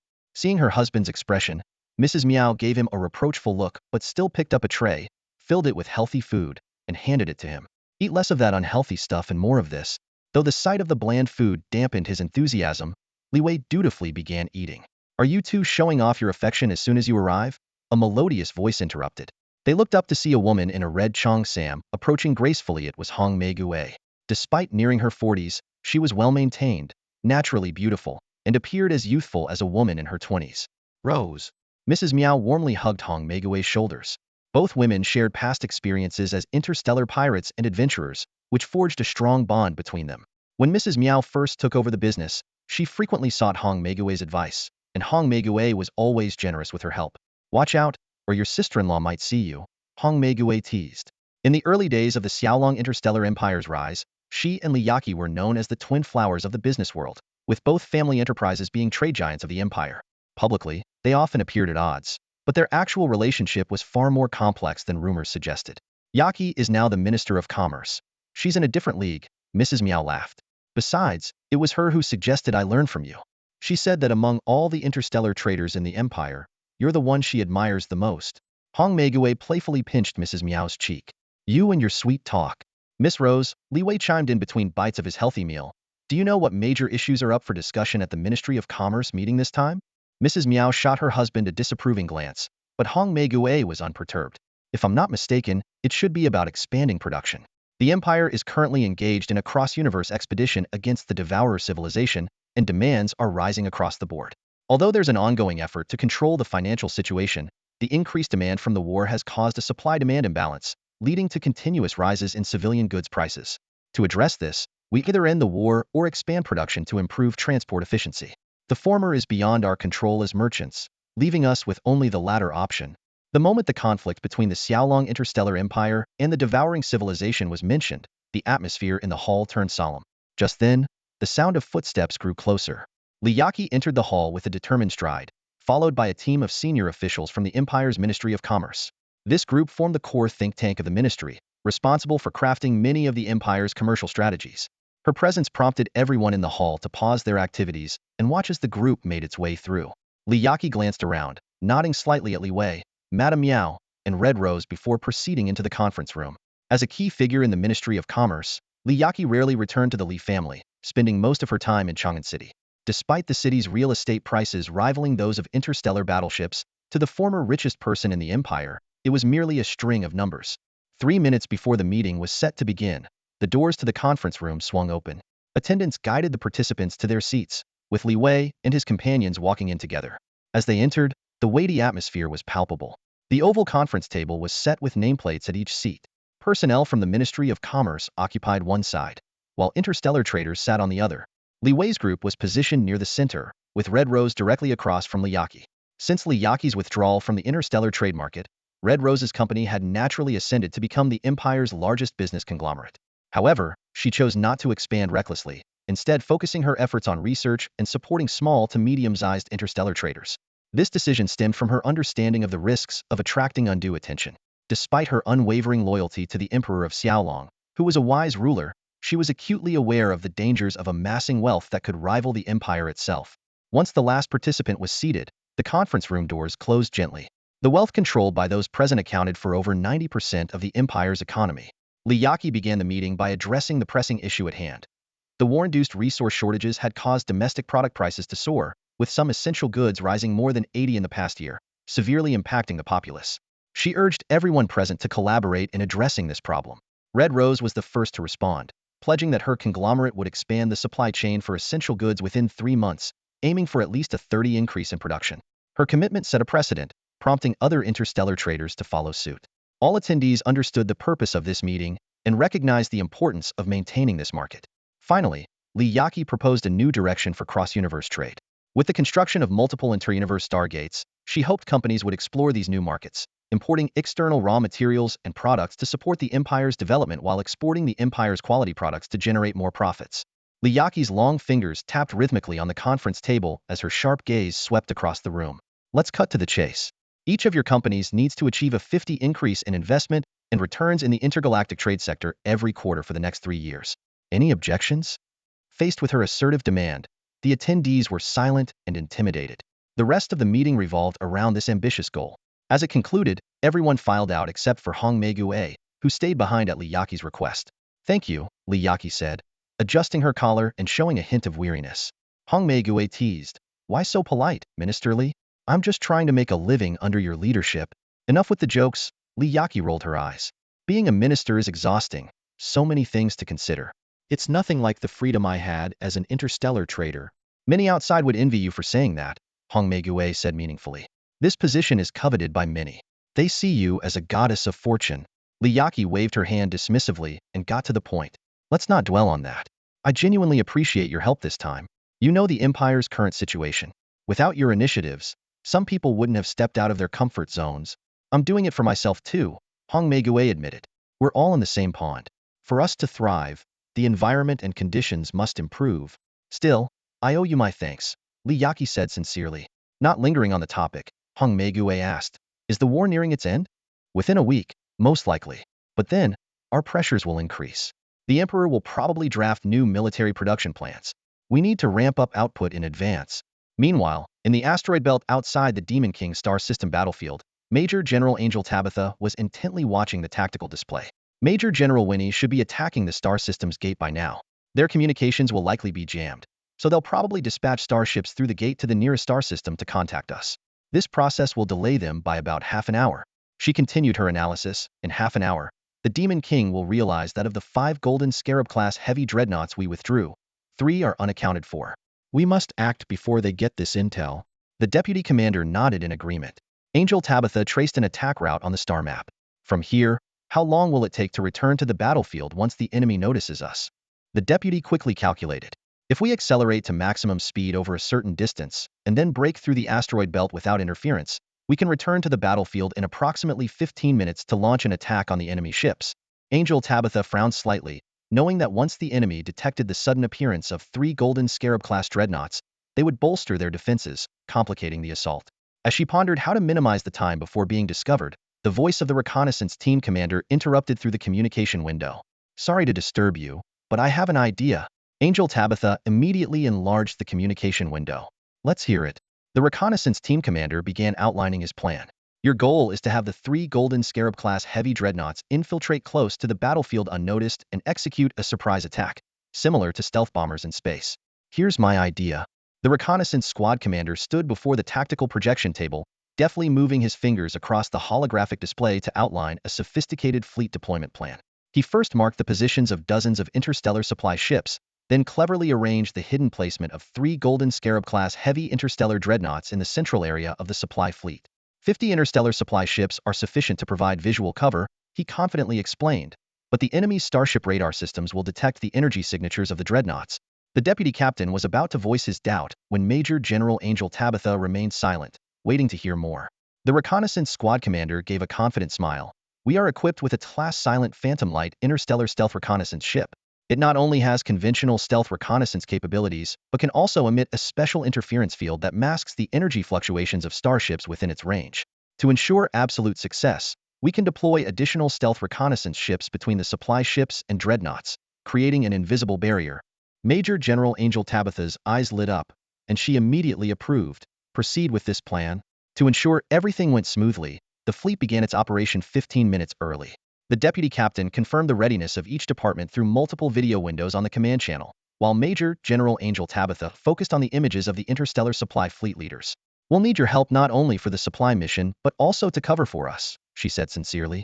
The leaders of the supply fleet exchanged smiles, and one of them cheerfully replied, We're more than happy to play a bigger role on the battlefield. According to the plan, a special fleet took shape. 50 interstellar supply ships formed the outer layer, the middle layer consisted of cloaked interstellar stealth reconnaissance ships, and at the core were the 3 Golden Scarab-class heavy interstellar dreadnoughts. The entire fleet moved forward at a steady pace. As soon as this seemingly ordinary supply fleet appeared, it was detected by the Legion fleet on the battlefield of the Troll King's main star. Report, an interstellar supply fleet from the Xiaolong side has been identified. A Golden Scarab-class heavy interstellar dreadnought on the battlefield has slowed its offensive, possibly preparing for resupply, a subordinate reported, showing captured images and radar scans that only revealed the presence of the interstellar supply ships. Should we dispatch a fleet to disrupt the supply operation? The subordinate asked. The Troll King waved off the suggestion. No need. This could actually buy us time and reduce the pressure on the front lines. Although the dreadnoughts will launch a fiercer attack after resupply, we have fewer than 4,000 starships left, and reinforcements are still an hour away. Sending a fleet to disrupt would only add to our losses. On the command bridge of the Troll King, the atmosphere was tense. They had adopted a cautious defensive strategy, waiting for the right moment. However, the unusual behavior of a Xiaolong interstellar supply fleet caught everyone's attention.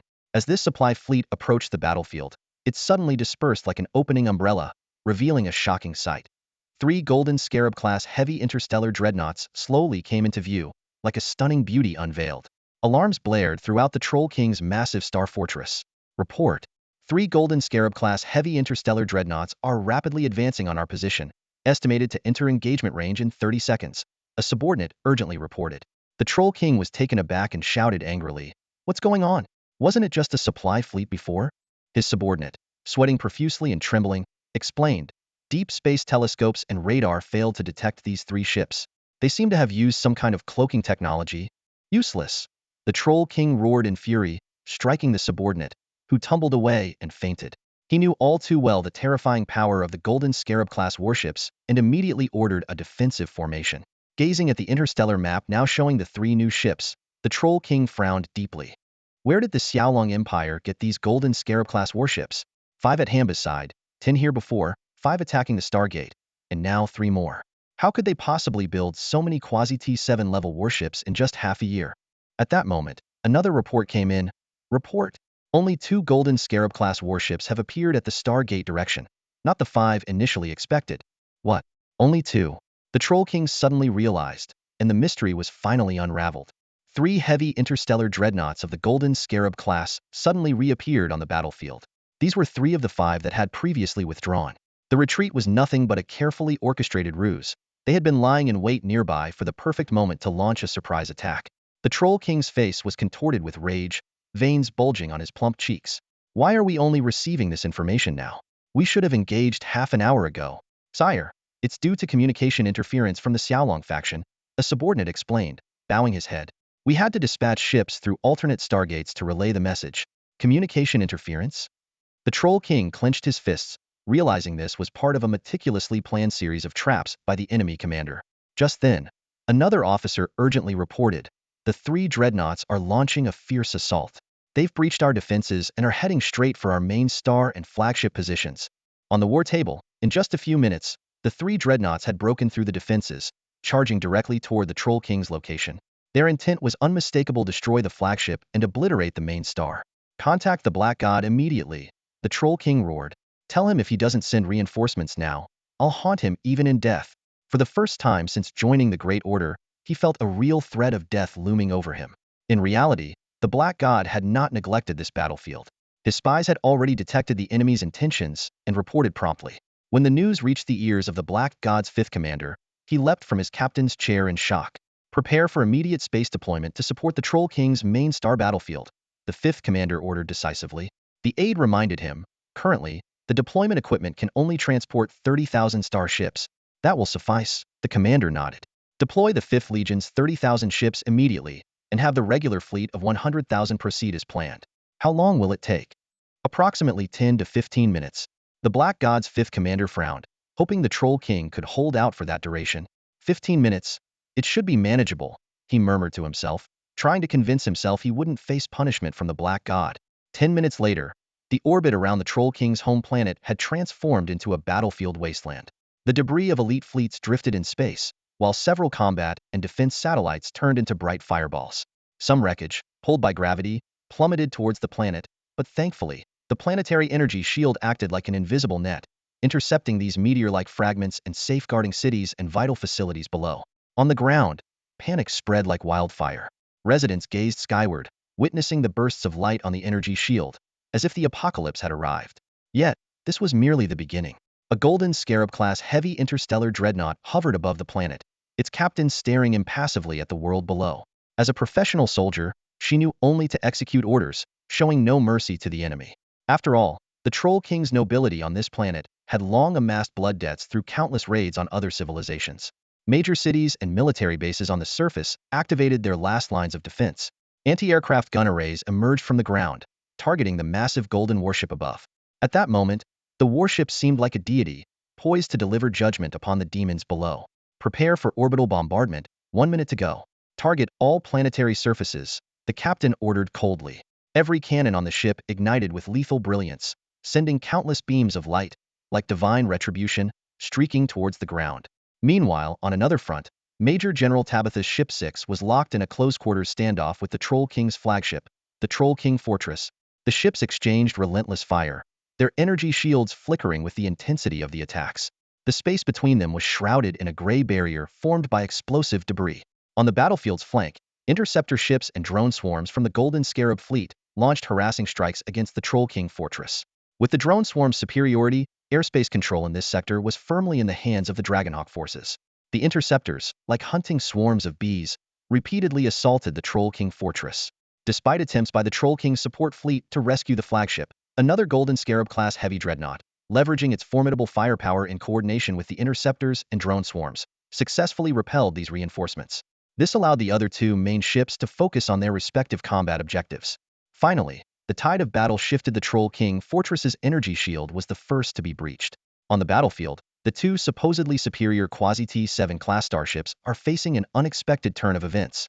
Despite its previous intense battles and partially restored star shield defenses, Major General Tabesha's Golden Scarab-class heavy dreadnought is gaining the upper hand.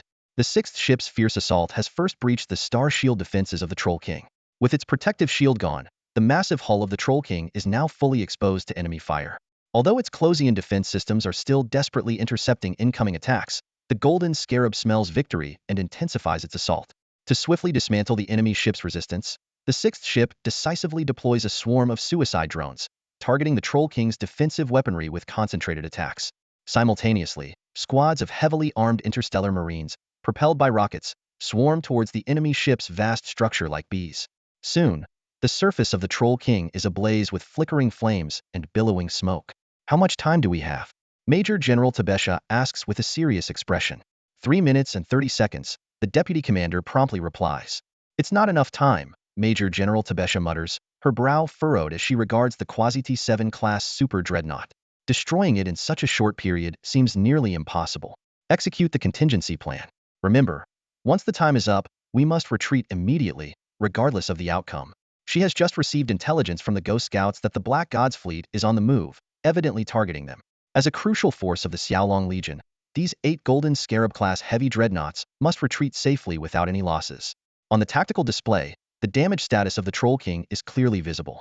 Although the severely damaged areas red are limited, the moderately damaged areas yellow have spread over 10 of the ship's critical positions, with damage steadily advancing into the ship's interior. Another screen broadcasts the real-time battle on the Troll King's home planet.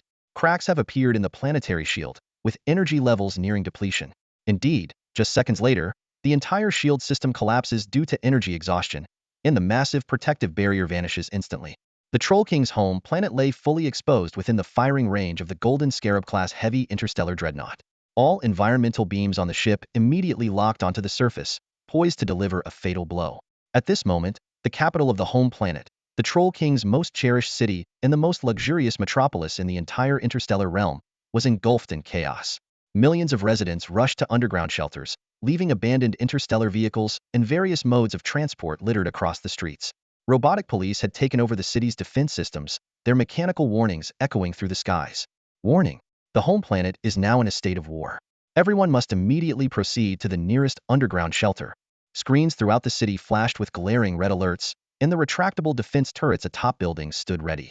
Yet, all these defenses seemed fragile against the super bioplasma pulse cannons of the Golden Scarab-class dreadnought.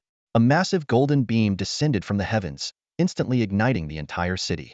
The bustling metropolis was reduced to ruins in the blink of an eye, with the remains of buildings scarred by the corrosive marks characteristic of bioplasma. This was merely the beginning of the devastation the home planet would endure. On the bridge of the Golden Scarab-class dreadnought, the captain observed a holographic projection of the home planet, marked with several key targets. This attack was not a blind act of destruction, but aimed to precisely eliminate critical facilities of the Devourer civilization on this planet. Report: 60 of the targets have been neutralized, the vice captain reported. We have 1.5 minutes left. We must complete all designated targets within the allotted time, the captain sternly reminded.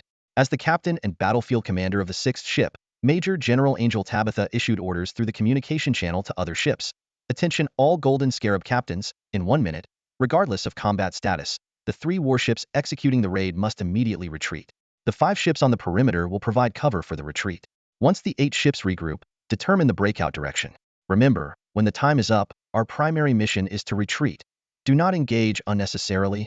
Ship 8, acknowledged. Ship 14, acknowledged. The responses came swiftly. Just then, the Outer Ghost Scout fleet issued an alert. Detected spatial warp traces of enemy interstellar warships and coordinates, suspected to be the Black God's Legion fleet. Major General Tabitha calmly marked the enemy's position on the strategic map and promptly ordered, Strategic Department, calculate the optimal escape route immediately. Ship 11 is executing the retreat mission, came a message over the communication channel. Received. Ship 11, rendezvous with my ship and Ship 15. After our breakout, we'll regroup with the 5 perimeter ships, then withdraw together, Major General Tabitha commanded decisively. Her gaze fell upon the Troll King's home planet. In mere minutes, this once prosperous and beautiful world had been transformed into a hellish landscape. The surface of the planet was riddled with craters, bearing the scars of a relentless assault by a Golden Scarab-class heavy interstellar dreadnought. From space, the planet resembled a battle-worn warrior, with mountain ranges severed and vast plains split open into deep, yawning chasms. The ruins of cities were strewn with debris, and natural disasters erupted in the aftermath of the bombardment. All this was the handiwork of the 11th ship of the Golden Scarab-class heavy interstellar dreadnought fleet. Now, this fleet, consisting of 3 dreadnoughts, had completed its mission of destruction and was slowly moving towards the perimeter of the battlefield. Behind them lay the burning homeworld of the Troll King, the smoldering remains of the Troll King's interstellar fortress ship, and countless wrecks of the Troll King's fleet. The bridge of the Troll King's fortress ship was in chaos. Red alert lights flashed incessantly, and explosions echoed throughout the ship. Fire control. There's fire here. Seal the breach quickly. Someone's trapped here. Medic. We have wounded. Urgent cries filled the air.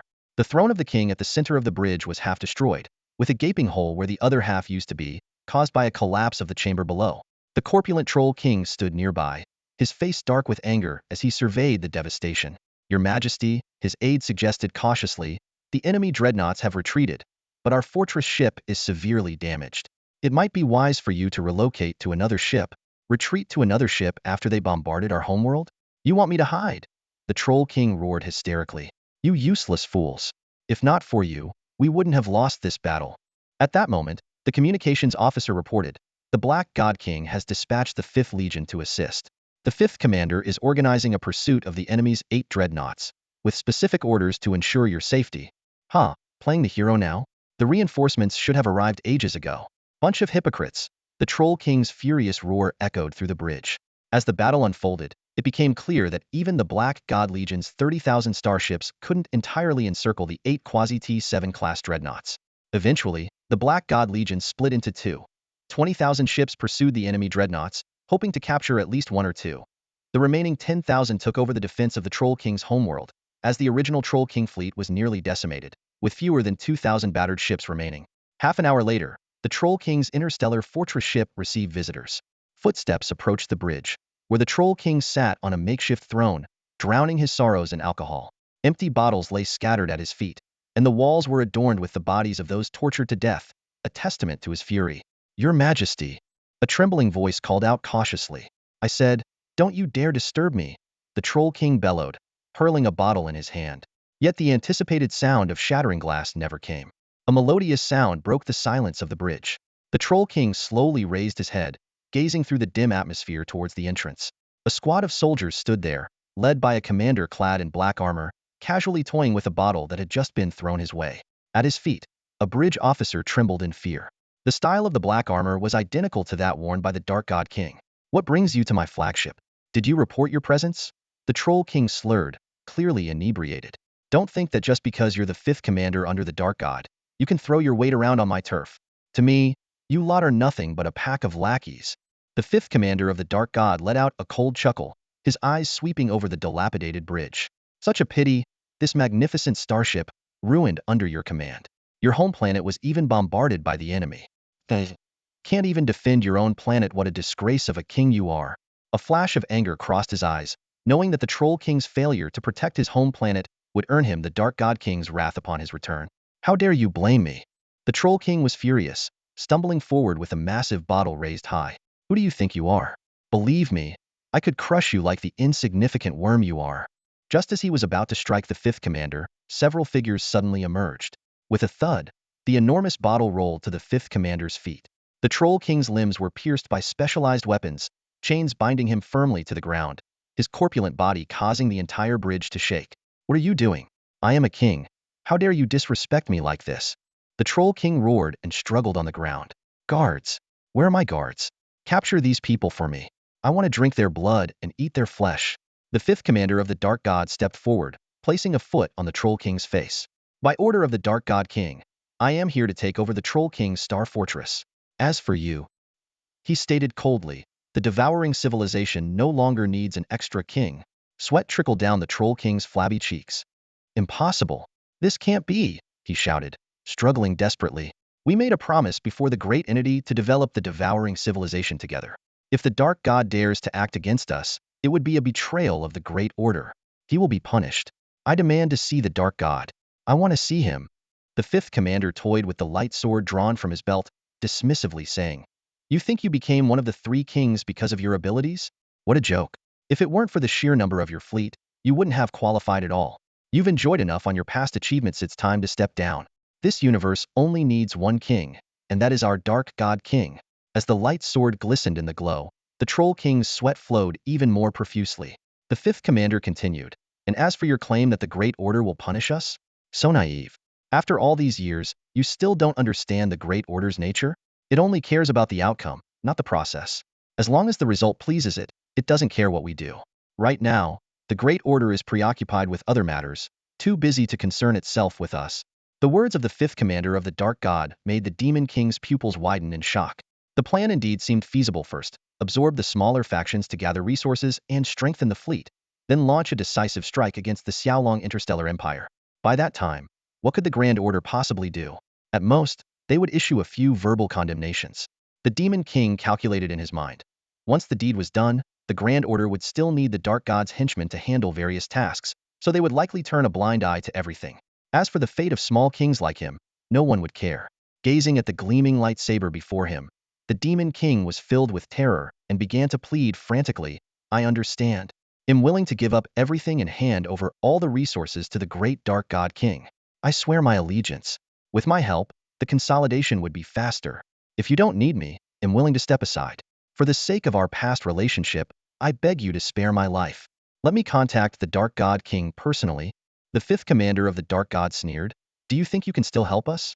Do you know why we could so easily board your flagship and reach the bridge? Our people infiltrated every corner of your forces long ago. Taking over your territory requires just one command. Your existence is nothing but a nuisance to us. And nuisances, we always eliminate completely. Only then did the Demon King realize the gravity of the situation. Such a significant event occurred on the bridge, yet not a single person intervened. Looking around, his personal guards were nowhere to be seen, either dead or subdued. The remaining crew fell into two categories. Those who continued working expressionlessly, as if the scene before them had nothing to do with them, and those who were shocked but silenced by the Dark God's fearsome reputation. The lightsaber descended slowly, piercing the Demon King's skull. The fifth commander of the Dark God deliberately slowed the process to let him fully experience the agony of death. The Demon King struggled frantically, but his bound limbs did not budge. No, I have many treasures and resources. All can be yours. I beg you. His pleas grew weaker until a pool of blood stained the floor, and he fell silent. The lightsaber entered through the top of his head and exited through his jaw, pinning his head to the bridge floor. The fifth commander of the Dark God frowned at the bloodstains on his boots and wiped his hands on the Demon King's clothing. He approached the shattered throne and coldly surveyed the bridge crew. From now on, the Demon King's Star Fortress battleship is under my command. You are all subjects of the Dark God King and will serve him. Do you understand? Sparse responses echoed throughout the bridge. What's this? It sounds like some of you are dissatisfied, he said, casting a cold glance around. We understand. Long live the Dark God King. We pledge our loyalty to the Dark God King. This time, the response was unanimous. The fifth commander of the Dark God smirked disdainfully, uninterested in these people, and directly asked, who is the highest-ranking officer on the Demon King's Star Fortress battleship now? Step forward. It's me. The vice captain staggered out, his entire body trembling uncontrollably. The fifth commander of the Black God stared at the visibly shaken subordinate, reaching out to pat him on the shoulder. Tell me, what's the current status of the Troll King-class interstellar fortress? Reporting, sir. The vice captain's voice quivered. The Troll King sustained severe damage during the battle with the Golden Scarab-class heavy interstellar dreadnought from the Xiaolong faction. The extent of the damage far exceeds that of the first engagement. We must return to the dock for repairs immediately, and it will take an estimated year to restore it. The fifth commander of the Black God frowned, his tone dripping with disdain. You are all useless. To be outmatched by a few Xiaolong interstellar warships when you had 10,000 vessels against their less than 10 is utterly disgraceful. The vice captain kept his head down, silently disagreeing with the commander's words. The terrifying combat power of those Golden Scarab-class heavy interstellar dreadnoughts was beyond comprehension without first-hand experience. Although their individual power might not match the three Quasi-T7 super flagships of the Devourer civilization, they were truly mass-produced Quasi-T7 warships designed for war, unlike the makeshift combination of Quasi-T7 weapons on the three King's super flagships. This outcome would not have been better under anyone else's command. From now on, you take over this warship. I'll assign someone to supervise you, so don't try anything funny. The fifth commander of the Black God sneered, slapping the vice captain's face. Loyalty to the Black God King is your only choice. Yes. I've always admired the Black God King, sir. The vice captain quickly forced a smile. The commander glanced around the devastated bridge. Initially, he had planned to command the upcoming battles from this super flagship, but the current state made him reconsider.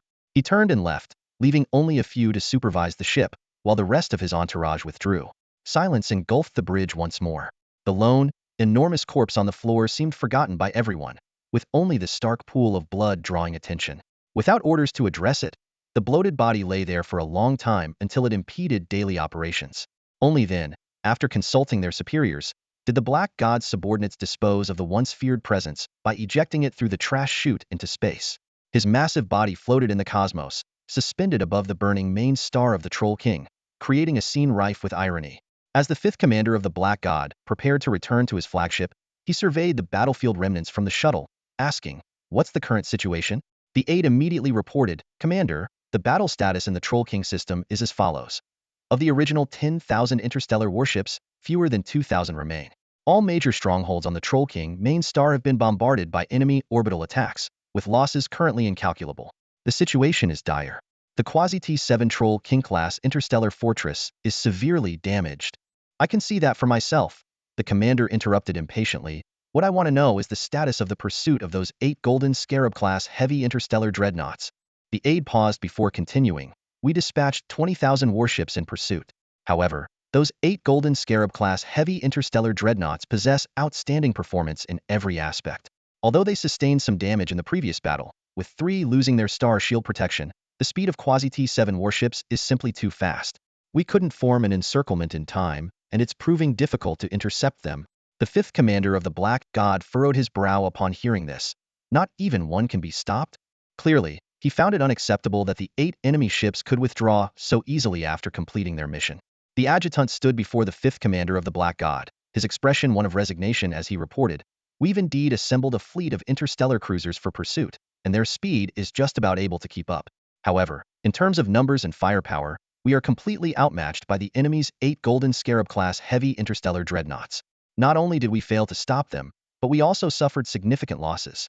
The disparity in ship class is simply too great. If they are determined to leave, we can't hold them back." The 5th commander of the Black God clenched his fist in frustration and cursed, "That fool, Juamo. If only he could have delayed those Golden Scarab-class dreadnoughts a little longer, we might have been able to take down a few." The adjutant remained silent. Given the current situation in the Juamo King system, even if they had a chance to engage those 8 dreadnoughts, their odds of success were slim. The enemy's ships alone were enough to throw the entire battlefield into chaos. "What should our next move be, sir?" the adjutant inquired. Now that they had taken over the affairs of the Juamo King system, they needed to plan their next steps carefully. "Contact the 10,000 interstellar battleships coming to support us and redirect them to the Stargate battlefield. Establish communication with that area as soon as possible," the 5th commander ordered. "The Black God King only requires us to control the Juamo King system, so other concerns can wait. As for those 8 fleeing dreadnoughts, continue the pursuit until it's clear we can't catch them or they exit the system." "Understood," the adjutant replied. The 5th commander then reported the battle status and requested permission to support the drought-stricken King system's front. However, this request was denied. The Black God King had explicitly instructed him to lead the 5th Legion and the fleet of 100,000 regular troops in managing the Juamo King system, preparing for the takeover of the entire territory. Meanwhile, aboard the fleeing 8 Golden Scarab-class heavy interstellar dreadnoughts, the deputy captain sought guidance from Major General Angel Tabitha. "Report, the 5th Legion of the Black God is still in pursuit. Should we turn back and engage?" Angel Tabitha examined the star map. Although the fleet was retreating, their battle formation remained tight, which meant the pursuers would gain no advantage even if they caught up. "Avoid getting entangled in battle. Our resources are severely depleted. Our priority is to exit the battlefield swiftly." She then asked, "What's the status at the Stargate? Have ships 7 and 13 withdrawn successfully?" The deputy captain replied, "Major General Winnie and ship 13 have retreated as planned. Although we couldn't disable the enemy's Stargate, both ships sustained minimal damage and can be quickly repaired for redeployment." A new battle. Angel Tabitha gazed out the porthole into the vast expanse of space, her thoughts drifting to another, more critical battlefield. "Submit our combat intelligence to the Dragon Emperor and request the next phase of our mission." On the bridge of the Dragon Emperor interstellar command ship, stationed at the drought-stricken King's battlefield, a report from the Juamo King system was handed to Zhao Chen. After a quick scan, his secretary Lilith commented, "It seems things are progressing smoothly over there as well?" Zhao Chen closed the document, his gaze sweeping over the battle report before him. "The 10 Golden Scarab-class heavy interstellar dreadnoughts have successfully completed their surprise attack mission," he stated with a hint of satisfaction in his voice. "The Troll King's home planet has been destroyed. Although his flagship, the Quasi-T7 class Troll King Fortress starship, was not completely annihilated, intelligence indicates it has sustained severe damage and will require at least a year to be fully operational again. The 10 Golden Scarab-class dreadnoughts that executed the mission are in good condition. 3 of them still have intact star shield systems. The remaining 7 have depleted shields but only minor hull damage. The most severely damaged ship has lost just over a dozen Closian weapon systems and 3 main guns. The fleet is currently retreating from the Troll King star system. Although pursued by the Black God Legion, the threat is not significant." Lilith, Zhao Chen's secretary, turned to the interstellar war sand table beside her. "It seems the only battlefront left is ours." "Exactly," Zhao Chen replied with a smile. "Ghost scouts report that the Black God King is mobilizing a large fleet towards us, likely aiming for me." Lilith shot him an annoyed glance. "That's because someone decided to use himself as bait. As the Emperor of the Empire, They naturally don't want to miss this chance. Zhao Chen didn't respond to her remark, instead focusing on another display showing the entire Devourer civilization's war map. Thanks to Grand Marshal Charlotte's strategic adjustments, the original 30-star system battlefields have been reduced to 6 active combat zones. Battlefields 5, 7, and 8. 12 Legion fleets, totaling 600,000 Xiaolong interstellar warships and mixed elite fleet groups. Battlefield 13. 11 Legion fleets, 550,000 warships. Battlefield 23. 10 Legion fleets, 500,000 warships. Battlefield 30. 12 Legion fleets, 600,000 warships. In total, these battlefields have mobilized 69 Legion fleets of the Xiaolong Interstellar Empire and 4 elite fleet groups, exceeding 2.6 million warships. The enemy is clearly unwilling to relinquish control of these 6 critical star systems, making a breakthrough on our side nearly impossible. The battle is already halfway through, Zhao Chen remarked, shaking his head. The intensity far exceeds expectations. We initially planned for a month-long campaign, but now it seems even 20 days might be pushing it. His attention shifted to the drought-stricken King Star System battlefield, where reinforcements from the Black God King had arrived. Currently, the drought-stricken King's forces, along with reinforcements, total 50,000 warships, combined with 100,000 warships from 2 elite legions dispatched by the Black God King. More troubling is the fact that 300,000 warships from the Devourer civilization are in warp travel, expected to arrive in the battlefield in 20 hours. The Black God King's intention is clear to trap the Xiaolong Emperor Zhao Chen here. This galaxy is about to become the final battleground. Even if they can't eliminate the Dragon Emperor Zhao Chen, the Devourer civilization is determined to make the Dragon Legion pay a price. As time progresses, the scales of war begin to tip in favor of the Devourer civilization. The first wave of the Black God's conventional troops, a full fleet of 1 million starships, has arrived on the scene. The once spacious galaxy feels cramped with this massive fleet. The disparity in forces is stark. One side commands 1 million ships, while the other has fewer than 10,000, of which 70% are stealth bombers not suited for direct combat. The dynamics of the battlefield change in an instant. On the bridge of the Black God's second fleet flagship, the second commander of the Black God focuses intently on the holographic war map, paying particular attention to the enemy's super battleship. In her view, if the Dragon Emperor doesn't act soon, this will be a doomed game. Through a video feed, the third commander of the Black God analyzes calmly, the enemy will definitely make a move. The Ogre King may not be very capable, but he's not entirely useless. The Dragon Empire, which defeated him in the first battle, must have exceptional qualities. Remaining silent while knowing we're sending more reinforcements is suspicious in itself. So what do you think the Dragon Legion will do next? The second commander shows no trace of worry, instead displaying a look of eager anticipation, as if hoping the opponent will bring more surprises. Suddenly, a dramatic change occurs. Behind the Dragon Legion fleet, a massive blue rift tears through space. The rift is so vivid that it can be easily seen with the naked eye. Alarms blare throughout the command centers. Alert! Anomalous space fluctuation detected ahead. The two commanders exchange a knowing glance, opting to observe before acting. They need to understand the enemy's strategy before formulating a counter. The blue rift continues to expand, evolving into a colossal gateway in space. Through this blue gateway, the silhouettes of countless starships become faintly visible. Is this some kind of space deployment technology? The third commander of the Black God squints to observe. Soon, one Dragon-class starship after another emerges from the gateway, as if materializing from nothingness. The second commander leaps to her feet, astonishment evident on her face. Reinforcements were expected, but the sheer number of ships, now exceeding 100,000 and still rising, far surpasses their estimate of the Dragon Empire's military capacity. The anticipated maximum of 5 million ships had already been surpassed, heading towards 6 million, and new ships continue to pour in. Half an hour later, the number of Dragon starships has surged past 300,000 and continues to climb. These reinforcements immediately engage in the front line, significantly boosting the Dragon Legion's combat strength. The Shadowhunters' elite fleet managed to withdraw their stealth bombers from an unfavorable frontal battle position. However, the third commander of the Black God noticed something unusual through high-definition imagery. The hulls of the Xiaolong starships were riddled with battle scars. He quickly accessed the data and presented a set of comparison images to the second commander of the Black God. Look here. He pointed at the features of the same Model T-5 class interstellar destroyer in the photograph. This warship was on a battlefield in another galaxy just 5 days ago. The second commander of the Black God stared at the evidence in disbelief. That's impossible. Without a spatial transfer device, it's inconceivable to arrive here on time through warp travel alone. Isn't that portal over there a spatial transfer device? The third commander calmly pointed out. But that's even more astonishing, the second commander said, gazing at the blue portal. In just half an hour, it has transported over 300,000 starships, far exceeding the capacity of our largest spatial transfer devices, and it seems to continue doing so. The third commander suddenly recalled a crucial piece of intelligence. Besides the known 4 super flagships of the Xiaolong Interstellar Empire, the Dragon Emperor Command Ship, the Rakshasa Underworld-class Dreadnought, the Demon Emperor Carrier Starship, and the Gluttony Overlord Starship, there is rumored to be an unconfirmed super flagship. Are you suggesting that this powerful interspatial rapid transfer capability comes from that mysterious flagship? It's the only logical explanation.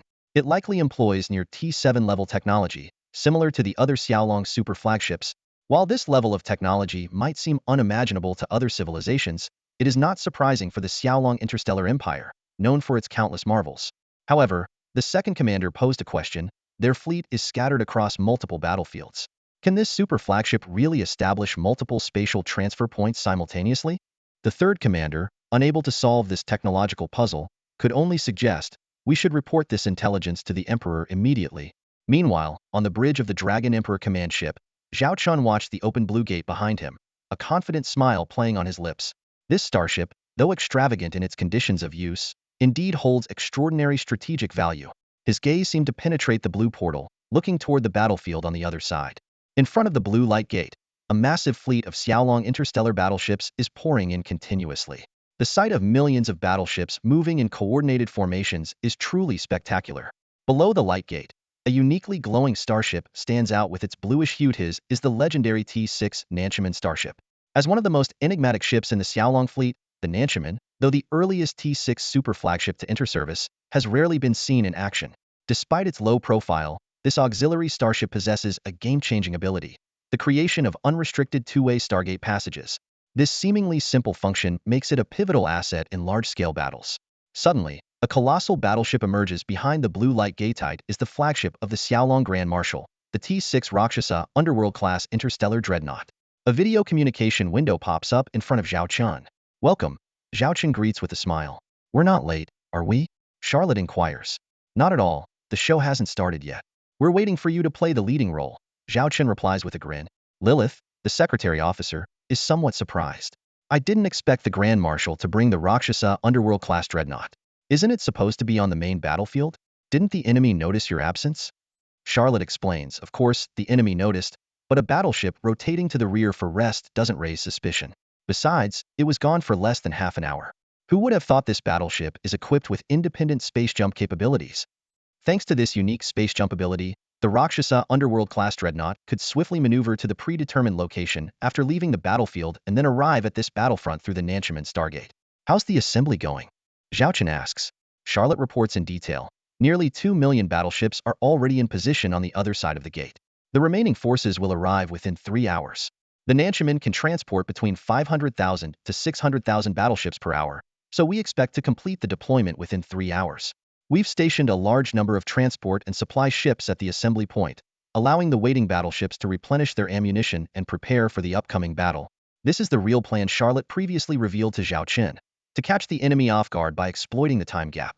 After the enemy's main forces were diverted, the Xiaolong fleet appeared to retreat from various star systems, but actually rushed to the preset assembly point. There, the Nanchaman and supply fleet awaited, along with a temporary wartime base for maintenance and resupply, significantly boosting efficiency. The choice of the assembly point's location is also strategically sound. It is optimally distanced from 30 star system battlefields, ensuring that retreating fleets can arrive promptly without being too close or too far from any battlefield. The choice of this rendezvous point was nothing short of strategic brilliance.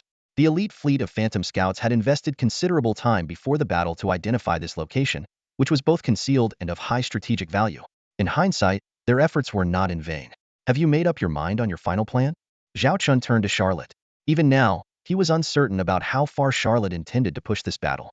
Previously, Charlotte had mentioned that the plan would depend on the actual battlefield conditions, and that no fixed goals could be set in advance. Meeting Zhao Chen's gaze, Charlotte's eyes shone with determination. I aim to annihilate the 3 million starships and 2 elite fleet corps of the Black God's forces right here. Hearing this audacious plan, Zhao Chen's expression remained unchanged, but Lilith, standing nearby, was visibly shocked. Although 3 million starships might not sound like much at first, considering it was the end of the campaign, attempting to eliminate such a significant portion of the enemy's fleet was indeed ambitious. If Charlotte could achieve this, Lilith estimated that the total enemy losses in the campaign could exceed 30 million starships, or even more. After a brief exchange, Charlotte's demeanor turned serious as she saluted Zhao Chen. Your Majesty, I, Charlotte, request command of the battlefield. Zhao Chen regarded the general who still adhered to military protocols and responded solemnly. By my order, the highest command authority of this battlefield is now transferred to Marshal Charlotte. The Long Emperor-class interstellar command ship will follow and assist Marshal Charlotte's directives. Yes, sir. Charlotte immediately assumed her role. Despite being new to the battlefield, her every command was swift and precise, as if she was already intimately familiar with the situation. Her strategy was straightforward. Consolidate the interstellar cruisers and battlecruisers from various fleet corps to form multiple high-speed strike groups, transitioning from defense to offense, and encircling the enemy forces. This sudden tactical shift quickly caught the attention of the two Black God commanders. To them, the Xiaolong interstellar fleet, engaged in intergalactic warfare, should have avoided a decisive battle with the Devourer civilization on home turf. Yet, the current deployment clearly aimed to encircle and annihilate over 1 million of their starships, including the elite core of the Black God King. What should we do now? The second Black God commander asked his colleague. The third Black God commander pondered briefly. Our king intended to turn this place into a meat grinder for the enemy. Engaging them on our territory aligns perfectly with our strategy. If they can muster fleet corps, why can't we? His voice grew more fervent. This is an excellent opportunity to exploit the enemy's greed.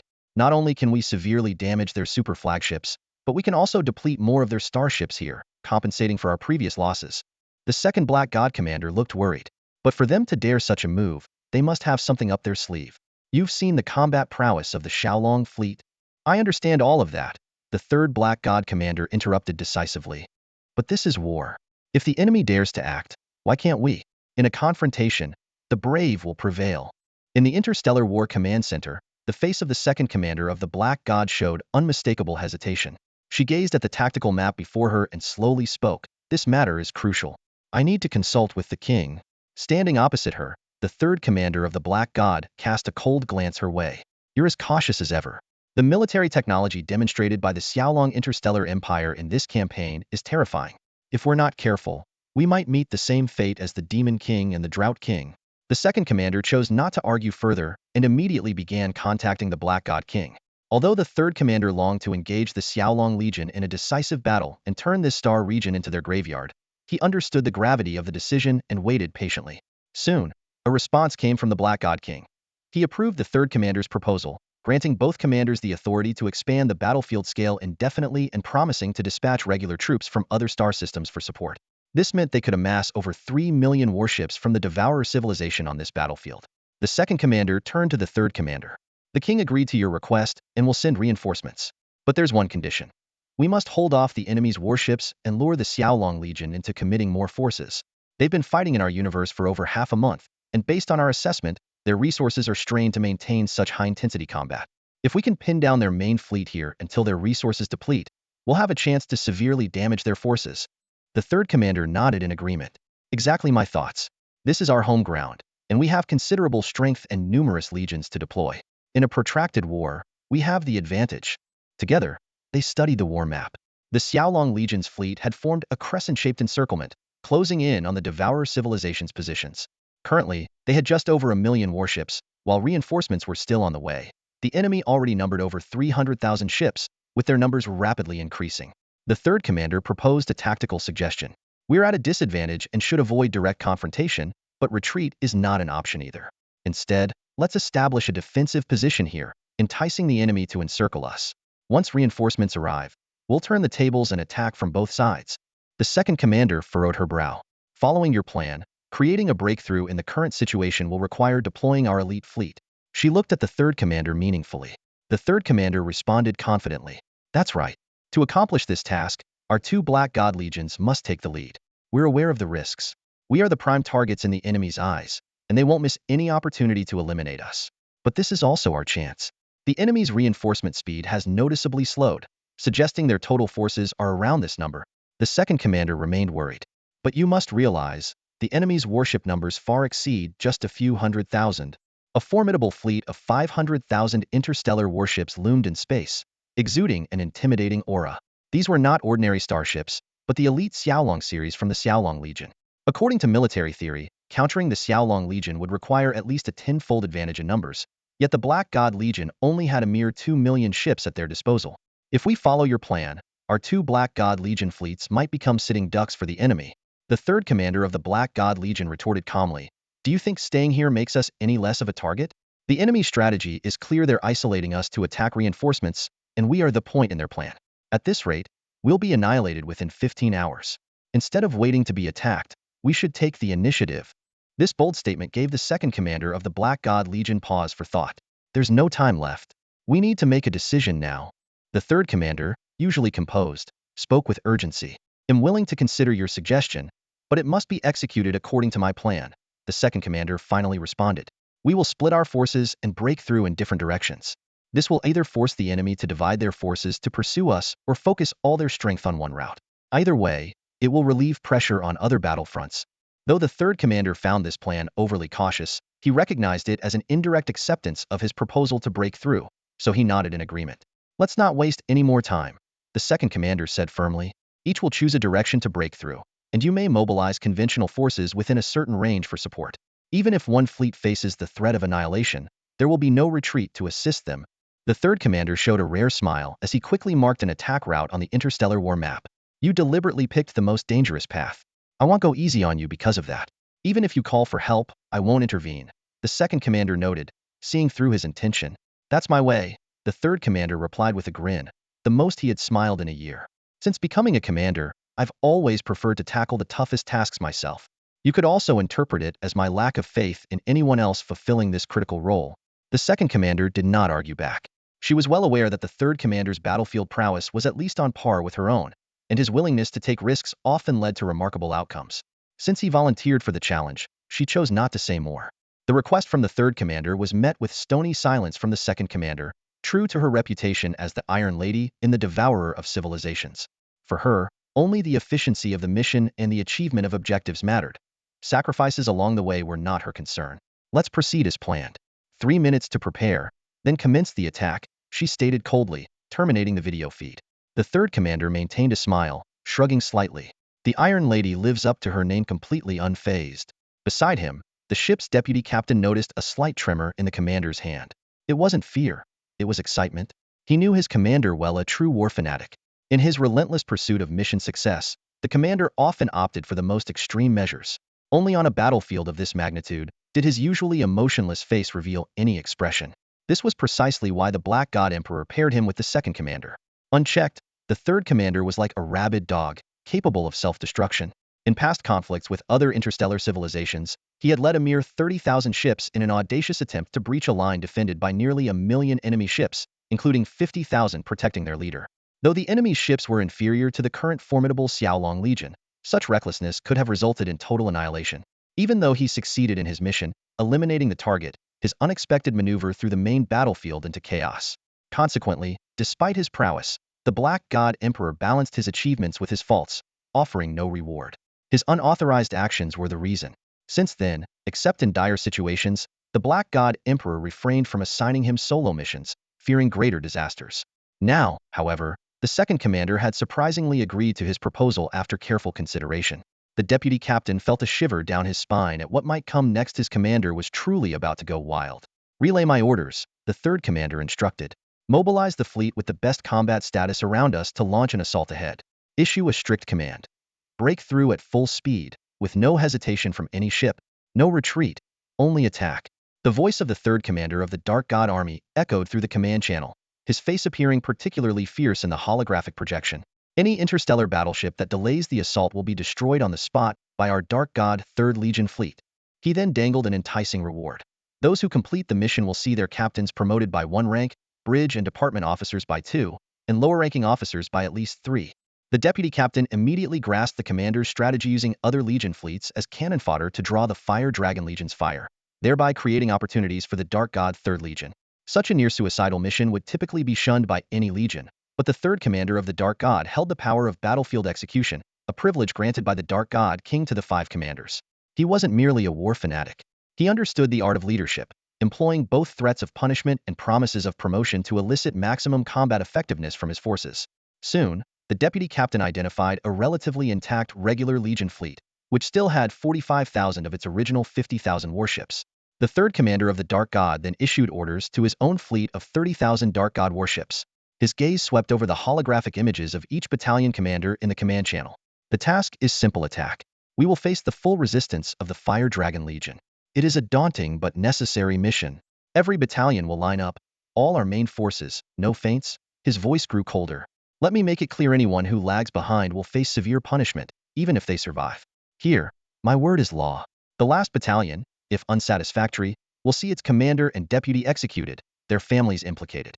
Other officers will be demoted to slavery, and soldiers exiled to mining planets for life. These penalties will extend to their families." The commanders present were silent with fear. They all knew the commander's methods. After every battle, those who performed poorly would face torture. His interrogations were so brutal that people often went mad halfway through. Even suicide was not an escape, as their families would suffer even harsher punishments. "Do you all understand?" The third commander of the Dark God surveyed the group one last time. "Understood. Rest assured, Commander. We will complete the mission. Attack is our only option." In the unified response, the third commander of the Dark God showed a satisfied expression. As planned, the offensive commenced in full force. Under the high-pressure tactics of the third commander of the Black God fleet, the conventional fleet led the charge, showcasing unprecedented combat prowess. Even when confronted with the T-6 class starships of the Xiaolong Legion, they showed no hesitation. However, any starship that lagged behind was almost inevitably targeted by the trailing Black God Third Fleet. This severe consequence drove the conventional fleet's ships to prefer dying in the assault rather than being destroyed by their allies, thereby further enhancing their fighting spirit. The initial phase of the attack proceeded smoothly, with a breach in the encirclement appearing imminent. But the Xiaolong Legion, led by Grand Marshal Charlotte, quickly adapted their battlefield strategy by dispatching a near T-7 class Golden Scarab heavy interstellar dreadnought to counter the assault. The arrival of this near T-7 warship posed a significant threat to the Black God Third Fleet. Despite being equipped with elite T-6 and T-5 class ships, they paled in comparison to the near T-7. Surprisingly, this situation did not deter the third commander of the Black God Fleet. Instead, it filled him with exhilaration. A gleam of madness shone in his eyes, and his aura was so intense that it sent shivers down the spine of the deputy captain beside him. The third commander began to meticulously analyze the adversary. With firepower and hull strength at near T-7 level, it's no wonder it can suppress the Troll King-class interstellar fortress and the Drought Demon King on the front lines. Probably only our Black God can match it. He continued to strategize potential ways to eliminate the enemy ship. Either engage it with a ship of the same class, though the Devourer civilization possessed only 3 such ships, or concentrate a large number of ships to form an encirclement, although the opponent would not passively await destruction. The final option was to assemble a suicide fleet, using star cruisers packed with explosives for a direct collision. Hearing the last option, the deputy captain couldn't help but gasp. He cautiously asked, "Sir, with so many T-6 enemy ships and a near T-7 warship, how should we respond?" The third commander fixed his gaze on the interstellar war map, resolutely stating, "Continue with the original mission. No matter how many enemy ships lie ahead, even if there are 2, 3, or 5 near T-7 Golden Scarab-class heavy interstellar dreadnoughts, we have only one choice: attack." The voice of the third commander of the Black God reverberated through the fleet's communication channel, each word carrying an undeniable authority. "Attack is our only option." His eyes, sharp and commanding, scanned the faces of every captain on the communication screen. Anyone who shows the slightest hint of fear at this critical moment will have no one to blame but themselves when faced with the wrath of my cannons. Consider the fate of your families and loved ones if you fail. Better to find your final worth on the battlefield than to be the shame of your family. His words held an unmistakable threat, yet they also laid bare the harsh reality. This sword hanging over their heads left everyone with no choice but to charge forward bravely. During a lull in the battle, the third commander of the Black God turned to observe the situation of the Second Legion. Comparatively, the Second Legion was under slightly less pressure, but only just. The Xiaolong Legion had long seen through their intentions and had amassed over 10,000 interstellar warships in their breakout direction, with numbers still increasing. Grand Marshal Charlotte clearly had no intention of letting them break through the encirclement easily. This bait was crucial in drawing the endless stream of Devourer civilization warships. Currently, the total number of interstellar warships on the battlefield had reached 3 million, with nearly 2 million remaining after accounting for losses. This meant that under Charlotte's tactical deployment, about 1 million enemy warships had been destroyed, achieving a third of the predetermined goal. At that moment, Grand Marshal Charlotte and Xiaolong Emperor Zhao Chen received the latest intelligence from Ghost Scouts. Report: reconnaissance shows a massive fleet of 1 million warships is approaching, expected to arrive at the battlefield in half an hour. Their expressions changed slightly, but there was no trace of worry. Their gaze simultaneously turned to the interstellar war simulation map, where the system of the Dragon Emperor had already marked the incoming fleet. Although a fleet of 1 million ships was not considered large, such a scale would undoubtedly have a significant impact on the battle if deployed at once. Zhao Chen looked at Charlotte. Despite being the Xiaolong Emperor, he chose to fully trust and follow Charlotte's battlefield command. Charlotte studied the map carefully and said softly, "To counterbalance this fleet, only a tenth of our forces would suffice. But that doesn't align with our operational objectives. Since the enemy is delivering themselves to us, how can we not seize the opportunity?" She raised her head, her eyes sweeping over the video windows in the command channel. "Deploy 200,000 warships. The goal is not to intercept or confront, but to annihilate this 1 million enemy warships in the shortest time possible. Who is willing to take on this daunting task?" Though several Imperial marshals volunteered, Charlotte's gaze ultimately settled on Medusa. "Medusa, your Xiaolong 3rd Legion fleet group currently has 5 legions, with over 200,000 warships on standby. This task is yours." Without hesitation, Medusa responded, "Rest assured, Grand Marshal and Your Majesty, we guarantee to complete the mission. Within 15 combat hours, we will annihilate the enemy." Charlotte nodded in approval, then turned her attention back to the current battlefield situation. On this interstellar battlefield, the Xiaolong Interstellar Empire has amassed nearly 700,000 warships. In the vicinity of the Nanchaman starship, another 300,000 warships are on standby, undergoing rest and resupply to restore their combat readiness. This is a cautious strategic deployment in the battlefield. It's not about deploying the most troops, but deploying the right amount at the right time to achieve the best results. In the other 6 star system battlefields, approximately 3 million Xiaolong warships are still locked in a standoff with the Devourer civilization's fleet. Given the unique dynamics of the battlefield, where both sides wield immense power, any rash actions could have widespread consequences. The enemy Devourer civilization has already gathered 3 million warships and 2 Black God Legion fleets in this war zone. With an additional 1 million reinforcement fleet on the way, the total will reach 4 million. This makes the war zone the largest battlefield in the Devourer civilization's universe. The intensity of the battles has reached new heights with an average hourly loss of over 50,000 warships on both sides, and daily losses exceeding 1.2 million, far surpassing other main battlefields. "Charlotte, is this really as you predicted? A large-scale annihilation of the enemy fleet here?" Zhao Chen turned to Charlotte and asked. Charlotte nodded in confirmation. "That is indeed our plan. However, the Black God will not let us succeed easily. I believe they will drag us into a protracted war, turning this place into a high-cost meat grinder. We are fighting across the universe, and our supply lines are already stretched thin. The Xiaolong Empire's war resources are limited, and Lilith's logistics are beginning to strain. Coupled with prolonged high-intensity combat, troop morale is bound to decline. Even if the warships are tireless, the pilots need rest. The situation on the battlefield has already exceeded expectations," Zhao Chen said gravely. "It's like being stuck in a quagmire. If we don't pull out in time, we might sink deeper." Charlotte responded through the video window. "I anticipated this situation. As the saying goes, risk and reward go hand in hand. This cross-universe campaign is hard one and aims to severely damage the Devourer civilization. But I suspect there's a shift within the 3 kings. The Black God might be trying to use us to eliminate the other 2 kings and seize all power, consolidating the Devourer civilization's resources.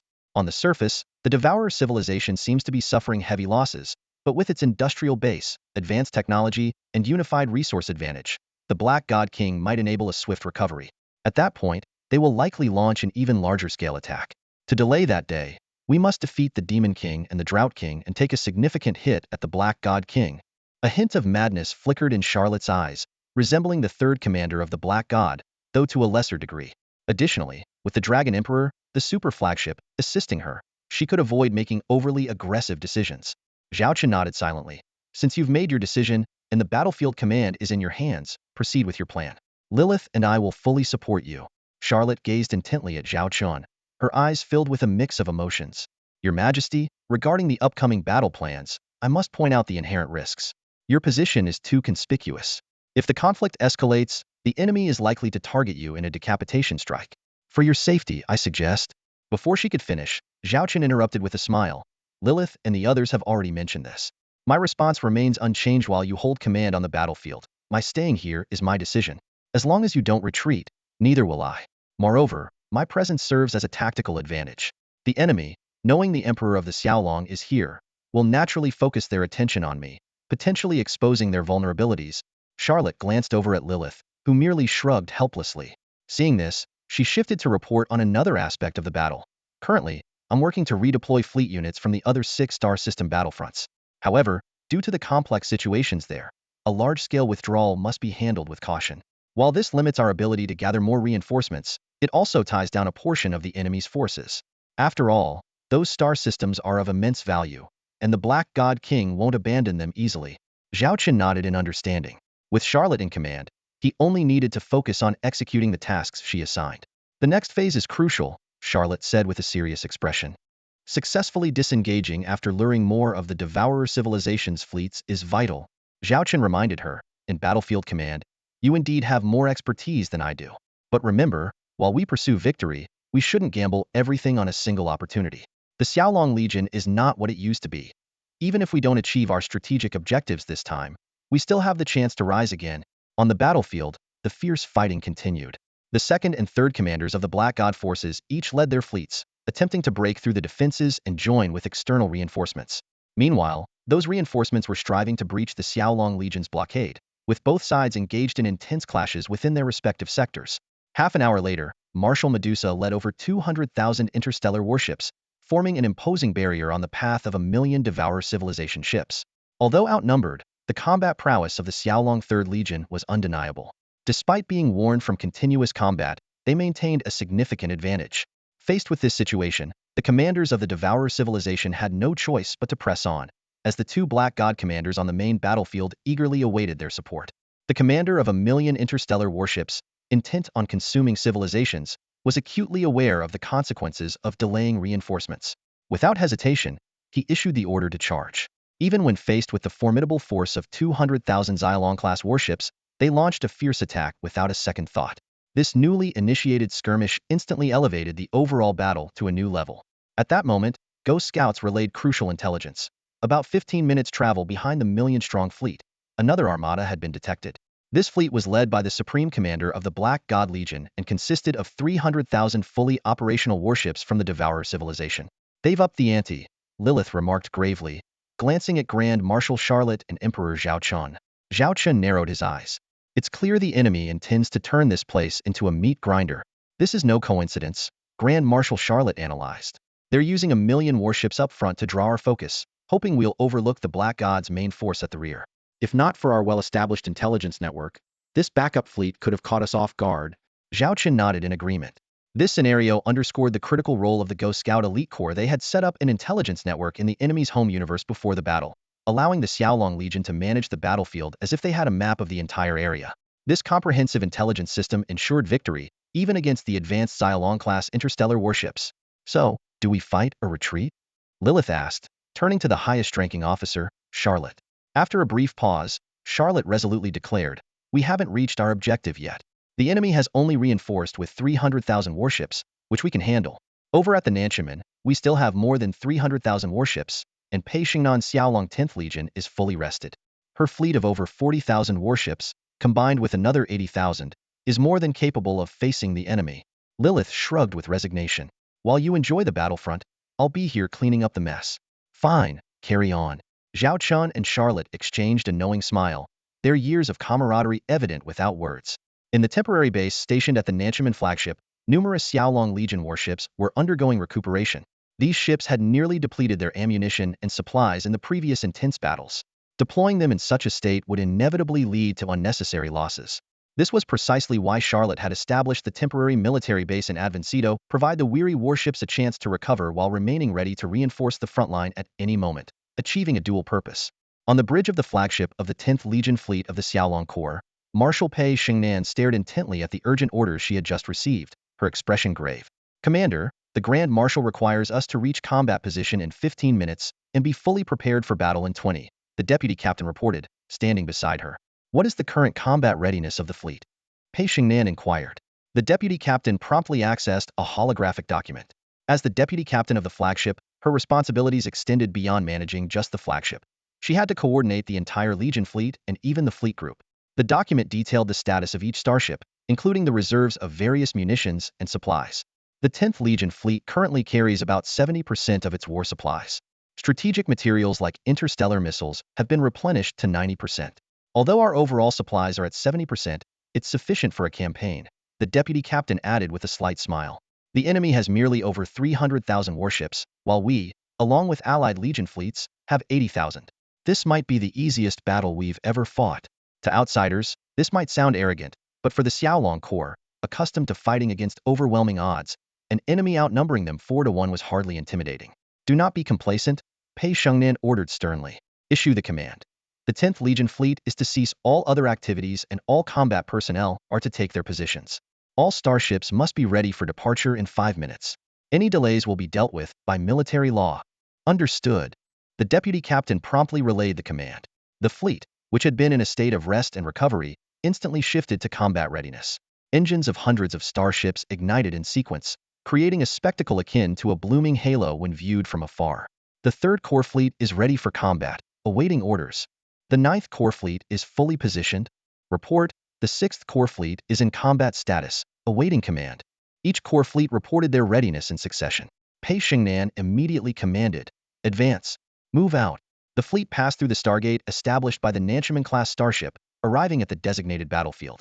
Pei Shengnan, while saluting to Grand Marshal Charlotte and the Emperor of Xiaolong, swiftly led her fleet to their combat positions. Thanks to the detailed intelligence provided by Phantom Scouts, the fleet had a comprehensive understanding of the battlefield and the star system's terrain, allowing them to engage immediately.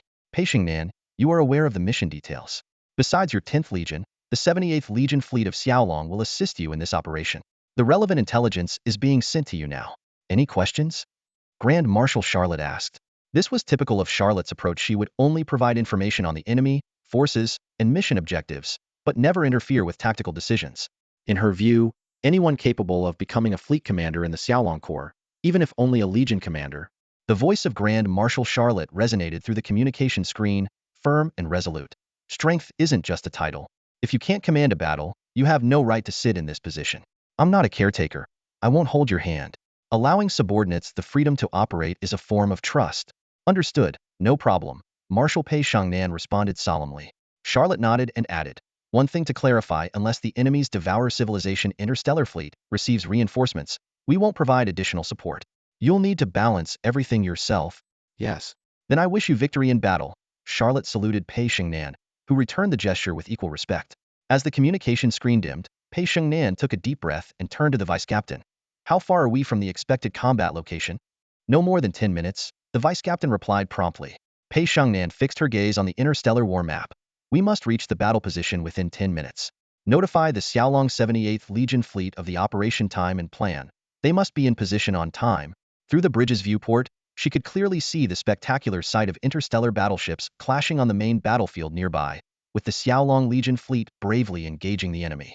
Clenching her fist, Pei Shengnan felt a strong sense of duty. This would be a pivotal battle for the Xiaolong 10th Legion fleet group to establish its reputation. Their adversary was the elite Black God 1st Legion fleet, under the command of the Black God King. As the youngest legion, the Xiaolong 10th Legion had relatively few accolades. Although Pei Shengnan cared little for personal glory, she regarded this unit as her own and refused to see it overlooked. She aimed to make the 10th Legion the benchmark and pride of the entire fleet group, a model for other legions to emulate. Before long, the two fleets arrived at their designated combat positions, forming a fan-shaped formation, the Xiaolong 10th Legion at the center, with the 78th Legion flanking both sides. Report, the enemy will arrive in 5 minutes.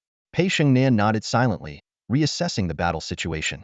They were at the edge of a star system, with the Xiaolong 3rd Legion fleet group led by Medusa engaged in fierce combat with 1,000,000 enemy warships behind them. Although Medusa held the upper hand, allowing the enemy's 300,000 reinforcement warships and the Black God Legion to breach the defenses would pose a deadly threat to the battle. Rather than respond passively, it was better to intercept and eliminate the threat at its source. General Chao, is everything ready on your side? Pei Shengnan's voice was steady and composed, prepared for the imminent fierce battle. Marshal Pei Shengnan shifted her gaze to the video window displaying Lieutenant General Chao, the commander of the 78th Legion fleet. Chao's features were distinctive, possessing a rugged masculinity yet retaining a handsome allure. Beneath her fair complexion were hints of multiple racial traces of demon lineage, interwoven with human and angelic characteristics. Genetic tests revealed that her bloodline carried the heritage of over 10 different races. In the power dynamics of the various races, pure bloodlines were traditionally seen as crucial markers of status and identity. Even the demon race held a strong prejudice against those of mixed heritage, derogatorily labeling them as hybrids. Such an identity inevitably invited discrimination, working twice as hard for half the recognition. For General Chao, life began on hard mode. Yet, she possessed an indomitable spirit. For the first 30 years, she navigated through a challenging environment, forging a resilient character. When the Xiaolong Interstellar Empire unified this universe, she learned that their selection criteria focused solely on ability, not lineage. Initially skeptical, having seen similar promises broken by others, she decided to take a chance. Upon joining the Xiaolong Interstellar Empire, she discovered it truly was different. While some harbored prejudices, they dared not express them, as the Legion strictly prohibited any form of discrimination. People here might look down on you for lacking skill, disdain laziness, or condemn cowardice, but never would they scorn you for your heritage. On this fair ground, General Chao found her place. She began to work tirelessly, despite lacking innate talent, familial support, and starting from a lower rung than others, she never gave up. Witnessing many others from humble beginnings succeed within the Legion only strengthened her resolve. She ascended the ranks with astonishing speed, ultimately becoming the fleet commander.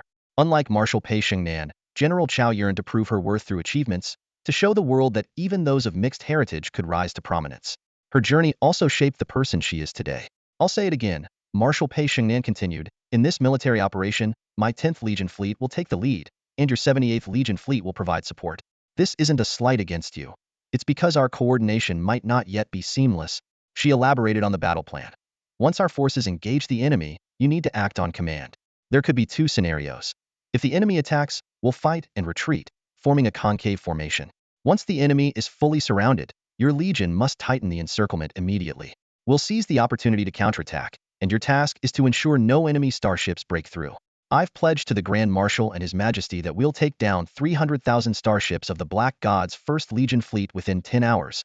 General Chao nodded solemnly. Rest assured, Marshal, I am willing to pledge my military honor. If we follow your plan, the 78th Xiaolong Legion fleet will never let the enemy break through. Major General Chao stood firmly at the bridge command post, assuring Marshal Pei Shengnan, if even one enemy ship escapes, I am willing to face the Emperor and the Grand Marshal to atone. Marshal Pei Shengnan did not respond to this bold statement but continued analyzing the second tactical possibility. The enemy might choose not to attack directly and engage us in a prolonged battle. In that scenario, we must take the initiative. You need to coordinate with us from the flanks for a full-scale assault, forming an encirclement in the shortest time possible, no matter the cost. I will dispatch interstellar cruisers and battle cruisers to form an assault formation, penetrating and dividing the enemy fleet into segments, then destroying them one by one. Major General Chao nodded earnestly. In her view, although the second tactical plan seemed aggressive, considering the need for a swift victory, it was indeed the best choice. I completely agree.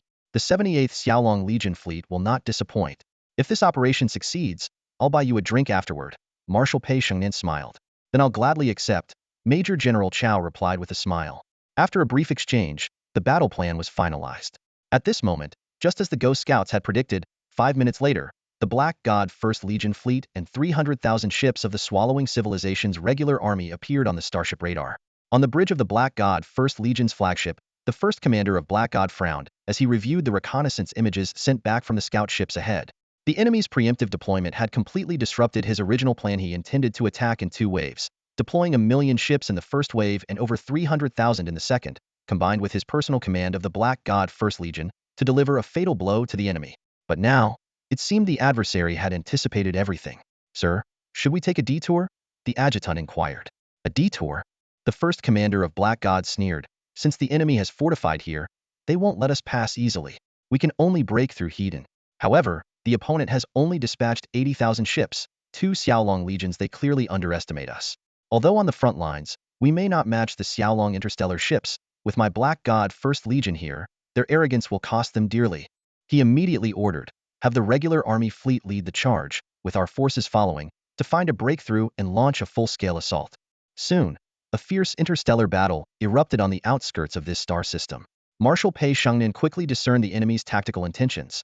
The Black God 1st Legion is using the regular army to test our defenses, looking for a breakthrough to disrupt our formation. How should we respond? The deputy captain asked. Marshal Pei Shengnan pondered for a moment, then opened 2 video windows to contact 2 core fleet commanders.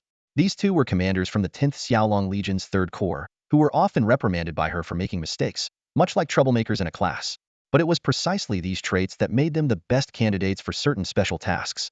You 2 are experts at playing roles. Now is the time to showcase your talents. Remember, act convincingly, without revealing any flaws. After all, you're up against the Black God 1st Legion. Are you confident? Rest assured, Marshal. I'm an expert at playing dumb to catch the wise. One commander replied with full confidence. The 2 fleet commanders wore sly grins, resembling shrewd merchants. Marshal Pei Shengnan couldn't help but roll her eyes at their playful demeanor. Despite their unserious facade, They were competent in every other aspect. I don't care about the process, how you perform, or what you do, Marshal Pei Shangnan said sternly. But the outcome must be flawless. This battle is crucial for the Xiaolong 10th Legion and the entire war. If anything goes wrong, it won't be me punishing you, but His Majesty the Emperor of Xiaolong and Grand Marshal Charlotte. I won't be able to protect you then. The commanders remained all smiles, with one confidently stating, "Don't worry, Marshal. We may seem unreliable, but we've never let you down on the battlefield." Among the Xiaolong 10th Legion fleets, our two fleet units might not be the strongest, but we're definitely in the top 3. Watch us handle this mission. Seeing their relaxed demeanor, showing no sign of taking the mission seriously, Marshal Pei Shangnan sighed helplessly and chose not to say more. On the battlefield, everything unfolded as the Black God's first commander had anticipated. The conventional fleet of the devouring civilization engaged the Xiaolong 10th Legion fleet Hedon, forming a concave-shaped battlefield. At this moment, the Xiaolong 78th Legion, stationed on the flank, began to move, swiftly executing a flanking encirclement. The Black God's first commander was well prepared for this deployment by the Xiaolong Legion and remained unperturbed, not altering his tactics. His plan was to take the initiative, seeking opportunities in the offensive. On the interstellar war map, he marked 2 positions. These were the weakest points in the Xiaolong Legion's fleet, ideal for breakthrough. These positions were critical nodes in the enemy's front line.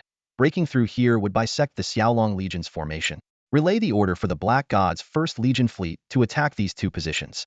Create a breach in the shortest time possible to disrupt the enemy's attack rhythm, commanded the Black God's first commander. The Black God's 1st Legion fleet immediately sprang into action, their starships taking advantage of the ongoing firefight to penetrate the battlefield. As they struck the marked positions, the Xiaolong fleet indeed showed signs of collapse. The defensive line became chaotic, and the Xiaolong starships began retreating, seemingly unable to withstand the assault.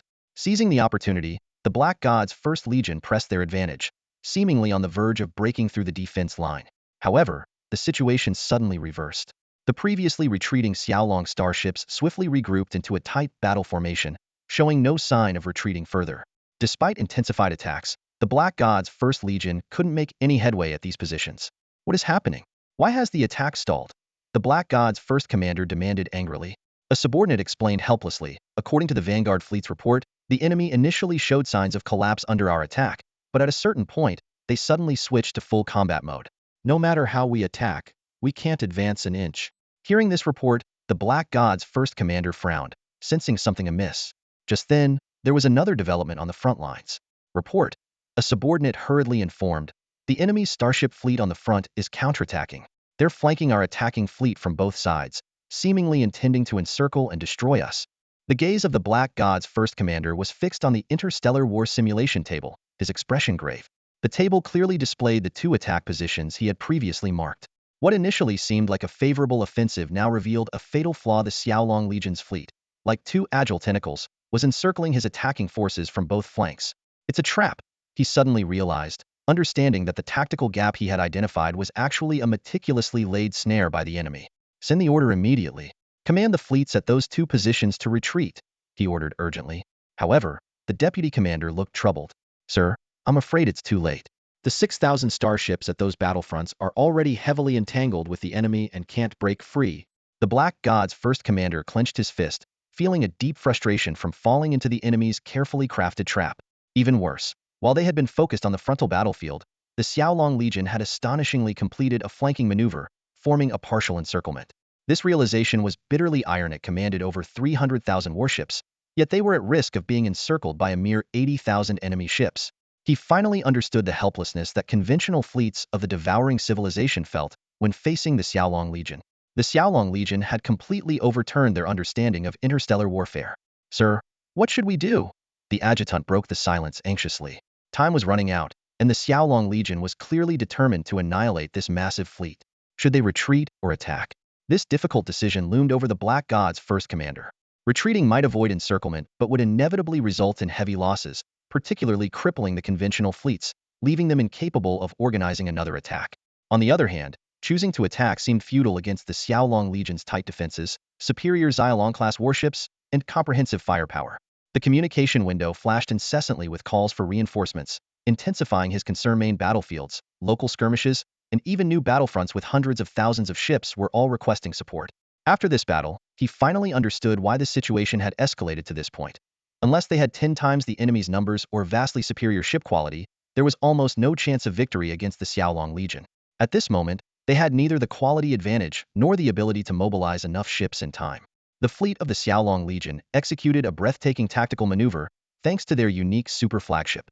They redeployed a fleet that had just withdrawn from another battlefield with astonishing speed to the current front. The Xiaolong commanders skillfully exploited this time advantage to carry out a series of precise tactical arrangements, securing a strategic upper hand in this star sector. A sudden realization struck the mind of the Black God's supreme commander. Could this have been the Xiaolong commander's plan all along? If so, the strategic foresight and vision displayed by this commander were truly terrifying. Sir? Sir? The urgent calls of his subordinate jolted him back to reality. Faced with the stalemate of the current battle, he found himself in a dilemma. Reinforcements. We need more reinforcements. The Black God's supreme commander decided swiftly to contact the Black God King. Only the king had the authority to mobilize large-scale reinforcements, and it wasn't just about numbers. It was crucial that these reinforcements arrived on the battlefield swiftly. At the current rate, reinforcements might be annihilated one by one. More troubling was the Xiaolong Legion's apparent ability to anticipate their moves and respond optimally. Sir, we can't wait any longer. His subordinate's voice was filled with urgency. The supreme commander of the Black Gods stared at the interstellar war map, gritted his teeth, and issued the order. Attack. Keep attacking. Extend the battle lines, and don't let the enemy encircle us. They were like arrows already in flight, with no path of retreat. While advancing meant inevitable casualties, retreating would be equally costly.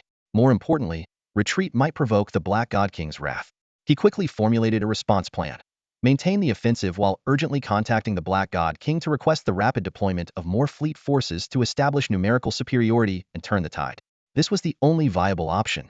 When the communication finally connected, even through the video screen, he could feel the suffocating fury of the Black God King. He knew he was the perfect scapegoat at this moment, but he had no choice. My king, I am guilty. I have failed in my duties. Please relieve me of my position as the supreme commander of the Black God. I am willing to accept any punishment. He immediately knelt in apology, a wise move considering the circumstances. As the king's right-hand man, such a gesture often led to a more lenient outcome. Sure enough, although the Black God King spoke with a cold tone, he did not immediately punish. Explain what happened. Remaining kneeling, the supreme commander confessed, we underestimated the enemy. The Dark God King asked with keen interest, share your insights and assessment of the Xiaolong Legion fleet. The first commander of the Dark Gods slowly raised his head, his expression grave. Based on direct observations from the front lines and the first-hand experiences of our First Legion, the Xiaolong Legion's strength far exceeds our previous estimates.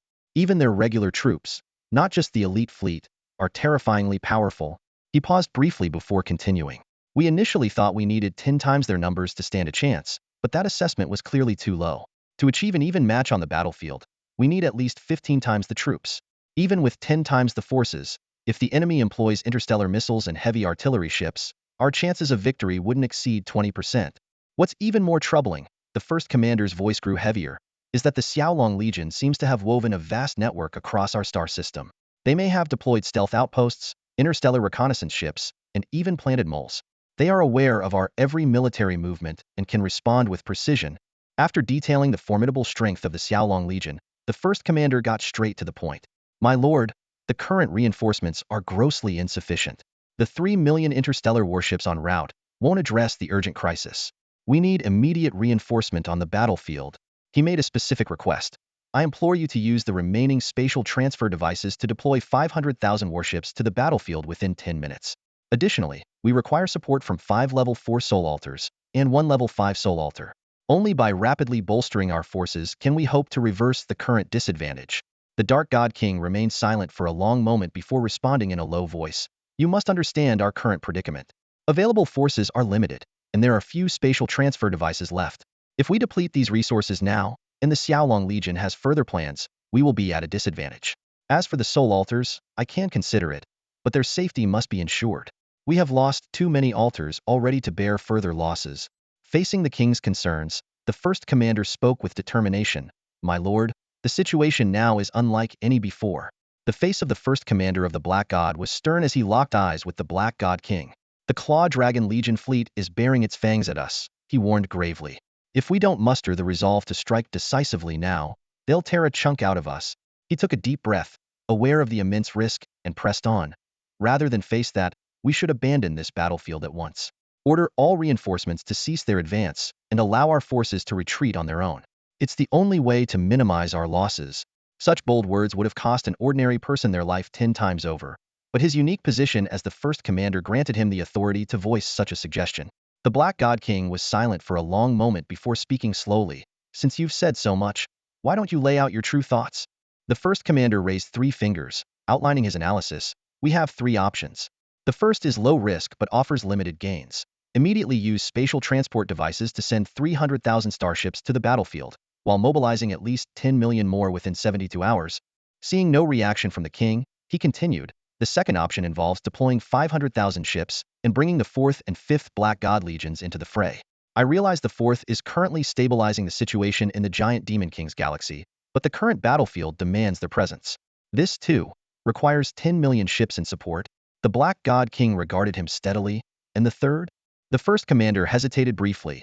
The third option offers the greatest potential gain, but comes with the heaviest price. It requires you to personally lead the Black God Guard Legion, along with 2 Black God Legions and 500,000 ships, for immediate reinforcement. He met the king's gaze directly. Your Black God flagship is our only quasi-T7 level ship capable of countering the enemy's Golden Scarab-class dreadnought. More importantly, your presence would significantly boost our forces' morale. We've underestimated the Claw Dragon Interstellar Empire, he added urgently. They've achieved this level of power in just a decade, and this attack is clearly aimed at crippling our expeditionary capabilities to buy themselves development time. If we give them another year, 3 years, or even 5, we'll be facing a far more formidable adversary. This rewrite retains all the crucial information and narrative direction of the original text while enhancing its readability and vividness through a more compact structure and detailed depiction. The dialogue is more concise and impactful, and the psychological nuances and scene descriptions are more specific. A year ago, the Xiaolong Interstellar Empire did not possess a single T7 Golden Scarab-class heavy interstellar dreadnought. Now, they boast a fleet of 15. This formidable armada is precisely the target that the Great Presence has specifically urged us to eliminate. The Black God's first commander urgently analyzed the situation. Although we find it difficult to directly threaten the home universe of the Xiaolong Interstellar Empire, their main fleet and super flagship are currently concentrated here. This is a rare opportunity. Even if we can't annihilate their entire fleet, we can inflict significant damage under the most favorable battle conditions. The more we destroy now, the fewer enemy ships we'll face in future battles. Suddenly, the communication was cut off, and the video screen went dark. The first commander of the Black God, filled with rage, grabbed an object nearby and hurled it at the glass panel across the room. The glass shattered into a web of cracks, causing the personnel on the bridge to lower their heads and focus intently on their tasks. The deputy captain discreetly arranged for the broken glass to be replaced and cautiously approached the commander. Our fleet is still on the offensive, but the current engagement is highly disadvantageous for us. The Xiaolong-class interstellar warships are inherently superior to ours, and without sufficient numerical superiority, we risk being encircled by them. The first commander sat in the captain's chair, covering his eyes with one hand, silent. At that moment, a video communication from the Black God King suddenly connected. The deputy captain immediately knelt, while the commander looked up in surprise. I agree with your plan. Execute the third option, the Black God King said in a deep voice. The scene shifts to the bridge of the Dragon Emperor, the interstellar command ship. Secretary Officer Lilith was reporting on the battle situation. The battlefield is currently under our control. We have destroyed over 2 million enemy starships, and we expect to reach the target of 3 million within 10 hours. However, the frequency of logistical supplies is decreasing, and our current resources can sustain combat for only 3 more days.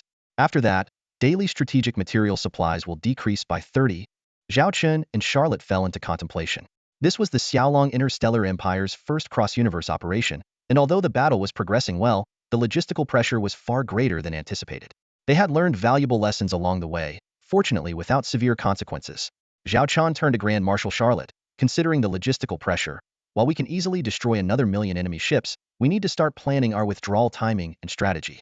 The key is to determine the timing, method, and specific arrangements for the retreat. As a seasoned battlefield commander, Grand Marshal Charlotte fully understood the critical nature of a retreat plan. The history of interstellar warfare was rife with painful lessons of catastrophic defeats due to botched withdrawals. Her eyes were fixed on the battle map as she calmly laid out her meticulous plan. This battlefield can hold for at most another 7 hours. Regardless of the situation or whether we've met our target number of enemy ships destroyed, all interstellar vessels must retreat within the specified time frame, she declared with a steady and firm voice. I've arranged for the Shadow Hunter Ace fleet to complete resupply operations, with Zhao Wanner in charge of providing fire cover. Additionally, we've deployed interstellar missiles, heavy artillery ships, and drone swarms as support. Charlotte continued with detailed instructions. The other 6 galaxy battlefields will synchronize their retreats with ours. To handle unexpected situations, I've reserved 2 Xiaolong Legion fleets, about 100,000 warships, as a backup force. Zhao Chen expressed his approval of the comprehensive plan. Speaking lightly, I trust you with these matters. But don't bear all the pressure alone. Tell me if any issues arise. Even though I might seem like a figurehead emperor, I'm not entirely without purpose. Charlotte gave a weary smile and stretched. After this campaign, I really need a good rest to spend time with the kids. It's only been less than a month, but it feels like an eternity. Due to the limitations of inter-universe communication technology, she couldn't even have regular video calls with her children. Zhao Chen sighed inwardly, feeling a deep sense of guilt toward his wife and children. After this battle, they should be able to enjoy a rare period of respite. It was only a pity they couldn't seize the chance to completely crush the Devourer civilization. With support from the Holy Elven Empire, perhaps such an opportunity could have been created. However, most of the Holy Elven Empire's populace was short-sighted, with only the Flame Elf King sharing his vision. Zhao Chen and his secretary Lilith had once considered supporting the Flame Elf King to become the sole Elven King, in hopes of garnering full support from the Holy Elven Empire. But being an old friend of the Flame Elf King, Zhao Chen knew this would cross a line for her. While she allowed the Xiaolong Interstellar Empire to engage in trade, intelligence, and other activities, any interference in the Holy Elven Empire's governance would surely lead to a fallout between them. Although the Holy Elven Empire also employs similar technology, its effectiveness pales in comparison to that of the Xiaolong Interstellar Empire. Zhao Chen has never hidden his keen interest in the Holy Elven Empire's cutting-edge technology and the World Tree. Rather than being put off by this, the Flame Elf King appreciates Zhao Chen's candidness. To her, those who feign indifference while secretly coveting are far more distasteful. This mutual understanding has led to smooth interactions between the two parties thus far. However, the Flame Elf King has her own boundaries. Even if she disapproves of certain elf kings, she would never allow Zhao Chen to directly interfere with the power hierarchy of the Holy Elven Empire. Crossing this line would undoubtedly lead to conflict. Zhao Chen is well aware of this and refrains from meddling in the empire's politics unless absolutely necessary. He values the alliance, however tenuous, and genuinely regards the Flame Elf King as a friend, unwilling to jeopardize their friendship. Internally, he often sighs at his love-hate relationship with this ally. What a hopeless case. Suddenly, the bridge was filled with the shrill sound of alarms. Warning, warning. Unusual spatial fluctuations detected. Both Zhao Chen and Lilith exchanged surprised glances as Grand Marshal Charlotte, visible in the video feed, quickly turned her attention to the star map and the interstellar war table. The radar star map indicated several glowing points in the distance, marking the locations of the spatial anomalies. These points were approximately a 5-minute journey from the current battlefield to reach engagement range. Lilith swiftly began reporting critical battlefield data. Narrowing his eyes, Zhao Chen murmured, "It seems the Black God Commander is getting impatient and is ready to unleash everything they've got." At this stage of the war, both the Xiaolong Interstellar Empire and the Devourer civilization find their technological tools and starships for large-scale fleet deployment to be scarce strategic resources. Without the trump card of the Nanchaman starship, Grand Marshal Charlotte would struggle to maintain the current battlefield advantage. Grand Marshal Charlotte promptly issued new orders. Relay the message to all battlefield fleet corps to maintain combat readiness while preparing for any potential battlefield surprises. Instruct the Nanchaman starship's temporary base to deploy all resting starships for reinforcement immediately. Soon, the spatial fluctuation points began to spew out Devourer civilization starships. 30,000, 50,000, 100,000, 300,000. The numbers kept climbing as fleet after fleet arrived. With the enemy fleet's numbers increasing, the pressure on the Xiaolong Fleet Corps intensified. Their previous advantage, primarily due to a 5-tune combat power superiority, was now being challenged. In the Battlefield Command Center, Secretary Lilith reported the latest developments with a grave expression. According to observations, the enemy's reinforcements have reached 500,000 interstellar warships, all in optimal combat condition without any prior damage. Hearing this, Zhao Chen let out a cold chuckle. It seems these are the Black God's King's last resort forces. Our tactic of encircling and attacking reinforcements has truly provoked him. Grand Marshal Charlotte focused intently on the ever-appearing enemy ships and said solemnly, "This is far from over. According to our calculations, the Black God's King still has at least 10 million warships that haven't been deployed. If he decides to go all out, that number could increase. Those warships must be on their way." Zhao Chen mused, rubbing his chin thoughtfully. Even a civilization capable of devouring can't have enough cross-space transport devices to move such a massive fleet simultaneously. Just then, Lilith received the latest intelligence from the Ghost Scout Elite Corps. Report. Large-scale troop movements have been detected across the Black God's King's territories, with an estimated 500,000 warships converging towards us. She continued, based on calculations, only 200,000 of these warships can arrive within 10 hours, while the remaining 300,000 will take up to 72 hours to reach the battlefield. Frowning slightly, Zhao Chen turned to Charlotte for guidance. Charlotte concentrated on the interstellar war map before her, as if she could see the entire battlefield. She analyzed. The enemy clearly intends to turn the tide here. They're employing a dual strategy, using the limited remaining cross-space transport equipment for quick reinforcements to stabilize the current situation, while also ramping up troop movements by deploying about half of their available forces. Suddenly, new developments emerged on the battlefield. Soul altars appeared out of nowhere on the video windows before them. The Black God's King is truly furious, Lilith whispered. He's even deploying such rare resources. We've destroyed so many before, yet he dares to bring them into battle again, which shows his determination. Zhao Chen squinted and added, this is likely not the end. He probably has more tricks up his sleeve. Indeed, the screen displayed two special fleets, the 4th and 5th armies of the Black God. This shocked Lilith greatly. Isn't the 5th army supposed to be stationed at the giant Demon King star system? And the 4th army should be defending the Black God's King's stronghold? Typically, at least one of the 5 main armies remains to guard the Black God's sector. Yet now all 5 are gathered here. When something unusual happens, there must be something amiss. Zhao Chen squinted his eyes, his expression serious.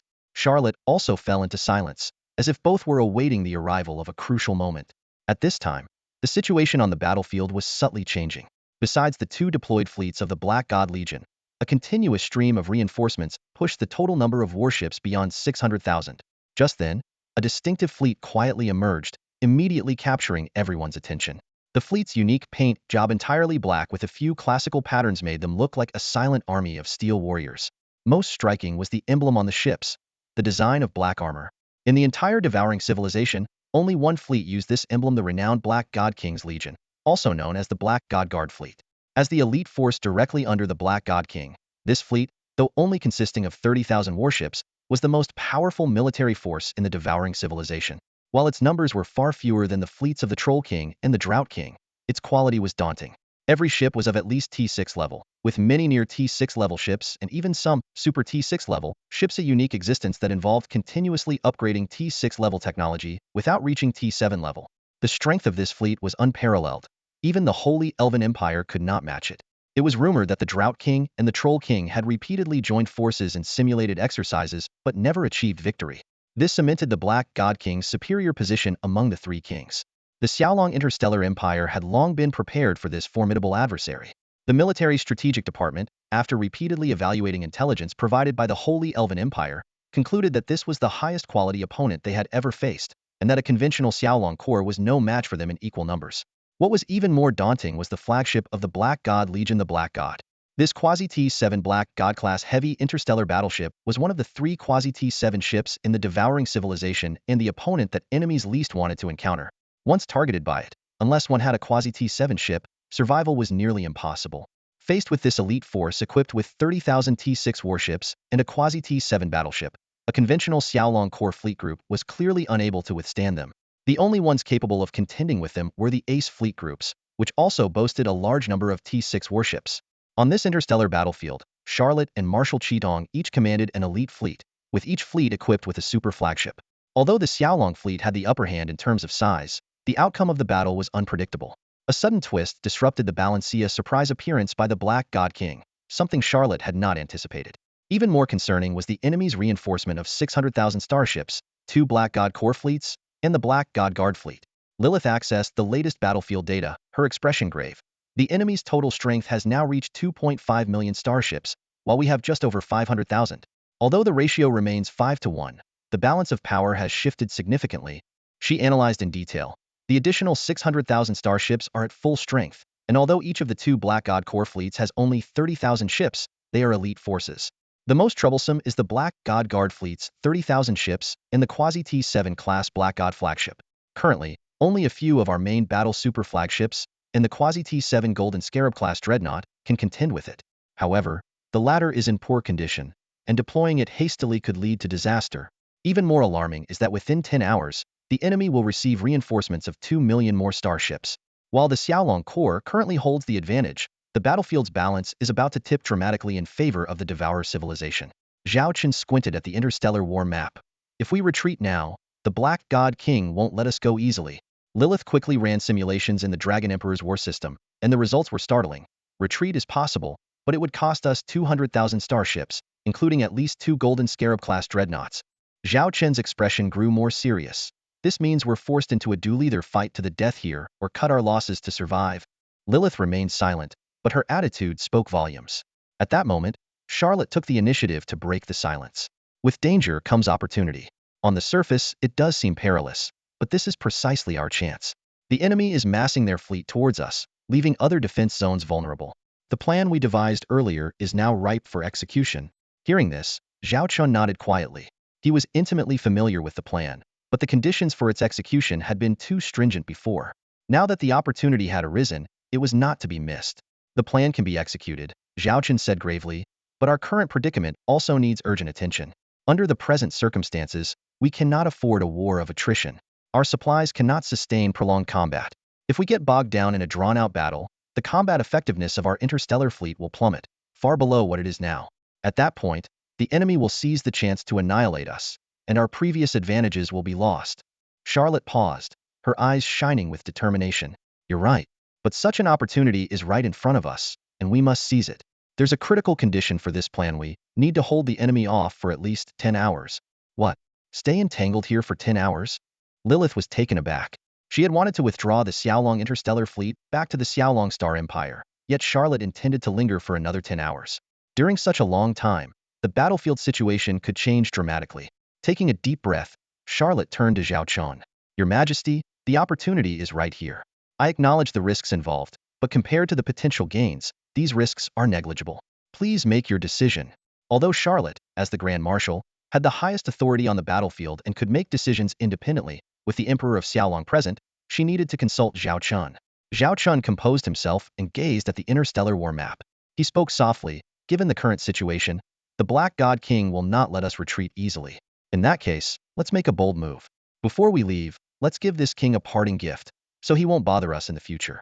Charlotte, I fully support your upcoming battle plans. You can mobilize all our resources. If we're going to do it, we do it big. Even if this isn't our home ground, the Xiaolong interstellar fleet fears no opponent. Charlotte straightened up immediately, her eyes gleaming with fighting spirit. Rest assured, Your Majesty, we will deliver a satisfactory result. With that, she set about organizing the myriad details for the coming climax. Lilith sighed and covered her face. She had anticipated this outcome before the discussion even began. Her earlier doubts were not opposition to the plan itself, but a needed reality check to ensure everyone weighed the pros and cons before making a final decision. After years of working together, Charlotte and Zhao Chen's battlefield strategies had influenced each other, and their current understanding was natural. Lilith knew this conflict wouldn't end easily, so she focused on her duties. I'll look into whether logistics and supplies can offer more support. Zhao Chen watched the busy Lilith and Charlotte, who was issuing commands and operating the interstellar war map through the video interface. He felt an unusual sense of reassurance. Despite the risks of the upcoming plan, having them by his side kept him calm. With their presence, Zhao Chen had no doubts his trust in them was as steadfast as his trust in himself. On the bridge of the Black God King sat on his throne, his gaze shifting between the interstellar war simulation and the live battlefield feed. His expression was ominously grim. Although the earlier battlefield reports had hinted at unfavorable conditions, witnessing the reality firsthand made him realize how those written reports had sugar-coated the situation. The devastation on the battlefield was suffocating. Whether on the main battlefield or the various side engagements, the Devourer civilization was in a dire position. The Xiaolong Legion fleet held an overwhelming advantage in most sectors.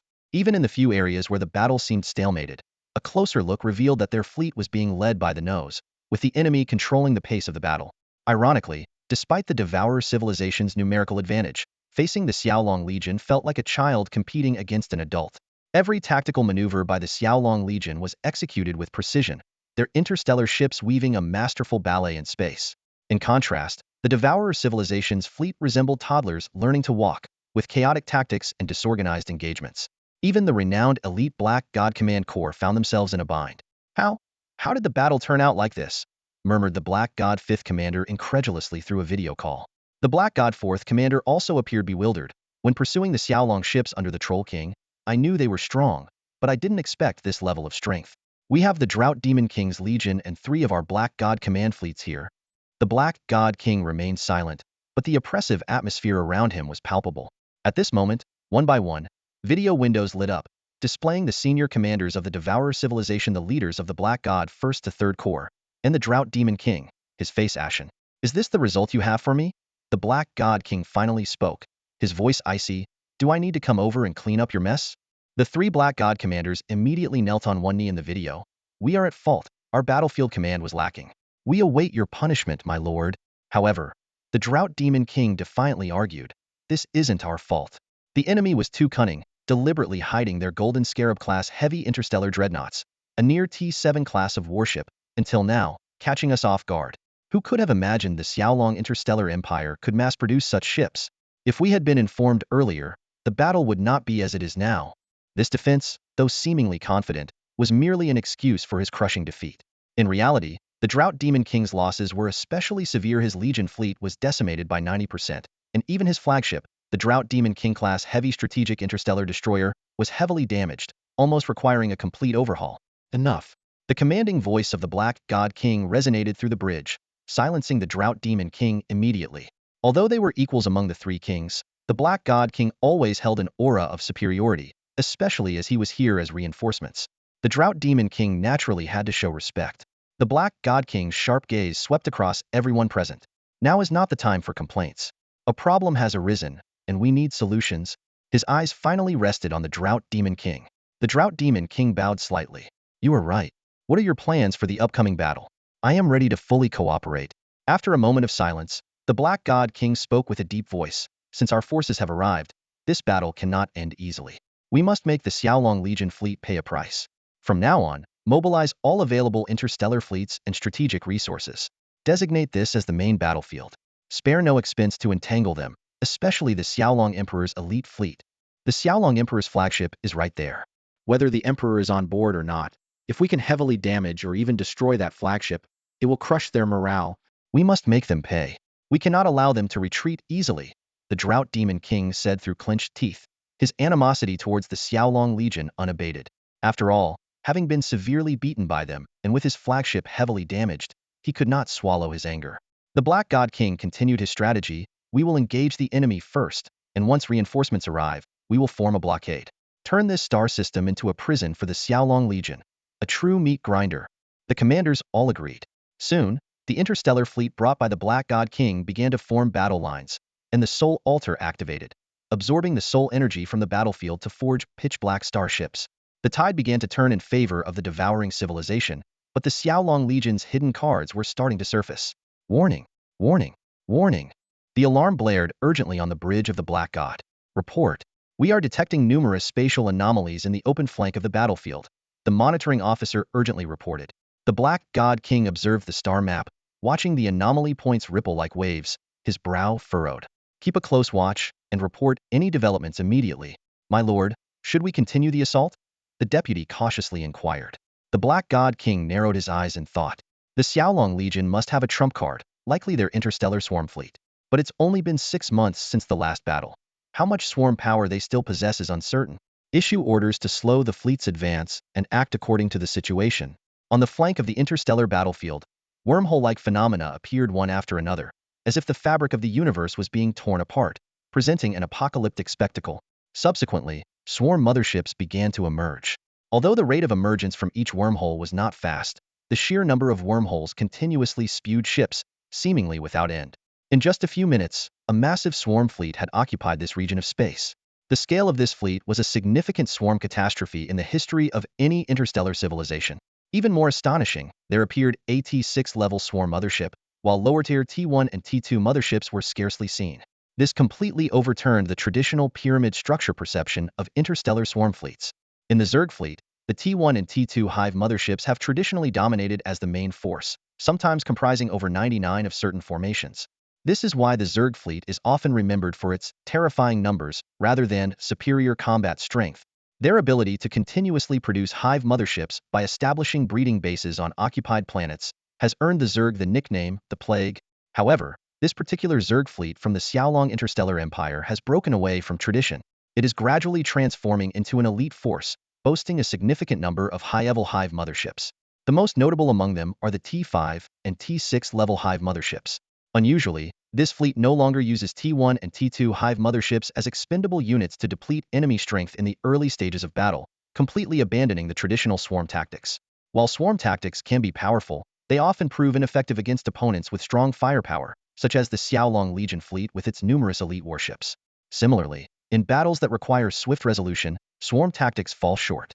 The reformed Xiaolong Zerg fleet, with the formidable firepower of its high-level hive motherships, can deliver a deadly initial strike while preserving lower-level motherships for tactical deployment in the later stages of battle. Commander Chong Ji of the Xiaolong Zerg fleet group, reporting for duty. Awaiting your command, Your Majesty. A young woman in a Xiaolong Legion uniform appeared on the video screen. Zhao Chen observed her. Her demeanor and speech had absorbed many traits of Xiaolong officers, a result of her frequent interactions with them. The Xiaolong Legion officers had fully accepted this alien sister into their ranks. Tell me about the current status of your fleet, Zhao Chen said.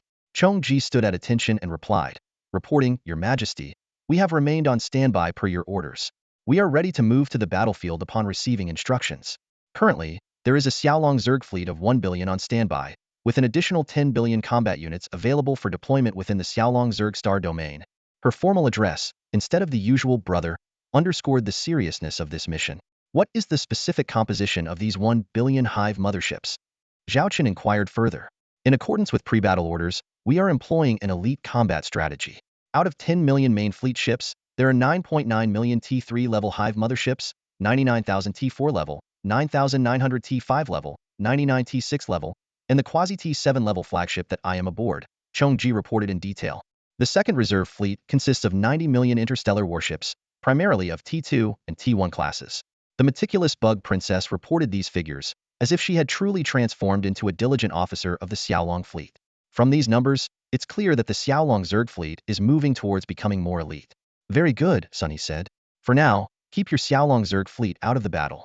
Gather at the flank of the battlefield, establish a combat position, and observe the movements of the Black God Legion. Once they make a move, await my orders. Upon hearing that they couldn't join the battle yet, the Bug Princess pouted and said, Can't we fight yet? Don't worry, there will be opportunities for you to take action, Zhao Chen reassured her. The Bug Princess didn't complain further.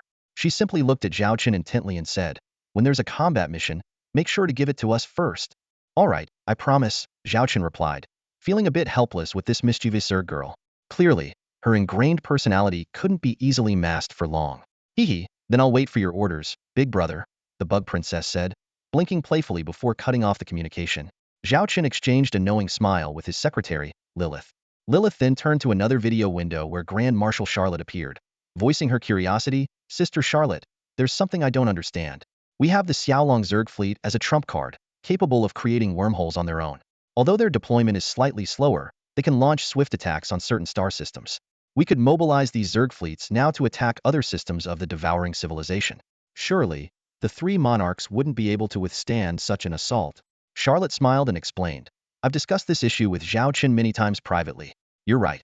We do have the opportunity to deploy the Zerg fleet across the devouring civilization star systems to disrupt their order.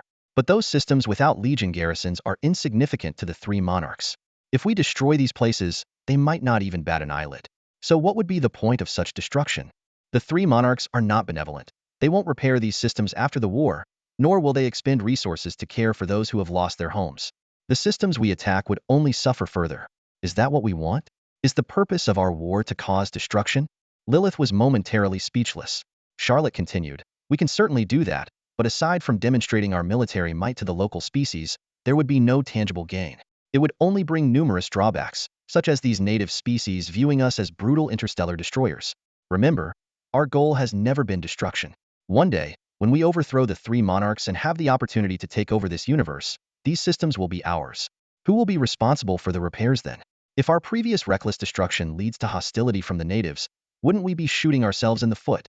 So, Zhao Chen and I both agree that in this campaign, we won't attack targets of no strategic value to us. This isn't about being merciful. It's because these will be our future. Naturally, we should cherish them. After all, rebuilding requires significant investment of funds and resources, Charlotte finished, casting a meaningful glance at Lilith. The implication was clear. Being the treasurer of the Xiaolong Interstellar Empire, the cost of these future repairs would fall on her shoulders. You make a lot of sense, Lilith shrugged, accepting the explanation. It was indeed logical. Why destroy something that will eventually belong to you? If destruction is necessary, it should be aimed at targets that would impact their offensive, such as the star systems where the three monarchs reside, and those with significant resources and strategic value. These galaxies had long been marked by Charlotte as targets for attack, much like the 30 other galaxies previously identified. The reason the Xiaolong Zerg fleet had yet to make an appearance was precisely because of T-Sun one hand. There was a lack of clear targets before, and on the other, this fleet served as Zhao Chen's ace in the hole, a blade that had yet to be unsheathed. The mere existence of this blade kept the triumvirate on the opposing side cautious, as no one knew when it would strike. So, are you finally going to tell me the exact plan? Lilith, the secretary, looked at Charlotte and Zhao Chen, her tone tinged with a hint of reproach. Due to the complex intergalactic combat environment, detailed strategies had not been disclosed to the public, only a rough framework.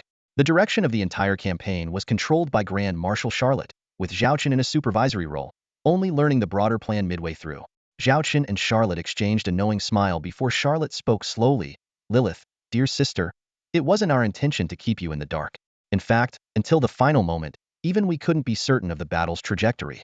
We adjusted our plans multiple times, and rather than confuse you with premature information, we thought it best to let you operate at your own pace, providing specific guidance when necessary. Charlotte paused briefly before continuing. We considered various strategies. The simplest was to directly disrupt vital galaxies of the devouring civilization, or seize an opportunity to destroy their main fleet. But now, the Emperor and I have established our true objective: deplete the enemy's fleet while simultaneously disrupting their key strategic hub galaxies, thereby severely impacting the devouring civilization's interstellar transportation network. Transportation network? Lilith was taken aback, clearly not expecting such a strategic concept. How exactly do you plan to implement this? Charlotte glanced at Zhao Chen and explained. We owe this to the Go Scout elite fleet. Beyond conducting battlefield reconnaissance, they completed special missions. While we draw the enemy's main forces, they have infiltrated significant hub galaxies. Our target isn't resource facilities, but the devouring civilization's Stargate system. Lilith interjected. Disrupting Stargates can certainly affect the enemy's interstellar travel, but important Stargates are surely heavily guarded. The Shadow Hunter elite fleet alone might struggle to succeed. Charlotte smiled as she explained. You're right, damaging major Stargates in a short time is challenging. But our focus is on those seemingly inconspicuous Stargates that can significantly impact the entire transportation network. As she finished speaking, a detailed map of the devouring civilization's Stargate transportation network appeared before Lilith, marking the locations of all major and minor Stargates. The sheer volume of intelligence work highlighted the immense efforts of the Shadow Hunter elite fleet. Within this strategic intelligence, comparable to the enemy's defense plans, several key Stargates were specially marked. Lilith stood before the star map, meticulously studying the network of Stargates set to be disrupted in the Charlotte plan.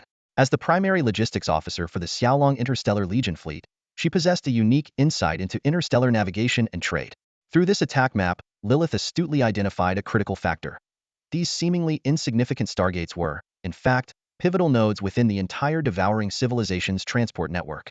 Much like a finely woven spider's web, disrupting just a few key connections could incapacitate the entire network. The value of these small to medium Stargates lies not in their individual significance, Lilith analyzed, but in their collective function. If they are all destroyed, the impact on the devouring civilization will be catastrophic. She further explained the chain reaction this plan could trigger. Post-war troop movements would become exceedingly difficult, journeys that once took hours could stretch into days, damaged warships would lose quick repair routes, and supply transport times would be significantly prolonged. More crucially, this would severely hinder the devouring civilization's post-war reconstruction efforts. Constructing a Stargate takes the Xiaolong Empire 3 to 5 months, whereas the devouring civilization might take a year or more, Lilith noted. This is precisely what Grand Marshal Charlotte intends to weaken the enemy's recovery capability with minimal cost. However, Lilith quickly refocused on the current battlefield scenario. These are considerations for later. Right now, the most important thing is the battle at hand. If we lose the main battlefield, all other plans will be in vain. Charlotte opened the Interstellar War tabletop, beginning to analyze the current situation. The original plan was to annihilate 3 million enemy warships here and heavily damage the Drought Demon King's super flagship. But the intervention of the Black God Monarch forces us to adjust our strategy. Even though we have 500,000 warships and a 10 million strong insectoid fleet, our logistical support is limited. Once our strategic resources are depleted, even a large fleet will lose its combat effectiveness, potentially leading to massive casualties. That would be a loss we cannot afford. Grand Marshal Charlotte was laying out her tactical plan to Lilith in detail. Our strategy is to prolong the battle, using the threat of the Swarm Empress's Xiaolong fleet. Did you notice? When the Swarm fleet appeared, His Majesty didn't order an immediate attack, but instead chose to establish a battlefront here. This was to intimidate the enemy and prevent the Black God King from making any reckless moves.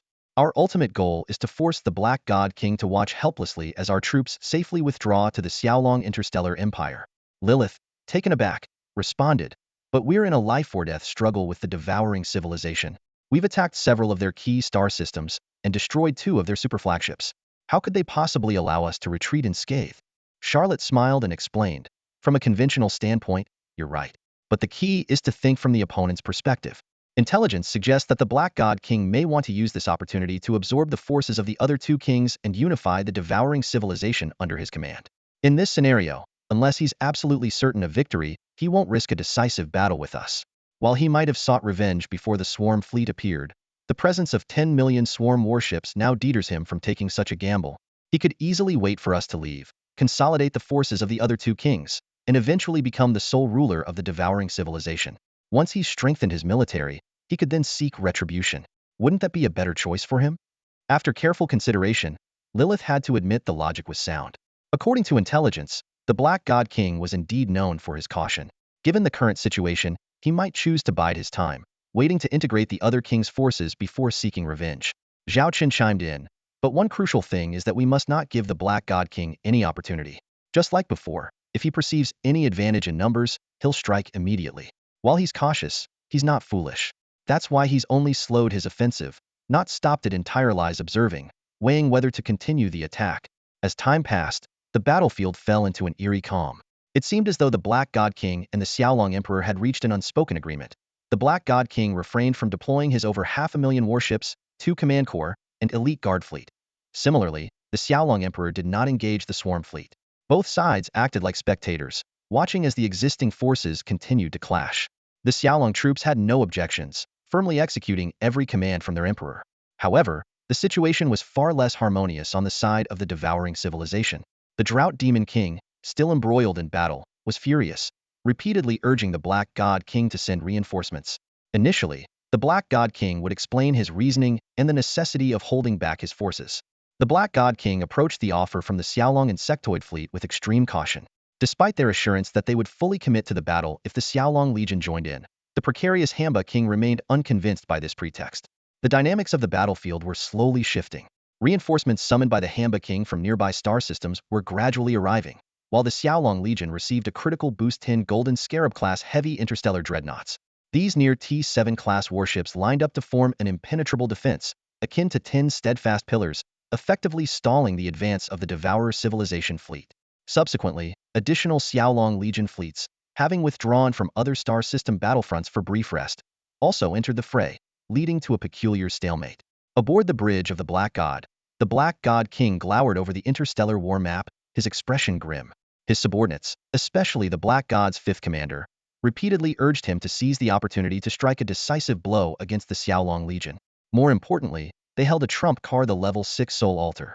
Compared to the level 5 Soul Altar, the level 6 Soul Altar could summon starships of level 6 and even near T7 strength, a difference in power that was worlds apart.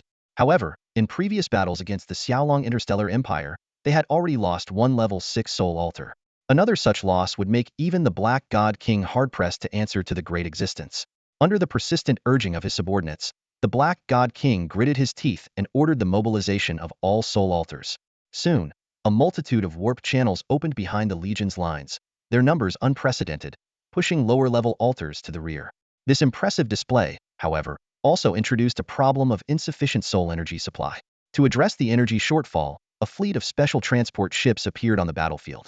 Laden with large numbers of slaves, these vessels, starkly contrasting with the battle's atmosphere, were there to provide fresh soul energy for the soul altars by executing the captives on the spot. The Dark Sovereign's plan was unfolding methodically. Across the battlefield, soul altars tirelessly operated, churning out an endless fleet of jet-black starships. With the full power of the level 6 soul altars, several formidable T6 class warships had already been produced, tipping the scales in favor of the Dark Sovereign. At this critical juncture, an unexpected communication request appeared on the Dark Sovereign's command screen. The sender was none other than his adversary, the Griffin Emperor Zhao Chen. This sudden contact left everyone present momentarily stunned, their eyes instinctively turning towards their leader. After a brief moment of contemplation, the Dark Sovereign accepted the communication. Refusing a dialogue request from the enemy leader would appear petty. Besides, he was curious about Zhao Chen's intentions in reaching out at this time. The video screen flickered to life, revealing a humanoid male seated on a thronite was indeed the Griffin Emperor Zhao Chen. Although it was their first face-to-face encounter, both sides were well acquainted with each other's dossiers. "Greetings, Dark Sovereign," Zhao Chen spoke with a casual tone, as if exchanging pleasantries with an old friend. "We are perhaps the most familiar of strangers, so let's dispense with the formalities, shall we? What do you want?" The Dark Sovereign's voice resonated from beneath his helmet, cold and unyielding. "Nothing special, just a chat." Zhao Chen maintained his smile. "For instance, how about we end this war and withdraw our forces?" This unexpected proposal elicited a derisive laugh from the Dark Sovereign. "You think you can just end the battle like that? Unless it means the complete annihilation of your legion." Zhao Chen's smile remained, but his tone grew serious. "Are you so confident you can annihilate the Griffin Legion? Aren't you afraid of being wiped out yourself? I'm advising you for your own good." "Ridiculous," the Dark Sovereign scoffed. "Can't you see the current battlefield situation? I have a clear military advantage. At my command, your legion would be obliterated. You claim to have the upper hand?" Zhao Chen remained unfazed. "On the surface, it seems so. But are you sure I don't have any other cards to play? Take the insectoid fleet, for instance. What you've seen is merely 1,000,000 ships. You remember how many we deployed last time, don't you? Do you really think that's the extent of my power? Care to wager?" The two supreme commanders locked eyes through the video display, and those around them held their breath. The Dark Sovereign's tone was no longer as assured as before. "Just bluffing, are you? If you have the guts, bring out your entire fleet for a showdown. Don't be hasty." Zhao Chen snapped his fingers, a mysterious smile playing on his lips. "Since you don't believe me, let me show you." The Black God King fixed his gaze on the interstellar war simulation, where multiple anomalous spatial fluctuation signals suddenly appeared. These signals undoubtedly originated from the Insect Queen's wormholes. However, Zhao Chen and Grand Marshal Charlotte knew well that rather than showcasing their full strength at once, gradually leading the enemy into despair was the best strategy. The Black God King observed everything intently, and though his expression was unclear, he broke the silence after a brief pause. "I am not certain about the exact number of Zerg fleets you command, but it's apparent that the Zerg channels, capable of accommodating your motherships, have limited capacity at any given time. In the short term, you simply cannot gather a large Zerg fleet. Meanwhile, my reinforcements will soon arrive." His voice carried a taunting edge. "I can launch an attack right now, using the home advantage to severely damage your interstellar fleet swiftly. Do you think I will destroy your warships faster, or will your Zerg reinforcements arrive sooner?" Zhao Chen discerned the provocation in his words and smirked slightly. "So, the mighty Black God King is ready to gamble here?" The Black God King crossed his arms over his chest. "Both you and I have reached our positions by taking significant gambles. To reach new heights, gambling is unavoidable. The odds are in my favor now, so why not take the chance? Once you're gone, the Xiaolong Interstellar Empire will cease to exist. My future conquest of your empire will be effortless, perhaps even without a fight. Tell me, why should I let you leave now?"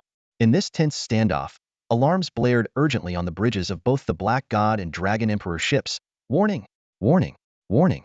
Anomalous spatial fluctuation detected." The alarm echoed relentlessly through the bridges of both flagships. Both leaders maintained their imperial composure, waiting for their subordinates to report. Soon, the answer became clear. A spatial window opened on the battlefield's flank, precisely between the Xiaolong Legion fleet and the Black God Legion fleet. Emerging from this window was a fleet of beautifully designed starships. Not only were these ships a marvel of aesthetics, but some also featured unique botanical markings. As people noticed the prominent emblems on these ships, the situation became instantly clear this was a fleet from the Holy Elven Empire. The interstellar warship of the Holy Elf Empire suddenly appeared on the horizon, its iconic red emblem gleaming a mark of the Flame Elf King's elite fleet, renowned as the most formidable legion in the entire empire. Panic erupted among the subordinates of the Dark God King. Intelligence had long suggested that the Holy Elf Empire was amassing its fleet, and now it seemed they had indeed allied with the Xiaolong Interstellar Empire. If the Holy Elf Empire launched a full-scale war against them now, the situation would be dire. In the video feed, Zhao Chen slowly unclenched his fist, while Grand Marshal Charlotte exhaled a sigh of relief. Zhao Chen's lips curled into a slight smile. "Dark God King, my old friend has arrived. I suppose there's no need for introductions? Given your less than cordial relationship, I thought it best not to arrange a meeting." He paused briefly, then continued with a soft chuckle. "It seems the tide has turned in our favor. Does the Dark God King truly believe he can single-handedly oppose both the Xiaolong Interstellar Empire and the Holy Elf Empire?" Confronted with these words, the Dark God King fell into an unprecedented silence. Observing this, Zhao Chen spoke with a calm tone. "I wonder if the Dark God King might now consider my earlier proposal? We've been at this for a long time. Perhaps it's time to part ways." You've caused chaos in my devouring civilization universe, and now you think you can just walk away. The Dark God King's voice brimmed with resentment. Zhao Chen shrugged nonchalantly. It's a matter of reciprocity. You visited the Xiaolong Interstellar Empire uninvited.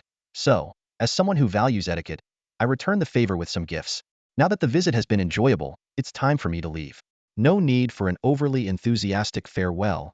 And what if I insist on keeping you here? The Dark God King snarled. Zhao Chen maintained his smile, unfazed by the threat. If you insist, perhaps it's wise to first weigh the cost. By parting peacefully now, you can quickly consolidate the forces of the other two kings and become the most powerful entity in the devouring civilization. You can gather strength, and we can battle again later. If we clash now, regardless of the outcome, both sides will suffer heavy losses. Remember, many are eyeing this place, and you have no shortage of enemies. The logic was sound, but letting an adversary who had wreaked havoc in his territory go was a hard pill for the Dark God King to swallow. Zhao Chen seemed to read his hesitation.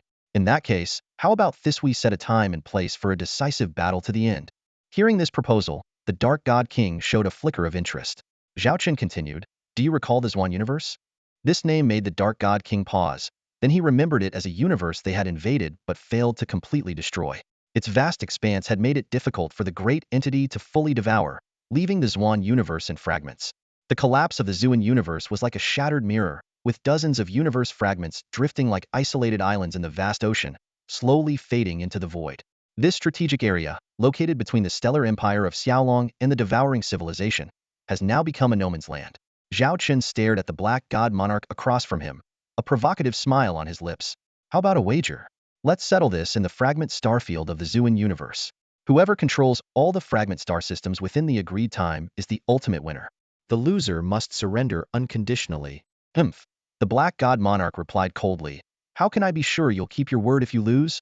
Zhao Chen drew a strangely glowing fruit from his pocket. This is an oath fruit, an extremely rare treasure. It can be divided into two, and once we each consume a piece, it will bind us to an unbreakable oath. The one who breaks it will surely die. He paused, adding, it's said to be a creation of a higher civilization, and no one has yet unraveled its mysteries. The Black God Monarch's eyes flickered with blood-red flames as he suddenly stood up. Interesting, truly fascinating. Emperor of Xiaolong, I'm starting to be thankful that those two fools, Hamba and the giant ogre, failed to kill you. Otherwise, I would have missed this spectacular showdown. The deputies present exchanged glances. It was rare to see the usually composed Black God Monarch so animated. The more seasoned officers understood that this was because he had finally met a worthy opponent. For years, no one had stirred his fighting spirit, causing him to remain secluded within his star system. Zhao Chen also stood up, his eyes blazing with the fire of past battles. This thrilling sensation made him feel as if he had returned to his 20-year-old self. Although his mindset had changed with his ascent in rank, at this moment, the reckless spirit of his youth surged back to life. So it's settled then? Zhao Chen squinted as he asked. As long as the oath contract is accurate, I have no objections, the Black God Monarch replied earnestly. Great. Let's have our strategic departments draft the contract terms immediately. In half an hour, we'll both consume the oath fruit and sign the battle contract. Agreed. The video window closed promptly. The bridges of both flagships fell into a brief silence. On the Black God, officers whispered among themselves, questioning whether this sudden battle contract was wise. They were concerned about the rapid growth of the Xiaolong Legion, skeptical of the oath fruit's authenticity, and feared it might be some trap set by the adversary. The atmosphere on the bridge of the Black God was filled with tension. Many subordinates exchanged grave whispers until one brave officer, bending over, cautiously approached the Black God King with a suggestion. My lord, even with the support of the Holy Elf Empire on their side, we are not entirely without a chance. Instead of accepting the gamble of a final showdown, why not directly attack the Xiaolong Legion fleet? What do you think? Facing the curious gazes of those around him, the Black God King calmly shared his thoughts. I understand your concerns. As for the oath fruit, as long as it truly exists, there won't be any issues. Although I don't know how the Xiaolong Emperor obtained it, such a thing does exist. I've heard about it from a great being. He continued to explain. In confrontations between high-level interstellar civilizations, to avoid catastrophic wars affecting multiple universes, opposing civilizations adopt this form of a decisive battle. Both sides designate a battle area, set rules and penalties, and the highest leaders consume the oath fruit. This allows both sides to settle their differences while keeping destruction to a minimum. This explanation enlightened everyone present. With advancing technology, the destructive power of wars between high-level civilizations had become astonishing. In their battle with the Xiaolong Interstellar Empire, AT-6 level interstellar war could destroy multiple star systems, and the power of AT-7 level war was unimaginable. Although they currently knew of only one order civilization, no one doubted that other T7 or even higher level civilizations existed. If battles between these civilizations weren't controlled, they could potentially affect the entire universe. The Black God King continued. This oathbound duel not only gives us a respectable way out, but also buys us time to consolidate internally. We need to unify the forces of the Three Kings era and establish a unified civilization system similar to the Xiaolong Interstellar Empire. Someone voiced a concern. But letting the Xiaolong Legion fleet leave, wouldn't that be like releasing a tiger back into the wild? Their development speed is astonishing, having built 15 quasi-T7 level warships in just 6 months. If given more time, they might really ascend to a T7 civilization. The Black God King confidently replied, I've already prepared for that. According to the rules of the decisive battle oath, we can mobilize any forces willing to obey us, not limited to our own. I can request assistance from the Great Being, which has always been my plan. Moreover, in the vast universe, we are not the only followers of the Great Being. These words plunged everyone into deep thought. Previously, within the limited exploration scope of the devouring civilization, they were the only known followers of the Great Being. The Black God King's words undeniably revealed a fact. In the broader universe, there are more forces following the Great Being. In the neutral zone between two fleet armies, a shuttle hovered silently. From the outside, both fleets maintained a cautious distance from the shuttle. On either side of the shuttle, there was a mini spacecraft, each capable of holding only 1 or 2 people. As the airlocks on both sides of the shuttle slowly opened, 2 figures emerged from the mini spacecraft. Zhao Chen stood on one side, his gaze fixed on the figure clad in black armor on the opposite side. Even from afar, the menacing aura was unmistakable. This was the most feared of the 3 sovereigns, the Black Sovereign. The shuttle would serve as the venue for the signing of the vow contract between the 2 parties. To ensure safety, no third party would be present during the process, yet every move here was under the watchful eyes of millions. Every detail of this meeting had been meticulously planned by the think tanks of both sides. Why not come over and sit? The Black Sovereign had already taken a seat in one of the 2 specially designed chairs in the center of the shuttle. These chairs were made from special materials to withstand his massive frame. Zhao Chen studied the Black Sovereign before him, finding him quite different from the fearsome image painted by rumors. Smiling, he took the seat opposite, observing the other as if meeting an old friend. Meanwhile, the Black Sovereign was silently assessing his opponent. So, do I look different from what the rumors say? The Black Sovereign asked. After a moment of thought, Zhao Chen replied, perhaps it's because the Drought Demon Sovereign and the Giant Demon Sovereign have been the public faces of the 3 sovereigns. You know their appearances. This led people to imagine the Black Sovereign as a terrifying being covered in coarse hair, breathing like a bull, with eyes like a ghost. He continued to scrutinize the Black Sovereign before him, saying, but seeing you now, if I hadn't known your identity in advance, I would have mistaken you for a dignified knight commander. Honestly, your armor is quite impressive. A low chuckle emanated from the armor. That's the first time someone has called this armor impressive. But if you knew how it was made, you might think differently. Zhao Chen watched the blue flames flickering within the helmet with interest. The Black Sovereign continued, this armor was crafted by refining the bones of billions from an enemy race. Billions of bones, just for one suit of armor? Did the person in charge of refining pocket some for themselves? Zhao Chen asked with curiosity. The unexpected response caught the Black Sovereign off guard. He hadn't anticipated such a focus on the details. Ahem, it was a process of continuous melting, which is why it was ultimately condensed to this size, he explained, unusually patient. So, what grudge did this race have against you to warrant being ground to dust and turned into armor? Zhao Chen pressed on. At this point, the Black Sovereign's subordinates turned pale. They all knew this past was a taboo topic for the Sovereign. Anyone who brought it up could face severe consequences, from being sidelined to losing their life.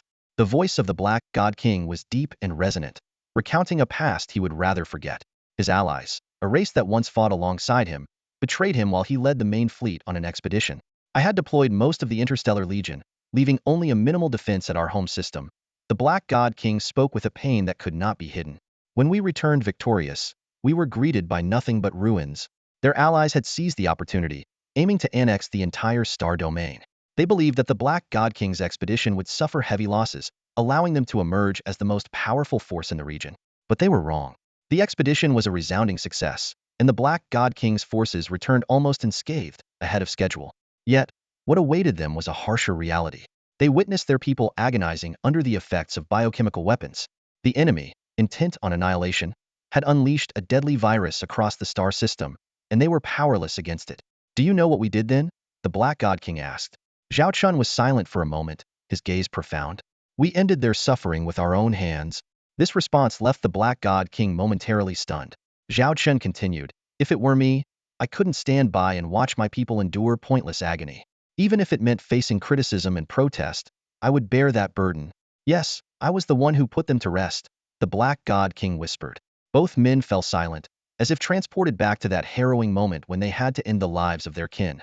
After a pause, Zhao Chen broke the silence. When it comes to traitors, I always settle the score. Old Hay, you know my nature well. Old Hay, the Black God King was taken aback. If he had a forehead, it would surely be marked with lines of exasperation. Yet, he couldn't deny Zhao Chen's words. The man's thirst for vengeance was indeed formidable. Within months, he had dared to launch an attack on the native universe of the devouring civilization, a feat unmatched by any other. But I don't have a habit of wearing ashes around my neck, Zhao Chen said with a shake of his head, a hint of humor in his tone. Both their subordinates were surprised at how unexpectedly lighthearted this meeting of emperors had turned out to be. After all this reminiscing, it's time to discuss business. The Black God King shifted focus. We need to finalize the details of the Oath Duel Treaty. Zhao Chen shrugged and produced an ornate box from his cloak. Want to take a look? Inside was a peculiar fruit, split distinctly into red and blue halves. Though it lay still, it exuded a daunting aura. The Black God King glanced at it, acknowledging the authenticity of the oath fruit without a word. The Dark Lord was the first to speak, laying out the initial condition. There's no restriction on the forces involved in the oath-bound duel. We can enlist any interstellar civilizations willing to join this battle. Zhao Chen narrowed his eyes, a knowing smile playing at his lips. So, your backers have agreed to send reinforcements, have they? Are we talking about near T7 or full T7 class starships? You can try to rally the sacred elven empire to your cause. If you think you can manage that, the Dark Lord retorted with a scoff. This is our bottom line. If you don't agree, there's no point in continuing these talks. No problem, we agree to this term. Zhao Chen replied decisively before stating his own demand. But we have a condition as well. The showdown must take place 3 years from now. During these 3 years, neither side can initiate military action or engage in covert operations against each other or any related territories. 3 years. The time frame didn't sit well with the Dark Lord. He had hoped for a 1 to 2 year period, just enough to complete the assimilation of the devouring civilization and prepare for war, without giving the draconic interstellar empire too much time to develop. Yet, given that Zhao Chen had already accepted his first condition, he decided to compromise. 30 months. 30 months it is, Zhao Chen agreed swiftly. In truth, he had only planned to ask for 2 years, so 2.5 years was an unexpected bonus for him. The subsequent negotiations went smoothly, and the two quickly reached a consensus. Once all terms were confirmed to be accurate, they each consumed half of the oath fruit. Instantly, peculiar light particles appeared around them, creating a magical atmosphere that transcended technology. Both side scientists were keenly documenting the process, as it could potentially hold invaluable scientific breakthroughs from a god-level civilization. Their consciousnesses were transported to a mysterious space, where they found themselves standing on the palm of a colossal golden statue. The statue's hands were held out before its chest, with Zhao Chen and the Dark Lord each standing on one palm. A strange voice echoed in their minds, speaking in a foreign tongue that automatically translated into words they could understand.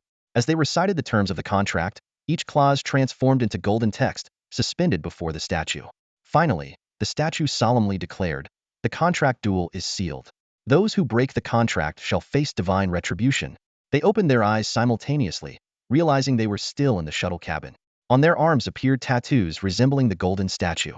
It seems this oath fruit truly originates from an incredibly powerful interstellar civilization, the Dark Lord remarked. Stating the obvious, Zhao Chen retorted bluntly, his nonchalant demeanor surprising the Dark Lord. As he regarded the seemingly casual yet profoundly enigmatic draconic emperor before him, he couldn't help but recall an age-old saying. The end of science might just be mysticism. The Dark God King didn't argue with Zhao Chen. He simply stood up and prepared to leave. Leaving already? Zhao Chen called out as he watched the figure turn and head towards the shuttle. Is there any point in continuing this conversation? The next time we meet, it will be either you or me. The Dark God King's voice was as cold as ice. Zhao Chen also rose to his feet, looking directly at him. Honestly, I find you quite interesting. How did you end up being a lackey for order? Ever thought about joining me? His words made the Dark God King chuckle again. He stepped onto the shuttle, turning back to look at the slowly closing hatch and the opposing Sky Dragon Emperor. You should first consider whether you can stand against order. As the hatch fully closed, Zhao Chen shrugged helplessly and muttered to himself. This guy does have some character, but he's always hiding something. As he spoke, He headed back to his own shuttle, a slight smile on his lips. I wonder what kind of face is under that helmet of his. Emotionless? A domineering CEO? Either way, I bet his expression will be quite something when he sees the last gift I left for him, though it was a shame he wouldn't witness that moment. The two docked shuttles began returning to their respective flagships. As per their agreement, both sides would temporarily cease hostilities.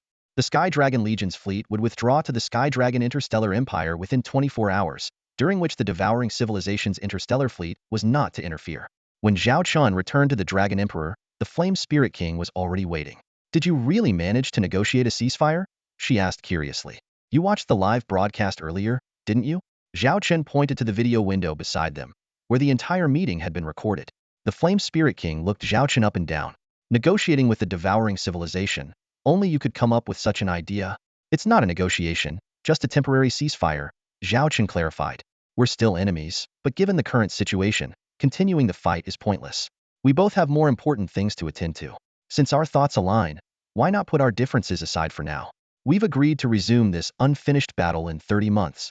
He turned to the Flame Spirit King. In any case, I have to thank you for leading the Flame Legion fleet to support us. Without you, getting the Dark God King to the negotiating table might have been much tougher. The Flame Spirit King waved her hand dismissively. We're allies. Fighting side by side is only right. It's just a bit disappointing to have come all this way and not destroyed a single devouring civilization warship. Zhao Chen smiled. Don't worry, Flame Spirit King. Your trip won't be in vain. Although there wasn't a chance to destroy a devouring civilization ship, you can take back a Golden Scarab-class heavy interstellar dreadnought. Hearing this, the Flame Spirit King's eyes widened in disbelief. A near T7-class interstellar warship, given away just like that? Zhao Chen's eyes were full of gratitude. I know that bringing the Holy Spirit Legion fleet to support us was against the will of the other Spirit Kings of the Holy Spirit Empire. They only allowed you to conduct exercises within the Empire's universe, yet you led the fleet into battle. If you returned empty-handed, those people would surely seize the opportunity to impeach you, and your position as the Flame Spirit King could be at risk. But if you return with a Golden Scarab-class heavy interstellar dreadnought, the situation changes entirely. The Flame Spirit King finally understood Zhao Chen's intention, her expression shifting. She turned her face away, feigning disdain. Those are my Legion fleets. I'll take them wherever I please. Those cowardly folks have no say. Zhao Chen noticed the feigned calm expression of the Flame Elf King, and a knowing smile appeared at the corner of his mouth. He fully understood why she was able to lead the Holy Elf Legion fleet to appear here just in time. The story goes back to a short while ago when the Flame Elf King proactively reached out to them, inquiring about providing military support. At that time, Grand Marshal Charlotte simply gave her a time and coordinates precisely where this battlefield is located. Although the timing wasn't perfectly accurate, the Flame Elf King chose this critical moment to arrive. I have a gift for you, Zhao Chen said. It's a Golden Scarab-class heavy interstellar dreadnought, though it suffered some damage in battle. I'll take it back to the Xiaolong Interstellar Empire for repairs before handing it over to you. However, this isn't a gift. It's a return for your support, a free lease for 10 years. After 10 years, it needs to be returned. What do you think? This arrangement was thoughtfully considered. A Quasi-T7 class interstellar warship is not something you casually give away, and offering it as a lease makes it easier for the other party to accept. More importantly, this warship could provide backing for the Flame Elf King in the Holy Elf Empire. Due to her repeated assistance to the Xiaolong Interstellar Empire and her unauthorized mobilization of the Legion fleet for this battle, her position within the Empire was becoming precarious. This valuable Quasi-T7 warship was Zhao Chen's 10-year life insurance policy for her. The Flame Elf King smiled knowingly and then inquired about the specific terms of the oath contract. When she learned that the contract did not limit the number of forces each side could bring into the battle, she was visibly surprised. These are the terms proposed by the Black God King, which must be advantageous for them, she said with a hint of concern. I suspect he's trying to leverage the power of order, so you need to be extra cautious. Zhao Chen responded with a calm smile. I've already considered that. Order can't take direct action against us. Otherwise, it wouldn't be down to the devouring civilization as their pawn. At most, they could send some subordinate fleets or civilizations like the devouring civilization for support. But on the flip side, I've secured the most favorable condition for us: 30 months of development time. For the Xiaolong Interstellar Empire, this period is crucial. With these 30 months of breathing room, the development of the Xiaolong Interstellar Empire is bound to advance by leaps and bounds, Zhao Chen declared, standing confidently at the center of the bridge, his eyes glowing with determination. The Flame Elf King fixed her gaze on Zhao Chen and got straight to the point. In 30 months, can you really develop a genuine T7 class interstellar battleship? Can't say for sure, Zhao Chen admitted with a shake of his head. Despite his continuous efforts, he couldn't guarantee success. However, he remained optimistic about the rapid technological progress of the Xiaolong interstellar empire. When the time comes, I'll support you wholeheartedly, the Flame Elf King promised resolutely. Zhao Chen chuckled and waved his hand dismissively. Given the current situation of the Holy Elf Empire, I'm not counting on any substantial help from you. I don't want you to risk everything to side with me. In my view, friends are never expendable. The Flame Elf King detected the concern in his words, and her eyes dimmed momentarily, clearly aware of the truth in his statement. All right, let's not dwell on that. Zhao Chen shifted the topic. We need to withdraw our troops promptly. If we delay any longer, the Black God King might hold a grudge against me. He flashed a knowing smile. The Flame Elf King keenly sensed something amiss. Surely, you haven't left any contingencies for the Black God King? Remember, you've just signed a pact, and within the agreed period, you can't do anything to harm each other, or there will be consequences. The fruit of the oath is no ordinary item. Even our Holy Elf Empire's chronicles mention it. Relax, I'm well aware of the rules of the oath fruit, Zhao Chen explained. I acquired it from interstellar traders during my explorations of other galaxies. These merchants are well-traveled and enjoy collecting rare and peculiar treasures. I intended to keep it as a collectible, but it turned out to be useful now. Seeing Zhao Chen's confidence, the Flame Elf King refrained from further inquiries. She knew Zhao Chen was cautious and wouldn't act recklessly. Would you like to visit my Xiaolong interstellar empire when you return? Zhao Chen joked. Things must be pretty chaotic on your end right now, right? The Flame Elf King shrugged helplessly and gave him a sidelong glance. You know how complicated things are. If I go to your place now, tomorrow's headlines in the Holy Elf Empire would read, Flame Elf King defects to Xiaolong interstellar empire. I have to consider my soldiers. Since everything's settled here, I'll lead my team back. Contact me if needed. With that, she turned and left the bridge. That Elf King is almost more familiar with our bridge than her own home, Zhao Chen remarked to Lilith with a playful tone. Lilith squinted and smiled. What? Has our emperor developed a crush? It's understandable. The Flame Elf King is not only stunningly beautiful, with a perfect figure, but she also possesses a rare fiery personality. She's quite the catch. If I were a man, I'd probably be smitten too. Zhao Chen felt a chill run down his spine at Lilith's suggestive smile. He shot her a glare. I'm talking about serious matters, and you're taking it somewhere else. Lilith feigned seriousness. I'm talking about serious matters too. If the Xiaolong Emperor took in this lovely confidant, wouldn't it make the conquest of the Holy Elf Empire more convenient? It would no longer be a diplomatic affair but a personal vendetta, and the story would spread as a crowned fury for a beauty.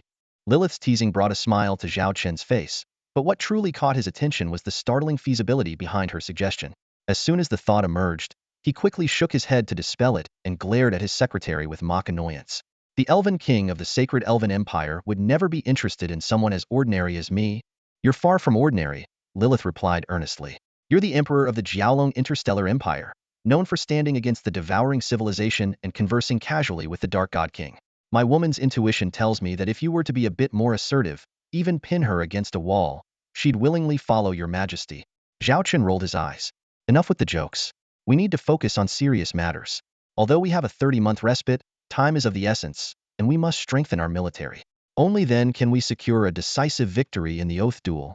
Mentioning the Oath Duel, Zhao Chen's expression turned exceptionally serious. In Charlotte's deep strategic vision, the ultimate goal of the Oath Duel was to seize control of all star system sectors of the devouring civilization with minimal cost, using its resources to bolster the Xiaolong Interstellar Empire's power. After all, the devouring civilization was merely a stepping stone. Their true adversary was the T7 level civilization known as Order. Defeating this potential threat was the ultimate goal of the Xiaolong Interstellar Empire. Understood, Lilith replied. The withdrawal is being organized and will be completed on schedule. The Secretary Department is already working on the post-war summary and will also draft a development plan for the next 2.5 years. Hearing these arrangements, Zhao Chen nodded with relief. With Lilith handling these affairs, he had less to worry about. He sat in the captain's chair, gazing out the porthole at the vast universe. Before him was the orderly retreat of the Xiaolong Legion fleet, and in the distance were the enemy's interstellar warships. His gaze seemed to pierce through the void, directly targeting the Dark God King with whom he had made an oath. I'll be waiting for our duel, he murmured softly. Inside the bridge, there was a stark contrast. It was brightly lit and bustling with orderly activity, while outside lay the pitch-black cosmos, like the dividing line between heaven and hell. Under the watchful eyes of the devouring civilization's fleet, the Xiaolong Empire's legion was withdrawing in an orderly fashion. The battlefield, once ravaged by war, had now calmed, and if not for the scattered wreckage of warships, it would be hard to imagine the intense battles that had raged here for over 10 days. For the Jiaolong Legion, this was a triumphant retreat. For the commanders of the devouring civilization, this war was an indelible nightmare. They never wished to face this formidable fleet again in their lifetimes. Yet everyone knew that when the oath duel between the Dark God King and the Jiaolong Emperor finally arrived, this unfinished war would resume in another part of the galaxy. This realization left everyone, from commanders to captains to officers, with mixed emotions. The captains of the Jiaolong Legion felt particularly regretful, lamenting that they hadn't destroyed more enemy ships in the battle to fulfill the tasks assigned by their commanders. As they withdrew, they exchanged these thoughts among themselves. In the wars of the future, two vastly different interstellar fleets approached the impending battle with contrasting mindsets. The Xiaolong Legion was eager to annihilate more enemy ships in the upcoming conflict, while the fleet of the devouring civilization was shrouded in a cloud of dread. Although they had often been the victors and conquerors in countless invasions, this time an invisible sword hung over their heads. The deadline for the pledged duel was fast approaching. A wave of fear spread through the interstellar forces of the devouring civilization. In just 30 short months, a trend of mass resignation swept from high-ranking officers to ordinary soldiers.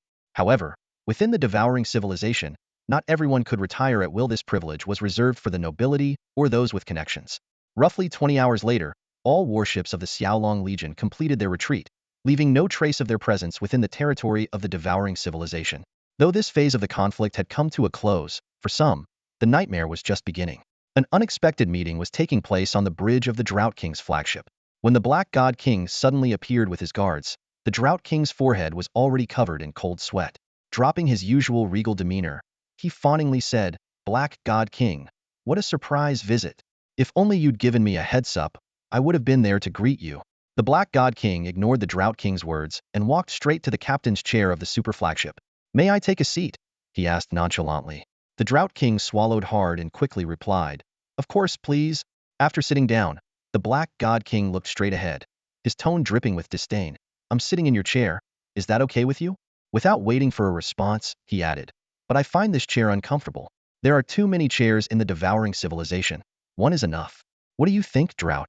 The implication was unmistakable. There should only be one king in the devouring civilization. The Drought King found himself in a dilemma. Opposing meant certain death. Agreeing meant giving up the position he had fought so hard to secure. He tried to maneuver diplomatically. "This isn't something I can decide alone. We should see what the troll thinks. But of course, I'm on your side." The Black God King stood up, walked behind the Drought King, and placed his hands on his shoulders. "Want to know the troll's opinion? Let me take you to him." He turned the Drought King toward the floor-to-ceiling windows of the bridge. In an instant, the Drought King's pupils dilated in shock. A round object floated past the window, unmistakably the head of the Troll King. In the vast expanse of space, the head of the Troll King floated alone, his wide-open eyes filled with unwillingness. The sight was chilling. The Drought Demon King almost blurted out, "No need. I am willing to give up my throne. Lord Black God King, from now on, you are the sole ruler of the devouring civilization. This has been my thought for a long time, but that troll always opposed it. I am willing to swear allegiance to you." The Black God King slowly withdrew his hand from the Drought Demon King's shoulder, pacing in front of him with a teasing tone. "Really? Are you sure there's no reluctance? You know, I hate forcing anyone to do what they don't want. This is completely voluntary." "Not a hint of reluctance," the Drought Demon King eagerly affirmed. "Good. It's settled then." The Black God King smiled, patted the Drought Demon King's shoulder, and turned to walk toward the bridge door. The Drought Demon King secretly breathed a sigh of relief. Although he lost his royal status, at least he preserved his life. He was just feeling grateful for not being as stubborn as the Troll King outside when suddenly a cold light flashed before his eyes. A chill spread from his neck as he touched it, his hand covered in blood. Clutching his bleeding neck, he looked incredulously at the Black God King. The latter was holding his ever-present sharp sword, its blade dripping with fresh blood. "Why?" The Drought Demon King collapsed to his knees, his eyes filled with confusion. The Black God King flicked the blood off the sword, sheathed it, and looked down at the Drought Demon King, who was slowly losing his life force. "I thought about it. The troll might be lonely down there. You should keep him company." With that, the Black God King turned and left the bridge. Half of his Black God Guards stayed behind to handle the Drought Demon King's body and take control of this Drought Demon King-class heavy strategic interstellar destroyer. The once mighty Drought Demon King was discarded like trash, and the bloodstains on the floor were swiftly cleaned, as if nothing had ever happened. The crew on the bridge, regardless of their inner turmoil, continued to focus on their tasks. The Black God King arrived at the hangar and boarded his shuttle. He ordered his accompanying lieutenant, You have 1 week to dismantle the troll and drought demon factions. Eliminate all families on the list. Others who are willing to swear allegiance may stay. Those who are stubborn must be dealt with. I only care about results.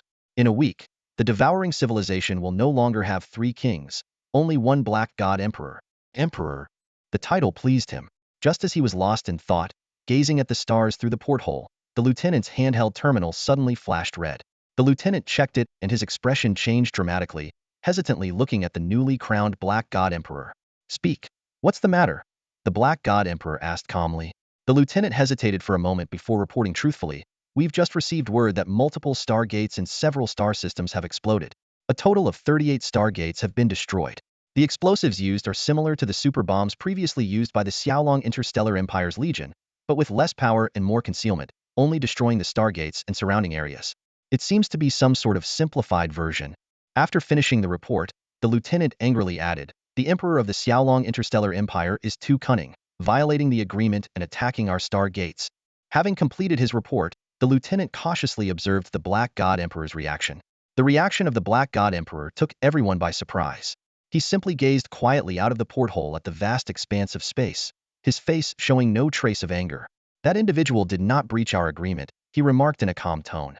Had there been a breach, divine punishment would have ensued. Then how were they able to sabotage our stargates? The adjutant asked, puzzled. The Black God Emperor explained, these explosive devices were likely set as timed mechanisms before we signed the Oath of Combat. According to the rules of the Oath Fruit, this does not count as an attack after the duel. They cleverly exploited this loophole.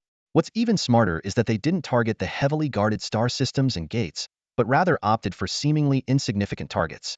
Those major stargates are protected by Legion fleets, and any time devices would likely have been discovered before detonation. But these seemingly scattered minor stargates, when linked, can deliver a fatal blow to our civilization's stargate network. The Black God Emperor looked out over the vast sea of stars, a slight smile playing on his lips. Xiaolong Emperor, is this the surprise you have for me? I am increasingly looking forward to our oath duel in 2.5 years. I trust you'll bring more brilliance then. The adjutant stood quietly by, astonished. Since the encounter with the Xiaolong Emperor, there had indeed been a subtle shift in the Black God's attitude towards his opponent. It was less of an adversarial stance and more akin to a mutual respect, almost like kindred spirits on some level. Meanwhile, the Xiaolong Interstellar Empire's fleet was gradually returning to their respective stations. Damaged ships were being transported to starports and docks for repairs, and logistical teams were busier than ever. The docks operated around the clock, with a continuous flow of parts and repair materials. Once restored and repainted, the heavily damaged warships were almost as good as new, with only the keenest eyes able to spot the faint traces of their ordeal. Though the war had reached a temporary lull, the leadership of the Xiaolong Interstellar Empire found themselves even busier. In the primary conference room of Chang'an City within the Xiaolong star system, Zhao Chen was presiding over a crucial meeting. Since his return to the Empire a week ago, he had scarcely had a moment's rest, attending a multitude of meetings that ranged from brief 15-minute sessions to those that spanned entire days, often continuing even during shuttle flights via virtual conferences. At this moment, Secretary Lilith and Grand Marshal Charlotte were present. This was a post-war debriefing meeting, where the military staff was set to report on the specific outcomes of the recent operations.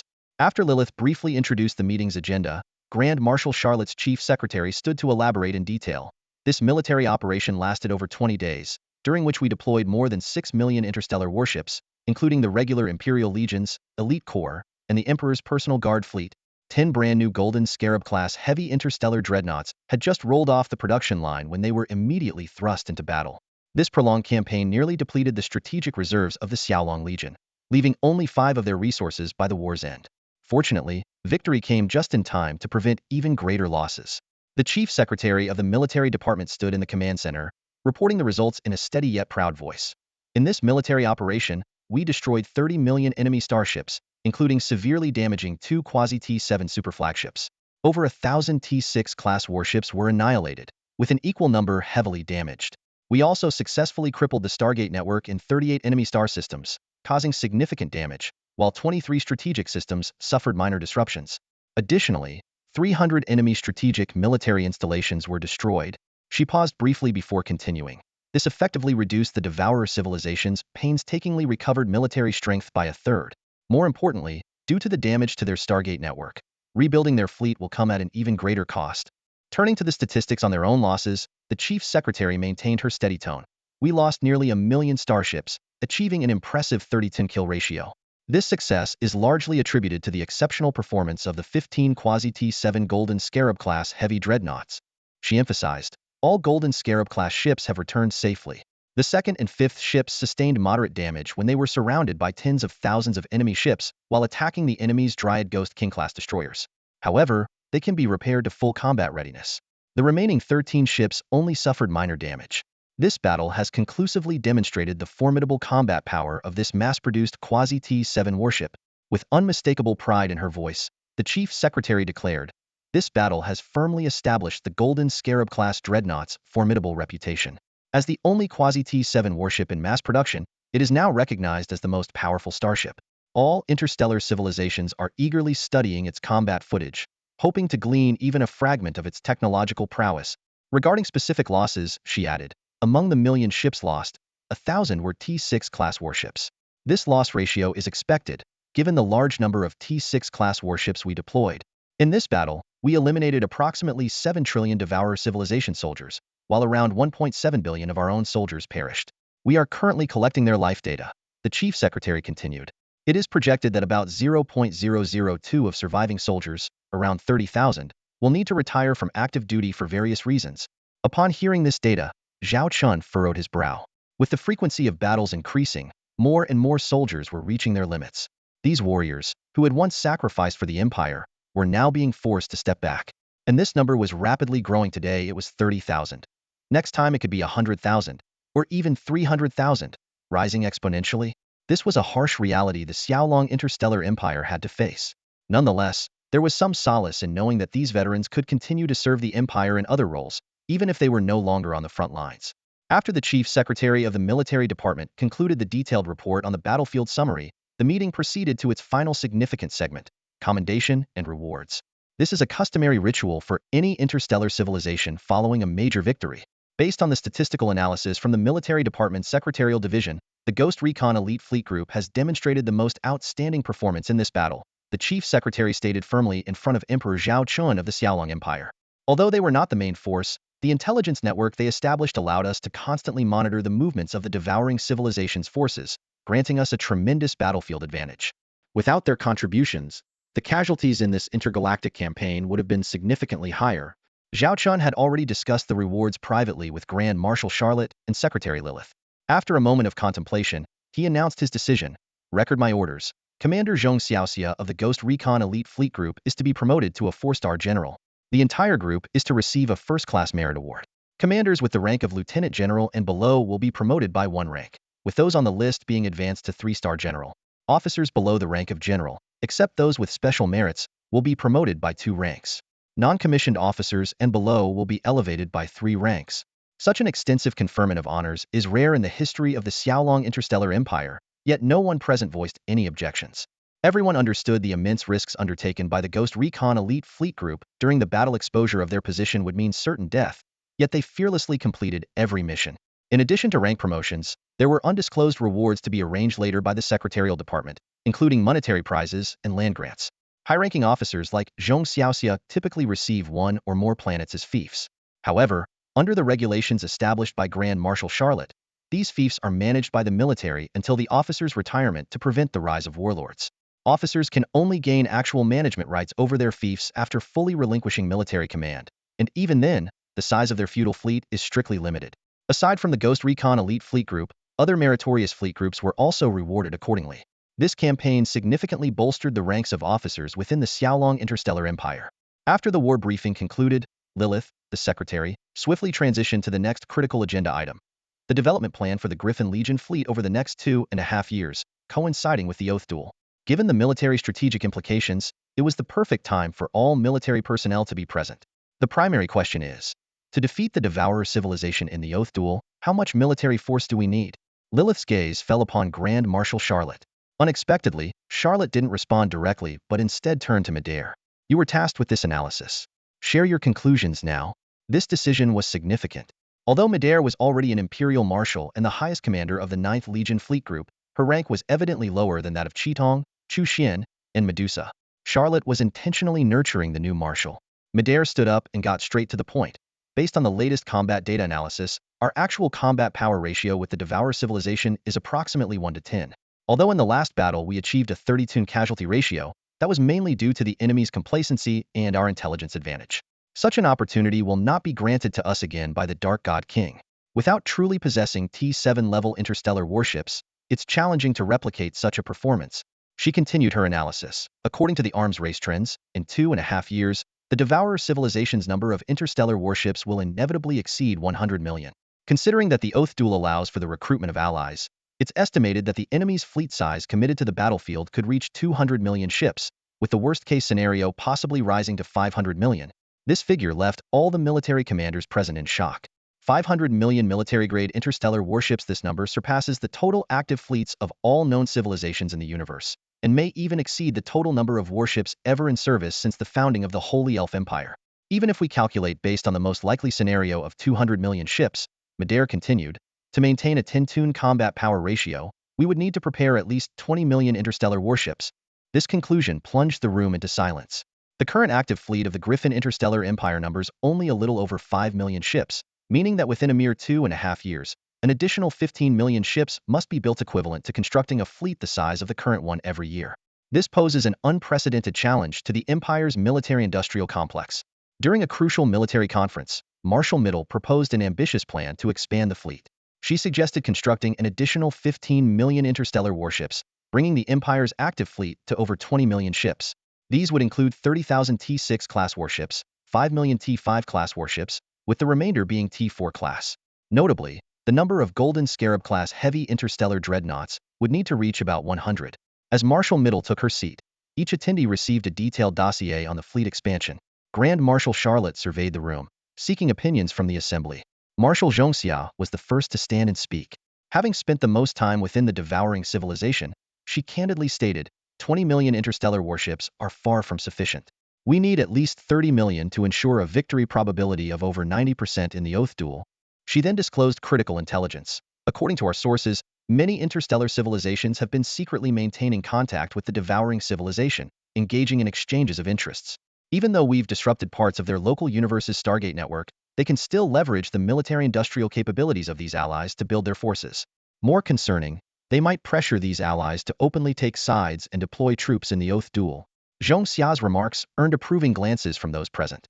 As a newly appointed marshal, her willingness to voice her opinion in such an important meeting demonstrated her readiness to take on responsibility.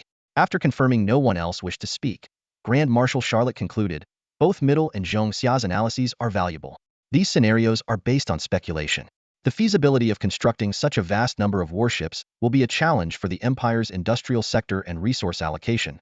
These words made Secretary Lilith roll her eyes, as this would clearly become a focal point of her workload. Grand Marshal Charlotte continued, the military now needs to address two core issues. First, whether the current combat system is suitable for the expanded scale. Second, how to select commanders for the 30 new fleet groups.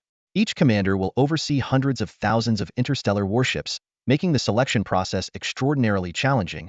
Her expression turned exceptionally serious, underscoring the importance of the task at hand. In the conference room, Marshal Shun Bing furrowed her brows and spoke with a grave tone. Selecting a few fleet commanders is manageable, but over 30? Frankly, our Xiaolong Interstellar Empire's fleet doesn't have that many qualified candidates. Handing over a fleet group to unqualified commanders is not only irresponsible, but could also mean the fleet won't perform effectively in battle. Her words resonated with everyone present. Although they weren't directly responsible for personnel appointments, as military professionals, they were well aware of who among their ranks had the necessary capabilities. Marshal Chu Xian added, the biggest issue is the lack of combat experience. Commanding a large fleet group isn't something that can be mastered through training alone. Real-world experience is crucial. Given the current situation, we might not have enough combat opportunities in the next 2.5 years. It's inappropriate to appoint those without combat experience to lead a fleet group. Zhao Chen nodded silently. In his mind, only a handful, like Xiong Xiangxiang, Yi Xiaodong, Wu Chun'er, and Hu Xiner, met the standards for fleet group commanders fewer than 10 individuals. With potentially 30 positions to fill, they couldn't afford to compromise on quality. Grand Marshal Charlotte pondered for a moment before proposing a solution. We need to change the interstellar fleet system of the Xiaolong Empire. My idea is to keep the core level structure unchanged, expand the fleet from the current 15 core fleets to 30, with a scale of 100,000 starships each. Additionally, increase the fleet groups from 10 to 30. This way, each fleet group will consist of 3 million starships, and a fully staffed 10 fleet groups would total 30 million.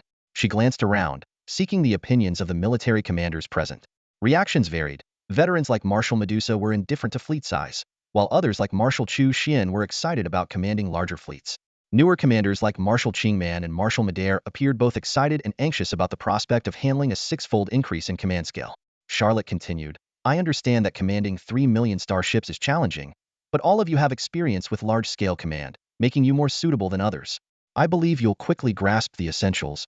Zhao Chen nodded in agreement. The Grand Marshal's plan is appropriate. The military department will start implementing the new structure within a week. Existing fleet groups will remain unchanged while new ones will be created to fill the vacancies. After the meeting, only Zhao Chen, Charlotte, and Lilith remained in the room. Lilith looked at the two of them with a hint of frustration. You two just decided on the expansion of 20 million starships with a few words. It's like you didn't even consider how the rest of us feel about it. Charlotte looked at Lilith with a knowing smile. Lilith, my dear sister, you've always been the most capable secretary officer in our Xiaolong interstellar empire. Since you didn't oppose the suggestion earlier, there must be a way to execute it. We trust you. Our god of wealth surely has a plan, right? Zhao Chen also looked at Lilith with a smile. Lilith shook her head with a resigned smile and said, well, it seems I'm stuck with you too. But honestly, according to our current development plan in the Xiaolong interstellar empire, expanding to 2 million starships isn't difficult. To reach a scale of 3 million, we need to invest more in interstellar trade and expand our connections with other civilizations. Our current 3 partners are far from enough. Hearing this, Zhao Chen and Charlotte felt relieved. With Lilith as their capable steward, if she said it could be done, it surely could. Zhao Chen immediately pledged, no need to say more. Whatever you need, the entire Xiaolong interstellar empire will fully cooperate, and I will support you unconditionally. Charlotte chimed in. As for making contact with new interstellar civilizations, feel free to choose, Lilith. Just let us know which civilization you have your eye on, and we'll send a fleet to make contact. If they are willing to cooperate, great. If not, she gave a meaningful smile. We have our ways to change their minds. Zhao Chen and Lilith understood the implication behind Charlotte's expression. The Xiaolong interstellar empire had surpassed the Holy Elven Empire in the known universe, becoming a leading force. This was evident from their 2 battles with the Devourer civilization. The first battle made the Xiaolong interstellar empire famous across the universe, and the second established their dominance beyond the Devourer civilization. Lilith added, the Holy Elven Empire still has considerable industrial potential. They've just been in their comfort zone for too long. If we could get them to change their attitude and fully commit to fighting against the Devourer civilization, it would be a significant boost for us. Zhao Chen nodded in agreement. Despite the decline of the Holy Elven Empire, their foundation remained strong. Charlotte and Lilith both turned their gazes towards Zhao Chen. Why are you looking at me? Zhao Chen asked, puzzled. Because only you can handle the affairs of the Holy Elven Empire, Charlotte shrugged. What am I supposed to do? Use a charm offensive? Zhao Chen rolled his eyes and pretended to wrap himself tighter in his clothes. I'm a respectable person. Lilith and Charlotte remained silent, but their eyes conveyed an unspoken suggestion. Finally, Zhao Chen sighed. Fine, I'll handle it. But don't get your hopes up too high. He knew the difficulty involved and that a misstep could backfire.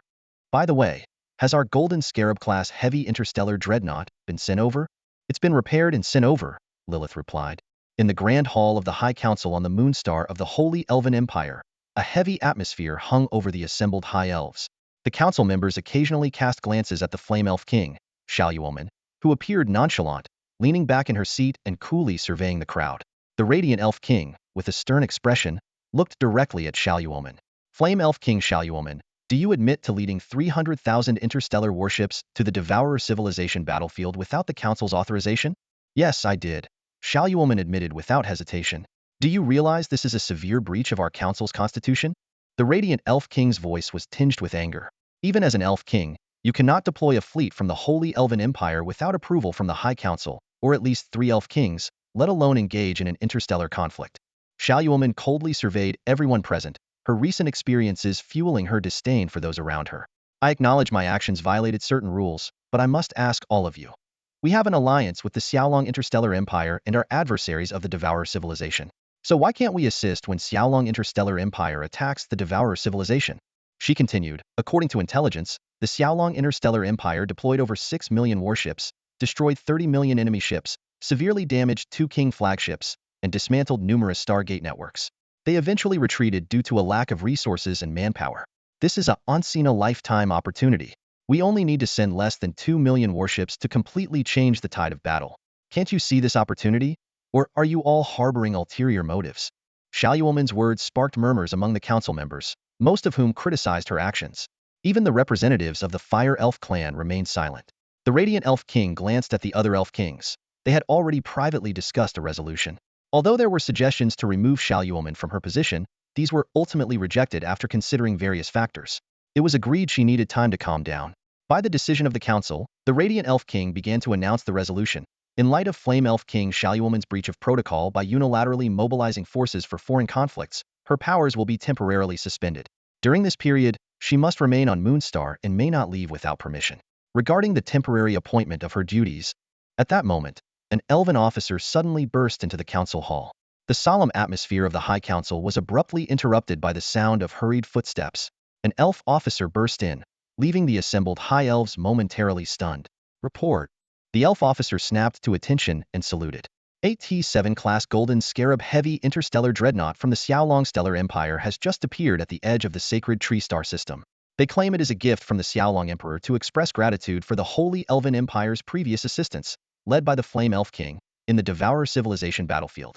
It will be loaned to the Flame Elf King for 10 years, free of charge. The council chamber erupted in astonishment.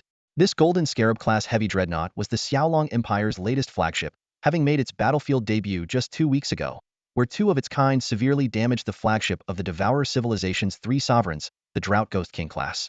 Are you sure it's the Golden Scarab-class warship? The Emerald Elf King suddenly stood up, her excitement barely contained. As the chief starship technology expert of the Holy Elven Empire, she had long dreamed of studying this quasi-T-7 class warship. It's well known that even the Xiaolong Empire's T-6 class warships are under strict control, with every exported or gifted warship equipped with tracking devices, let alone this latest model. What are we waiting for? Accept it immediately and extend a warm welcome to the envoy, declared the Radiant Elf King decisively. While he wasn't particularly versed in interstellar technology, he understood the significance of the situation. The elf officer hesitated, glancing at the Flame Elf King, who remained seated with an unusual calmness amidst the excitement. As soon as the envoy from the Xiaolong Interstellar Empire finished speaking, the council hall plunged into silence. The demand that the Golden Scarab-class heavy interstellar dreadnought be personally received by the Flame Elf King, Shaluoman, drew everyone's attention to her. The timing was incredibly delicate. Just moments earlier, the High Council had been deliberating on how to deal with the Flame Elf King. Now, the Xiaolong Interstellar Empire was offering a near T-7 class top-tier warship, specifically to the very person they were contemplating action against. The significance of this gift could not be overstated. The Radiant Elf King cleared his throat, breaking the silence first. Ahem, since we have honored guests, let's put aside the matters concerning the Flame Elf King for now. The priority is to receive this warship. The Emerald Elf King, Mansfield, eagerly chimed in. Yes, yes, let's go welcome it. His eyes gleamed with excitement, as if he couldn't wait to board the legendary warship and explore it. However, as everyone else prepared to move, Shaluoman remained motionless in her seat. Shaluoman, what's the matter? Don't keep the envoy waiting, Mansfield urged anxiously. Shaluoman rose slowly, a hint of a sardonic smile on her face. I've been suspended, remember? I'm no longer the Flame Elf King. If you want to receive the warship, go ahead. I have a wall to stare at and reflect upon my actions. With that, she turned and walked in the opposite direction. Mansfield hurried to block her path. Shaluoman, this is too important. Don't be stubborn. Let's deal with the warship first, then discuss other matters. Shaluoman crossed her arms and stood firm, looking at the bewildered council members with amusement. In what capacity should I receive it? As the disgraced Shaluoman, or as the Flame Elf King? She relished this rare moment of leverage, finally getting some satisfaction. At this point, one council member stepped forward. In fact, Shaluoman didn't really do anything wrong in this incident. As a military leader, it was entirely reasonable to support our allies from a strategic standpoint. We haven't suffered any losses either, so perhaps we should let this go and consider it a cross-galactic maneuver exercise. The aquatic fairy queen, Maritize, stepped forward to mediate, bringing a turning point to the situation. Several members of the High Council echoed her, noting that the incident hadn't caused any tangible harm to the Empire. They understood the instinctive reaction of the military when faced with an opportunity, particularly since the Xiaolong Interstellar Empire was an ally, making their assistance reasonable. This perspective quickly spread through the council, and the voices of criticism gradually faded. At this point, anyone daring to criticize Shaluoman, the Flame Fairy King, would be confronted with a direct question. If you're so capable, why don't you take charge of receiving the Golden Scarab-class heavy interstellar dreadnought? Faced with a battle-tested quasi-T-7 class battleship, Few could argue against such a challenge. Although some council members remained displeased with Shaluoman's handling of the situation, receiving the battleship was the priority, leading them to choose silence. Suddenly, the long-silent Kagaya Fairy King, Onions, spoke up. I propose we revoke the punishment against Shaluoman. With these words, all eyes turned to the Radiant Fairy King. The Radiant Fairy King glanced at Onions helplessly, thinking, weren't you the one who initially suggested punishing Shaluoman? However, given the circumstances, he approached Shaluoman with an awkward smile and said, Shaluoman, the previous decision to penalize you is withdrawn. It was a misjudgment on our part. Shaluoman sneered. I'm well aware of your motives. If the Xiaolong Empire hadn't specifically named me to receive this battleship, would you have revoked the punishment? Huh. I have no interest in the position of Fairy King. But now that you want me back, I'm not willing to swallow my pride. The Radiant Fairy King, under intense scrutiny, had no choice but to humble himself. Auntie, name your terms. What will it take for you to forgive and agree to receive that battleship? Shaluoman's lips curled into a smile as she resumed her seat as Fairy King, raising her voice. I want 3 million Holy Fairy Fleet ships at my command. Her demand caused an uproar. After some negotiation, Kagaya Fairy King first suggested 10,000 ships, Radiant Fairy King increased it to 20,000, then 30,000 finally. Aquatic Fairy Queen Maritize mediated. Let's all compromise and grant Shaluoman 50,000 interstellar ships. This would already constitute a formidable military force within known cosmic civilizations. The figure of 500,000 interstellar warships echoed throughout the council chamber. Saruman, the flame elven queen, felt a sense of satisfaction. Though this number was far below her initial proposal of 3 million, it still met her expectations. She had deliberately thrown out that nearly impossible figure to leave room for negotiation with the other elven kings. She glanced at the radiant elven king before her and the luminous elven king behind her. Seeing their silence, she decided to push further. Let's round it up to 600,000, including my personal guard fleet. The elven kings remained silent. Only then did Saruman return to her throne and present an even greater demand. Additionally, these 600,000 warships represent just 1/50th of the imperial fleet. I demand 5 of the military budget annually. This budget, along with the training, management, and deployment rights of the warships, will be solely under my control, without interference. Agree to these terms, and I'll immediately accept the Quasi-T7 warship from the Draconian Interstellar Empire. 5. The Radiant Elven King exclaimed in astonishment. This budget far exceeded the actual needs of the 600,000 warships, implying that other corps would face budget cuts, or the Elven Kings would need to make up the shortfall personally. Before he could continue, Saruman interrupted decisively. Not a single condition can be compromised. It's non-negotiable. Mansfield, the Emerald Elven King, was the first to voice his support, his mind occupied with his golden scarab-class heavy dreadnought. Maritis, the Azure Elven Queen, known for her diplomatic nature, followed suit, aligning with the majority. This left only the Radiant Elven King and the Luminous Elven King, Onions, yet to declare their stance. Onions gazed at Saruman and said, I understand your purpose for this fleet. I can agree to your terms, but you must ensure that these 600,000 warships will never target the Holy Elven Empire's fleet or pose a threat to our empire. I swear by the Elven God, Saruman responded without hesitation. While I maintain good relations with the Draconian Interstellar Empire, my ultimate goal is to eliminate the devouring civilization threatening the universe. The Draconian Emperor's current actions are directed against this menace, which is why I support him. However, I will always remain the Elven Queen of the Holy Elven Empire and will never betray it. With this assurance, the Radiant Elven King called for a vote.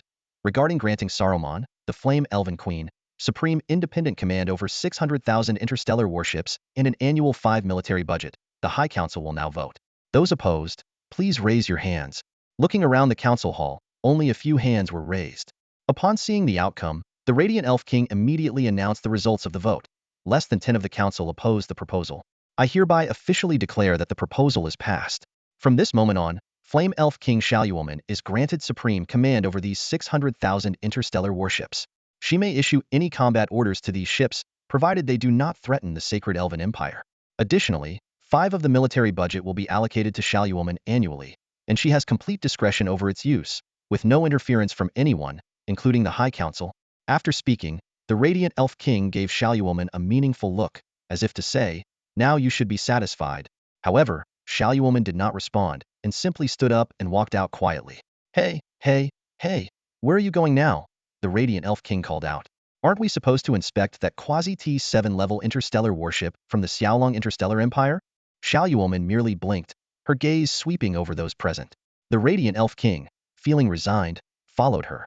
The other elf kings also rose, with the emerald elf king Mansfield moving the quickest, almost sticking to Shaluoman's heels. The radiant elf king and the night elf king brought up the rear. Although the high elves followed as well, it was uncertain whether they would be allowed aboard the Golden Scarab-class heavy interstellar dreadnought. As they walked down the long corridor, the emerald elf king Mansfield kept muttering, "Why is this passage so long? It would be great if it led directly to the starport docks." Bringing up the rear, the radiant elf king glanced at the ever-expressionless Kagaya elf king beside him and asked in a low voice, "What did you mean earlier?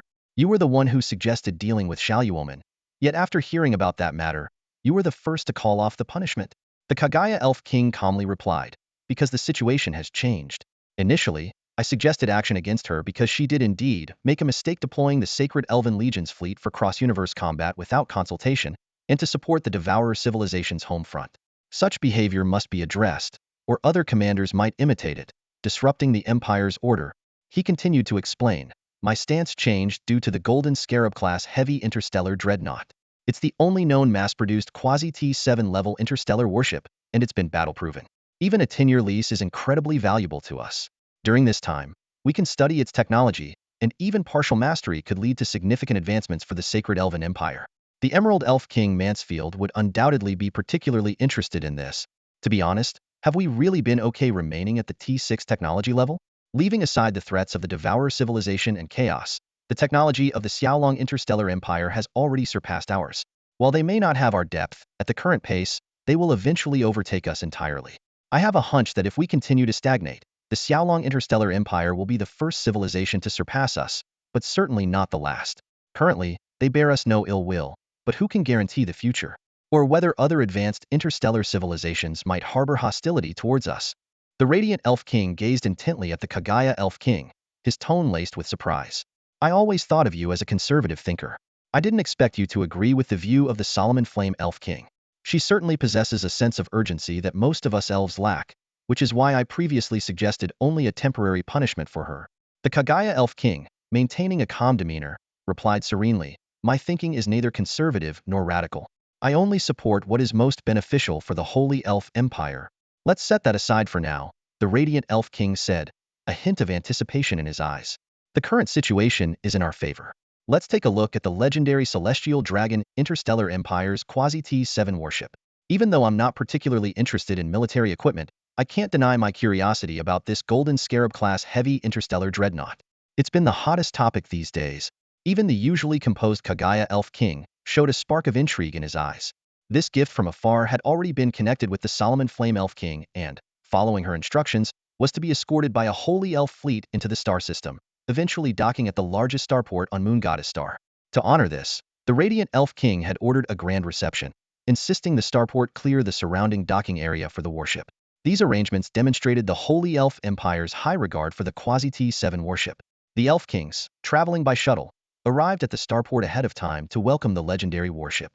Members of the High Council followed closely behind, eager to witness the warship's majesty even if they couldn't board it. This flurry of activity by the Holy Elf Empire's leadership quickly captured external attention. The gathering of Elf Kings and High Council members at the starport was rare, prompting speculation about a significant event on the horizon. Soon, a concrete event confirmed people's suspicions. A luxurious interstellar cruise ship, the Moon Goddess Voyager, suddenly received top-level orders to alter its course immediately. The ship's captain, incredulous, contacted traffic control. "Can you confirm you're asking us to yield? This will delay our journey by at least half an hour." The traffic control officer replied firmly, "That's correct. It's an order from the Elf Kings and the High Council. If you don't clear the way on time, you'll face consequences." Though reluctant, the captain promptly ordered a turn to the side. Soon, a crew member hurriedly reported, "Captain, the VIPs in the observation lounge are complaining about the detour. Tell them it's an order from the highest authority." "There's nothing I can do," the captain said helplessly. He knew all too well the temperament of the elf nobility, quick to take offense at the slightest inconvenience. Just then, there was a commotion at the bridge door. A directive from the higher-ups? On the bridge, an elderly high elf clad in luxurious robes strode in, followed by a retinue of attendants. As the captain recognized the figure, he immediately plastered a respectful smile on his face. "So it's Lord Zalus himself visiting our ship. I apologize for my oversight. I should have come to greet you personally," the captain said with a slight bow. This Zalus was no ordinary figure. He hailed from the Light Elves, the core race behind the radiant elf king. Although not a direct descendant, tracing back a few generations might reveal common ancestry with the king himself. More importantly, Zalus was once a significant member of the High Elf Council. Even in retirement, his status remained esteemed, such that even the Elf King would offer greetings upon meeting him. I'm on my way to my granddaughter's wedding, and a detour will certainly make me late, Zalus stated in a calm yet indisputable tone. Do you understand my predicament? The captain, beads of sweat forming on his forehead, explained with difficulty, I don't wish it either, but this is indeed an order from the Navigation Control Department. Despite repeatedly emphasizing the importance of our passengers, they insist we vacate the route immediately. I'm merely a captain and must follow orders from above. Zalus furrowed his brow slightly. Very well, connect me to the Navigation Control Department. I want to see who dares to wield such authority. Once the communication was established, an angry voice barked from the other side, Lunar Traveler, why haven't you vacated your current course? Can't you comprehend such a simple command? The captain glanced at Zalus, who stepped forward. This is Shiguang Zalus. May I ask why the main route of the sacred tree system is being cleared? Upon hearing the name, there was a noticeable pause on the other end, though they quickly regained composure. Lord Zalus, this is an order jointly issued by several elf kings and the High Council. I'm afraid I can't disclose the specifics. I must insist that your star cruiser vacate the main route immediately, or I will have a difficult time explaining. Sensing the unusual nature of the situation, Zalus pondered for a moment before instructing the captain, we can move out, but we'll wait just outside the main route. I'm curious to see who commands such influence. A few minutes later, a formation of 30 T6 class interstellar battleships appeared on the horizon. Zalus recognized them as the personal guard fleet of the Aquamarine Elf King. As everyone marveled at the fleet's size, the true spectacle emerged a colossal interstellar warship, entirely golden, whose brilliant radiance made the T6 class warships ahead look dim in comparison, like a dazzling golden star streaking across the cosmos. In the Moonlight Starway, a magnificent golden battleship is slowly making its way through the passage. Its enormous size renders the T6 class battleships of the Holy Elven Empire alongside it like mere children next to a giant. This golden behemoth is quickly recognized as the newly developed Quasi-T7 Golden Scarab-class dreadnought of the Xiaolong Interstellar Empire, the same one that inflicted severe damage on the Tri-Kingdom's super flagship on the Devourer civilization battlefield. However, keen observers soon notice something unusual. The emblem on the ship is not that of the Xiaolong Interstellar Empire, but the insignia of the Flame Elf King's fleet. This discovery causes a stir among the high-ranking officials of the Holy Elven Empire present. Zaris, a former high-ranking Elven counselor, understands the situation all too well. He is well aware of the true reason why the Elven Kings and the High Council ordered the main passage to be cleared. With the intelligence he has recently acquired, he knows of the Flame Elf King Shalomon's recent actions and the high-level response to them. The presence of this Quasi-T7 battleship speaks volumes. If it were merely a visit from the Xiaolong Interstellar Empire's fleet, even with the Emperor himself, it would not necessitate clearing the passage. The only plausible explanation is that this Golden Scarab-class warship, valued at the equivalent of an annual output of a lower-level interstellar civilization, is on loan from the Xiaolong Emperor to the Flame Elf King. This is undoubtedly a show of support from the Xiaolong Emperor, using the only Quasi-T7 battleship within the Holy Elven Empire's territory to send a clear political message to the High Council. Realizing the gravity of the situation, Zaris can only shake his head in resignation and turn to contact his granddaughter to postpone their meeting. Even the presence of an Elven King would not be enough to negotiate leniency in the face of this one-vacant Quasi-T7 battleship. The interstellar cruise ship, filled with dignitaries, can only respectfully watch as the Golden Giant sails past. When the battleship finally reaches the first starport outside the Moonlight Star, the port's management faces an unprecedented dilemma. The starport was never designed to accommodate a battleship of such colossal size. Sir, we really don't have a dock that can accommodate this colossal ship, the dock berth manager stated, his face lined with anxiety as he stood before the starport director. The starport director furrowed his brow and quickly glanced at his watch. Less than 20 minutes remained before the arrival of the Golden Scarab-class heavy interstellar dreadnought. Even with a buffer for administrative procedures, they had barely an hour. What about the T6 carrier starship's dedicated dock? He asked urgently. Completely inadequate, the dock manager shook his head. The size of this Golden Scarab-class dreadnought far exceeds any of our existing warships. Perhaps we could have it anchor in the outer mooring area, the dock manager suggested cautiously. The starport director's anger flared instantly. He kicked a nearby chair forcefully. Do you want to be stationed at the outer mooring area? That's a near T7 class interstellar warship, something even our Holy Elven Empire has never possessed. All 5 Elf Kings and every member of the High Council are here waiting. Are you planning to have them take shuttles to the outer mooring area for a tour? I guarantee within a day, we'll both be packing our bags. This was no idle threat. According to interstellar diplomatic protocol, visiting fleets should dock at the designated local starport berths. It's a basic courtesy. Only when a lesser civilization hosts a superior one would there be a lack of adequate docking facilities. For the Holy Elven Empire to face such a situation while receiving the Draconis Interstellar Empire would be tantamount to admitting inferiority, an unforgivable offense within the Empire. Think of something. This warship must dock in our berth. The starport director nearly roared. The dock manager wiped the sweat from his brow and pulled up the starport layout, pointing to several key locations. We have 2 large docks and 3 medium ones here, alongside 2 resource warehouses.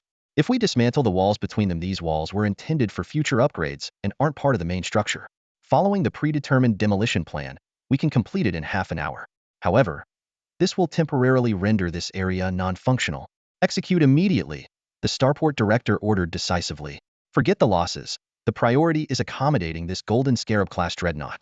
Even if it means tearing down my own home, start now. It must be done in half an hour. Under this directive, all engineering teams within the starport were mobilized to the site. Given the pre-existing demolition plans and ample manpower, the work progressed swiftly. Meanwhile, the immense Golden Scarab-class heavy interstellar dreadnought was slowly approaching Luna Star's primary starport, its golden hull gleaming magnificently in space, visible even to the naked eye from the starport.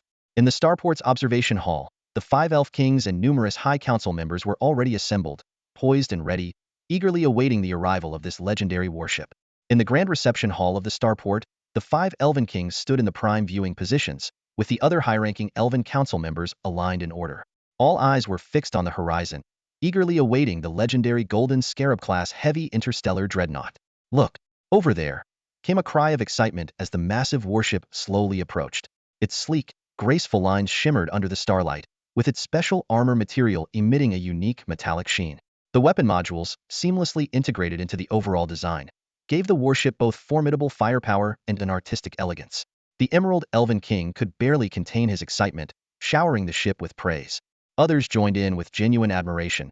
Even the usually composed Radiant Elven King and the Luminous Elven King watched the vessel with keen interest. Though the Flame Elven King had previously feigned indifference in the High Council, her gaze was now intensely focused. Being a military leader, she was naturally drawn to a warship that embodied both technological prowess and strength. As the warship drew closer, the escorting T6 Holy Elven Empire ships gracefully withdrew, allowing the starport's lead ship to guide it in. Given the warship's massive size, the starport deployed over 20 tugboats of various classes to assist with docking, with another dozen on standby. "Why is it taking so long?" the Emerald Elven King asked impatiently after waiting for over 10 minutes. A starport staff member cautiously explained, "This is the standard docking procedure. Since it's an unknown model from the Draco Interstellar Empire, it requires more stringent inspections. Don't they realize how important this ship is to us? Can't the procedures be expedited?" The Emerald Elven King frowned. The Radiant Elven King intervened to mediate. "Don't worry, this time is insignificant," the Emerald Elven King suggested with a hint of impatience. "Why don't we take a shuttle and board the ship first?" This suggestion amused the Azure Elven King, as boarding before the ship was fully docked seemed quite hasty. Finally, the Golden Giant glided into the dock. The Radiant Elven King proposed a closer inspection, but his gaze settled on the Flame Elven King. After all, according to the Draco Emperor's conditions, this warship was leased to her. The Flame Elven King dropped her pretense and led the way to the docking area. A procession of over 100 people made their way through the corridors to a vast space where the colossal interstellar warship lay in repose, making even the High Elves present feel dwarfed by its presence. The Golden Scarab-class heavy interstellar dreadnought loomed before them, a colossal presence that was awe-inspiring even from halfway up the space dock. The cold metallic sheen of its surface exuded an aura of authority, as though this near T7 class warship possessed a soul of its own. The elves gathered there, gazed up at the vessel, which surpassed any warship of the Holy Elven Empire, their hearts swelling with an uncontrollable surge of emotion. At that moment, the side hatch of the dreadnought slowly opened, extending a gangway to dock with the spaceport, signaling the official connection between the dreadnought and the starport. In the distance, figures could be seen moving at the hatch, the silhouettes of the station Xiaolong crew members. The Flame Elf King was about to lead the way when she paused after a few steps. She exchanged a glance with the Radiant Elf King, who then selected 10 key personnel from the entourage of over 100 either starship technology experts or high-ranking Elven Council members with special status. The remaining personnel stayed behind, limited to observing the exterior of the warship from afar with the aid of tools. The streamlined group reached the midpoint of the gangway, where they were met by 7 or 8 Xiaolong officers. Leading them was a woman in a military uniform, her shoulders adorned with the rank of Major General. She approached the Flame Elf King, Shaoyuoman, and after a formal salute, she spoke, "Your Majesty, King Shaoyuoman, I am Wang Min, captain of the Xiaolong Interstellar Empire's Golden Scarab-class heavy interstellar dreadnought. From today, I and the 3,000 Xiaolong soldiers aboard will be stationed here for 3 months to train you in taking over the fleet. The Xiaolong Emperor has authorized you to command this warship in any combat mission, and thanks you for your assistance during the expedition against the Devourer civilization. You will always be a friend of the Xiaolong Interstellar Empire." The Flame Elf King graciously returned the greeting and began a friendly conversation with Major General Wang Min, the ship's captain. The other Elf Kings followed silently, fully aware that the message from the Emperor of the Fiery Dragon made no mention of them. Clearly, if it weren't for the Flame Elf King's previous actions, this meeting would never have occurred. "Lord Shaloman, the Flame Elf King, would you like to visit the bridge first, or explore other departments?" Captain Wang Min inquired. "Of course, let's explore first." The Emerald Elf King interjected eagerly, eyes alight with the desire to explore. The others remained silent, their attention focused on the Flame Elf King. Unlike during the High Council, they now understood their role as mere companions. The Flame Elf King, Shaloman, glanced back at his companions, noting the Emerald Elf King's enthusiastic gaze, and calmly replied, "Let's visit the various departments first." "Certainly, please follow me," Captain Wang Min said, leading the group into the outer chambers of the battleship. Though positioned on the periphery, this chamber showcased intricate design. The Emerald Elf King keenly observed the unique structures on the walls and ceiling. A strategic supply conduit on one wall and a massive elevator platform occupying nearly a fifth of the room's floor space. The walls and elevator platform are likely movable, the Emerald Elf King deduced. "I've heard that the Golden Scarab-class heavy interstellar dreadnoughts have boarding combat capabilities and are equipped with the most advanced interstellar combat mechs. This chamber is typically used for receiving personnel and docking shuttles. In wartime, the inner walls can be moved to expand the space, and the elevator platform is used for rapid deployment of interstellar marines or combat mechs. There's also a supply passage for weapons and ammunition." The others were astonished to discover the hidden complexities of what seemed to be an ordinary chamber. The Flame Elf King explained to Wang Min, "This is the Emerald Elf King of our Holy Elf Empire, a military technology expert. You need not explain if any of this is classified." Captain Wang Min nodded slightly. As the captain who would be stationed here for 3 months, she was already well-versed in the Holy Elf Empire's various aspects. She admitted, "The Emerald Elf King is correct. These designs are indeed for the interstellar heavy assault marines. In the current battlefield conditions, is the use of interstellar combat mechs appropriate?" a high-ranking elf counselor questioned. Indeed, many shared this view. In a spacious chamber, a discussion about interstellar combat mechs was underway. Before Major General Wang Min, the captain, could even speak, the Emerald Elf King eagerly shared his insights. "Your views are too one-dimensional," the Emerald Elf King said, his eyes gleaming with wisdom. "The value of interstellar combat mechs cannot be judged solely by conventional combat strength.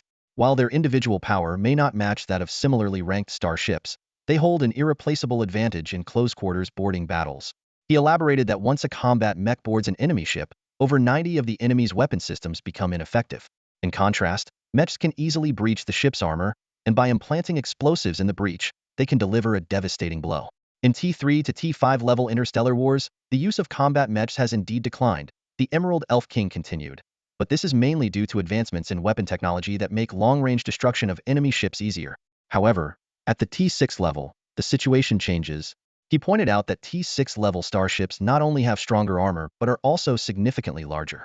While severely damaging such a ship might take only half an hour, destroying it completely could take 3 hours or more. He cited battles involving the Golden Scarab-class heavy interstellar dreadnought and the super flagship of the Devourer civilization's Trikings, as well as the repeated but unsuccessful attempts to destroy the 2 Drought Ghost King-class heavy strategic interstellar destroyers and the Troll King-class interstellar fortress ship. "I believe," the Emerald Elf King concluded passionately, "that in future wars utilizing T6 level and above technology, interstellar combat mechs will regain their former glory."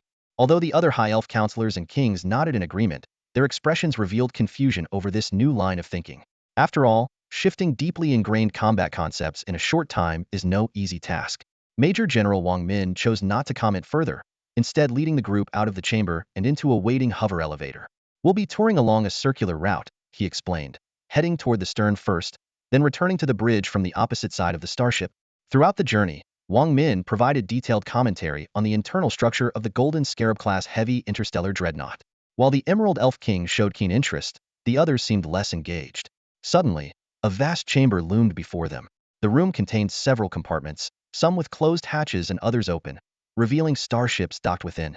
"This is the legendary interstellar interceptor bay," someone exclaimed. "Indeed," Major General Wang Min confirmed. "This is one of our weapon modules, capable of housing 3,000 T6 level interstellar interceptors. However, this level only holds 100 due to the large size of T6 interceptors. The primary storage area is below, where space is more efficiently utilized. Whether from the upper or lower levels, these interstellar interceptors can be deployed at any moment." In the spacious chamber, a group of high elf counselors were touring the Golden Scarab-class heavy interstellar dreadnought. Upon learning that the warship had self-repair capabilities, one counselor exclaimed in surprise, "It can repair itself?" This interstellar warship not only maintains itself, but can also service its own accompanying ships. That's incredibly comprehensive. Suddenly, someone looked around and noticed the chamber was empty. Major General Wang Min, the ship's captain, explained, "This area uses a fully intelligent system, requiring no crew. All interstellar interceptors are unmanned, with actual command conducted in specialized control rooms." Hearing this, the group nodded in understanding. However, another voice expressed concern. "The extent of automation is indeed daunting. Doesn't the Xiaolong Interstellar Empire have any regulations against this? Commanding 3,000 interstellar shuttles, even with human oversight, implies a remarkable level of intelligence." Major General Wang Min smiled slightly. "There are indeed such regulations for the civilian sector. As for the military," she paused meaningfully, implying the military's special privileges. Her words caused varied reactions among the high elf counselors, who have always been wary of advanced AI, strictly controlling it on their own interstellar ships.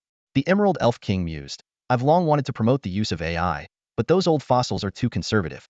Risks exist, but to enhance combat capability, one must take risks. There's no such thing as a free lunch in this world. A bunch of blockheads." His complaint caused a few counselors behind him to change their expressions, as they were clearly among those he criticized. The tour continued to the next section. The sight that greeted them was awe-inspiring. A hive-like structure densely packed with countless interstellar drones, arranged with precision, creating an overwhelming scene. Major General Wang Min introduced, "These are our bronze scarab interstellar drones. In battle, they can be deployed instantly, forming a massive drone swarm." Even more astonishing was the presence of a gigantic production line in the distance, capable of replenishing expended drones on site. Finally, Major General Wang Min turned to the Flame Elf King. "We've brought 100 drone operators, and it will take just a month to train enough personnel." The Flame Elf King responded enthusiastically, "Great. I'll provide all necessary resources and personnel." A high-ranking elf council member raised his slender finger, furrowing his brow as he questioned Major General Wang Min, "Captain, shouldn't the location of such an important department be highly confidential? Aren't you concerned about leaking sensitive information by disclosing it so openly?" Major General Wang Min wore a confident smile and calmly explained, "We've considered this aspect thoroughly.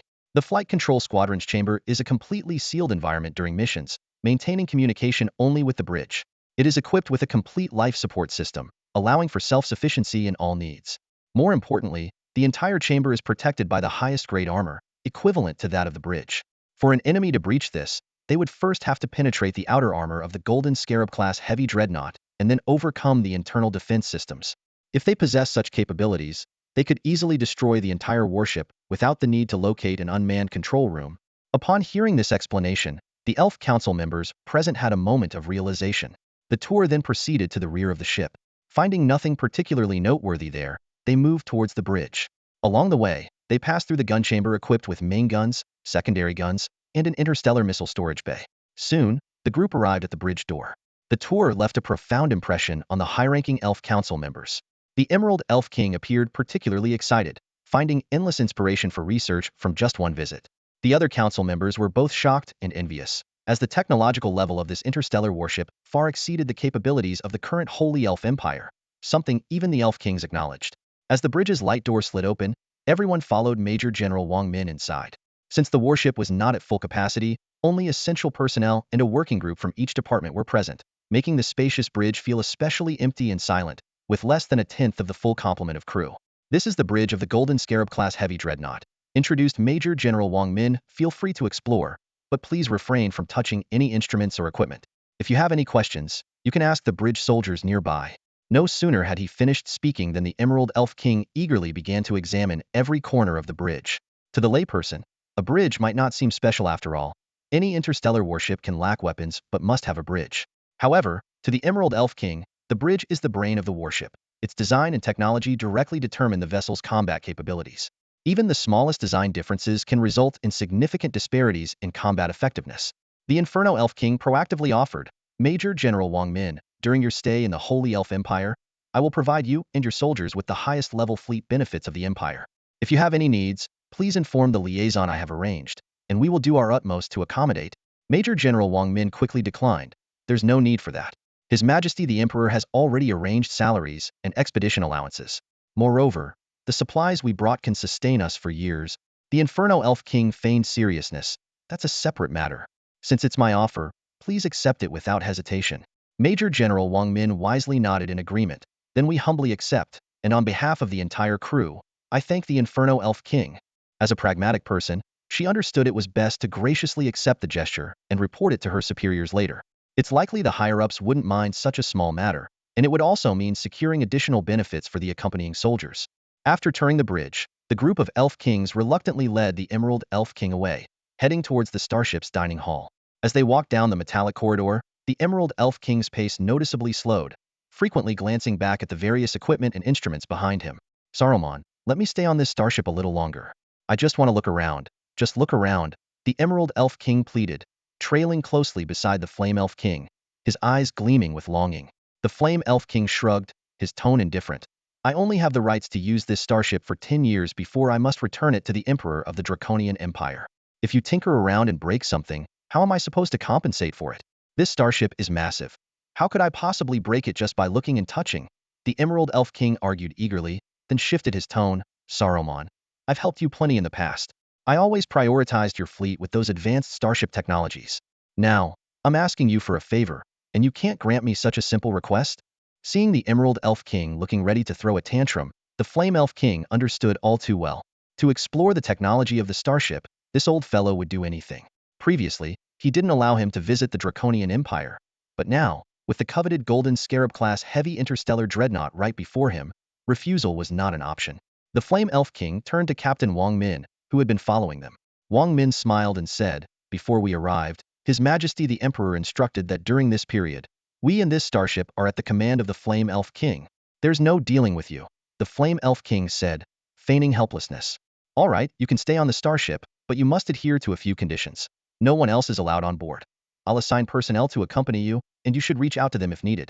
Any information you record must be reviewed by us. Certain areas require permission to enter. If you agree to these terms, you can stay. The Emerald Elf King eagerly nodded in agreement, clearly not concerned with the reasonableness of these conditions. The Flame Elf King calculated internally. Since the Draconian Emperor was generous enough to send over this Golden Scarab-class heavy interstellar dreadnought, they likely weren't worried about it being studied. This was an opportunity to gain favor and perhaps glean some insights into this old fellow who held many undisclosed top-tier technologies of the Sacred Elf Empire. In the starship's dining hall, Major General Wang Min, the captain, had meticulously prepared a feast tailored to the taste of the Elf Kings and the High Elf Counselors. The ingredients, all cultivated on the most advanced Eden-class starships, were rare delicacies even within the Holy Elf Empire. At the table, even the usually composed Elf Kings couldn't hide their anticipation for the meal. The Water Elf King, known for her straightforwardness, exclaimed while tasting the dishes, "Wow, the food on your Xylon-class starships is incredibly delicious, far surpassing the offerings in my own ship's restaurant." As the Elf King responsible for diplomatic affairs, the Water Elf King was distinct from the other elves. Her extensive diplomatic experience had endowed her with a refined palate. Although she was willing to try various foods from other civilizations, she always favored the culinary traditions she had grown up with. When visiting other interstellar civilizations, the local powers would prepare meals suited to the elves' tastes. Despite her polite compliments, these meals often fell short compared to the Holy Elf Empire's cuisine. However, the food aboard this Golden Scarab-class heavy interstellar dreadnought exceeded the Holy Elf Empire's standards. Knowing that this would be the future starship of the Flame Elf King, the Water Elf King couldn't help but feel a twinge of envy, already planning future visits to the Flame Elf King. At that moment, the usually reticent Kagaya Elf King unexpectedly spoke up, addressing Major General Wang Min. Major General Wang, did you participate in the Xiaolong Interstellar Empire's campaign against the devouring civilization? Indeed, I did. Major General Wang Min replied with a smile. Then, how would you evaluate the interstellar fleet of the devouring civilization in this war? The Kagaya Elf King, surrounded by exquisite dishes, maintained a composed demeanor, calmly observing Major General Wang Min across the table. Meanwhile, the Flame Elf King narrowed her eyes, quietly speculating on the motives of her normally reserved colleague, who was now engaging in conversation with the Xiaolong officer. After a brief moment of thought, Major General Wang Min responded confidently, "My impression of the devouring civilization is that they possess advanced interstellar warships and technological weaponry, along with a vast fleet, giving them a significant advantage in combat. However, aside from the direct fleets of the three sovereigns, the combat spirit of their other fleets is not particularly strong. This might be because many of them are foreign races that were conquered and subsequently joined the devouring civilization, often out of necessity. They lack a sense of belonging to the devouring civilization. So while they rejoice in victory, they lack the resolve to fight to the bitter end when the tide turns against them."